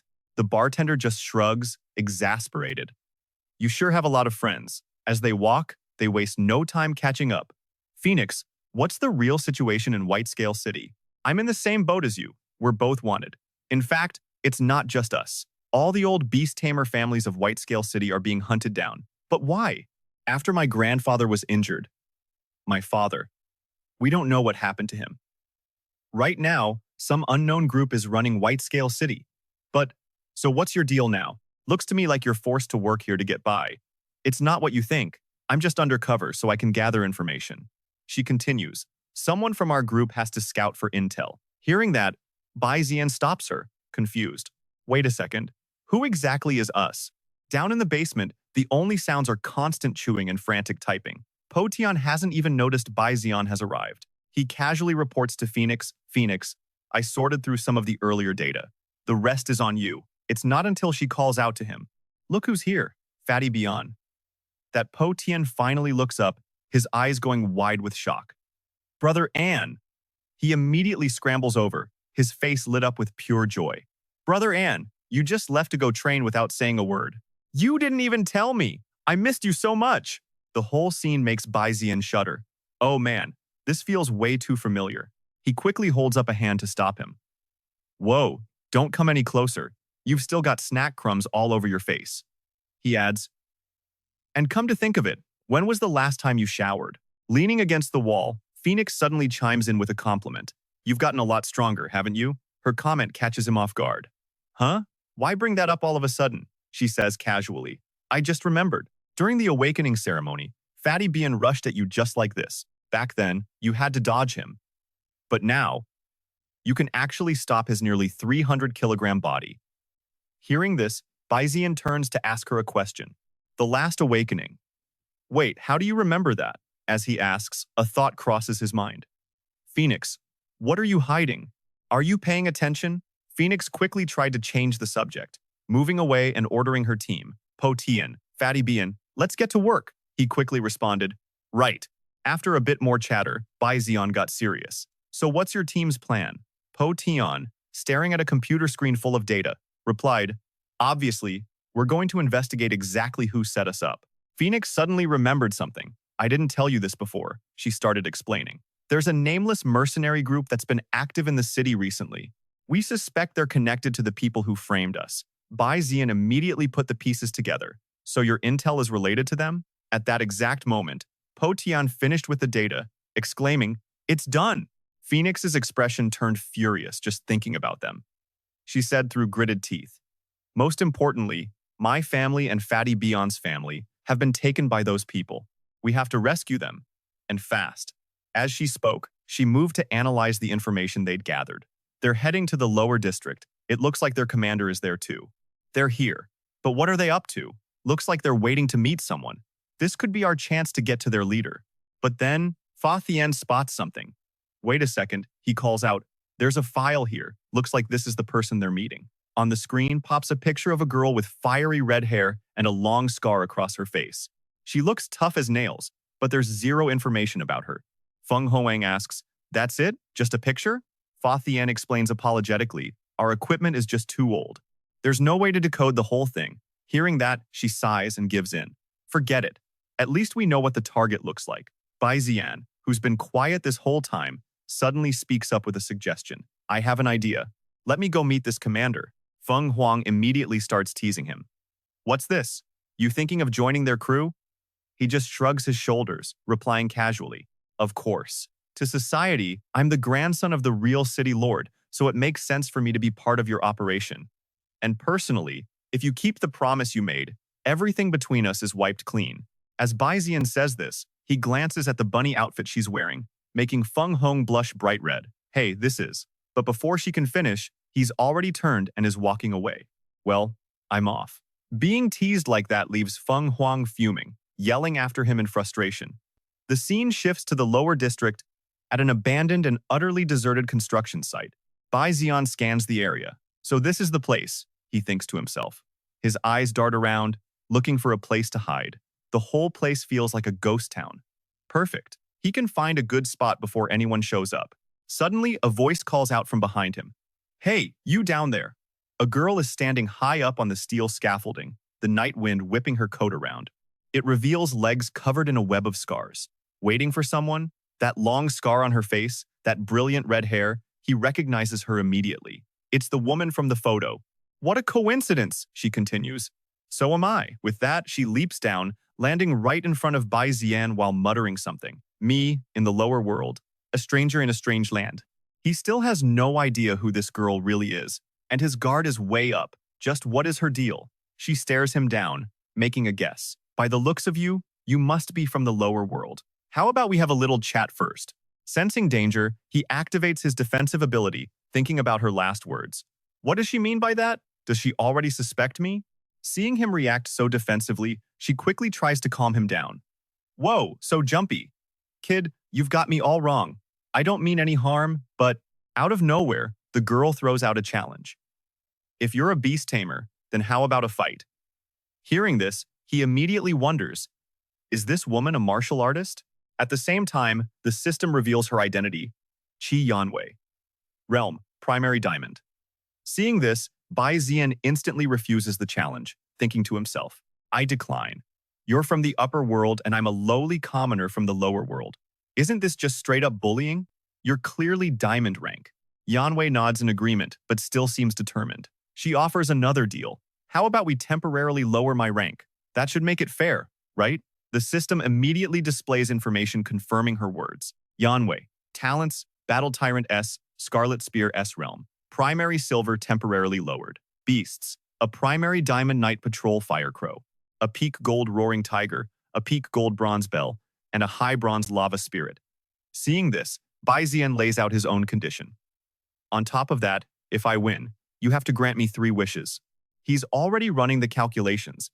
If she's down to silver rank, maybe he can get some info out of her. But forget conditions in the blink of an eye, Yanwei is right in his face, pressing him. Stop dragging this out. Bai Zi'an is startled. Hey, I haven't even told you my conditions yet, but she's already a blur of motion. Beat me first, then we'll talk, she yells, launching a powerful kick straight at his face. It all happens way too fast, but pure battle instinct takes over and Bai Zi'an manages to dodge. She's so fast, he thinks. Yanwei gives him 0 time to breathe. She brings another kick down from above, aiming right for his head. The speed is unbelievable, leaving him stunned. Bad move. He luckily gets his hands up to block, but the raw power of the kick sends him flying backward. Seeing Bai Zi'an activate a defensive skill, Yanwei looks genuinely thrilled. Precision shield? Huh? Seems I underestimated you from the start. Then, she summons her beast, giving it a single, brutal command. Lava Spirit. Crush him! Not to be outdone, he quickly summons his own beast. In an instant, a colossal entity materializes from the void, its sheer size making even Yanwei flinch in surprise.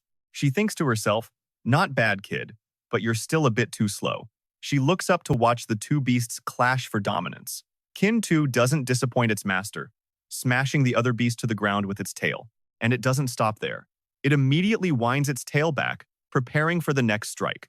In a flash, Kin 2 brings its tail crashing down from above, slamming the lava spirit's head and knocking it back several meters. Watching from the sidelines, Bai Zi'an shouts, nice work, but Kin 2 remains cautious, warning him, Master, don't underestimate it. As if on cue, the lava spirit unleashes a counterattack, firing a volley of scorching lava rocks that radiate intense heat, aimed directly at Kin 2 and Bai Zi'an. Bai Zi'an reacts instantly, activating a protective shield that blocks every single flaming rock. Witnessing such a dramatic display, Yanwei just smirks to herself. Now this is a rare sight. After the barrage ends, he immediately turns to his beast. Kin 2, you okay? It replies calmly, I'm fine. Yanwei watches this exchange, thinking that in the upper world, no one would ever personally protect their own beast. Looks like you really value your beast, she says, then raises her voice to Bai Zi'an. In the upper world, basically no one has the guts to accept my challenge. And of those who have fought me, not many could actually put up a real fight. She starts walking towards him. But someone like you can actually go toe-to-toe with me. Bai Zi'an's guard goes right back up as she gets closer. This martial artist. She's incredibly strong. It's hard to even imagine what kind of power she has at full strength. I have to go all out.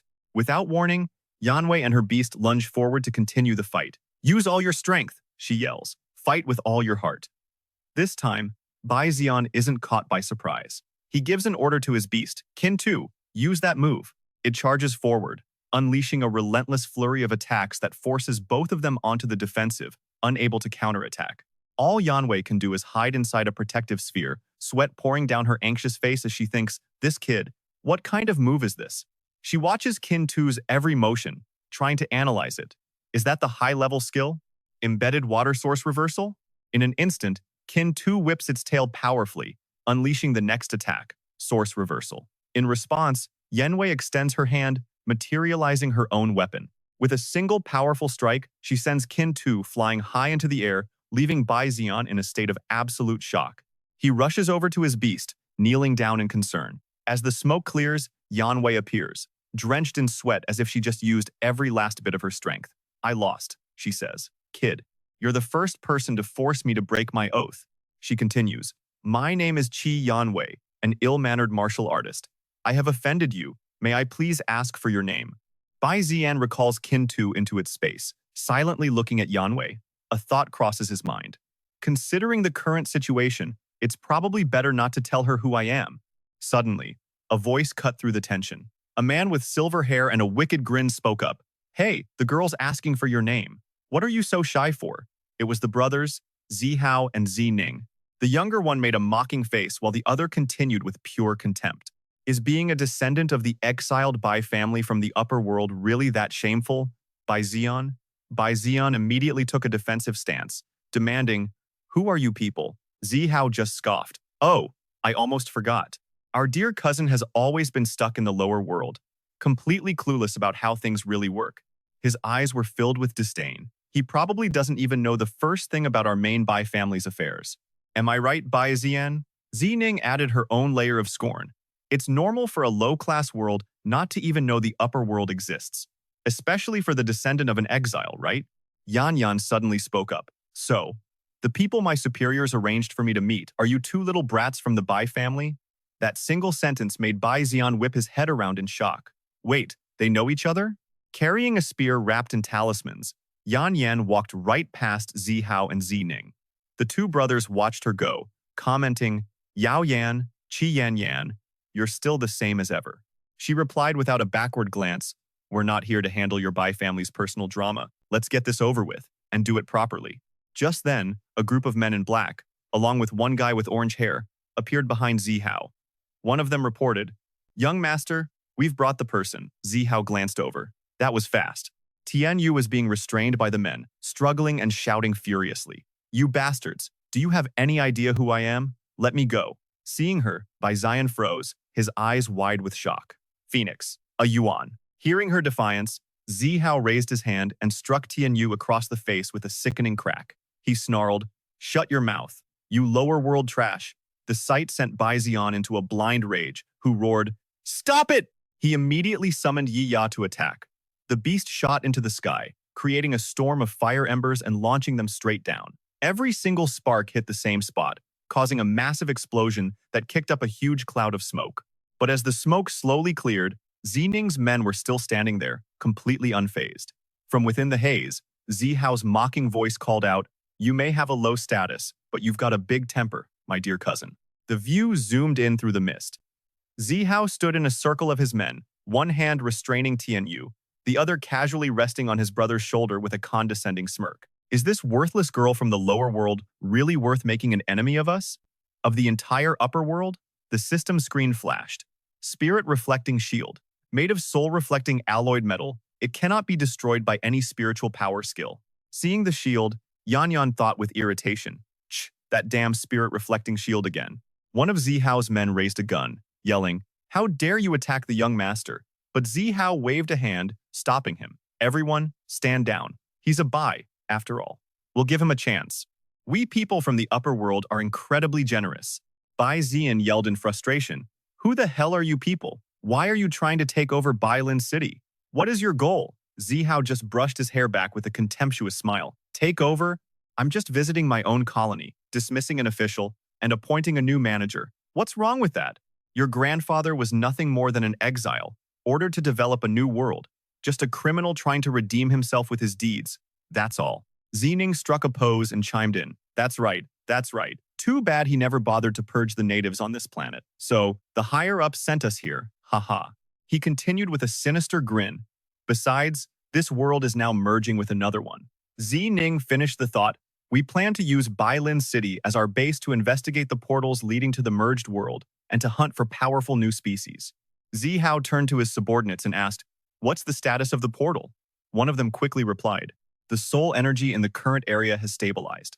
For now, there are no signs of a portal appearing. Hearing this, Zihao reached into his dimensional space and summoned a toxic electric eel, a thrilled smile on his face.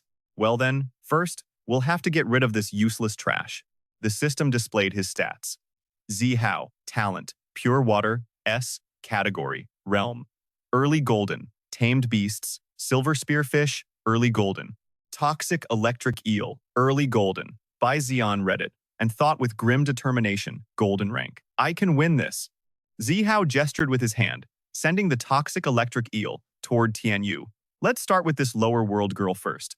The creature opened its mouth, forming a massive ball of electricity. Tianyu gritted her teeth and shut her eyes, bracing for the impact. But suddenly, a blur of spiritual energy moved at blinding speed, zipping toward Phoenix, circling around her, and pulling back. In a flash, Bai Zi'an had used his power to save both Phoenix and a Yuan. Though veins were bulging on his face from the strain, he looked down at her with concern. Are you okay? Seeing his face so close, Tianyu's own face turned bright red. She shyly turned away and kicked her foot up against his chin, yelling, "Get away from me!" Zihao watched the scene unfold, shocked.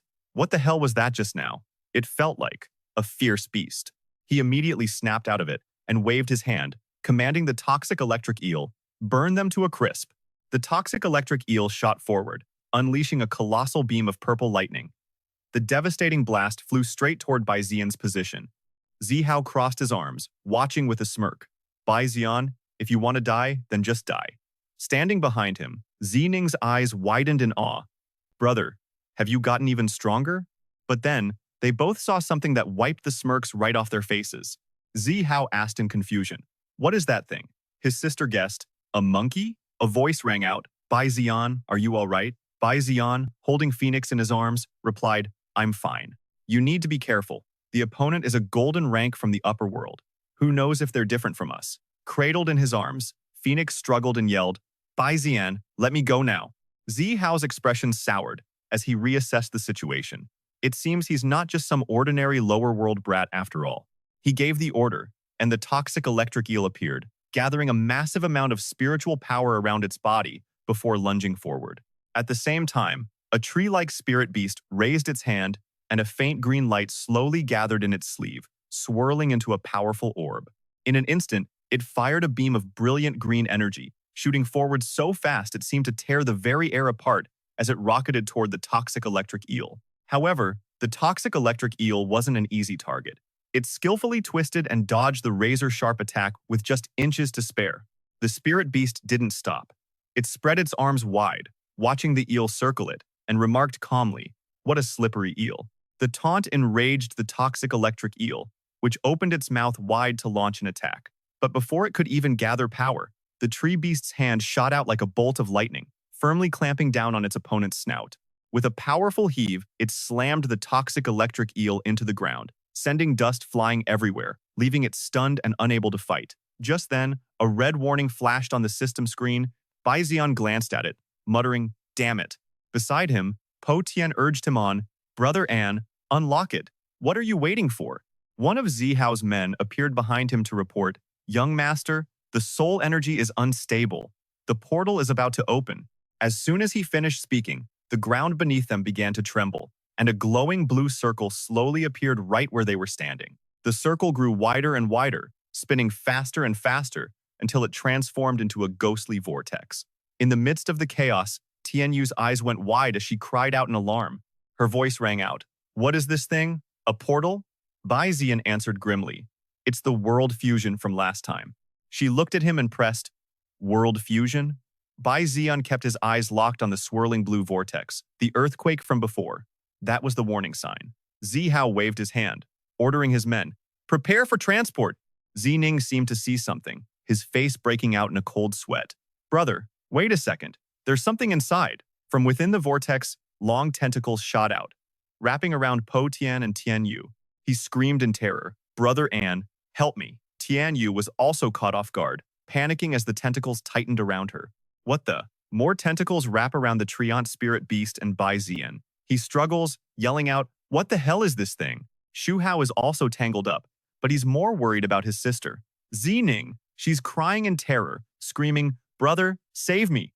The tentacles snatch everyone, dragging them all into a swirling green vortex. Inside, they're released, left floating in a strange space. Tianyu shouts, Bai Zi'an! He yells right back, Phoenix Avian! A moment later, they emerge on the other side into a green, gloomy dimension. Bai Zi'an collapses to the ground, a heavy pressure crushing him.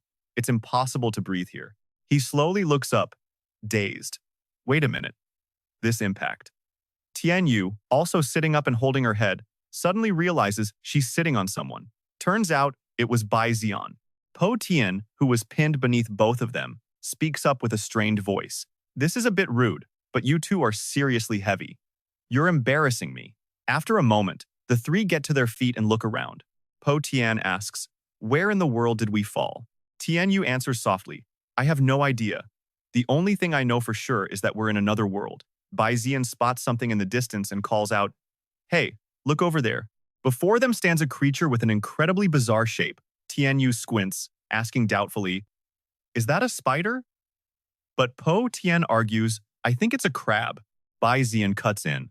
Whatever it is, it just proves this place is extremely dangerous. They then notice a staff made of what looks like layered stone leaves, with a blue flame burning at its tip and a conch shell hanging from it, emitting a strange sound. All three of them have the same thought. What is that noise? The owner of the staff is just as surprised to hear their voices. The scene shifts to where Shu Hao's group landed. One of his subordinates approaches to report, Young Master, there are no survivors at this base station. It was likely caused by the native creatures here. Hearing this, Shu Hao replies calmly, it seems the environment here is even more dangerous than the secret spider kingdom. The subordinate continues, Young Master, there's one more thing. Our supplies were lost when we entered the portal. This news surprises him. What about the supplies from this station? The subordinate's grim memory makes Shu Hao's face tighten. Then, does that mean we're trapped in this world to die? The subordinate bows, reassuring him, Young Master, there's no need to worry. The man explains that he used a device to scan the cave's terrain. Based on the info we found on the base's terminal, we detected signs of activity nearby.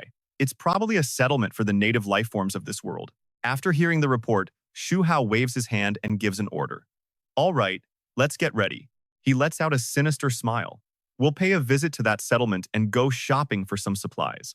Meanwhile, Bai Zi'an's group faces Xiao Lan, with both sides on high alert. Po Tian hides behind Bai Zi'an and shouts, what is that thing over there? Tianyu, equally scared, asks, is it going to attack us? Bai Zi'an holds up a hand to quiet them. Wait, it looks like it's afraid. He thinks to himself, Divine Eye, give me the details on the creature before me. But before his ability can activate, Xiao Lan trembles and raises a tentacle towards Bai Zi'an, making him freeze. A tentacle? The tentacle gently touches Bai Zi'an's forehead. His eyes flash that familiar feeling again. The two of them begin to float in midair, bathed in a blue light. Bai Zi'an asks, are you, Lan? At that moment, Xiao Lan speaks timidly. Hello, he introduces himself. I am Lan from Ri. You can call me Xiao Lan. Judging by your appearance, you don't seem to be from this world. Hearing him, Bai Zi'an quickly replies with equal politeness. I am Bai Zi'an from the secret spider kingdom. My companions and I were accidentally pulled into the portal. Tianyu, who's been watching this whole exchange, speaks up in confusion. Fatty, can you understand that octopus thing's language? How is Bai Zi'an able to communicate with it? Po Tian whispers back, completely baffled. I don't understand it either.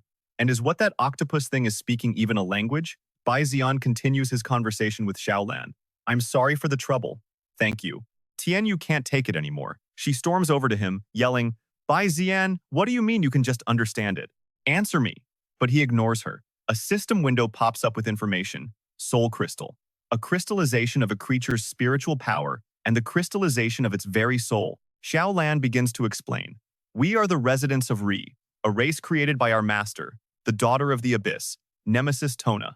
An image appears of a woman looking down from on high at her servants kneeling below. He continues, but 300 years ago, our master became violent due to a plague. We were forced to seal her on her throne.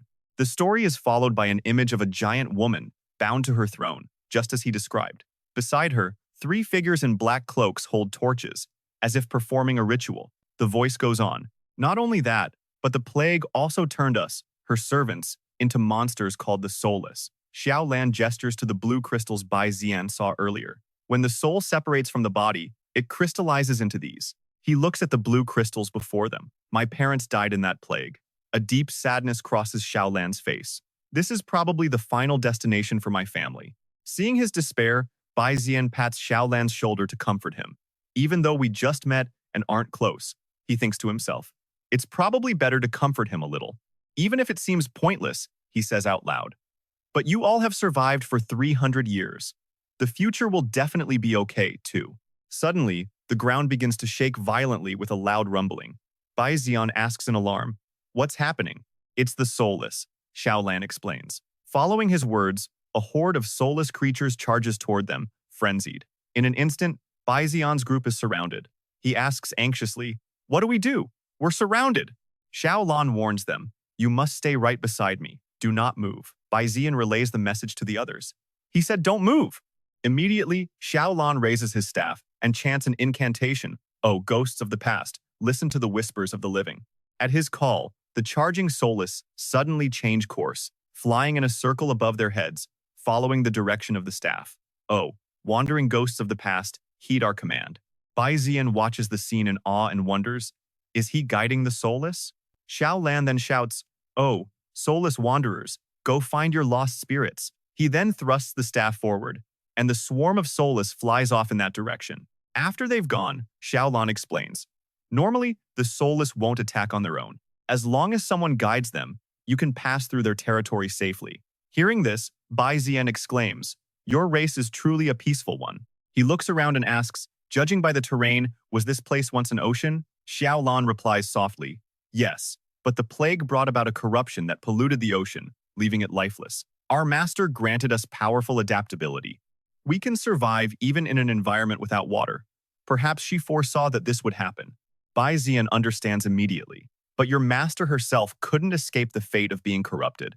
He says with pity, "That's truly a tragedy." The group starts moving again. Xiao Lan leads the way, warning them, "We're about to reach the village. It's best you don't touch the slime on the path. That is the corruption." Just then, Bai Zi'an quickly stops Avian, who was about to touch the strange substances. "Avian, don't touch that! It's poison!" The moment he mentioned poison, pure terror flashed across a Yuan's face. She snatched her hand back as a system panel popped into view. It was a mutated parasite, a mushroom from another dimension, not native to this world. It uses its surroundings and living creatures as hosts. Suddenly, Xiao Lam froze, his entire body trembling so violently that Bai Zi'an had to ask, "Xiao Lam, why did you stop?" Hearing the name, Tian Yu, standing right behind them, finally realized what the boy was called. Xiao Lam just stood there, stammering one word. "The village." He was staring straight ahead, his voice shaking uncontrollably. His home was gone. The entire village had been completely destroyed, and the ones responsible? Zihao and Bai Zi'an, leading their team against the helpless villagers. With a flick of her wrist, Zi'an gave her beast an order. "Go, Xiao Bai." The scalefish beast unleashed an insane blast of power. Zihao just frowned, tapping Zi'an lightly on the head. "Zi'an, if you smash everything to pieces, how am I supposed to hang them up as a warning?" She just put on an innocent face, touching her fingertips together like a pouting child. Just then, Bai Zi'an slammed his power down, creating a massive shield to protect the villagers behind him. He roared in absolute fury. "What the hell do you think you're doing?" Zihao heard the voice and paused. "This energy, is that Bai Zi'an?" Realizing it was him, he muttered to himself, "Looks like the native creatures didn't eat you after all." Zi'an just whined, "Stop hitting my head. It'll make me short." Ignoring her completely, Zihao called out to Bai Zi'an, "Brother, as a human, why are you protecting these inferior creatures?" Bai Zi'an's eyes widened in rage, his brow furrowed as he shot back. "There's no high or low status when it comes to life. Besides, this is their home. They are the true masters of this land," he declared. But Zihao just glanced up at the villagers hanging from the gallows, his voice dripping with cold mockery. "You've been in the ancestral realm for far too long. Has your brain gone soft? These lowly beings without even a language? They deserve to be masters of this place?" He laughed, tapping his own head. "Wow, you're really playing the part of a saint, aren't you? We humans can travel between planets, conquering everything with force and will. People like you deserve to be stuck on some remote frontier land." He leaned in, emphasizing every word. "It's only natural for the strong to rule. But Bai Zi'an fired back. You call yourself strong now, destroying the weak. But have you ever considered that one day you'll face someone stronger than you? In that moment, won't you be the weak one? His voice rose with indignation. You use your power to annihilate a weaker race now, but one day you'll be annihilated by someone stronger. Zihao just scoffed, completely unimpressed. What? Someone stronger? Then his eyes blazed, raising a hand crackling with energy. Big fish eat small fish, and the big fish will always be the big fish. My Bai family's power only grows stronger by devouring the weak. We're at the top of the food chain. How could anything possibly be stronger than us in this world? Pathetic, Bai Zi'an responded, his voice cold as ice. Let's call it what it is. You're just using your power to rob and plunder, stealing the lives of other beings. This survival of the fittest you keep preaching is nothing but a path to total destruction, a sick pleasure in conquest and slaughter. The two stood facing each other, their opposing ideals creating a palpable tension in the air. Without another word, Bai Zi'an summoned Jingzi. Pointing forward, he commanded his beast to attack while declaring his own philosophy. The only end to slaughter is destruction. Coexistence is the path to eternity. The strong should supplement the weak, learn from them, and cultivate their own power. That is the true way to become the strongest beastmaster. Seeing this, Zihao's face twisted with rage. Veins bulged on his forehead. How dare you? In an instant, he summoned his own scale fish, roaring, "Then you can join these weaklings and become nutrients for the strongest." His beast opened its massive jaws, lunging straight for Bai Zi'an. The two beasts crashed, but in a flash, Bai Zi'an's Jingzi dodged the attack, swiftly whipping around to clamp its jaws onto the white scalefish's tail, causing it to look back in a panic. But the Linyu was still arrogant, sneering at Jingzi. "Look at you, so ugly and pathetic. Just like your useless master." Jingzi wasn't about to take that, retorting with a smirk of its own. "Let me tell you something. Your mouth stinks just as bad as your master's. Don't you brush your teeth?" Jingzi mocked it further. "Too many teeth to clean them all, huh?" The two beasts whipped their tails at each other, neither willing to back down. The Linyu shot back. "You're not any better." Zihao watched the battle, muttering, "We're from the same school. I can't break his moves." On the other side, Bai Zi'an thought the same thing. "We're both from the Bai family. Our techniques are too similar." But then, a realization hit him. "Wait a minute, there's still one move." He immediately shouted, "Jingzi, the space here is big enough." His beast knew exactly what he meant. Finally, it's time to use that technique. Zihao suddenly yelled, "There's an opening. Lin Yu, swallow them." The beast fired a massive blast of energy, but the power just bounced off Jingzi's outer layer. As a colossal shadow fell over it, the Lin Yu looked up, confused. "What? What is this?" In the next moment, Jingzi, now 100 times larger than the Lin Yu, spoke slowly. "Now, I'll show you who's the big fish and who's the small fry." Zihao gritted his teeth. This is its true form? But Zenin was just cheering excitedly. "Whoa, a fish! Such a big fish!" Jingzi opened its enormous mouth and swallowed the Lin Yu whole. The smaller beast screamed in terror. "That's cheating." But Jingzi, with the Lin Yu now in its mouth, coolly replied, "What cheating? I've always been this big." Bai Zi'an himself was stunned, his jaw hanging open. He actually ate it. From inside Jingzi's stomach, the Lin Yu screamed in panic, "Let me out. It's too dark in here." Bai Zi'an's voice turned cold as he reminded his opponent, "Big fish eat small fish. That's basic knowledge, a law of nature." But he looked directly at Zihao. "If I really let him be eaten, what's the difference between you and me?" With that, Jingzi forcefully spat the Lin Yu out, sending it tumbling through the air with a cry of, "It stinks!" The defeated beast flew out, crashing right into Zihao. From high above, Bai Zi'an and Jingzi looked down on him, their voices booming. Zihao could only shield his head. He couldn't accept it. "I lost? I'm the weak one? No, impossible, impossible." He screamed in denial, "I am not the weak one." He was talking about some blue crystals. The energy output of these things was insanely high. Their total spirit power and quality were 50 times greater than any spirit stone. He continued his thought.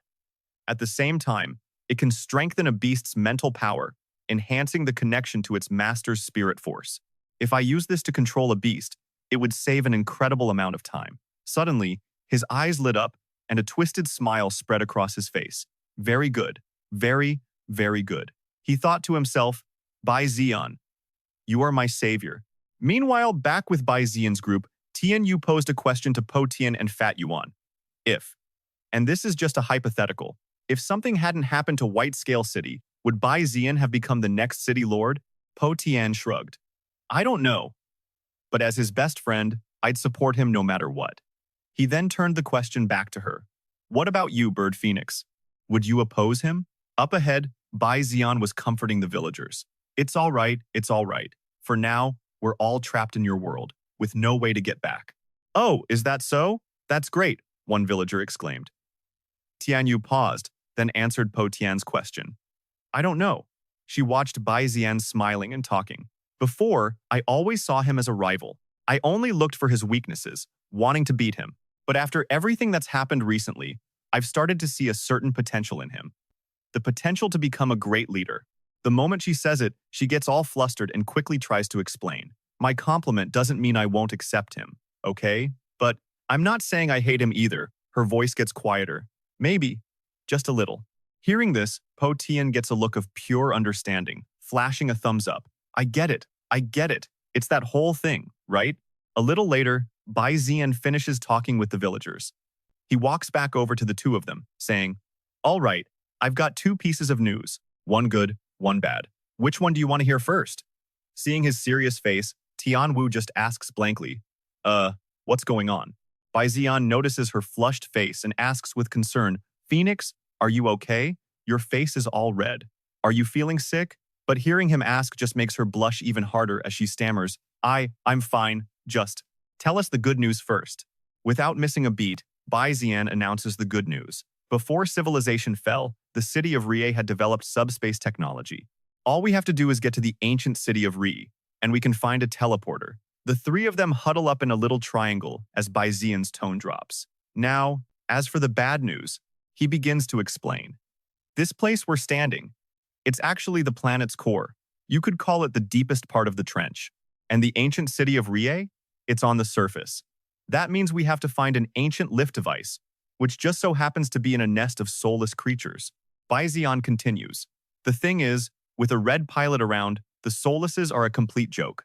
But, as you can see, Little Lan is the last red pilot in this land, so she has to stay here to protect it. He finally turns around, delivering the final blow, which means we're on our own. Following his lead, Bai Zi'an's group arrives at a dark, gloomy place. He turns back. This should be it. Tian Wu, walking behind, spots a body on the ground, looks like a lost mercenary. Bai Zi'an, completely unfazed, shoves the door open and steps inside. They might have gotten here before us. Either way, we need to be careful. Suddenly, a thought hits him. Wait a minute, is that? The group freezes, staring at the scene before them. Xiao Bai stands with her weapon in hand, one foot planted on a pile of monsters, a smug grin on her face. Is that all you've got? How boring. Bai Zi'an is instantly on guard, but Xiao Bai just smirks, her voice dripping with mockery. Well, well, if it isn't my dear little brother, Bai Zi'an. Suddenly, armed guards rush in, pointing their guns straight at the group and barking, don't move. Two of them shove the trio forward. Cooperate now! Bai Zi'an, trying to keep things cool, quickly speaks up, Hey! This isn't the time to be playing cops and robbers. You guys? Seeing this, Xiao Bai's expression darkens. She looks down from her perch and yells, You too! Stand down, now! She continues scolding them. We're all trapped in this world.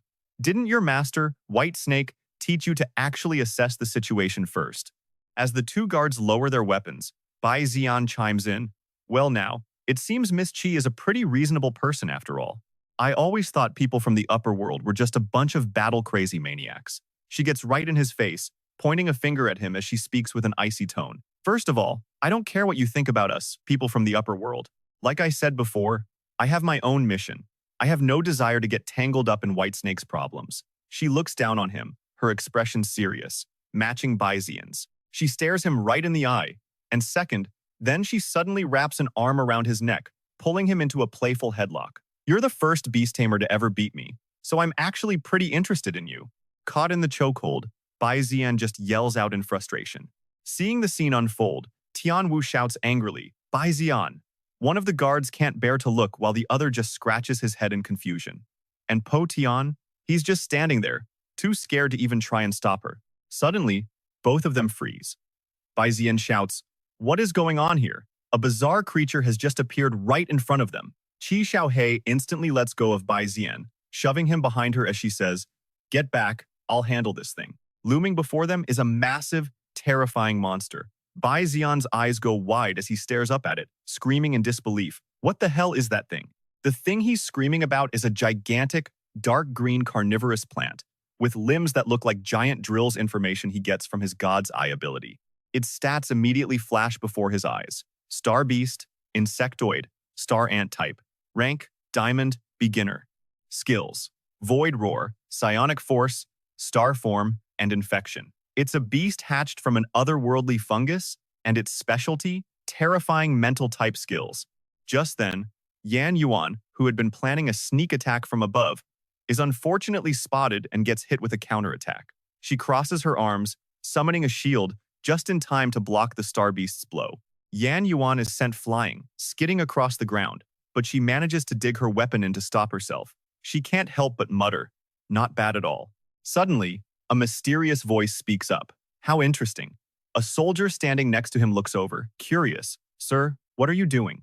The man just chuckles, taking off his mask and tossing it to the ground. "I was originally just here to investigate whether you outsiders were working with the Hidden Moon faction." But to everyone's shock, it's Diego, the third priest of the Curse cult. Seeing him, Yan Yuan demands, "Hey, wait a minute.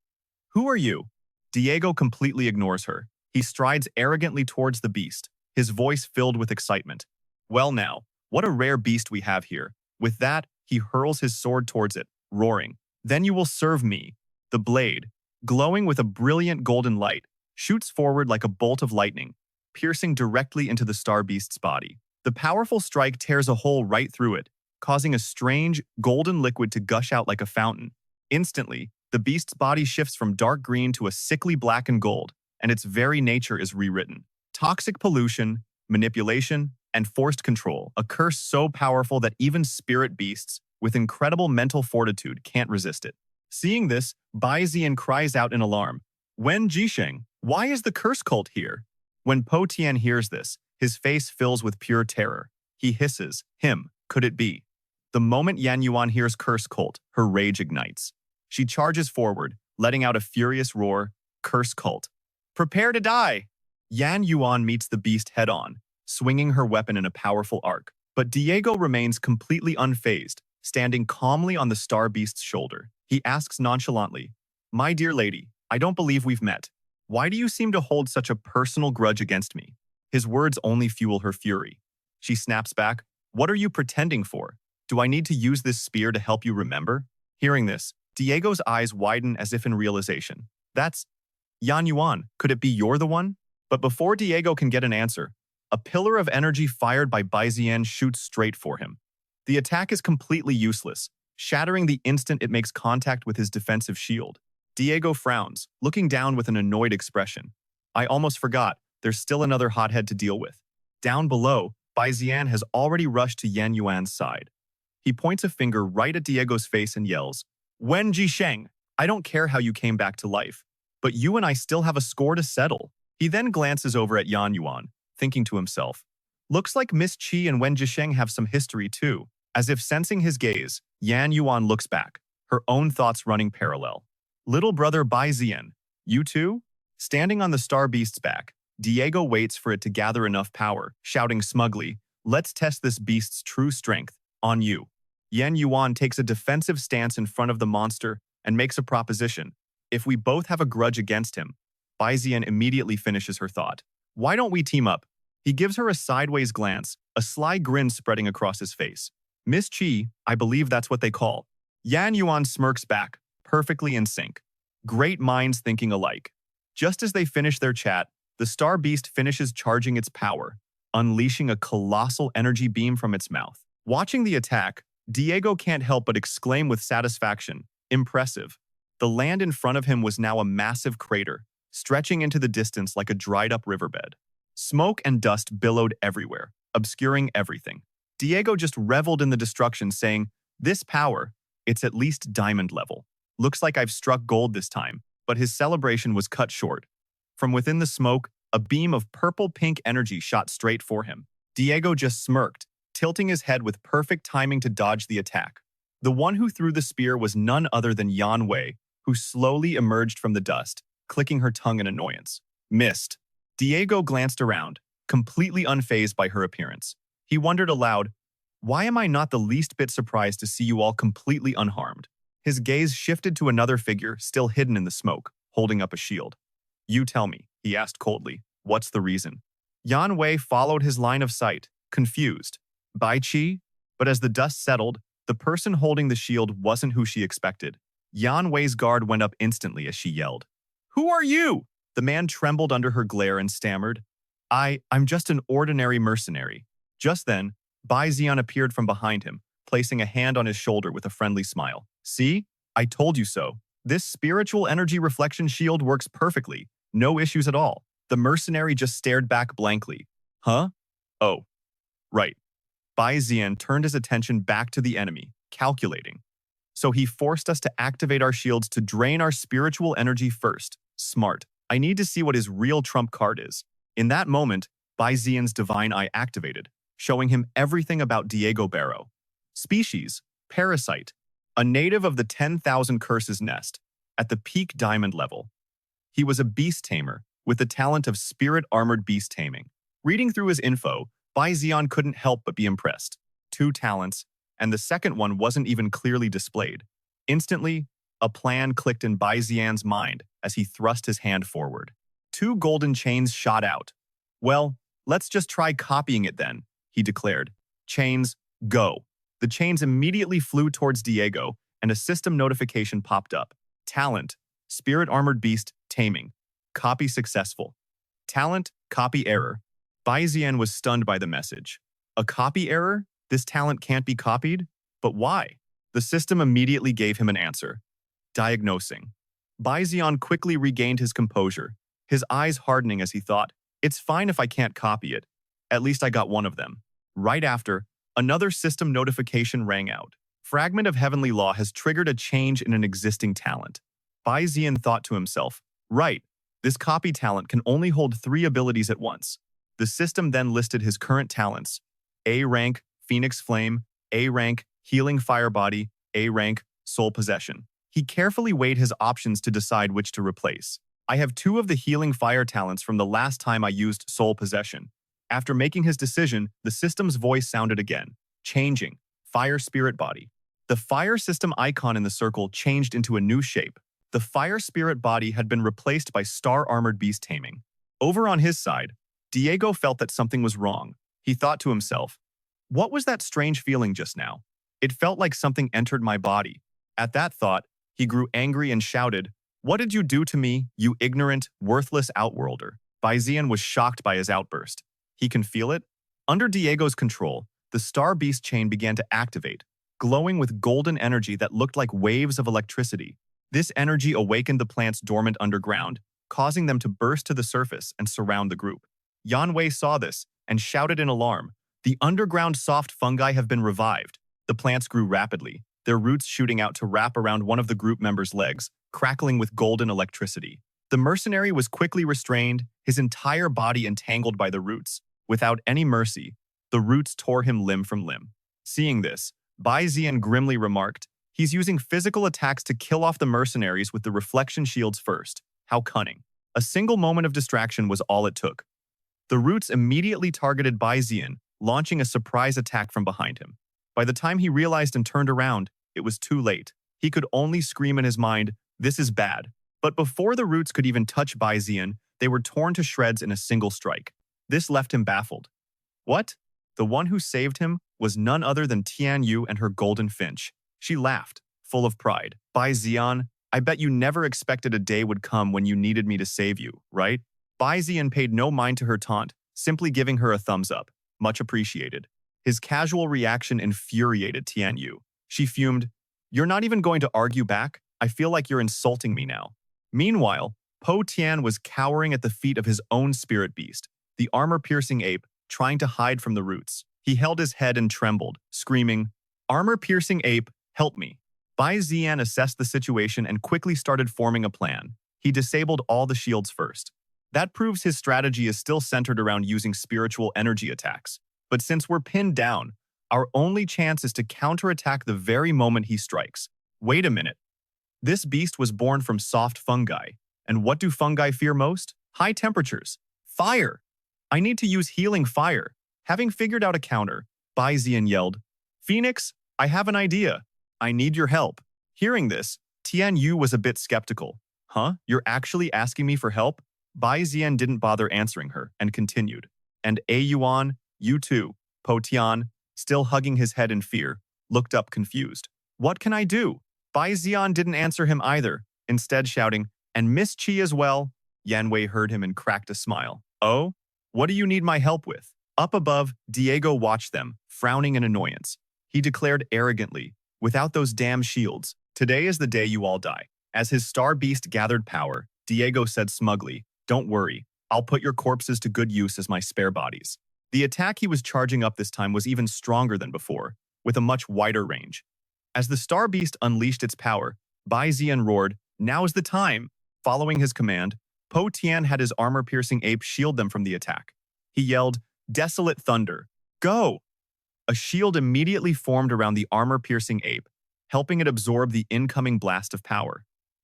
Diego was shocked by this and yelled, that gorilla is absorbing the energy. After absorbing the entire blast from the star beast, the armor-piercing ape let out a furious roar and raised its arms as if preparing a counterattack. It slammed both hands onto the ground, releasing all the energy it had absorbed. Desolate Thunder, power release. The attack made the ground shake violently, sending rocks flying everywhere. Seeing his chance, Bai Zi'an yelled. Tian Yu heard him and shot back with a thrilled smile. You don't have to tell me, you bastard Bai Zi'an. Then, both of them attacked at the same time. Twin Frost, flowing fire. One used the red leaping fang, the other the golden finch, furiously blasting flames toward the star beast. And since the star beast was a plant-type beast, being hit by a fire attack dealt it critical damage. At that moment, Yanwei began her summoning chant. She raised one hand to the sky, the other gripping her weapon tightly. The gods know that even true prophecy will not be heeded by the wicked. Knowing that all is form. The 3,000 impurities. The riot of ignorance made manifest in this world. A universe of 3,000 souls. If there are 10,000 cycles of rebirth, then I will surely become a demon. Then, her eyes shot wide open, and Yanwei screamed, This is the path of the Asura. I am the demon. I summon you by my name. As she speaks, a spirit beast wreathed in purple flames materializes from the deep darkness, its eyes glowing with violet intensity. This is the demon fire beast, born to slice through all. The command is given, and a bird-like spirit beast with gray-white feathers appears before them. Yenvium looks at it with a smug grin, declaring, It's time to hunt Night Patrol Demon Fire Crow. And right on cue, the system panel for the spirit beast pops up. Name, Night Patrol Demon Fire Crow. Species, Winged Crow. Subspecies, Demon Fire Crow. Rank, Star Steel. Beginner level. Its skills are unique. Demon Fire Stance, Karma Fire Stance, and Asura Stance. This spirit beast's entire fighting style is based on 3 different stance type abilities, just like a martial artist. Seeing this, Bai Zi'an is completely floored, his jaw dropping in amazement. Another rare spirit beast, and its skills are totally different from anything I've seen before. Stance skills? Bai Zi'an observes the Demon Fire Crow's movements, his mind racing. Could it be? Are stance skills similar to human fighting postures? By switching stances, it can unleash completely different abilities. The Demon Fire Crow leaps into the air, preparing to dive bomb Diego. Demon Fire Stance! Diego looks up, his eyes wide with terror as he screams, A Demon Fire Crow! But that species was supposed to be extinct. He can't believe his eyes, standing frozen in pure shock. The Demon Fire Crow's talons slash across the star beast, grievously wounding it. It then leaps back, creating distance from the other beast. The Demon Fire Crow folds its wings, and crackling purple-pink energy begins to rapidly gather around them. Seeing a chance to counterattack, the star beast starts gathering energy in its chest. But the Demon Fire Crow strikes first Karma Fire Stance. 2 beams of yellow and purple energy collide. Watching from the sidelines, Bai Zi'an shouts in astonishment, Karma Asura! The battle between the 2 spirit beasts reaches its climax. And the winner is the Demon Fire Crow, its energy blast completely overpowering the star beast. The Demon Fire Crow lands, and instantly, columns of purple energy erupt from the ground beneath it. Yenvium, silent until now, begins a new chant. So this is the power of a rare subspecies, huh? Full of family crests. As a mirror to the world, the demon fire crow stands proudly amidst a sea of pink and purple energy.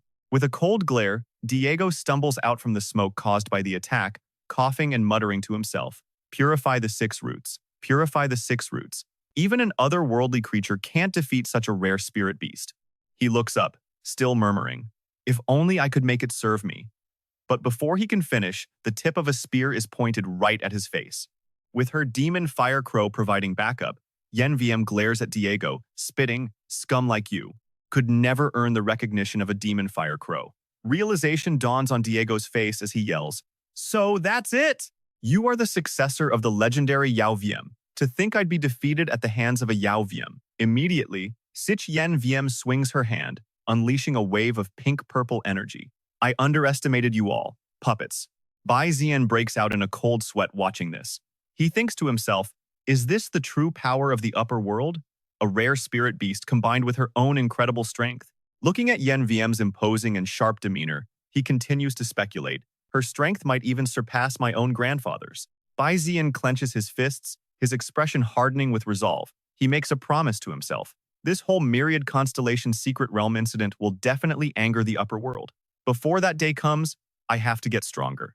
He observes Yen, thoughts racing through his mind.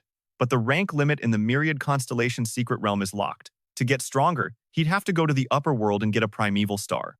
But that's a problem for after all this is over. Sich Yen lifts her weapon from the ground. She slings it over her shoulder and approaches the group, saying, "Looks like you're all descendants of great clans." Thien Vu watches her with a serious expression. "The Ni Bandu Tan Phoenix clan. Judging by the orb on your back, you must be the current awakened Phoenix VM."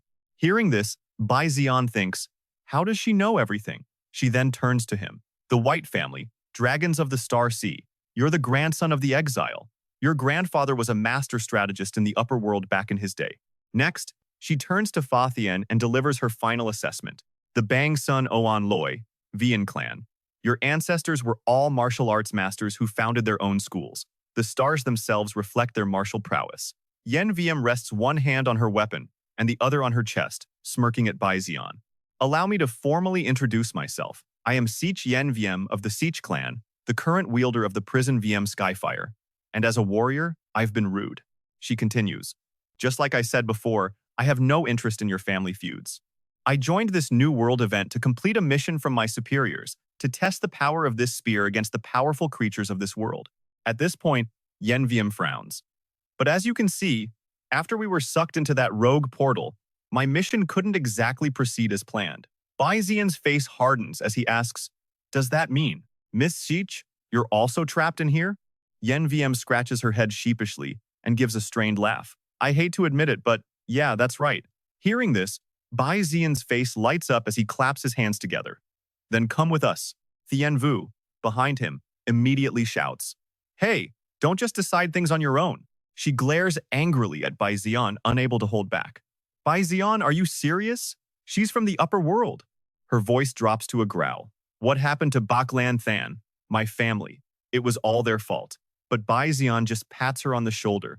He smiles and explains, "Did you forget my talent? Super intuition. Just trust my gut on this one." Thien Vu awkwardly pushes his hand away, reluctantly agreeing. Fine. Stop overhyping that S-rank talent of yours." Hearing that, Bai Zi'an thinks to himself, it's actually mythic grade. As they make their way out of the cave, Bai Zi'an can't help but ask Thien Vu again, "So you're agreeing, right?" She just changes the subject. Let's just get to the surface. On the surface, in a place called Re City, Bai Zi'an looks up at a dark castle covered in moss. Yen speaks first. "The civilization of this world is quite similar to ours." Bai Zi'an gets a weird look on his face, his lip twitching. Why is it still so gloomy even after we've reached the surface? Looking at the old stone statues, he continues, "But..." They all look around, and Bai Zi'an speaks up again. "It feels the same everywhere. Where are we supposed to find this teleportation device?" Thien Vu turns her head to look at him, asking in a mocking tone, "At a time like this, why don't you use that S-rank talent you're so proud of?" Bai Zi'an's eyes widen as if he just had a revelation. "That's right. The materials for a teleportation device must be some kind of treasure. If I use the treasure finding function of the Eye of God, I should be able to find it." Bai Zi'an closes his eyes, holding out his hand. Eye of God. Scan. The Eye of God provides a notification. Treasure is made of otherworldly material and cannot be displayed normally. Only a general location can be shown. Throne. Bai Zi'an thinks to himself, the throne? Could it be the castle or palace they mentioned earlier? Bai Zi'an squints, thinking suspiciously. But what does a throne have to do with a teleportation device? Guess I'll have to go check it out first. He looks at the gloomy scenery, a little hesitant. Honestly, this feels like searching for a needle in a haystack. The scene changes. In a dark place, wrapped in thick tree roots, several bright blue crystals glow. Tu Hao, with a frown and his arms crossed, asks, "Any new developments?" Someone next to him, examining a crystal, replies, "Yes, young master." The man holds up a device and explains in detail. The crystals in this area have a different index from others we've found. We've discovered that the closer we get to a certain location, the higher the energy readings from these crystals. In the darkness, only his voice echoes. It's possible these crystals are linked to some kind of powerful energy source. What's more, I'm guessing that energy is the very core of this world, the thing we're looking for. The amount we've gathered is already on par with a purple crystal-level beastmaster. But it doesn't stop there, the soldier continued. These crystals seem to require a stronger source before they can be absorbed. But the young master needs time to recover. So, regarding the use of these crystals, I suggest we wait. Suddenly, Zihao cuts him off. No. We're trapped here. We have to speed things up.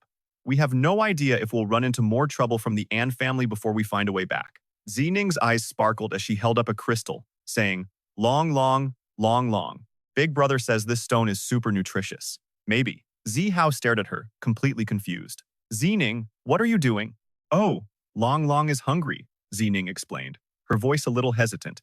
It's been so long since Long Long leveled up. At the sight of the crystal, Long Long's eyes lit up as it silently licked its lips. I think Long Long wants to get stronger too. Zihao's face twisted into a strange expression.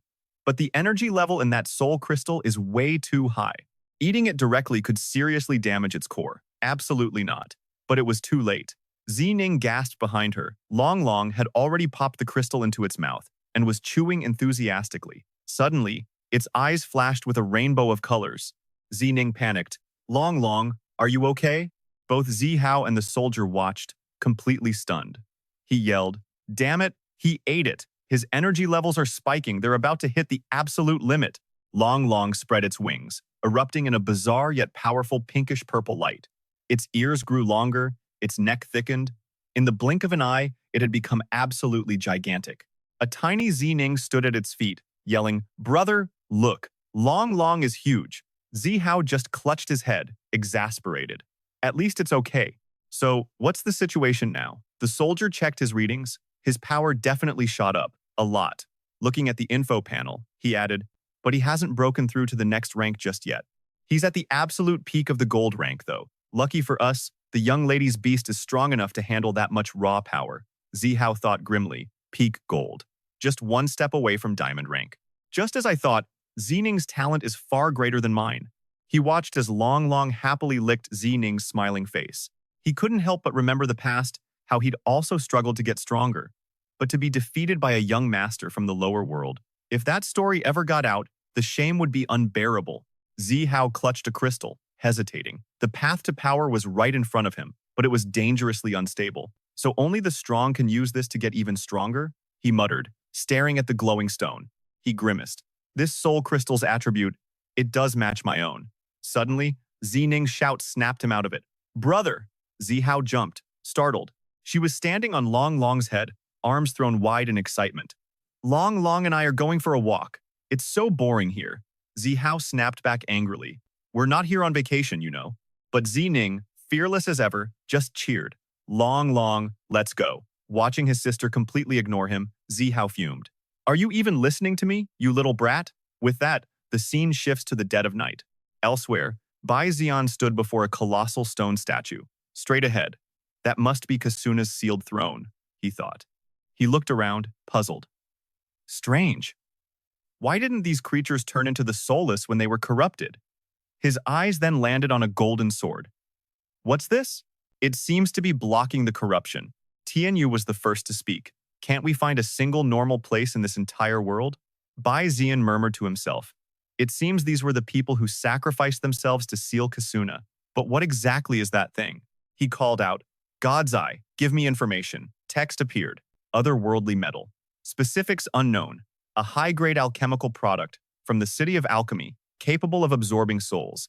The people of Reha currently use it to seal the corruption and creatures infected by it. By absorbing a significant number of souls, it gains the power to continuously project the seal's energy. However, the release is slow, and its intensity will weaken over time. After processing the information, Bai Zi'an formed a theory, which means these special Reha people sacrificed their own souls to power this weapon. That explains why they weren't turned into the soulless. Their souls were already gone. Just as Bai Zi'an reached for the sword, Tian Yu heard another voice and instinctively spun around, on guard. Who just spoke? Yanwei replied, no idea. Must be close. Everyone heard it, Bai Zi'an thought, so it's not a hallucination. A blue soul crystal gripping the sword tightened its hold and spoke, what are you, outsiders? Tian Yu shrieked when she saw it talking. It's that thing. Yan Wei agreed. Yep, that's it. Po Tian chimed in as well. I heard it too. Bai Zi'an had to hold them back. Don't get excited. This is a divine weapon. Suddenly, something squirmed on the sword's blade. The soul crystal gasped. The seal on the corruption. Wait, could it be? It screamed. Why am I inside a spirit power blade? And my body. What did they do to my body? My head. My head hurts so much. Staring at the dark surroundings, it cried out, the seal. It's weakening. Damn it, we still failed in the end. Seeing this unfold, Bai Zi'an's eyes lit up with intense focus as he thought, how are we able to hear its voice? The soul crystal yelled at them, hey, you despicable outsiders, give me a hand. And just then, God's Eye provided the answer. The seal's essence is a type of psychic sword force. Anyone within its range can hear its voice. Bai Zi'an continued to listen to the soul crystal's plea. Hurry, destroy this blade! Being trapped like this is completely useless. A second later, Bai Zi'an shouted, wait, you didn't fail! Recalling a past memory, he explained, what's more, your descendants are still alive, surviving at the bottom of this very ocean.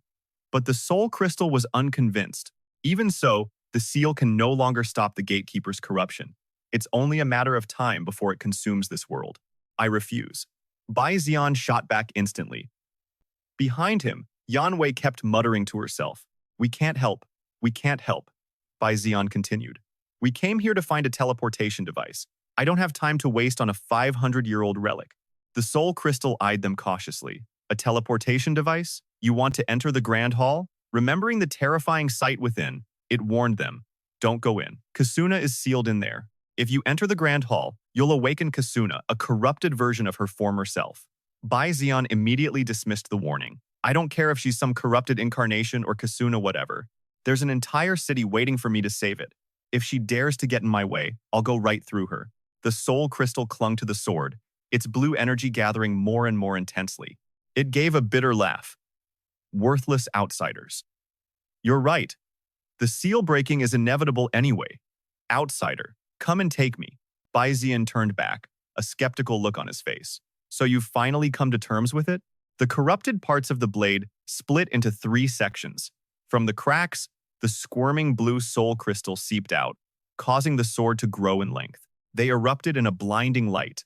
With this withered body, I shall become a flame.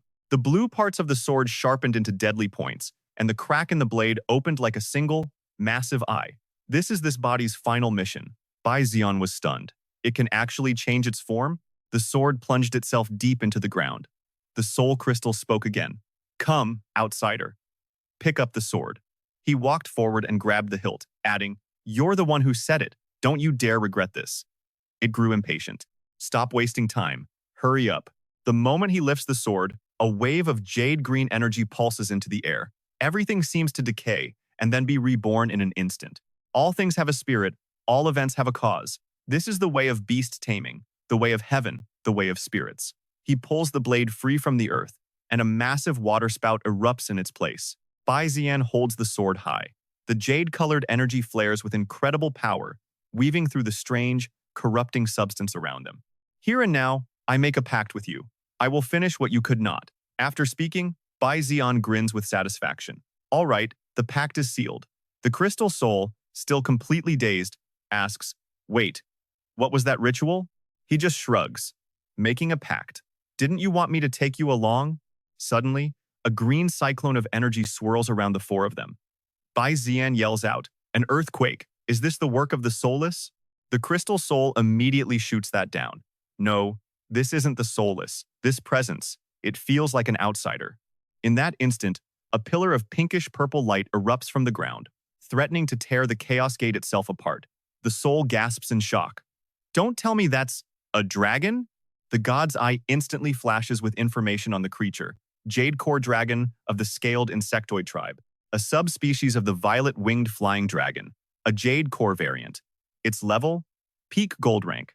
Talents: Swift Wind Shift, Restoring Jade Art. Skills: Crescent Moon White Frost, Pure Jade Sword Slash, Snow Grace Dance, and Lake Ripple. It's a rare variant of the violet-winged flying dragon, with the traits of a guardian dragon and, get this, the adorable look and habits of a cat. But beneath that cute exterior is some serious battle power, which gets Zining all excited. Finally, a place big enough to really let loose.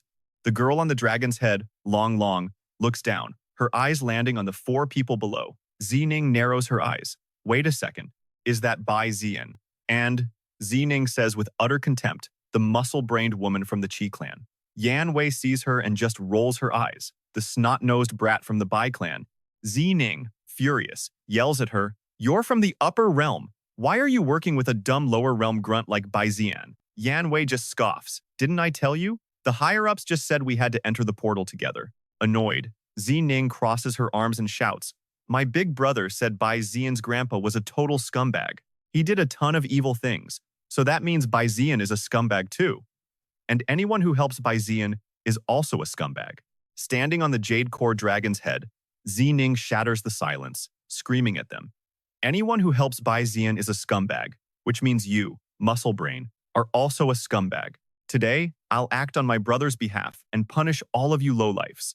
Bai Zi'an just blinks, completely bewildered. "What kind of logic is that?" Yan Wei replies, "Don't mind her, she's just my cousin." Bai Zi'an breaks into a nervous sweat, laughing awkwardly. "Ah, looks like I've dragged Miss Qi into my mess. My apologies." But she doesn't seem to care at all. She calmly replies, "It's fine. I cut ties with that part of the Bai clan a long time ago. The Upper Realm Bai clan, that is." As she speaks, Yan Wei raises a hand and gives a command to her flame-grin tiger, who crosses its arms with pure arrogance. Its massive body, radiating a blazing inferno of energy, looks incredibly powerful. "Flame-grin, let's go burn something to the ground." Bai Zi'an glances at his sword and says, "Sorry." The sword soul immediately protests. "Don't tell me you're planning to use me against that kid? I'm a soul trying to conserve my power. Don't waste it on something so trivial." The flame-grin tiger just smirks, looking down to reassure him. "It's all right, little brother. We can handle this." Hearing it speak, Bai Zi'an can't help but let out a surprised yelp. He looks at Yan Wei and calls out to her, "But still, this fight is my fault." She waves him off, full of confidence. "Say no more. Don't you have something more important to take care of?" Yan Wei materializes a purple sword, her aura shining. "Go handle your business first. I'll come find you after I've beaten this little brat." Zining gives her order. Long, attack her." The dragon obeys instantly. Its eyes, once innocent, now gleam with a menacing light as it raises a massive foot to stomp Yan Wei into the ground. Long stomp makes the very earth explode, sending shattered stone flying everywhere. But then a hand appears, stopping the attack cold. Seeing this, Zining screams in disbelief. She blocked it? It was Flame-Grin, appearing at the perfect moment. Its hand curls into a fist, raw energy gathering in a blinding light. Its expression turns dead serious. Have a taste of this. Flame-Grin Tiger unleashes its signature move, the Tiger's Roar Fist. Without even needing to look, it lands a perfect, direct blow on the Jade Core Dragon's foot. Yan Wei turns her head to remind Bai Zi'an, "Are you still here? Get going." He finally agrees, but not without a warning. "All right, but you be careful. That dragon is no pushover." Then he shouts to his other two companions, Phoenix, Avian, "Let's go." The crystal soul can't help but remind him, "Outsider, I don't have much soul energy left. You only have 2 chances left. If you fail." Bai Zi'an just smirks. 2 times? I only need 1. He holds the sword high with a confident grin. "Oh, and by the way, I have never missed." He brings the blade down in a powerful arc, carving a razor-sharp line across the ground. The flash of light severs the tangled mass of corruption.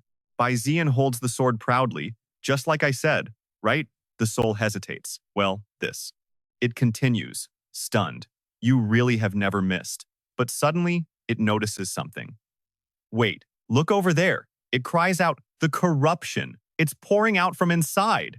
Seeing this, Bai Zi'an is shocked. How is it still here?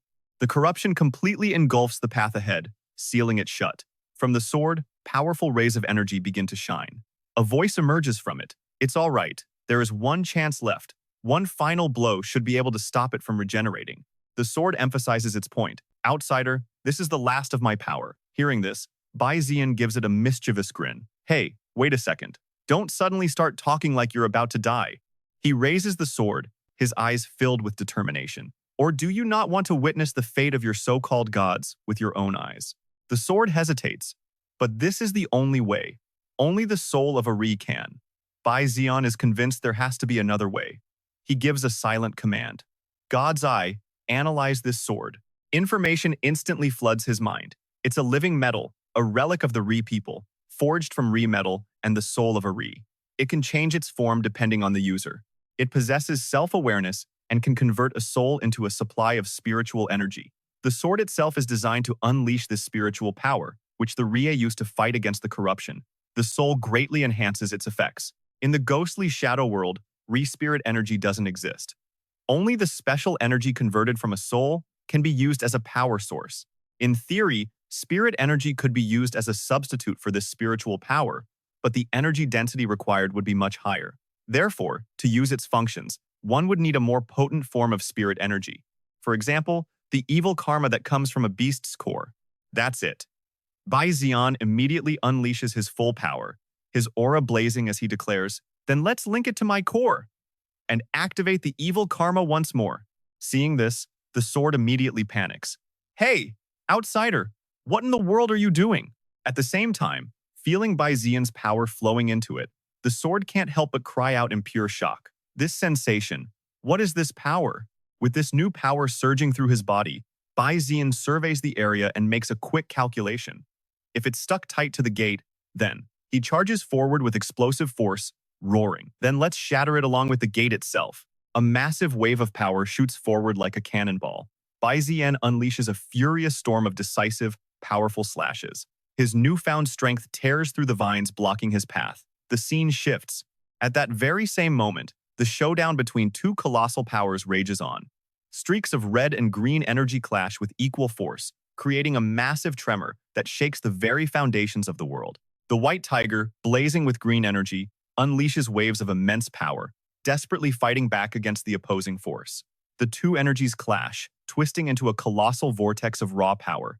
But on the other side, the dragon, glowing with pink energy, wasn't backing down an inch. Both spirit beasts are pushing themselves to the absolute limit. That's when Su Nin points an accusing finger at Yenvium, shouting, "You're supposed to be the strongest genius from the Upper Realms Academy. Why are you helping the descendant of a criminal?"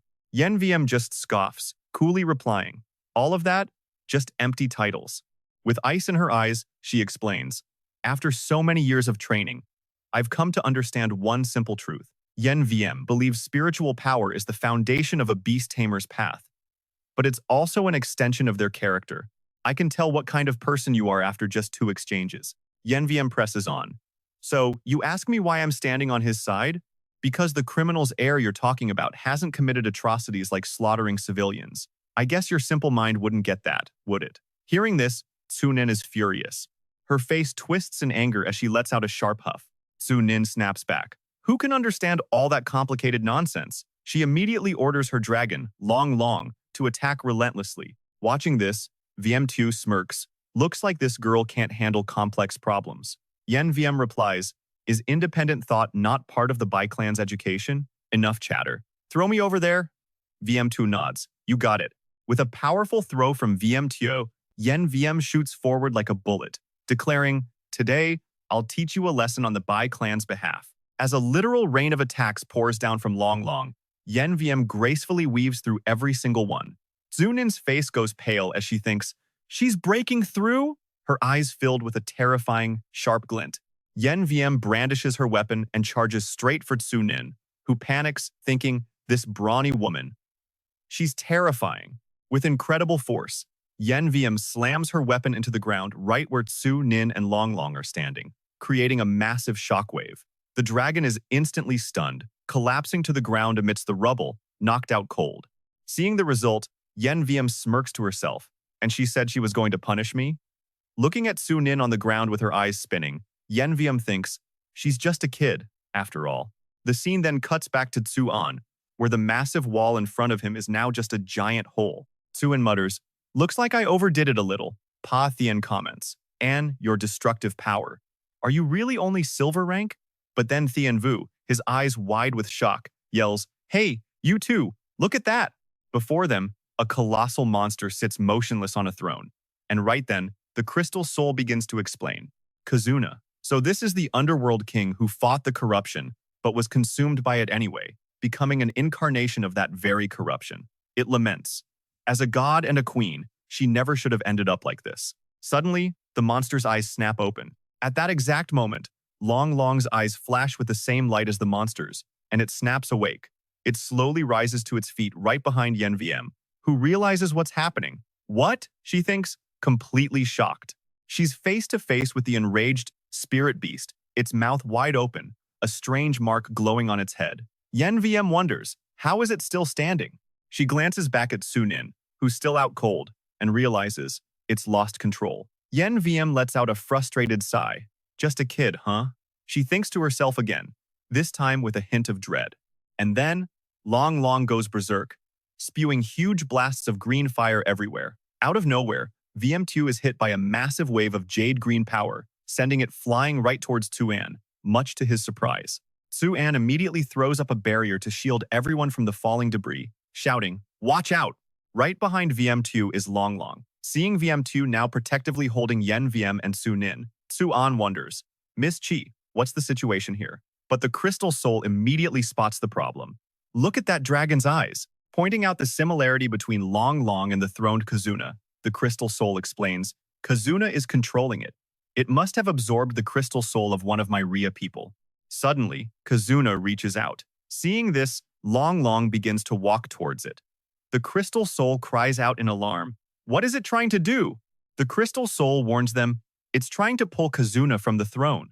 Long Long starts desperately tearing away at the thick vines and moss binding Kazuna. The crystal soul shouts, we can't let that happen. Seeing the critical situation, Tsu An yells, Miss Chi, hurry up and wake that girl. Have her recall the horned jade dragon to its beast space. If it frees the one on the throne, we'll be in deep trouble. Hearing this, Yen VM urgently tries to wake Tsu Nin. Hey, you stupid girl, wake up. Seeing the girl is still unconscious, Yen VM shakes her harder. Drowsily opening her eyes, Tsu Nin sees Yen VM's face and just thinks, the brawny woman. The second she's fully conscious, she gets irritable, struggling wildly and demanding, get away from me, you brawny woman. Yen VM can't take it anymore and screams, this is no time for that. Look at your spirit beast. This finally snaps Tsu Nin out of it, her face going blank as she takes in the scene. Seeing Long Long being grabbed by Kazuna, Tsu Nin screams in horror. Long Long. Beside her, Yen VM urges, quick, recall it to the beast space. Tsu Nin immediately acts. In a flash, Long Long begins to vanish from Kazuna's grasp. But as it disappears, it takes a part of Kazuna's arm with it. Enraged, Kazuna lets out a piercing shriek. It immediately unleashes its terrifying power, with raw energy crackling and surging through its body. Seeing the writhing tentacles, Tsu An has a sudden realization, thinking, those tentacles, they're the same ones that appeared when we activated the portal. Yen VM declares, so this is the ruler of this world. In her hands, her staff begins to glow with a purple energy. Brimming with power, Yen VM steps forward and says, then taste this prototype weapon forged from demon fire crystals, but the crystal soul quickly tries to stop her. Wait, don't attack. Let me. Before it can finish, Yen VM is already charging the colossal figure of Kazuna. The crystal soul screams, you have to listen to me first. In Kazuna's hand, its sword begins to grow, both in size and power. It raises the massive blade, ready to bring it down and end Yen VM.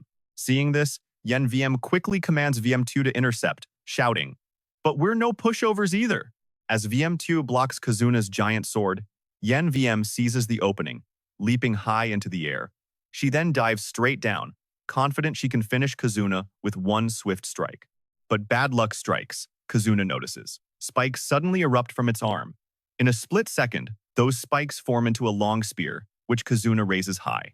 VM2 realizes its intent. It can divert the demon fire.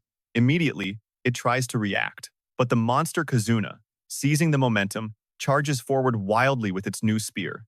In an instant, it thrusts the spear straight through VM2's body. Only then does VM2 realize the truth. It was a feint? Miles away, Yen VM is hit by the backlash from the attack, and she collapses to her knees. Su-an immediately runs to her side, asking, "Miss Chi, are you okay?" Yen VM can only stare at the battlefield, thinking, "I was careless. I couldn't dodge in time." She forces herself to cast a spell, whispering, "Go back and rest for now." With that, the heavily injured VM2 is recalled. Witnessing this scene, Su-an can't help but exclaim, "No wonder. It's a creature called a god."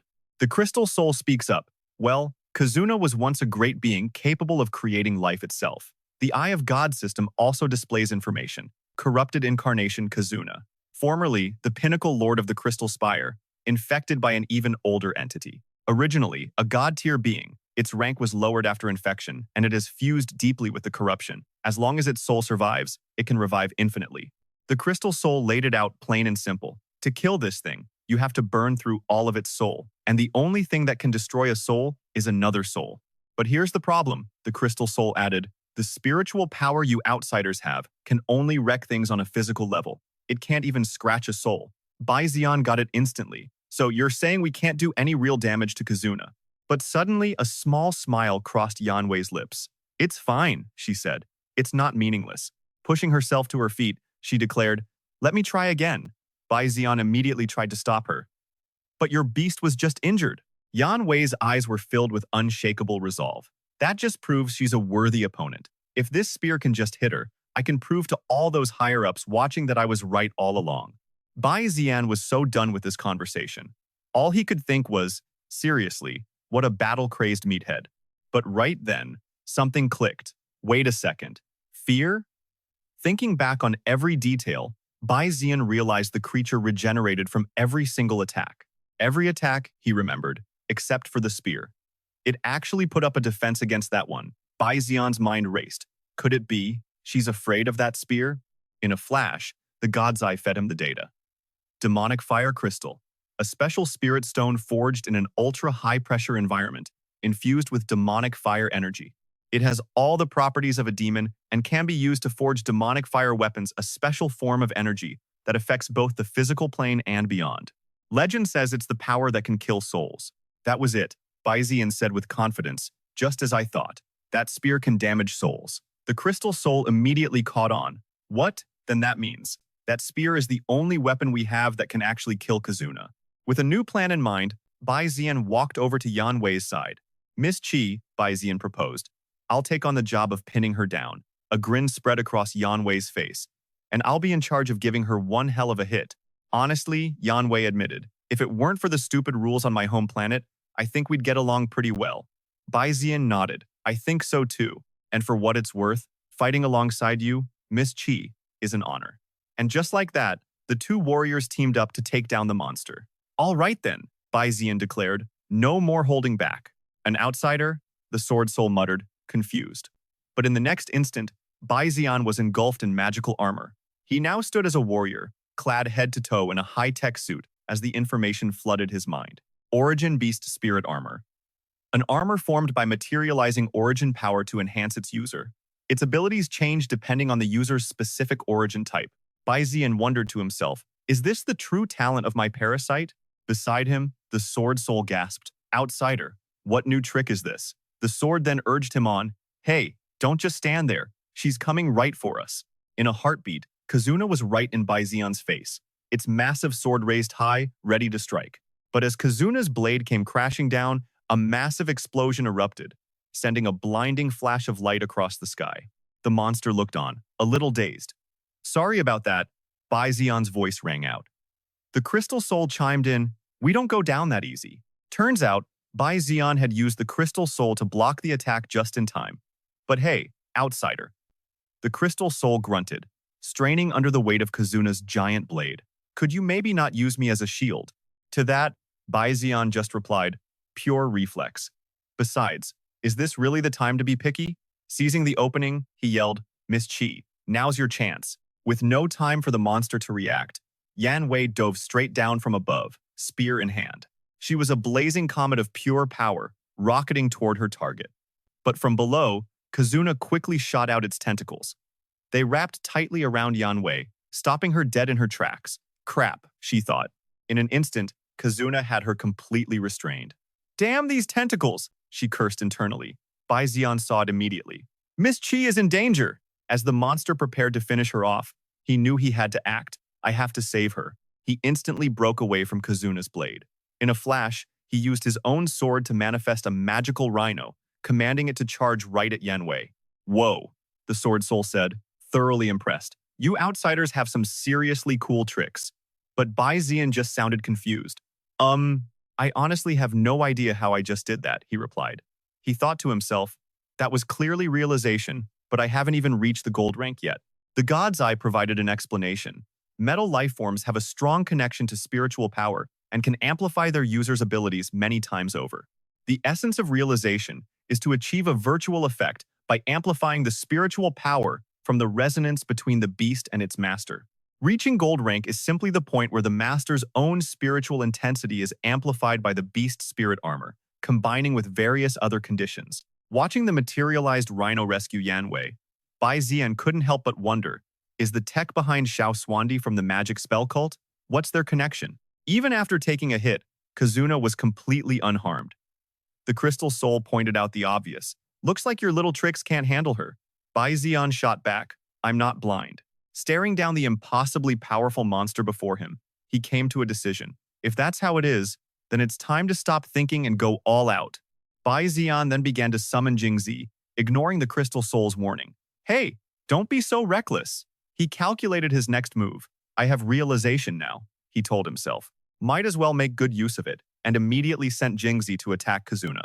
He thought, but now, it's time for the four great ones to take the stage. He called out with confidence, Jingzi. A portal ripped open in space right behind Kazuna, who instantly went on high alert. But it was too late. From the portal, Jingzi's massive maw emerged, lunging viciously for Kazuna. It clamped down hard on the monster's head. And at that exact moment, Bai Zi'an charged forward, sword in hand. Seizing the moment while Kazuna thrashed around in Jingzi's mouth, he drove his blade deep into the monster's side. He even managed to taunt. Question: what's a whale's favorite food? He followed up with a flurry of basic strikes, landing several blows on Kazuna before shouting the answer. Giant squid! At the same time, Bai Zi'an gave the signal. Miss Chi, now! Yan Wei saw her chance was finally here. At last, she said with confidence. She took aim with her spear, pointing it straight at Kazuna. Now you'll get a taste of this. Finding the perfect opening, Yan Wei hurled the spear forward with all her might, letting out a triumphant roar. The might of demonic fire, but then a magical shield materialized, blocking Yan Wei's spear just before impact. Both of them stared in shock. A shield? Yan Wei cursed under her breath. Damn it, I was so close! Plunging his sword deeper into Kazuna's shredded flesh, Bai Zi'an spoke. I'm sorry. The sword soul cried out, Hey, why are you suddenly saying that? It asked frantically, Wait, what are you planning to do? I've got a really bad feeling about this. Bai Zi'an leaped onto the sword's hilt and said politely, I'm just going to borrow your face for a second. As he crouched, ready to launch himself, the sword soul screamed, It's gonna break! It's gonna break! Then, in a single motion, Bai Zi'an shot off the sword like a rocket, leaving it behind as it furiously cursed. You despicable outsider! Soaring into the air, Bai Zi'an zeroes in on Yan Viem's spear, still lodged in the creature's shield. No hesitation. He winds up like he's taking the winning shot. With a single, powerful kick, the spearhead blasts through the shield and plunges straight into the monster's chest plate. The impact sends a massive shockwave coursing through Kasuna's entire body. Brilliant purple light erupts from its core as Yan Wiem asks, This time, it's really over, right? Bai Zi'an touches down lightly, leaving nothing but the smoldering husk of a monster behind him. Looking at Kasuna's remains, he wonders, is this the finality that comes with being a god? Unexpected, he murmurs. But beautiful. As he deactivates his armor, Yan Wiem approaches to offer her gratitude. Thank you, Bai Zi'an. She's confident now. This time, Those old fools won't dare question me anymore. They won't doubt the power of the demon clan. But Bai Zi'an has a question. I've always been curious, Miss Sheech. What exactly are you trying to prove? Hearing this, Yen VM simply says he'll understand once he gets a chance to visit the origin star. But then, the crystal soul cuts in. Sorry to be a buzzkill and ruin the mood, but you guys need to look over there. Now, suddenly, a rupture in space appears, a portal tearing itself into existence and growing larger by the second. A teleportation gate, Bai Zi'an realizes. Before they can react, the gate begins pulling everything towards it, forcing them all to brace themselves. Fighting against the pull, Bai Zi'an shouts, "Why is this happening now?" The crystal soul just asks, "Didn't you guys want to go back?" Thien Vu chimes in, "But we haven't even found the culprit yet." Sensing trouble, Tu Hao a gate, a terrifying boom echoes as an immense power erupts, like a starving beast ready to devour everything. The giant vortex acts like a bottomless pit, sucking in everything around it. Tu Hao can only watch, confused. Even the buildings are being pulled in. His subordinate quickly explains, "This is a fusion portal." Tu Hao gets it, meaning, this world and the myriad curses secret realm are fusing through this gate. The crystal soul suddenly yells out, "Hey, you outsider!" It angrily demands, "Where do you think you're taking me?" Bai Zi'an just grins. "To my home, of course." All while the portal continues to suck everything into its chaotic vortex. It's like a jump through space itself. One moment they're there, and the next, they've arrived somewhere else entirely. "This is your home?" Tu Hao mutters. The jump knocked everyone for a loop. Feeling someone watching him, Bai Zi'an slowly opens his eyes to the sight of endless mountains, and Tian Vu standing over him, arms crossed. "How long are you planning to just lie there?" she asks. Bai Zi'an's face instantly turns red. "Damn it, what are you looking at?" He scrambles to his feet as Thien Vu explains the situation. "Looks like this portal didn't send us back to where we started. Maybe the time flow between the two worlds is different, causing a displacement." She glances around. This area, it's the desert surrounding Whitescale City, but it seems we're closer to Black Sand City. Still looking like he's drunk, his face bright red, Bai Zi'an dazedly agrees. "Yeah, this desert sure is big." Suddenly, Fa Thien points in a direction and shouts, "Everyone, look, there's a city over there. Let's go check it out." The crystal soul, however, is not pleased. "Hey, outsider, why is your home so dried up and dead?" It doesn't stop there. After fighting for half a day, we end up in another deathly place. I wanted a beautiful, vibrant city. Bai Zi'an grabs the sword hilt. "Shut up for a minute. This is a desert. Of course there's no water." Losing patience, he sheathes the blade. "Worst explanation ever. Just go find water yourself then." The crystal soul shrieks in anger. "Hey, what are you doing, you damn outsider?" Once sheathed, its complaints fall silent. Satisfied, Bai Zi'an announces, "All right, let's head to Black Sand City first." Honestly, it's not like they have any other choice. Bai Zi'an sighs. "It's not like we can walk all the way back to Whitescale City anyway." The landscape around Black Sand City is harsh, completely devoid of life. Propping himself up on a piece of architecture sucked through the portal, Tu Hao surveys the area and guesses. It seems we're back in the myriad curses secret realm. Suddenly, a woman's voice cries out, "Brother, save me!" It's Tunin. Her body is dangling in midair, her collar snagged on a piece of wreckage. "Up here! I'm up here!" she yells, face scrunched up, completely clueless as to how she got into this mess. Once she's safely down, Tunin's expression relaxes as she plops onto a chair with a smile. A subordinate reports to Tu Hao. "Young master, it's a video call from the tribe chief." Before Tu Hao can even answer, Tunin cheers. "Yay, we're going home. What's the situation? Did you find the item?" The voice asks from the comms. Tu Hao reports back immediately, "Yes, clan master, we've found it." His voice holds a hint of satisfaction. Just as expected, it's incredibly valuable. He continues, "Tu Nin and I are on our way back to the origin star now." The voice on the other end sounds pleased. "Very good. And where is Sheech Nan Diem?" Tu Hao's voice falters slightly. "She isn't with us. And what's more, But before he can finish, the clan master cuts him off. "I know, but keep this a secret for now. We need to unite all our forces to deal with the enemy from the myriad curses secret realm." A blurry image of a man appears on the screen, the person Tu Hao calls clan master. He speaks as if he's calculated everything, once the time is right. "In the face of our combined fleet, wiping out their remnants will be a trivial matter. Just do the job I've already arranged for you." The clan master disconnects. Tu Hao responds with a respectful, "Yes, clan master. But the second the call ends, his demeanor shifts. Wait a minute, he shoots up from his seat and confronts the subordinate who announced the call. Our Bach family has always revered the head of the clan. We address the clan leader as honored master, or for the head of the family, clan master. I've never heard the term tribe chief used before. He closes in, his voice dripping with menace. Who are you to dare impersonate a member of the Bach family? Knowing the jig is up, the subordinate rips off the uncomfortable uniform. Underneath, a stunning figure is revealed. Short silver hair, fishnet stockings, and a tight black combat suit. It's Ko-Bak. Now that her cover is blown, she smirks at Tu Hao. You're pretty observant, aren't you? To think I'd be exposed because of some rotten feudalistic rule. By now, the real Bach family members have her surrounded, warning shouts echoing in her ears. Don't move. Cooperate quietly. But she doesn't seem worried at all. In fact, she sounds amused. These security guards are pretty quick on the uptake. Ko-Bak's tone suddenly drops. But, as she speaks, her hands are already preparing her weapons. She launches forward with total confidence. Did you really think I'd just surrender? Seeing her charge, Tu Hao's men don't hesitate, they open fire. A storm of bullets flies right at her. But strangely, not a single one hits.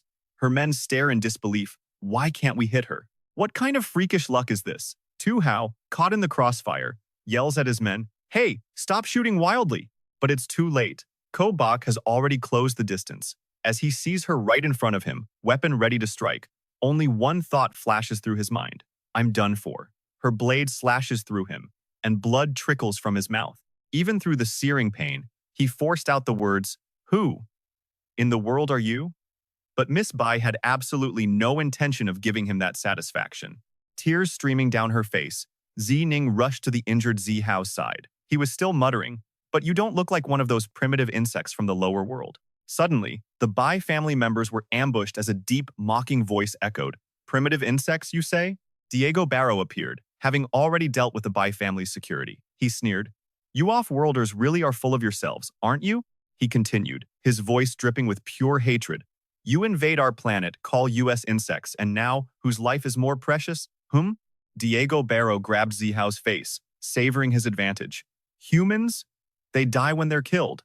We're all the same. But their goal wasn't just to kill the Zi-Hao brothers that could wait. What they really needed was the lifeboat.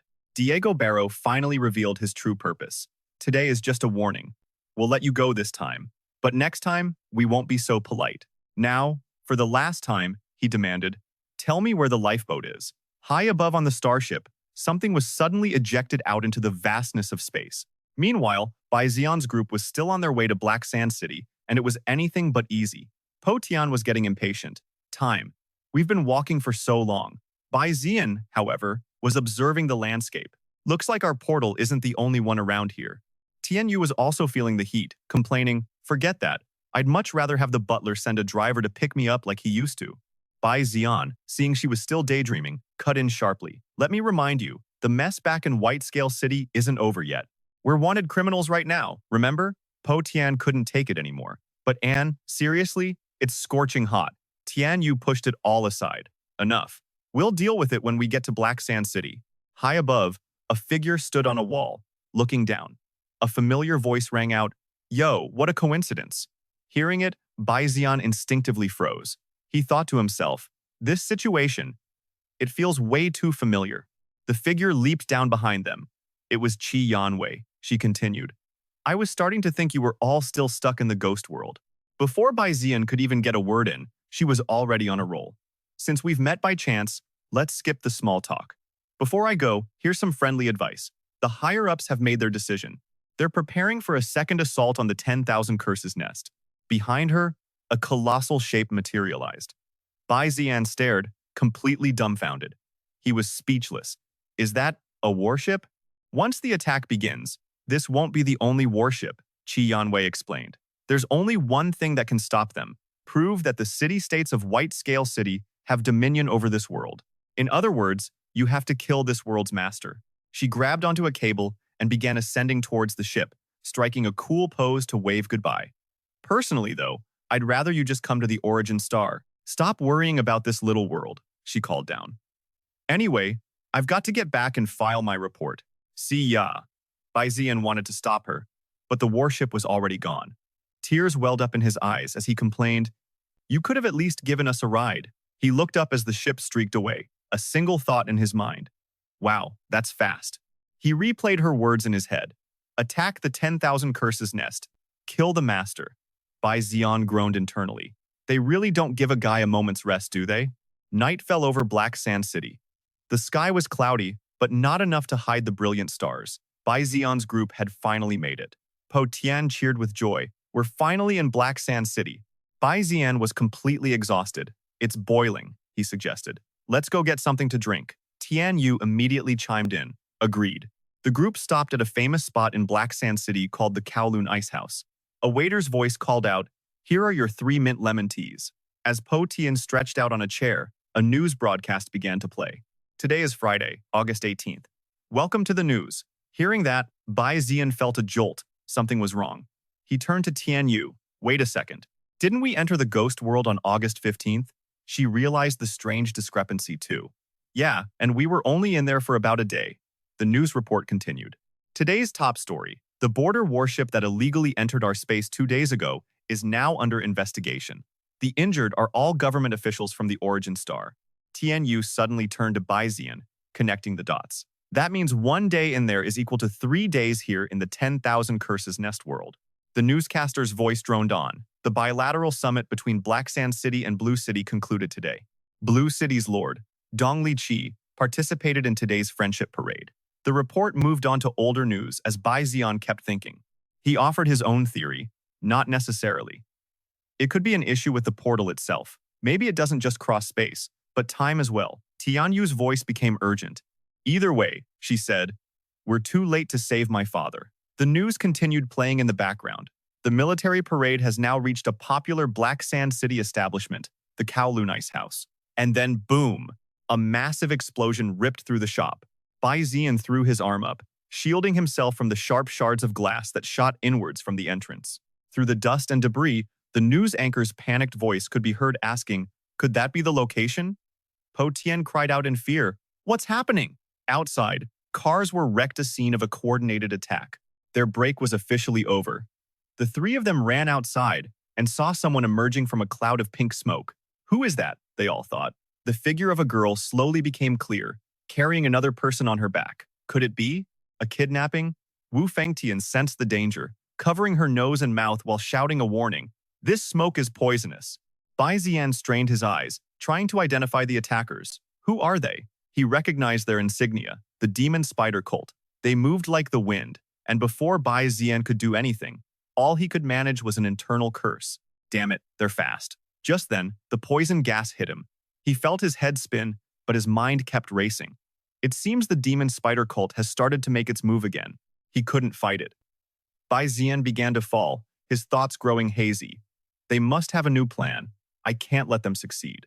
He finally collapsed into unconsciousness, managing to force out a few last words. Damn. Poison gas. The last thing he saw was the military arriving to help, led by the figure of a woman, as soldiers reported in. Sector clear. Safe. Prioritize the search for survivors. He barely had time to register the color of their uniforms. Blue City. And then he blacked out. The woman stood over his unconscious body and said, "Your old man Bai's grandson." When Bai Zi'an opened his eyes again, he was in a different place, muttering the classic line, "A strange ceiling."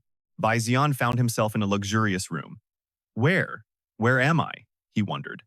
A voice nearby spoke up. Hey, he's awake. Go notify the city lord, quickly. 2 unfamiliar men looked at each other, then spoke into their earpieces. City lord, Bai Xiaojia is awake. He sat up, his head throbbing. Who are these guys? This is a hospital. A woman with blue hair appeared at the doorway.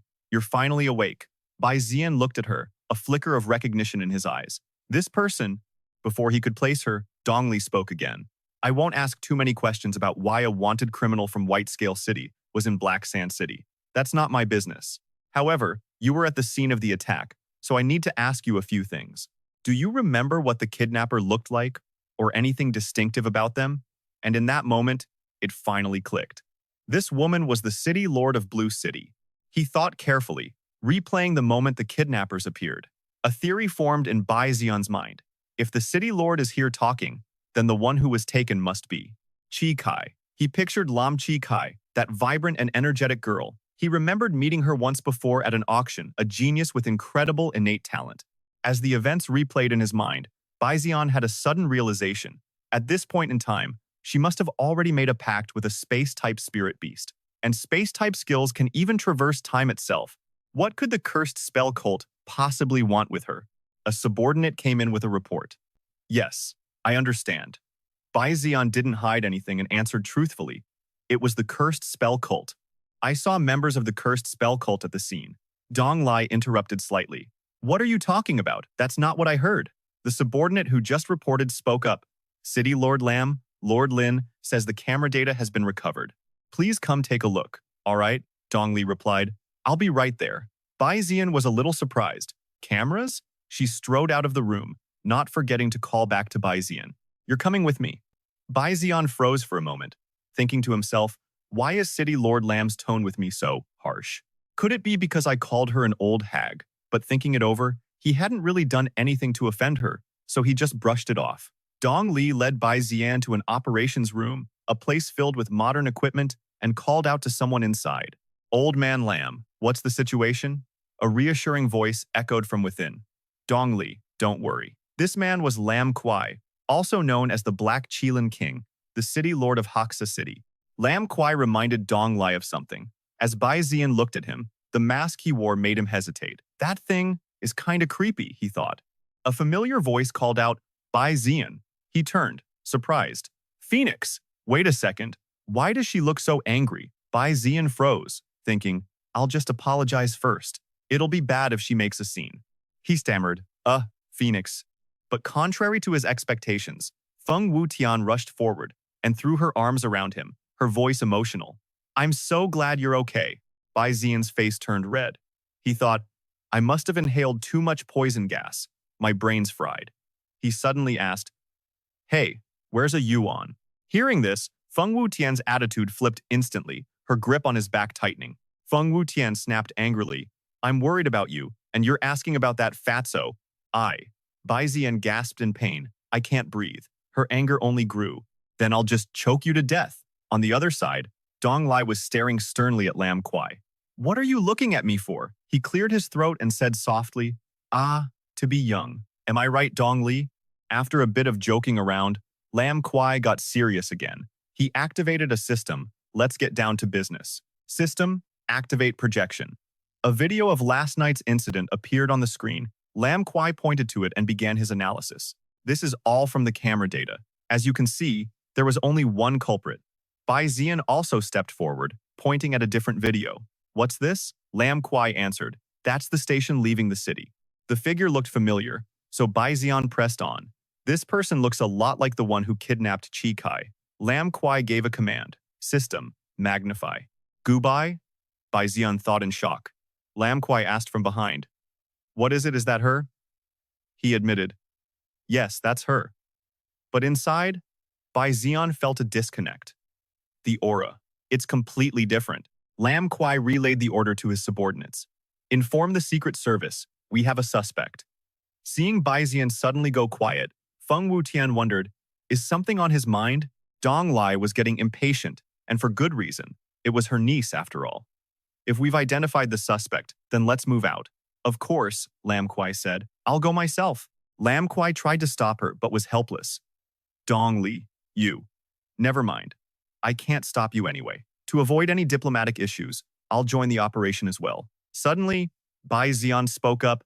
Lam Kwai turned to him, curious. Bai Zi'an, is there something else you want to say? The words were on the tip of his tongue, but Bai Zi'an was still hesitating. Is that person really Gu Bai? I need to find out for myself. Unconsciously, Bai Zi'an's fists clenched. But the situation in Baklan City isn't resolved yet. If I go with two city lords, I don't know how I'd explain it to Phoenix and a Yuan. Feng Wutian, as if reading his mind, sighed. Honestly, she suddenly spoke up loudly. Bai Zi'an. Bai Zi'an. Wutian stood with her hands on her hips, putting on a brave face.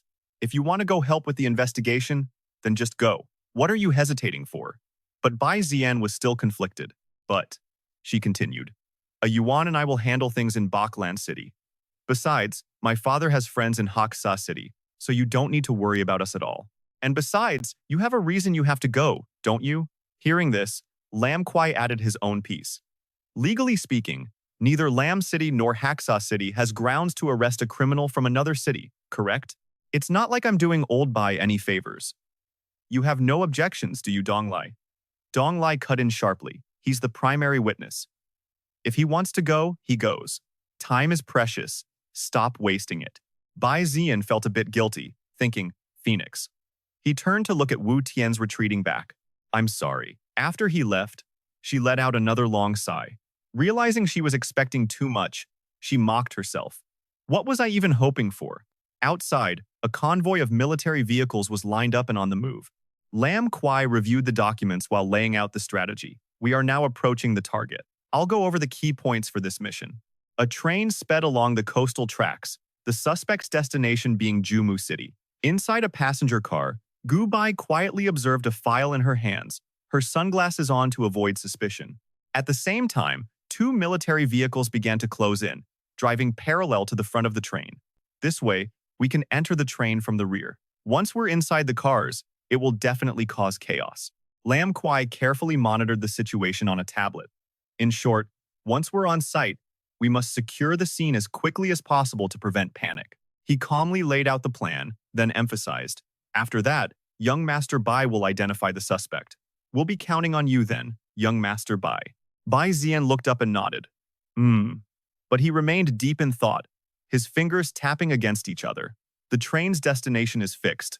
It can't change course. Being discovered means being trapped in an iron box.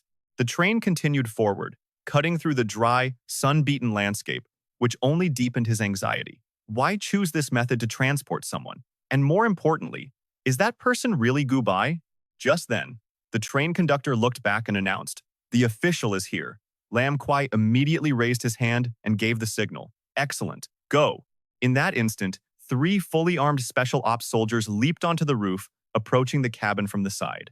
Inside, Gu Bai remained perfectly calm, tracking every single footstep as they drew closer. Her eyes narrowed, a cold glint flashing as a faint smile played on her lips. Suddenly, one of the soldiers spoke into his comms. There's a passenger here, approaching now. He slowly aimed the barrel of his gun towards Gu Bai. Just as he closed in for a spot check, ma'am. If you would, please. Gu Bai's figure had already vanished. Where'd she go? At that same moment, she reappeared from above, her disguise gone, diving straight for him. By the time the soldier realized what was happening, it was too late. Crap. Gu Bai landed, wrapping her long legs around his head in a vice grip, her eyes filled with killing intent. The other soldiers immediately surrounded them, guns raised, shouting, "Fire!" But she unexpectedly leaned back, head down, keeping her target locked tight as her comrades' bullets tore through the air around them. Gunfire rips through the air. They're lighting up the figure ahead, but it's no use, he's decked out in full body armor. Suddenly, Cook Bark snaps backward, launching a vicious kick that sends the surrounding soldiers flying. In the next instant, she unleashes arcs of crackling purple lightning from her hands, zapping them one by one. Damn, she's way too fast. The men drop like flies, completely unable to defend themselves. They're up against a beast tamer, and just like that, Cook Bark takes down the last soldier standing. She coolly sweeps her hair back, glancing at the bodies with pure contempt. Not even a proper warm-up. That's when a shaky voice calls out from behind her. Cook Bark? Tuan stands there, frozen, stammering. Is that you? Why are you? Hearing her name, she repeats it with an icy chill. Cook Bark. A beat. Cook Bark. From behind, Dong Lai scowls and shouts, "What are you doing? Make your move already!" Long Gui quickly throws out an arm to stop her. Dong Li, calm down. It looks like young Master Bak knows her. At that moment, Cook Bak's eyes turn sharp and cold as daggers full of a wicked, dangerous light. Her voice drips with sarcasm. The person you're referring to must be that pathetic, unlucky girl, right? She's not here anymore. Hearing that, Tuan demands, "What do you mean she's not here anymore?" Cook Bark's lips curl into a mocking smile. "It seems you really don't know anything at all." Suddenly, her eyes flash a demonic red, glowing with an eerie fire. She lets out a contemptuous laugh. That unlucky kid is so weak, not to mention an orphan. Who do you think has been protecting her all this time? Then, she brings a finger to her lips, like she's sharing a huge secret. That's right, it was me. A secret that even she doesn't know. The realization finally hits Tuan, his eyes widening in total shock. You mean, a split personality? His mind flashes back to the image of a weak, exhausted Cookbark begging for help. So this is what it means? Whenever Cookbark is in danger, another personality takes over her body to protect her? Tuon gathers himself, looking straight at this new version of her. Even if that's true, why are you helping the demonic sect? But this Cookbark acts like it's nothing, casually replying, "It's profitable." Just then, a voice shouts out, "Report! We have an emergency!" Long Gui immediately snaps back. "What is it?" Dong Lai recalls the swirling chaos of sand, dirt, and trees outside and urgently reports, "A sandstorm. We haven't had a single one in 20 years, not since Lam Lam City's technology was deployed. I have no idea why it's happening now." He's stunned, muttering, "How is that possible? This isn't normal at all." The soldier continues, "A sandstorm. Wait, there's something more." The storm is getting worse by the second, and someone in the chaos makes a terrifying realization. There's something inside the sand. A moment later, the ground next to the train tracks begins to tremble violently. A colossal creature with leathery skin and a razor-sharp horn erupts from the earth, sending debris flying everywhere. The entire car shakes, throwing everyone off balance, and in that instant, Long Gui recognizes the beast. The black sand devourer worm. Its mouth gapes open like a bottomless pit, revealing a nightmarish spiral of sharp teeth inside, looking ready to swallow the train whole. In the corner of the car, Cookback, who had been curled up, lets out a small cough. Anne quickly approaches her. "Wait," he pants, demanding with a deep frown, "What are you people really after?" But Cookbark couldn't care less. She casually picks up her suitcase and heads for the door, where a figure is already waiting. "Why is someone still alive?" he asks. She replies nonchalantly, "Why don't you see for yourself?" The man, Diego Barrow, raises an eyebrow. "Is this the one you couldn't bring yourself to finish off?"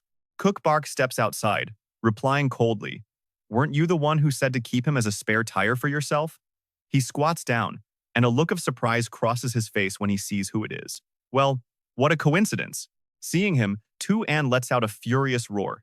"You bastard!" Diego Barrow just smirks. No need to shout, just be a good boy and stay right there. It's only then that Anne realizes he's completely immobilized, trapped in a thick, milky white substance that has hardened around his body. Diego stands up, a smug grin on his face. "Just wait till you've matured a little more. I'll come find you myself. After all, a special spare tire like you needs a bit more time on the rack." With that, the two of them climb onto the back of the massive devourer worm. Diego Barrow glances over at Cookbark to remind her, "Our boss has been waiting. We need to deliver the package now. So stop sitting on it, all right? Are you even listening to me?" But she just stays silent, her eyes lost on some distant point, deep in thought. Meanwhile, back on the train, it's total chaos. Desperate voices crackle over the comms. "Command, this is command. If you can hear me, please respond." But it's no use. The communication lines are completely dead. Long Gui turns to the others. The sandstorm is causing signal interference. For now, all we can do is wait for it to pass.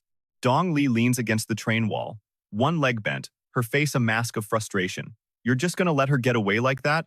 At her words, An just lowers his head, silent and lost in thought. Finally, she drops her foot to the ground, standing tall. "I'm done with you." Dong Li's resolve is set. Saving Chi is the only thing that matters now. But An seems to be stuck in his own head, replaying the events, feeling like none of it adds up. From what he saw, they could have just taken the person they wanted. They didn't need to go through the trouble of hijacking a train in the middle of a desert. Just then, Long Gui puts a hand on her shoulder. "Calm down, Dong Li. I know you're worried about Chi, but at the very least, young Master Bach now understands our enemy. This isn't a complete loss." Someone else chimes in. "It's like that Cookbark woman wanted to be seen on the security cameras to lure us into this desert." Hearing this, Dong Lai silently turns and walks off. "I'm going for a smoke." Long Gui calls after her, "Dong Lai," but she doesn't turn back. He sighs and sits cross-legged on the floor, turning to comfort Tuon. City Lord Lam is just saying those things because she's so worried about Chi. Tuon shoots him a sideways glare. Why is this old guy suddenly acting so considerate?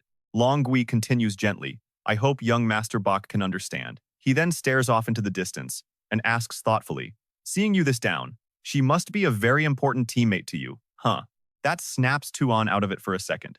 He realizes, wait a minute, does this old man seriously think I'm just sulking right now? The man takes a drag from his cigarette and begins to speak. "This was a long, long time ago, back when I wasn't the Lord of Black Sand City." Anne is just confused. Is he seriously going to start telling a story right now?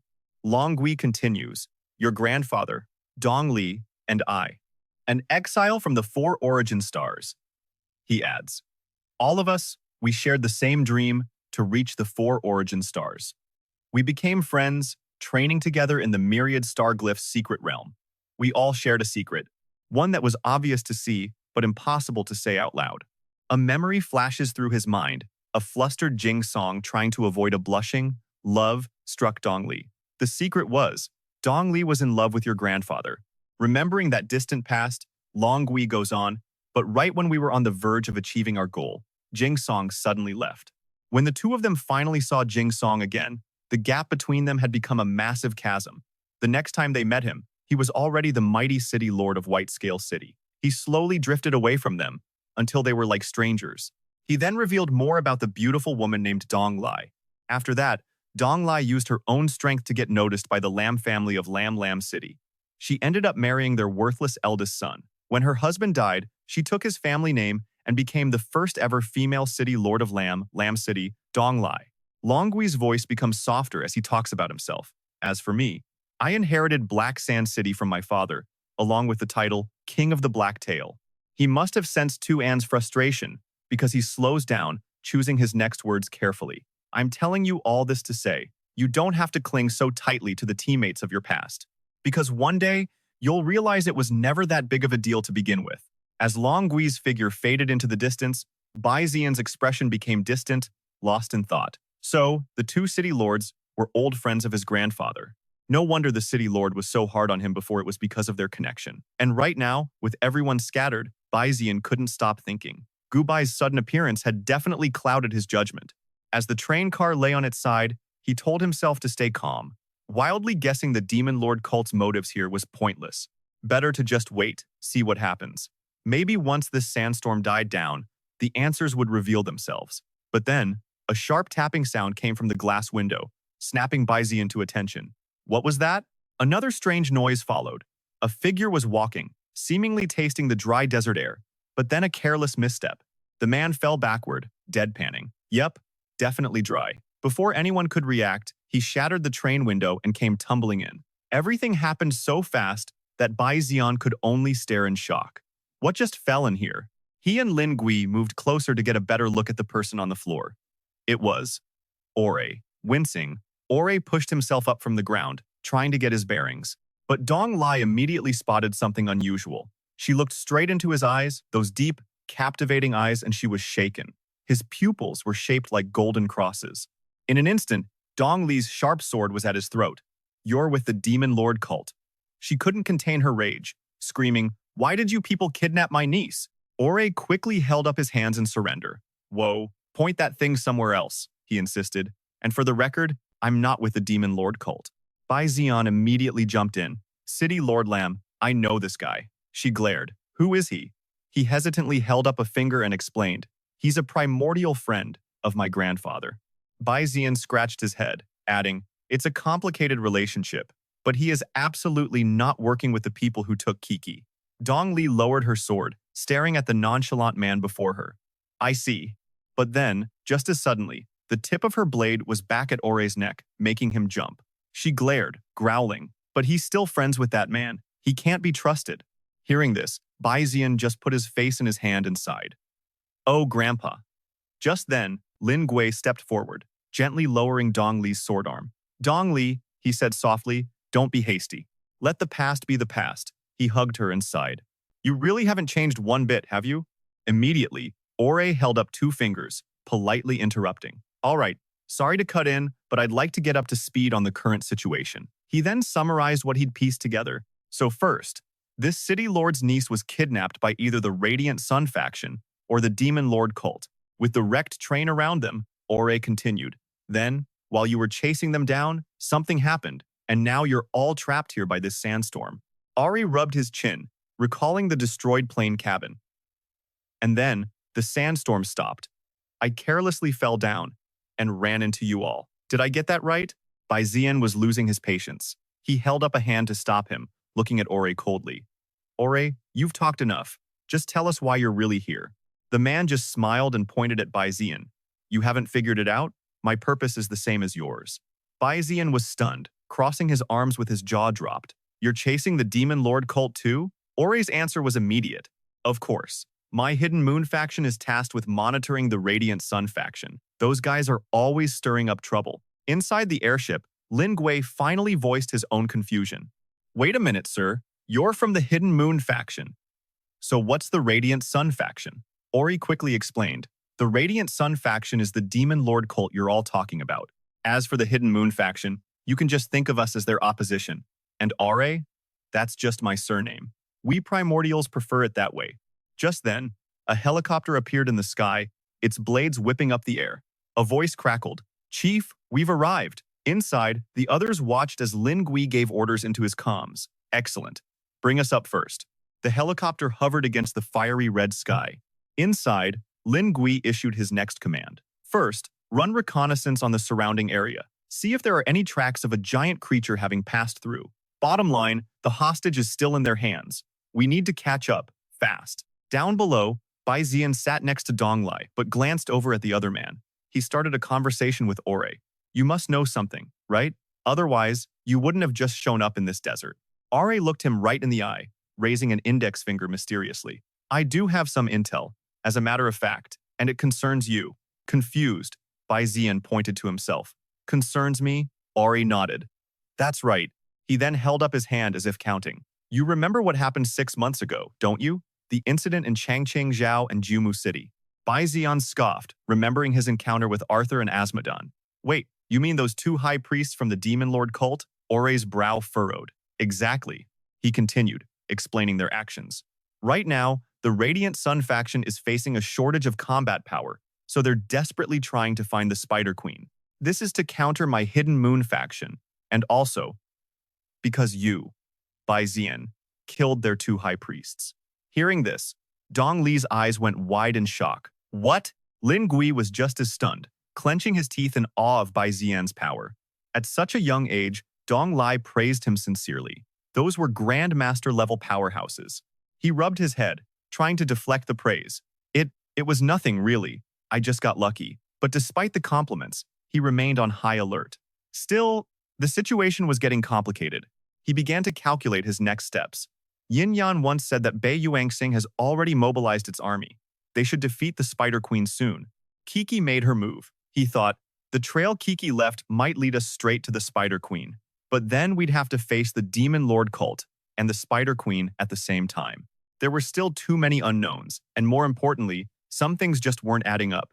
Dong Li clenched her fists in her lap, her brow furrowed with worry. So what does the Demon Lord cult finding the Spider Queen have to do with my niece? Ore shared her confusion. That's the very question I want to answer, he said. So many of their recent actions just don't make sense. It made him suspicious. The Demon Lord cult was just kidnapping people one after another. Suddenly, Bai Zi'an remembered something, a horrifying thought crossing his mind. That's right. The iron-armored man said Kiki is. Ore had also figured it out, pointing with certainty. Your daughter. She's a beast tamer with a rare talent, isn't she? Dong Li seemed to realize it too. Yes, she recalled. It happened during our visit to Black Sand City. Kiki's talent awakened then. And what's more, it happened without an awakening stone. It just activated on its own. Kiki had gained this incredible power right in front of a huge crowd. Lin Gui touched his head, trying to remember. I recall it was complete chaos back then, so we never had time to properly appraise her talent. But what's really surprising is that there were also reports of a spatial rift in the desert. Bai Zi'an just shrugged with a smirk, thinking to himself, that was just the two worlds merging. When Kiki's talent awakened, a divine, blue-hued beast appeared beside her, stunning everyone. And the strangest part? The spatial aberration, a creature that was thought to only exist in legends, had actively formed a contract with Kiki. At this, Ore shot to his feet, startling the other three. He pointed dramatically. That's it. He looked worried, his brow furrowed as he explained. The spatial aberration is a multi-dimensional being. It can freely create portals between different dimensions. The Radiant Sun faction wants to exploit that ability. He paused for a moment, which means they first have to control the one who made a contract with it. We see Kiki standing before a door crackling with eerie purple energy. As Ori says, their plan is to then use her portal ability to find the Spider Queen. Someone urgently shouted, "We're running out of time." Just then, the helicopter flying high above passed over a massive chasm, and the pilot immediately reported, "Sir, we have a visual." Long Gui rushed over, gripping the back of the seat as the pilot continued. The tracks below must have been made by a ground fisher. He gave the order, "Follow those tracks." Now, the sky was darkening, and time was slipping away. "Hurry! Follow them!" he urged. The helicopter banked, tracing the massive scar on the land below. The scene shifts to a place choked with spiderwebs, where Xiao Bai walks behind Diego, a smirk on her face. She mocked him. "You really think our tracks in the sand won't be discovered? This is hardly professional."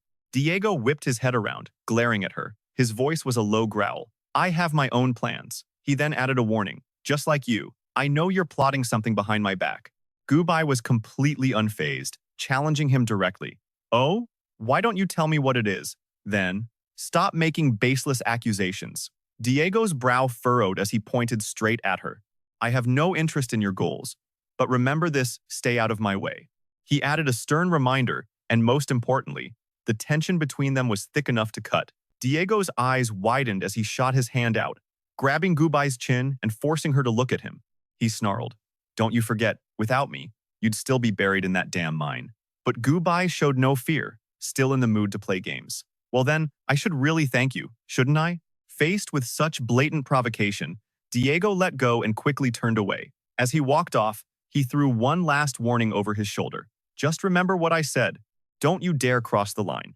Xiao Bai, luggage in hand, silently followed him. Diego glanced back, adding one final order. "And lastly, don't forget, keep our insider alive. He cannot die." Night had fallen. The last red embers of daylight faded from the horizon as the helicopter arrived at a complex of grim, gray buildings. It looked completely abandoned. A voice came over the comms. "Sir, we lost the trail here."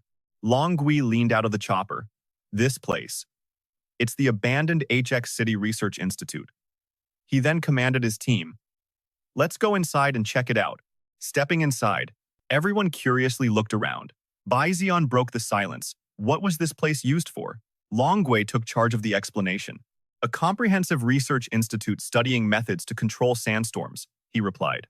But Dong Li immediately countered, "But Lanlan City's technology already solved HX City's sandstorm problem, at least for now." Just then, Bai Zi'an held out his hand, channeling his spiritual energy. He thought, within this range, the iron-forged eye should be able to find something. He silently activated the technique, Iron-Forged Eye. A light flashed in his eyes as he scanned the area. Something was under the ground. With that thought, he placed his hand on the floor to investigate. Images flooded his mind, and he gasped in surprise. A power reaction from a spirit stone? And right at that moment, the outline of a deep, box-shaped object appeared right beneath his feet. "Is this an elevator?" he wondered aloud. "Why would there be an elevator here?" Bai Zi'an stepped back, accidentally tripping some kind of switch. He froze. An elevator suddenly shot up from the ground, startling Oral so badly he fell right on his butt. All four of them approached the elevator doors. Dong Li, annoyed, turned to confront Long Gui. "Old man Long, you better start explaining." He was just as surprised, scratching his head, unsure of what to say. Seeing his reaction, Dong Li pressed on. "It seems this laboratory was never abandoned at all." Oral, finally composed, frowned and peeked inside. "This is highly suspicious. I suggest we scout it out." They all stepped into the elevator. Long Gui, hands in his pockets, tried to sound encouraging. "At least this suspicious elevator proves we're in the right place." Bai Zi'an stroked his chin, thinking, "It's not just the elevator that's suspicious." Dong Li looked around warily. "So, where does this thing go?" A blue glint flashed in Bai Zi'an's eyes as he thought coldly, "This feels more and more like we're being led by the nose." The elevator began its slow, deep descent into the darkness, and Bai Zi'an kept running the possibilities. The Lord of HX City didn't know about this research facility. That means there's only one possibility. There's a mole in HX City, or... Long Gui finally answered Dong Li's question. "Honestly, I have no idea where this elevator leads." Bai Zi'an used his senses to check he wasn't lying. Still, he had his doubts about this guy. Honestly, or is it that Lord Lin doesn't know? The elevator doors slid open, and the four of them stepped out, staring at the scene before them. Long Gui stammered, "This is..." Whatever it was shocking enough to make Bai Zi'an exclaim, "Holy crap!" Beneath the HX desert was a city. A sprawling, vibrant metropolis of towering skyscrapers pulsed with life right before their eyes. The sheer scale of it forced them to admit, if this is the city of the demon spider cult, then they're way more advanced than we thought. Suddenly, a system voice blared. Unauthorized intruders detected. Armed figures appeared from all sides, surrounding them. Oral gasped. We're in trouble! Bai Zi'an recognized them instantly. They looked exactly like the assassins Xiao Bai had hired before. He remained on guard, but something felt off. The system voice continued its command. Activate enemy elimination program. Robots with single, glowing red eyes raised their weapons.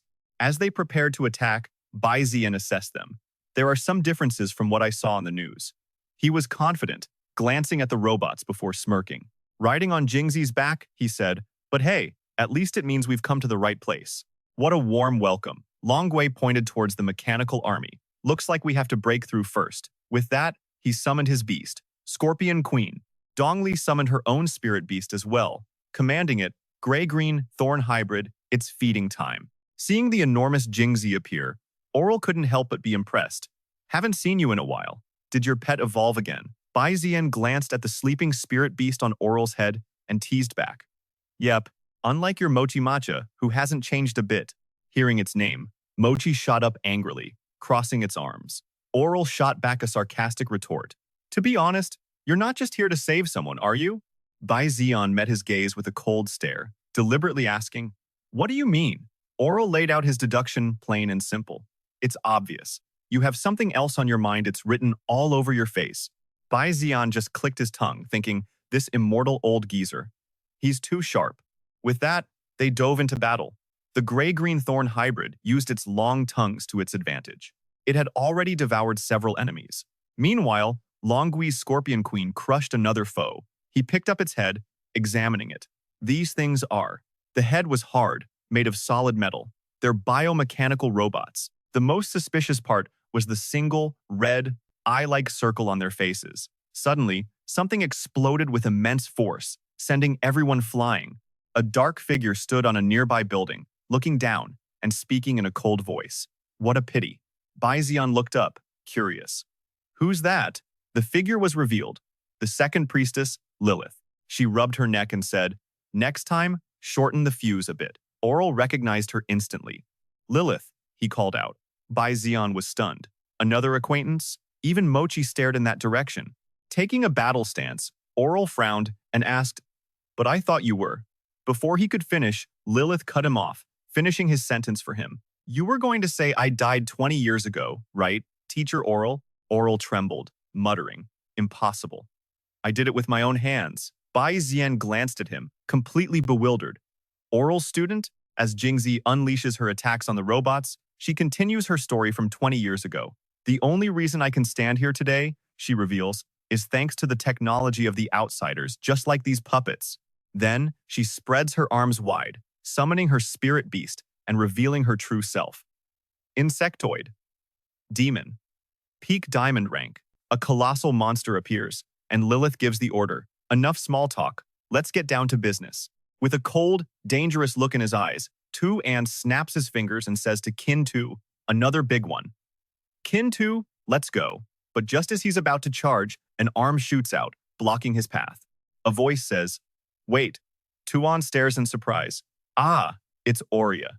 He's deep in thought, calculating something, before gritting his teeth and declaring, you're not making a move. Leave this to me. With that, he sets Mook-Tin down on the ground and commands, son, reveal your true form.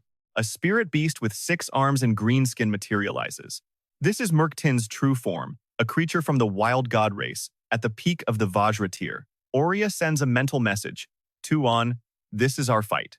Then, to Tu-An's complete shock, he flies off, leaving his allies behind. After a short distance, Aurea looks back with a guilty expression. Tu-An, this is our business. Really, from the very beginning. You shouldn't have been dragged into this, he starts. But Tu-An cuts him off. Wait, hold on a second. He already sees where this is going and shouts, are you about to tell me to run away by myself or find some safe place to hide? He recalls all the previous battles, crossing his arms. That's right, so many past fights involved you seniors. He clarifies, it's not that I don't respect the older generation, but at this point, His anger boils over and he screams right in Oria's face. "Stop treating me like some kid who got swept up in all this." He pounds his chest, declaring, "I have my own judgment. I don't need you people making decisions for me." His brow furrows as he points to himself. "So let me make one thing clear to all you seniors. Whether it was rescuing Cheeky or the plan to take down the demon spider cult, from start to finish, it was all my plan. So you don't need to wear that guilty expression."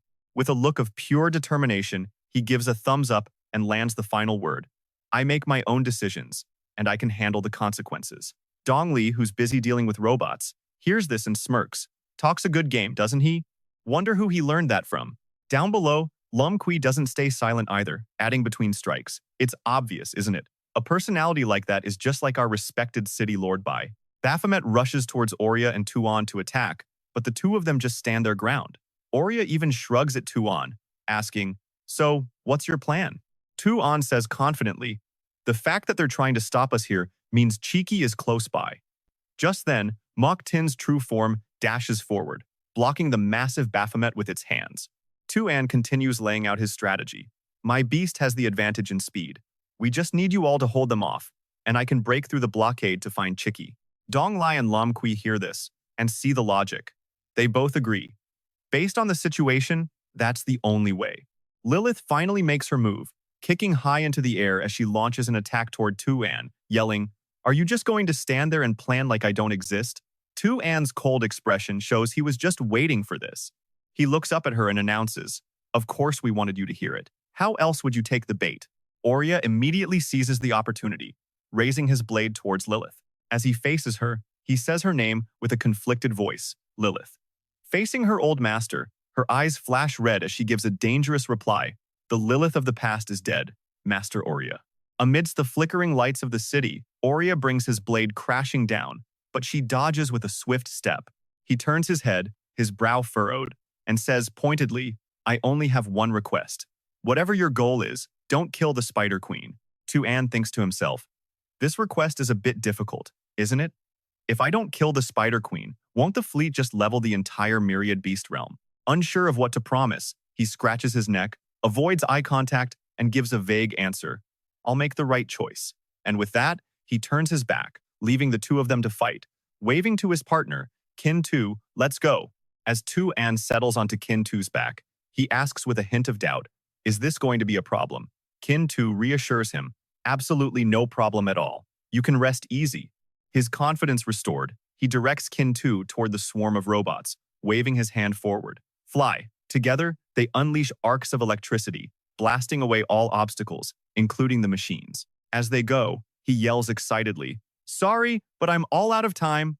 The two of them break free from the enemy's grasp, soaring high above the towering skyscrapers. Tuan raises a hand to his forehead, his eyes widening at the view. "This underground space is way bigger than I imagined," King Tu adds. "It feels just like your beast-taming space master." But this was also a problem. Tuan frowns, thinking, "If that's the case, finding Cheeky with my eyes alone is going to be tough."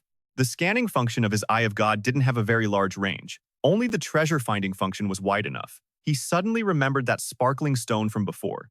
"That's right. Didn't I give Cheeky a treasure before?" He starts to hope. What if? What if she has it on her right now? His mind made up, he holds on tight to Kin Tu's fin, his eyes scanning the area. He decides to go for it. Tuan stretches his hand forward and commands, "Eye of God, search for nearby treasures." A divine sense, like a bolt of lightning, shoots across the nearby buildings, illuminating the entire sky in a brilliant blue. Kin Tu zips through the air, and in that moment, Tuan's eyes light up. "I've got a reaction." He felt it. "Kin Tu, slow down." He then points to a building below them and orders, "Over there." Kin Tu replies instantly, "Got it." And with a flick of its tail, it swoops over. Meanwhile, the group holding back the robots was starting to wear down. Even the Scorpion Queen and the Greythorn Abomination were showing signs of fatigue. Lam Kui and Dong Lai stood back to back, exclaiming, "These bastards are tough. No matter how many we kill, there's no end to them." On the other side of the battlefield, Merc Tin was fighting Baphomet and had just been slammed into the ground. Its master was also taking a relentless barrage of attacks from Lilith, blocking desperately with his sword. Oria drags his blade across the ground, planting his feet and panting heavily, his face grim. Sweat drips down his face as he thinks, "This is a surprise. She's way too hard to deal with." He had completely underestimated his opponent. He never imagined Lilith could become this strong. Watching the way Lilith attacked, surrounded by arcs of red lightning, he couldn't help but remark, "It seems this child has truly grown up quite a bit." But then, he holds up 2 fingers and says with a smirk, "I figured it out. The technology of those outsiders has amplified your spiritual power quite a lot, hasn't it? And my guess is, the amplifier is that thing on your head, right?" Lilith is startled, her hand instinctively going to the back of her head as she grows wary. Seeing her stance, Aurea rests his sword on his shoulder, points at her, and begins to lecture. "Lilith, after all this time, you still haven't understood my teachings." While he speaks, Baphomet is relentlessly attacking Muktin, but with no success.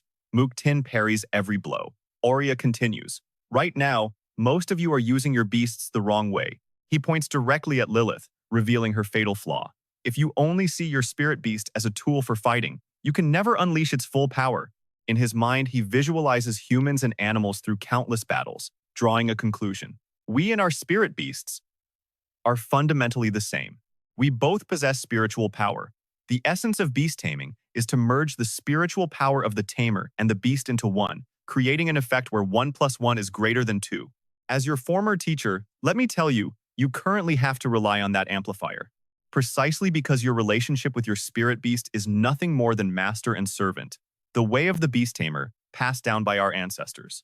He was getting to the point, teaches us to respect and understand our beasts, not to enslave and force them. Just then, Baphomet lands a massive blow, reverting Muktin to its small, original form. It flies back and lands on Aurea's head. He smiles. "You've worked hard. What comes next is Act 2. The 3-meter beast is still furious, opening its mouth wide and roaring at Albria. But he remains perfectly calm, simply ordering his team, "Get ready." The monster slams its massive hand down, kicking up a blinding cloud of dust. When it lifts its hand, a huge crater is left behind, but there's no one underneath. It wonders where they went. How could a direct hit like that miss? Lilith is just as stunned, asking herself where they disappeared to, when suddenly a shadow looms over her, a staff raised high, ready to strike. Albria brings his weapon down hard on Lilith, and a crackle of electricity seems to split her body in 2. Her mask shatters, revealing eyes filled with pure terror. At that exact moment, every single robot shorts out. Their red glowing eyes go dark as they tremble, their connection severed. They all crash to the ground, motionless, leaving Long Gui and Dong Li to look around in shock. What just happened? Albria turns to Dong Li, asking, "Are you all right?" She replies, "I'm fine." Looking forward, she adds, "Looks like we owe our thanks to old Bai's friend." Mu Jing sits on Albria's head, arms crossed. Albria himself looks down at Lilith struggling on the ground and says with pity, "What's wrong? You're not going to continue?" Albria thinks to himself, "That's right, this scar is from back then." Lilith is terrified, not daring to look up, her head bowed as if trying to hide the vertical scar on her forehead. Albria's gaze is fixed on it as he remembers. The day I killed her with my own hands. Seeing her writhing in pain, a wave of guilt hits him. Maybe this brought back the memory of her own death. He can't watch anymore. He turns his back to leave, saying, "I told you before, I won't kill you again." Watching Albria walk away, leaving Lilith behind, Long Gui sighs. "I really don't know how much longer this war between us and the demon sect will last." Dong Li, right behind him, narrows her eyes suspiciously. "Are you sympathizing with them?" He quickly denies it.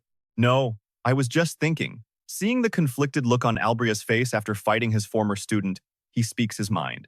"They aren't so different from us. They feel joy, anger, sorrow, too." But while their guard is down, another figure has appeared behind them. On the very same building where Lilith first stood, a shadow watches Dong Li, whispering, "There's no time to think. Time to act." Long Gui, completely oblivious to the danger behind them, just keeps talking. "I wonder how things are going for young Master Bai." Albria points and screams a warning, "Look out! Above you!" A sinister smile spreads across Miss Bai's face as she leaps down, dagger in hand.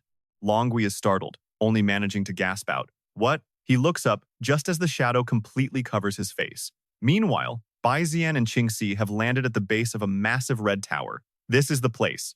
But Qingxi feels uneasy, warning, "Master, this place, it makes me uncomfortable." Bai Zi'an steps forward, touching the red glass surface of the tower. His eyes go wide. This is Elder Fabric. Inside this blood-red tower is Chicky, the person they've been searching for all this time, but she's unconscious. Her eyes are shut, lifeless. Bai Zi'an pounds on the glass, shouting her name, Chicky! Chicky's inside this pillar. Just then, a figure emerges from the darkness behind him. The man, wearing what looks like a hat, speaks in a calm voice. Don't worry. The little lady will be fine. Bai Zi'an spins around defensively. Who are you? The man introduces himself. I am Mephisto, the fourth priest of the sun-scorching sect. The guy has the audacity to justify his kidnapping. We just need to borrow the young lady's pet for a little while. Bai Zi'an is furious, gritting his teeth. Borrow? Since when did the demon sect become so polite? He calls them out on their brutal methods. You didn't talk about reason when you launched your terrorist attacks. Mephisto, with a single, creepy red eye on his head, just scoffs. Terrorist attacks? So that's what you call our resistance? This place was our home. We just want you people to understand that. Standing among the deserted buildings, he labels Bai Zi'an an invader. It seems you're also one of the outsiders who will never understand us. Bai Zi'an roars back in fury. Even if I could understand, I would never accept what you've done. I'm telling you, release Chicky now. Qing Si, also sensing the danger, remains in a defensive stance. Bai Zi'an is ready to do whatever it takes to save Chicky, with Qing Si hovering above him, already gathering spirit energy. He delivers a final threat. If you don't, just think about what happened to Asmodan and Arthur. A flash of recognition crosses Mephisto's face. So, it was you. Behind him, a spirit beast materializes, wreathed in purple flames with glowing red pupils. Mephisto's voice turns dark. In that case, it seems a fierce battle between us is unavoidable. Both Bai Zi'an and Qing Si's eyes widen in shock. They gasp, Master, it can't be. How? A chiseled jawline, a high nose bridge, and powerful arms covered in strange patterns. The metal armor clings tightly to her form. Mephisto's spirit beast has appeared. The evil spirit queen, an insectoid beast, peak diamond rank. This is an evolved form of an alchemical beast. According to the laws of natural evolution, it should be impossible for it to reach this stage. Only with human intervention could it have evolved this far. Bai Zi'an immediately analyzes the new threat. An evolved alchemical beast? He can't believe this guy actually managed to form a pact with one. Mephisto opens his palm, revealing another red eye staring out from his skin. It looks incredibly dangerous. He's probably controlling the beast with it. Bai Zi'an thinks, no matter how he made the contract, using a fierce beast like this is a huge risk. It will eventually devour its own master. At that moment, the evil spirit queen charges straight for him. He clenches his fists, calculating his next move. Qing Si opens its mouth, unleashing a torrent of blue fire towards the evil spirit queen. But the creature dodges to the side with incredible speed. But in that moment, Bai Zi'an spots its weakness. A confident smile returns to his face as he thinks, just like before, its vision is limited to seeing only spiritual energy. The queen launches its first attack, but Bai Zi'an and Qing Si leap into the air, easily dodging it. From above, Bai Zi'an waves his hand. All right then, let's use the old trick. He summons Yi Ya, and a phoenix bursts forth, diving straight towards the beast below. Yi Ya soars into the sky, breathing a cyclone of fire that completely engulfs the evil spirit queen, disorienting it. The inferno rages, but not a single sound comes from within. It seems the beast was incinerated instantly, causing Bai Zi'an and his two spirit beasts to remark, well, that was easier than expected. But then, from inside the flames, a pair of furious eyes glare out. Her eyes flash red, she bares her sharp teeth, and suddenly her pupils transform. Her clawed hands, sharp talons gleaming, are pointed directly at Bai Zi'an's group behind the fire. The evil spirit queen unleashes a two-handed strike, tearing the wall of flames apart. Seeing the firewall created by Yi Ya get utterly destroyed, Bai Zi'an is stunned. What? He stumbles back, eyes wide, gritting his teeth. But it's not supposed to be able to see us. At that instant, an explosion rocks the red tower. Mephisto squints at him, sneering. Is that all the power you have? How on earth did Arthur and Asmodan lose to you? Bai Zi'an emerges from the smoke cloud, protected by a barrier. He walks towards Mephisto and says, You're speaking way too soon. This isn't over yet. The evil spirit queen is now completely free, waving a hand to swat away the remaining smoke. Bai Zi'an stands below, utterly frozen in disbelief. He did not see this coming. He grits his teeth, cursing himself for getting so cocky. Just a moment ago, he'd sworn not to underestimate his enemy, and now look what happened. It seems the creature can share what it sees. He needs a new plan. He's not the same rookie fighter he was back then. Bai Zi'an racks his brain. But the beast's physical defenses are practically invincible. His energy attacks? It dodges them 100% of the time. Even its visual weak point is completely gone now. As his mind races, a voice suddenly cuts through the silence. Besides those two types of damage, you're forgetting the third. Startled, he looks around, trying to find who spoke. Bai Zi'an glances at the motionless spirit queen, his guard up. An illusion? Wait, something's felt off this entire time. Why does it feel like time has completely stopped? The voice speaks again, revealing its identity. It's the crystal soul.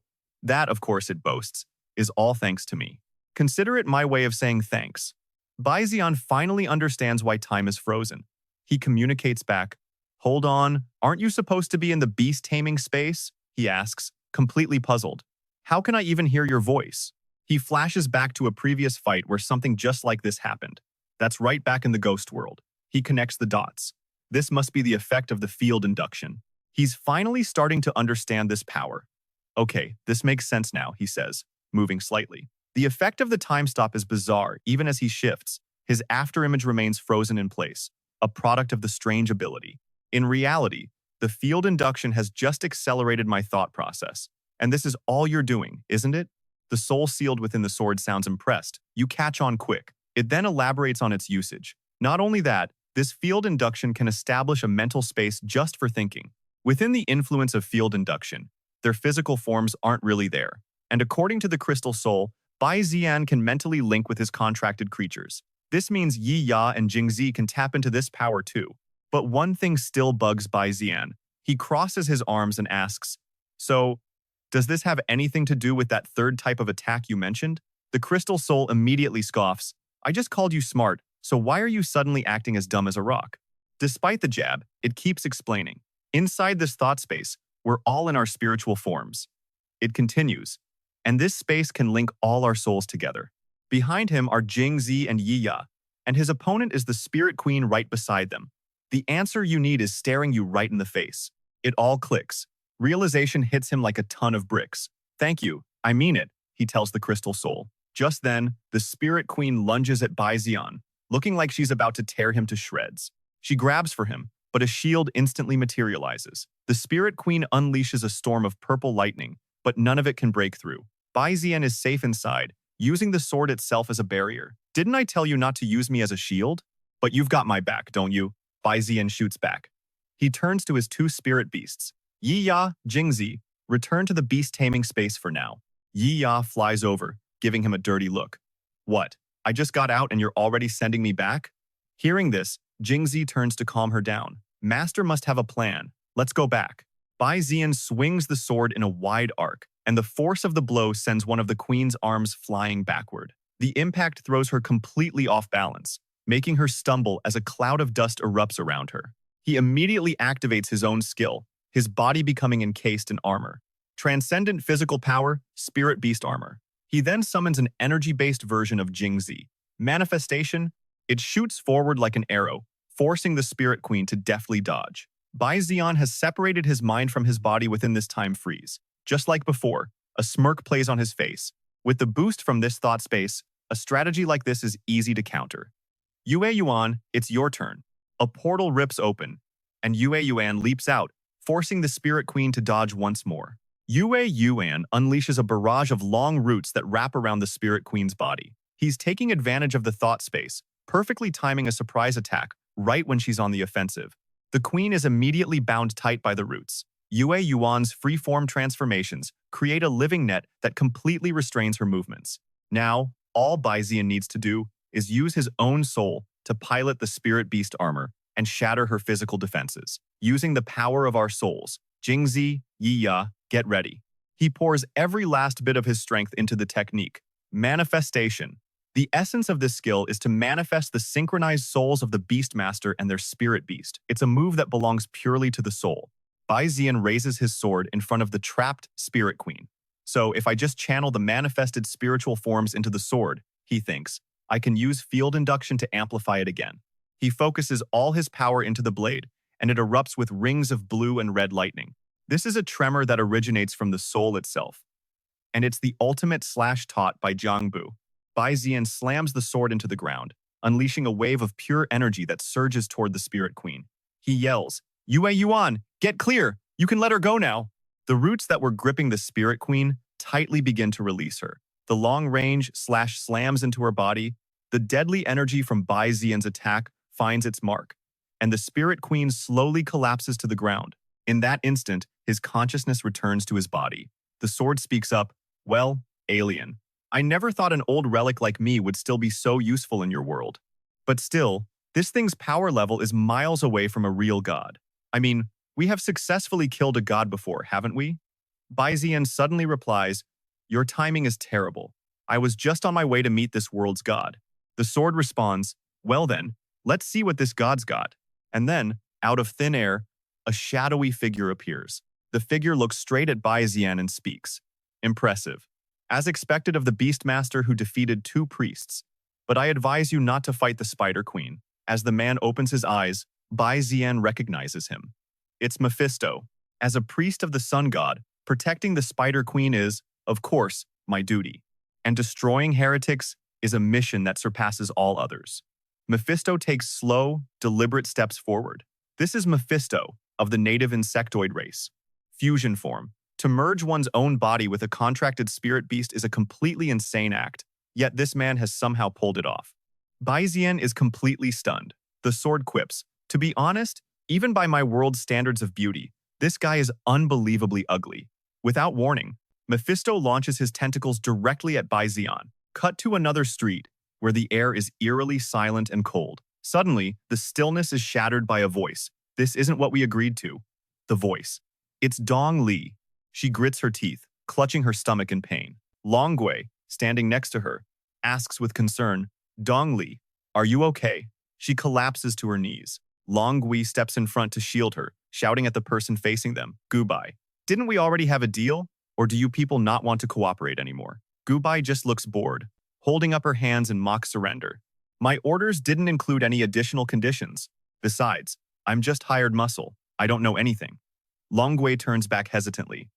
"Dong Li, I'm sorry." She stares, unable to believe her own eyes. "You're working with the demonic cult?" Dong Li asks, completely crushed.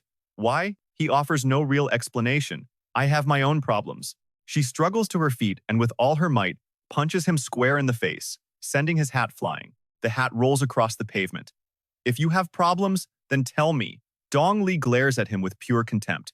"It was the same when you inherited the title of Black Feather King. You said nothing then, either. And it's the same now." A flicker of suspicion crosses her face, and she stops, noticing something strange. "Wait, your eyes. Inside your eyes, I can see the mark of the demonic cult." Ao Rei suddenly speaks up. "Mixed blood? You're a half-breed?" Dong Li is equally shocked. "Mixed blood?" Long Gui doesn't try to hide it anymore. "That's right. I'm the illegitimate son of the Lin family. My mother was a native. I've been a half-breed since the day I was born. The traits of a native aren't obvious at first. They appear over time. Starting with the changes in my eyes."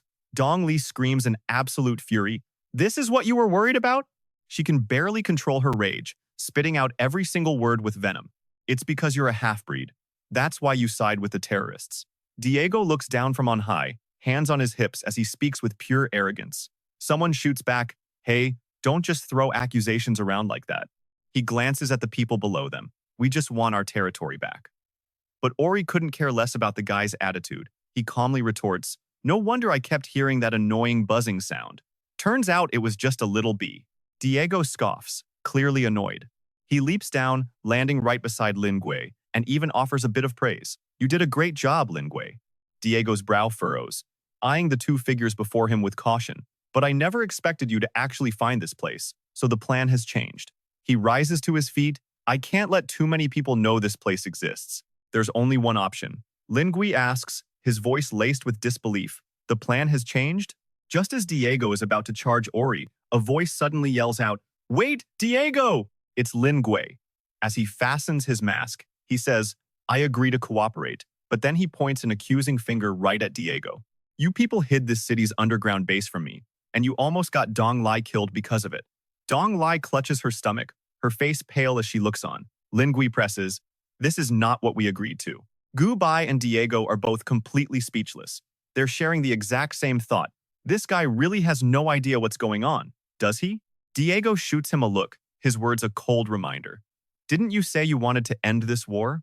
Then you'll cooperate. And with that, he lunges straight for Ori, his arms glowing as he prepares to attack. A downward slash flashes through the air. Lin Gui rushes over to Dong Lai, dropping to his knees. He's fumbling, unsure what to do, and can only try to explain himself in a hurry. Dong Li, listen to me. I had no choice. It's true I helped them, but his voice softens. I just want to end this meaningless war. The people from the Origin Star, they just keep lying to us. Every word hangs in the air. That's why I'm working with them. Dong Lai is in total shock. Do you even hear what you're saying right now? Lin Gui tries to reassure her. Don't worry, I won't do anything reckless. But then Gu Bai steps up from behind, casually spinning a blade in her hand. Hey, old man, you heard him. Move aside. Dong Lai asks suspiciously, you're not even a Yuanzhong native, so why are you helping them? Gu Bai just tightens her grip on the blade, a small smirk on her lips. A lot of people ask that. Let's just say there are perks. Don't blame me for it. On the other side of the battlefield, Ori leaps high into the air, waving his hand with a cocky grin.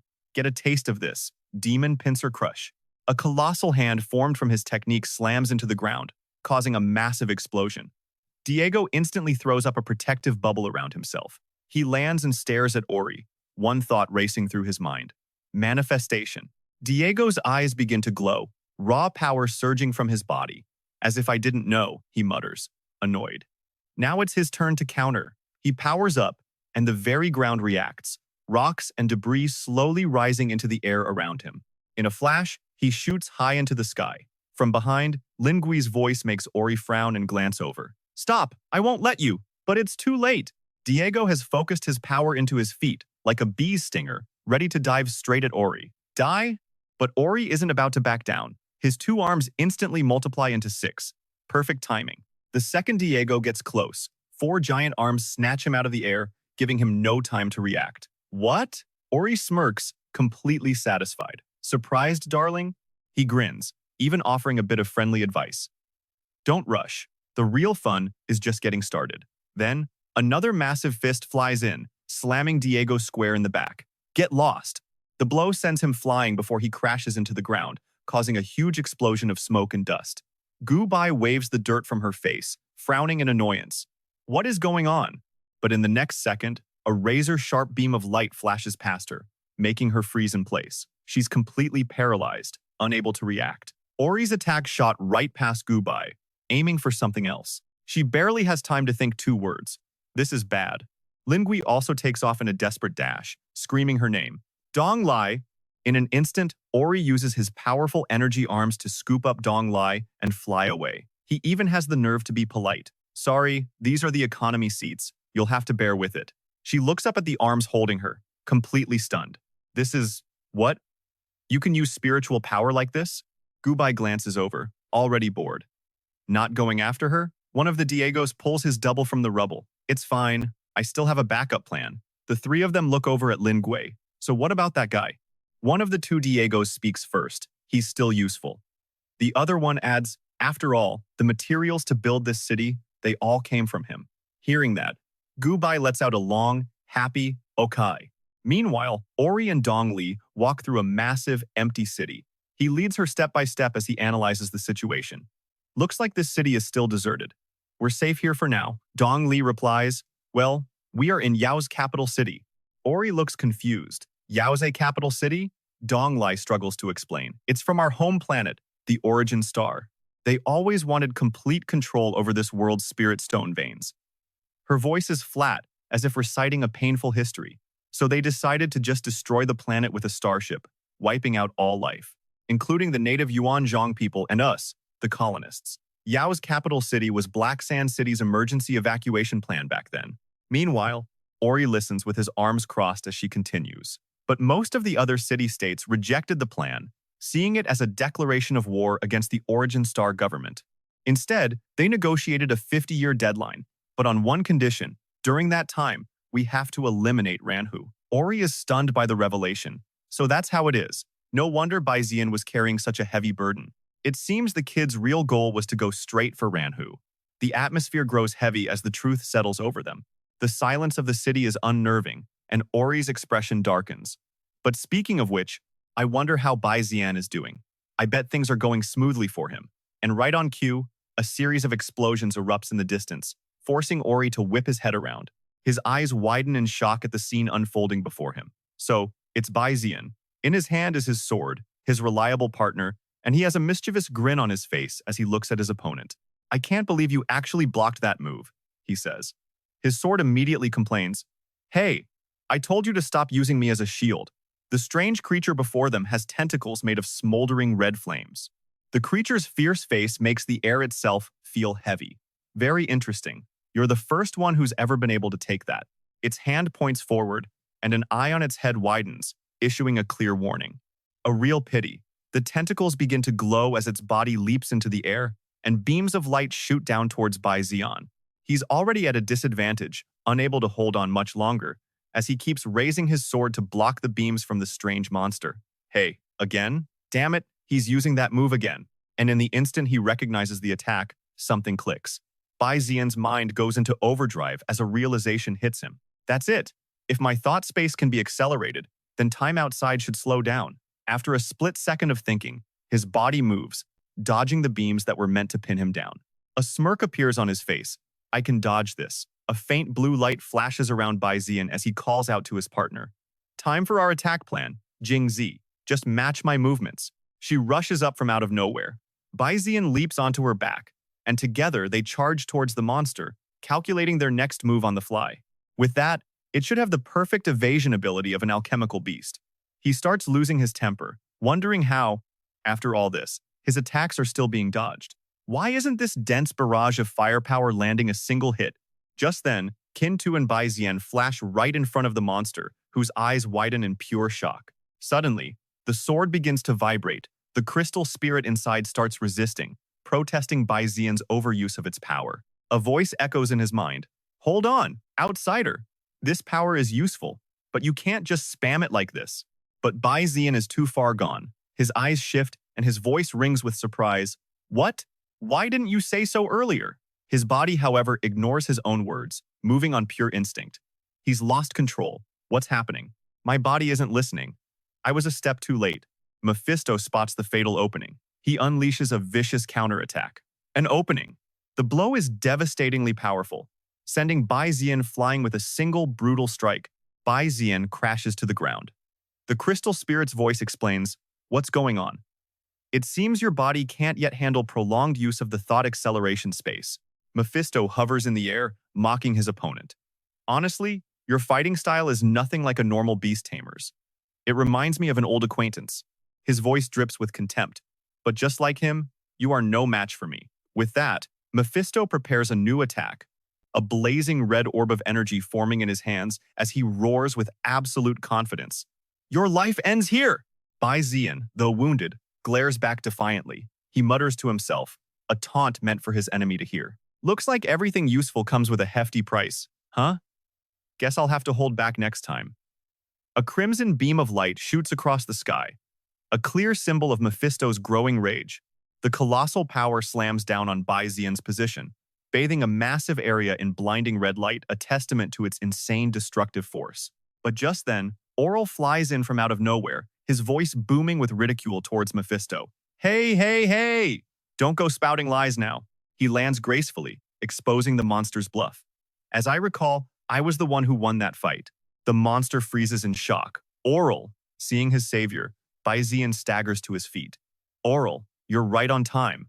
This guy is a total nightmare." As he speaks, he fails to notice the look on Oral's face. In a flash, a sword is drawn from its sheath. The cold steel presses against Bai Zi'an's neck, and he looks up in absolute shock at Oral's action. In an instant, his ally has become an enemy. Caught completely off guard, Bai Zi'an hears Oral's ice-cold voice. Something is terribly wrong, and he yells out, his face, stained with blood at the corner of his mouth, tensing up. Now is not the time for this conversation. Besides, didn't I tell you? The blade begins to cut into his skin, and Bai Zi'an bites his lip to stifle a cry of pain. Oral's expression is dead serious. He presses the point, demanding an answer to a question Bai Zi'an had been avoiding. "I need a straight answer from you. Is your ultimate goal to kill the Spider Queen?" Bai Zi'an grits his teeth, staring at the man before him with pure frustration. Oral's actions make no sense. The dust and smoke swirling around them only adds to the chaos of the moment. What is this immortal old geezer so mad about? he thinks. But to stop the Origin Star's plan, killing the Spider Queen is the only way. Suddenly, the weight on his shoulders vanishes. The sword is gone from his neck. He struggles to speak the words, "It's true. I did consider killing the Spider Queen. That's because..." But Oral already knows. He cuts him off, his voice still freezing cold, stunning Bai Zi'an. The descendants of the Outsiders will destroy all life on Earth. Right? Bai Zi'an is speechless. You knew all along? Mephisto, meanwhile, is furious at being ignored. He unleashes attack after attack to get their attention. Are you two just going to ignore me? Oral continues his intense conversation with Bai Zi'an, completely ignoring the massive wave of power about to crash down on his back. With a grimace, he dismisses the attack and keeps talking. The Spider Queen's core is intrinsically linked to this world. The last time she was injured, the power ceiling of this entire world dropped to the violet crystal rank.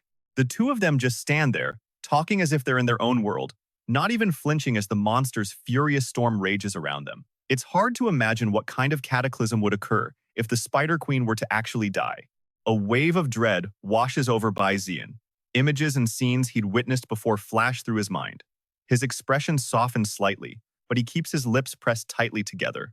If that's true, then the world of 10,000 curses could end up just like the world of the shadow demons fused into another world entirely.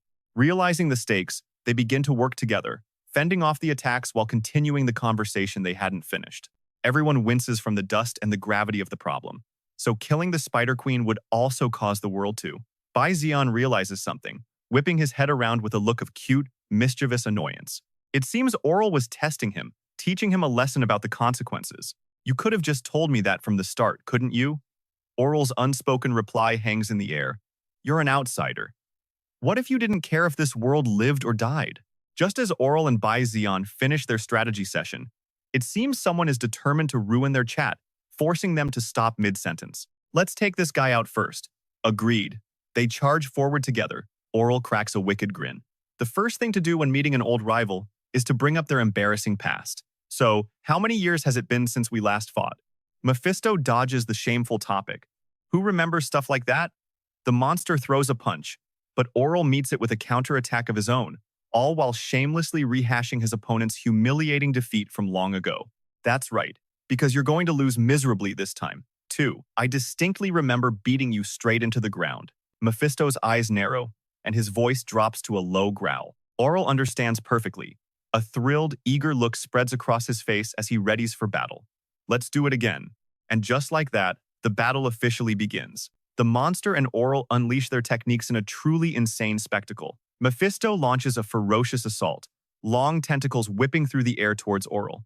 Oral just smirks at the familiar moves, reminiscing about their past duel. It's been so long. Seeing this attack again feels nostalgic. Unfazed, he summons multiple arms of energy to effortlessly block all 6 strikes. Mephisto's eyes turn sharp. He mutters under his breath as he watches Oral's counter. At this very moment, the nostalgia from 1,000 years ago is etched into their memories, allowing them to predict each other's every move. It's exactly the same as back then, huh? Oral says.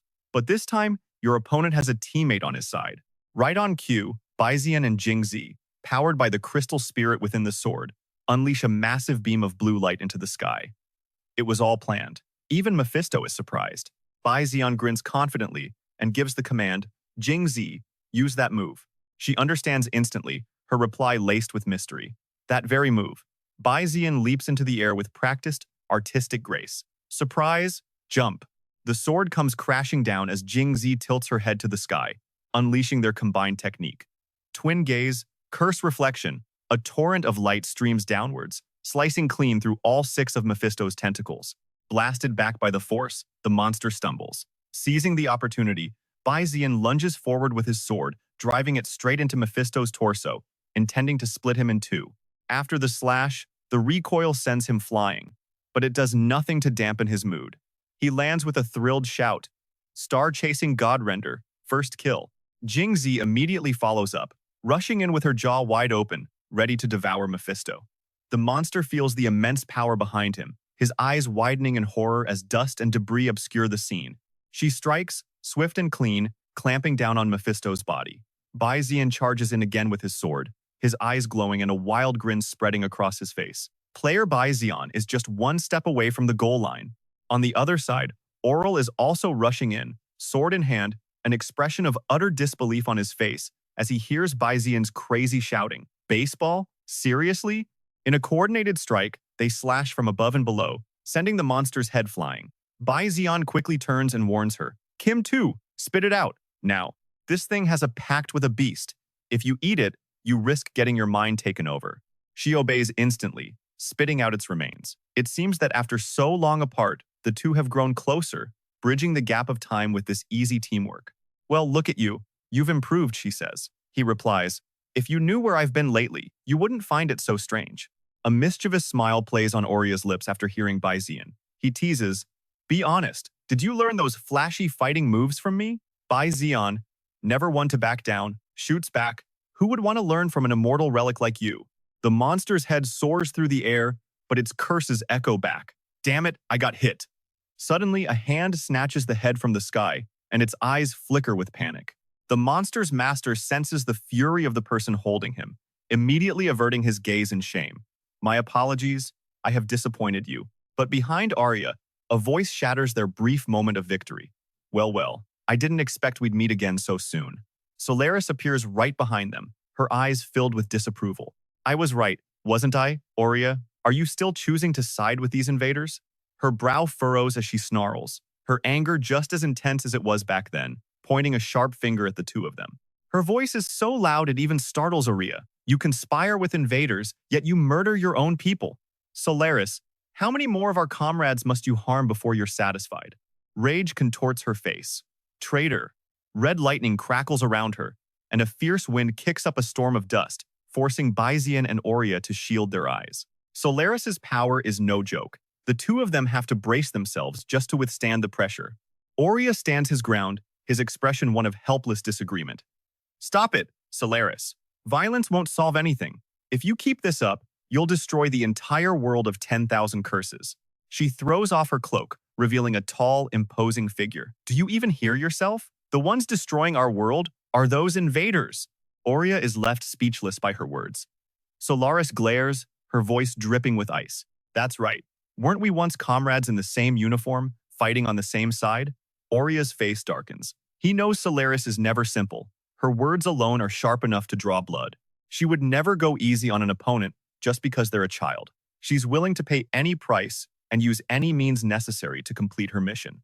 She launches a psychological attack, her mocking tone designed to break his spirit. Do you even remember how many outsiders have died by your hand? Bai Zi'an is stunned by this revelation, pure shock written all over his face. Wait a minute. Does that mean Arya used to be a member of the Machu sect? A light shines on Arya's face, highlighting a silhouette of lonely regret.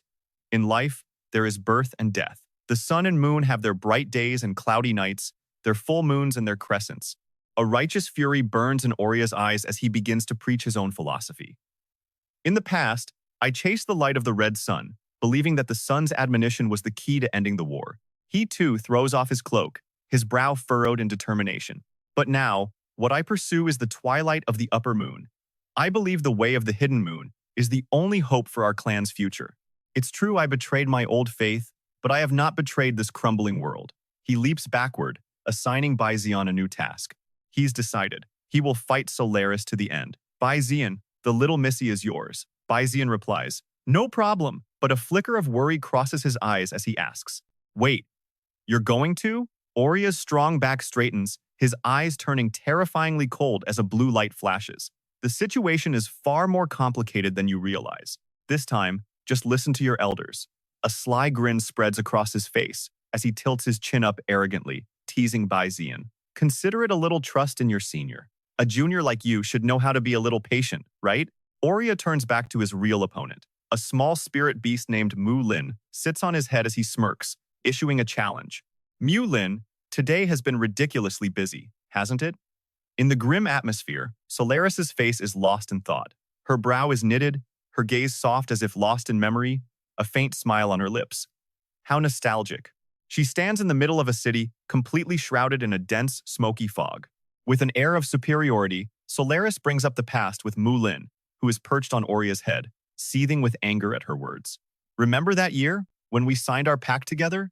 A blazing red spatial gate opens above Solaris's head, spitting out sparks of fire, From it emerges a flame demon, looking smug as it hears her call. Come forth, VMYO. The moment the flame demon appears in Solaris's hand, red spiritual energy engulfs its body. She looks at it and explains, Mu Lin of the earth, VMYO from below the earth. They are spirits from the same source. In the past, on a stone slab in a deep green forest, 5 small, pure white creatures gathered like innocent souls. The scene shifts, showing Mu Lin and VMYO after they'd gone through intense training, transforming from those pure beings into what they are today. Through ages of refinement, the primordial spirits began to differentiate. Those with the same roots and origin became the Mu Lin and the VMYO. Back in the present, both Solaris and Oria's expressions turn grim, their eyes sharp as they stare each other down. Oria's voice is ice, just like you and me. She replies with a slight, bitter smile. At this point, there's no going back to the past. Solaris unleashes her spiritual power, radiating terrifying strength. Oria is no less impressive. Power surges from his sword, creating a vortex of wind and blue lightning that envelops him. He takes his stance and yells, Wind Slash. Solaris lunges forward with incredible speed, a triumphant look on her face as she swings her hand to attack. At the same time, Oria charges, his expression dead serious. When their blades collide, a blinding flash of light erupts. The explosion of their combined power creates a massive pillar of energy that radiates everywhere, and a thick cloud of smoke engulfs them both. Her eyes are wide with excitement, while his face remains cold and serious. Together, they shout in unison, Dharma Body, manifest! And as the smoke clears, the majestic forms of the Mu Lin Dharma Body and VMYO Dharma Body appear. 4 massive arms suddenly sprout from the back of the VMYO Dharma Body. The 2 giant avatars prepare to clash. Down below, the real fight is far from over, as both warriors swing their swords back for another strike. The Mu Lin and VMYO Dharma bodies smash into each other, all 6 of their powerful arms locked in a brutal struggle. Below them, the 2 humans switch to hand-to-hand combat. As Solaris drives her fist towards Oria, she taunts him. Oria, I'm sure you've met Liz, haven't you? Even your own student doesn't support you. So what in the world are you still fighting for? He blocks her attack and retorts, his voice strained, Stop trying to provoke me by using her name, model.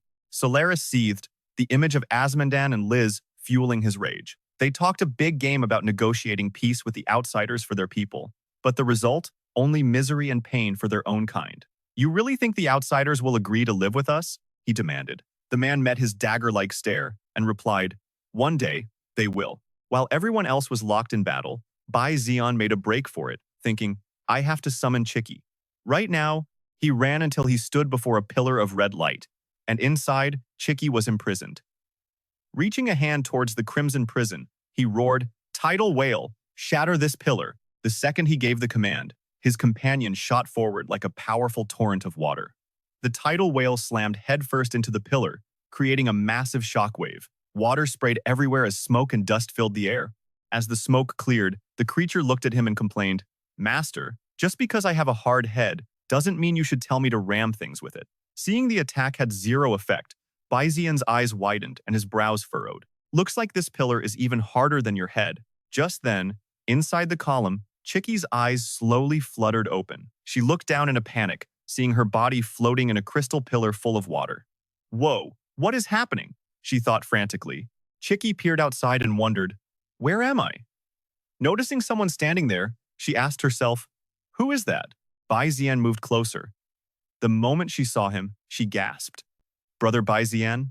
Why is he here? He got right up to the red pillar and muttered, this thing is way too tough. I need another plan. Bai Zi'an offered a gentle smile, trying to calm the panicked Chicky inside. Don't worry, he said reassuringly. I'm going to get you out. Hearing his voice, she seemed to calm down a bit. He launched himself towards the pillar, his hand outstretched as he commanded, Tidal Whale, get bigger. He then slammed his hand down, pointing directly at Chicky's prison, his face grim. He ordered through gritted teeth, bite that thing to pieces. Hearing the command, the beast opened its massive jaws, revealing rows of sharp teeth as it lunged for the pillar. At that exact moment, Solaris, who was fighting Aure, saw the tidal whale chewing on the red pillar and froze mid-action. A dangerous glint appeared in her eyes, a smirk playing on her lips. Realizing she'd been tricked, she hissed, So that's your game. You're trying to stop me. She commanded her flame demon avatar to gather its spiritual energy, forming a massive energy sphere. How naive, she declared arrogantly. Ari just looked at her, his brow slightly furrowed, and calmly replied, Solaris, you have no idea what's really going on. He commanded his own wood spirit avatar to create a giant energy ball to counter hers. Ori swept his arm out, confidently stating, your plan was a mistake from the very beginning. The two avatars fired their energy spheres at the exact same time. The moment these two immense powers collided, the ground shook violently. A brilliant flash of light erupted from the impact, illuminating the entire area. The intense light began to push closer and closer to the wood spirit avatar. Overwhelmed by the incredible power, the wood spirit was losing ground, being completely dominated by the flame demon. Ori was being crushed by the pressure, shielding his eyes from the blinding light as he grunted, damn it, I can't hold on much longer.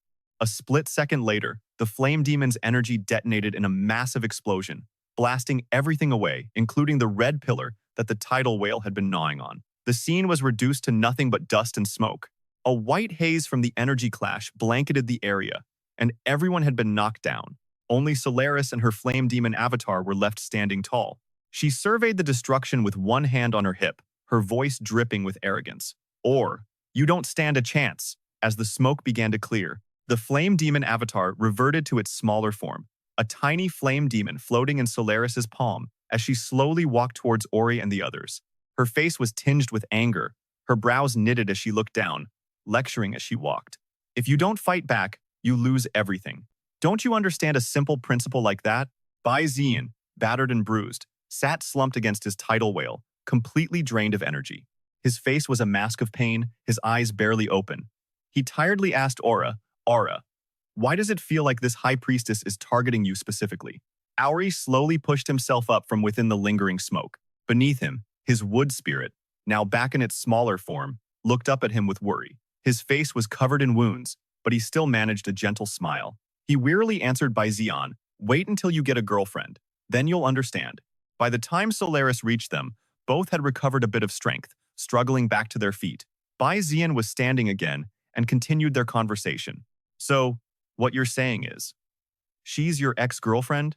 Or, meanwhile, was struggling to stay upright, using his sword as a crutch. At least, that's what she thinks, he replied. After all, she was the one who broke up with me. Even in this dangerous situation, his body covered in injuries, Bai Zi'an cracked a faint smile. He glanced at Aura, teasing him. We're at a critical moment, and you can still talk about such pointless things. Hearing this, Ori shot him a smug, experienced look. This is what you call the refined skill of a mature adult. After their little chat, reality came crashing back. Ori saw Solaris standing before them, radiating pure killing intent, with wisps of smoke still swirling around her. Ori then asked Bai Zi'an, besides, the two of us can't handle her right now. Exhausted, Bai Zi'an replied wearily, is this what they call a matriarchal society? Suddenly, a cold voice echoed from a white-haired man somewhere nearby. Blow it up? Following that mysterious voice, a massive explosion ripped through the sky. The blast successfully drew Solaris's attention from below. Ori's face lit up seeing someone had arrived. He turned to Bai Zi'an and asked, are those the reinforcements you called? But Bai Zi'an looked absolutely terrified, his pupils shrinking as he shot back. Do I look like old Lu to you? As Solaris looked up at the scene the man had created, her expression darkened. Her brow furrowed with disgust and anger as she muttered, looks like the real nuisance has arrived. A gigantic crystal-like chunk of ice plummeted from the sky, crashing down right in the middle of their group. The impact created another huge tremor, sending wind and dust everywhere. The moment he saw the ice, Bai Zi'an shot a look of surprise to the side, thinking, this is ice crystal. The temperature around here is dropping fast. From within that massive ice crystal, a pair of fully armored legs stepped out.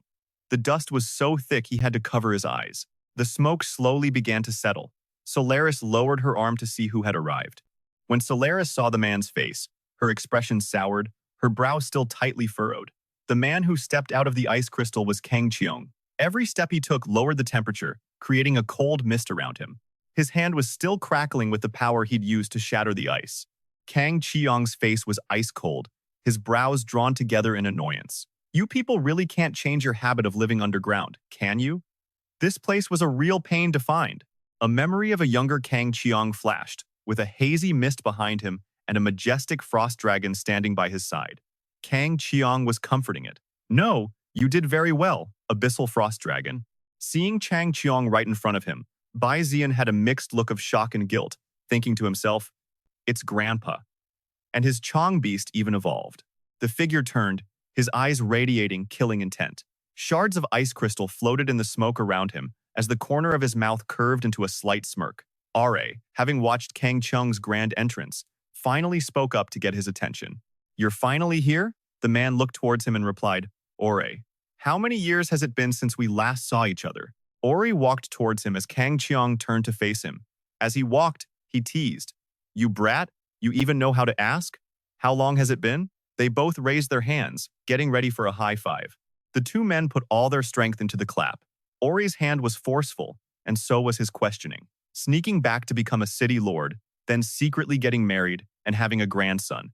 "You've got some nerve," Kang Qiong retorted, not backing down. "Looks like you're still alive and kicking, old man. Time really doesn't mean a thing, does it? You haven't changed one bit, Ari." Just then, the frost dragon's eyes met another's, and a look of confusion appeared. Then, its eyes glowed with affection as a single thought surfaced: Mother. The tidal whale looked a little sad as it asked Bai Zi'an, "Master, do you think I'm very weak?" The question catches him completely off guard. He turns to his friend. "What? Why would you suddenly say that?" Around them, other spirit beasts materialize, radiating pure pride. But Qin took.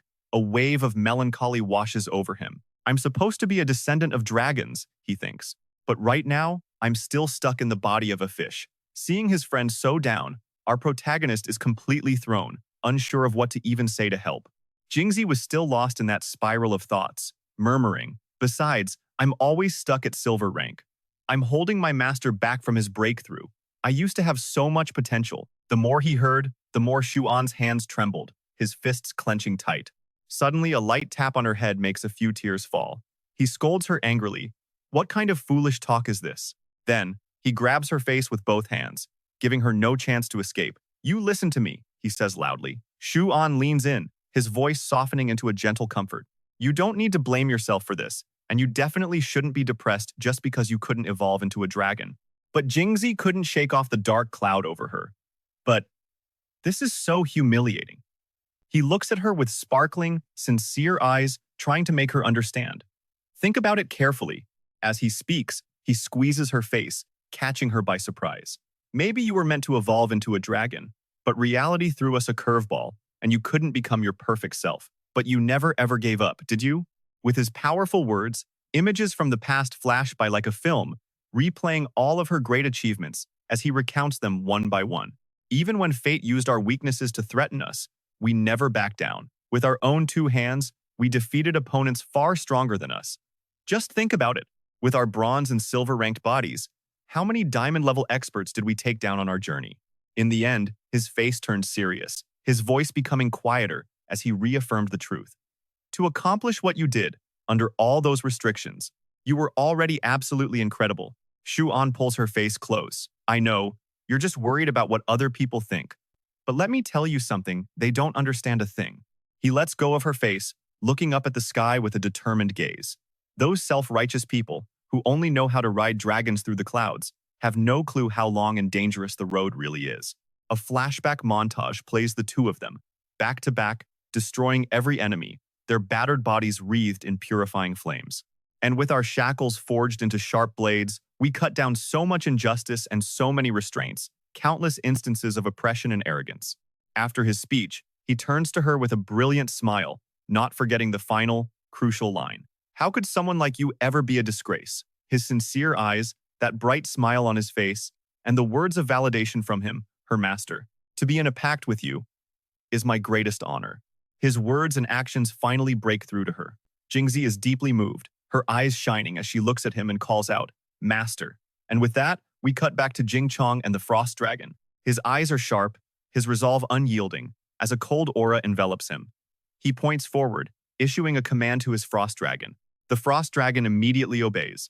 A blue mist, like the cold vapor from cracking ice, begins to form in its mouth. The moment it takes flight, it unleashes that mist, which slowly transforms into a gigantic block of ice. Solaris, completely unfazed, swiftly uses her power to create a fire shield, blocking the Frost Dragon's attack with a casual expression. She seems a little intrigued by their strength. She lets out a small laugh, musing, "Not bad at all." Mina Solaris's eyes glow fiery red as she grins, gripping the sword in front of her. But it's still not enough. Suddenly, Jing Chong's face turns grim, his voice serious. Her spirit power is skyrocketing. What's happening?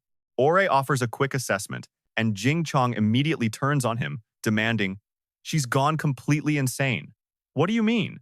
Ore scowls, grinding his teeth as he answers, "That's over-limit synchronization."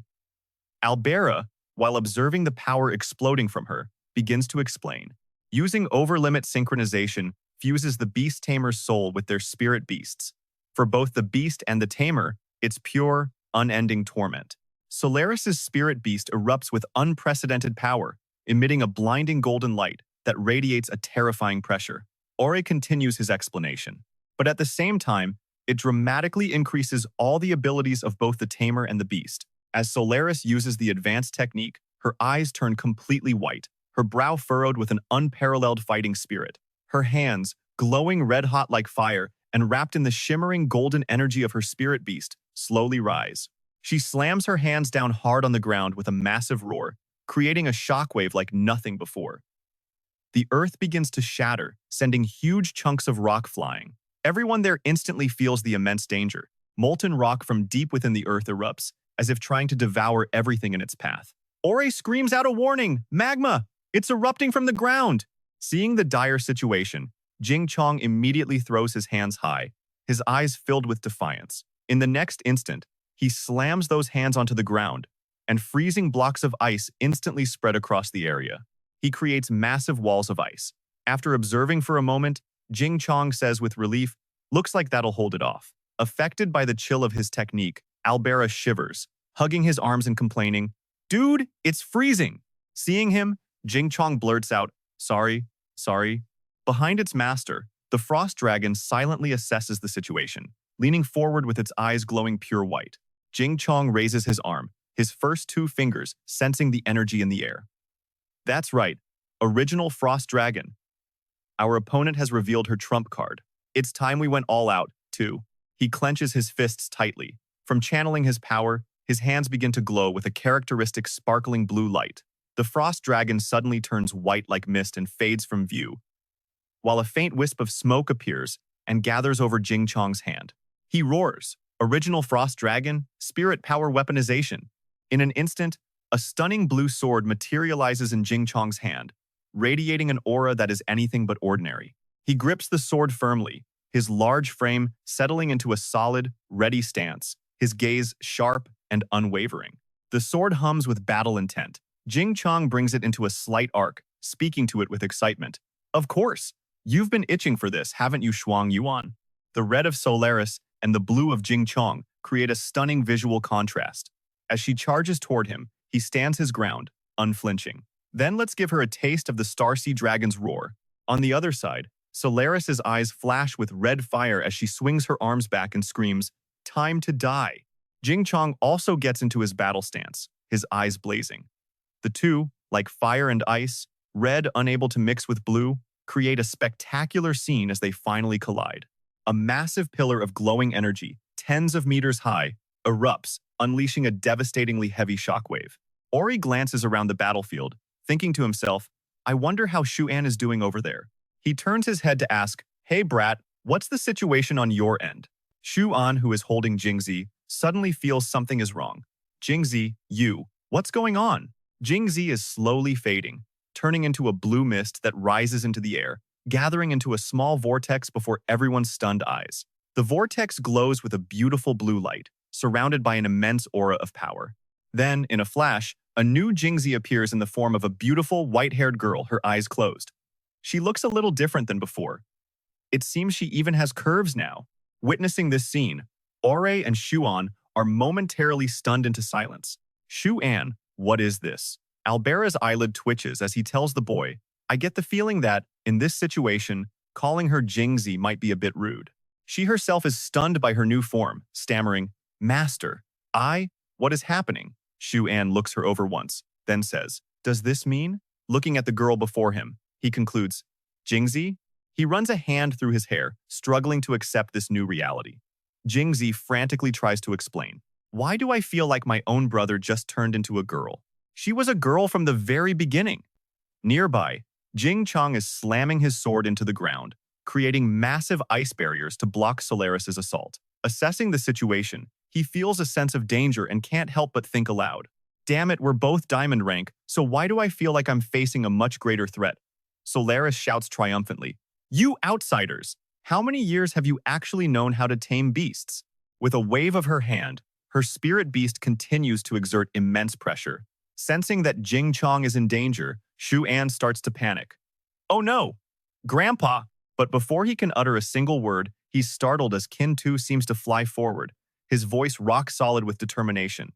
Just leave it to me. In that instant, an eerie, silent void rips open in space, absolutely terrifying. A teenager appears, his face still hidden in shadow. He shivers, thinking to himself, damn, it's still so cold in here. His tall, imposing figure approaches a door, his mind already passing judgment.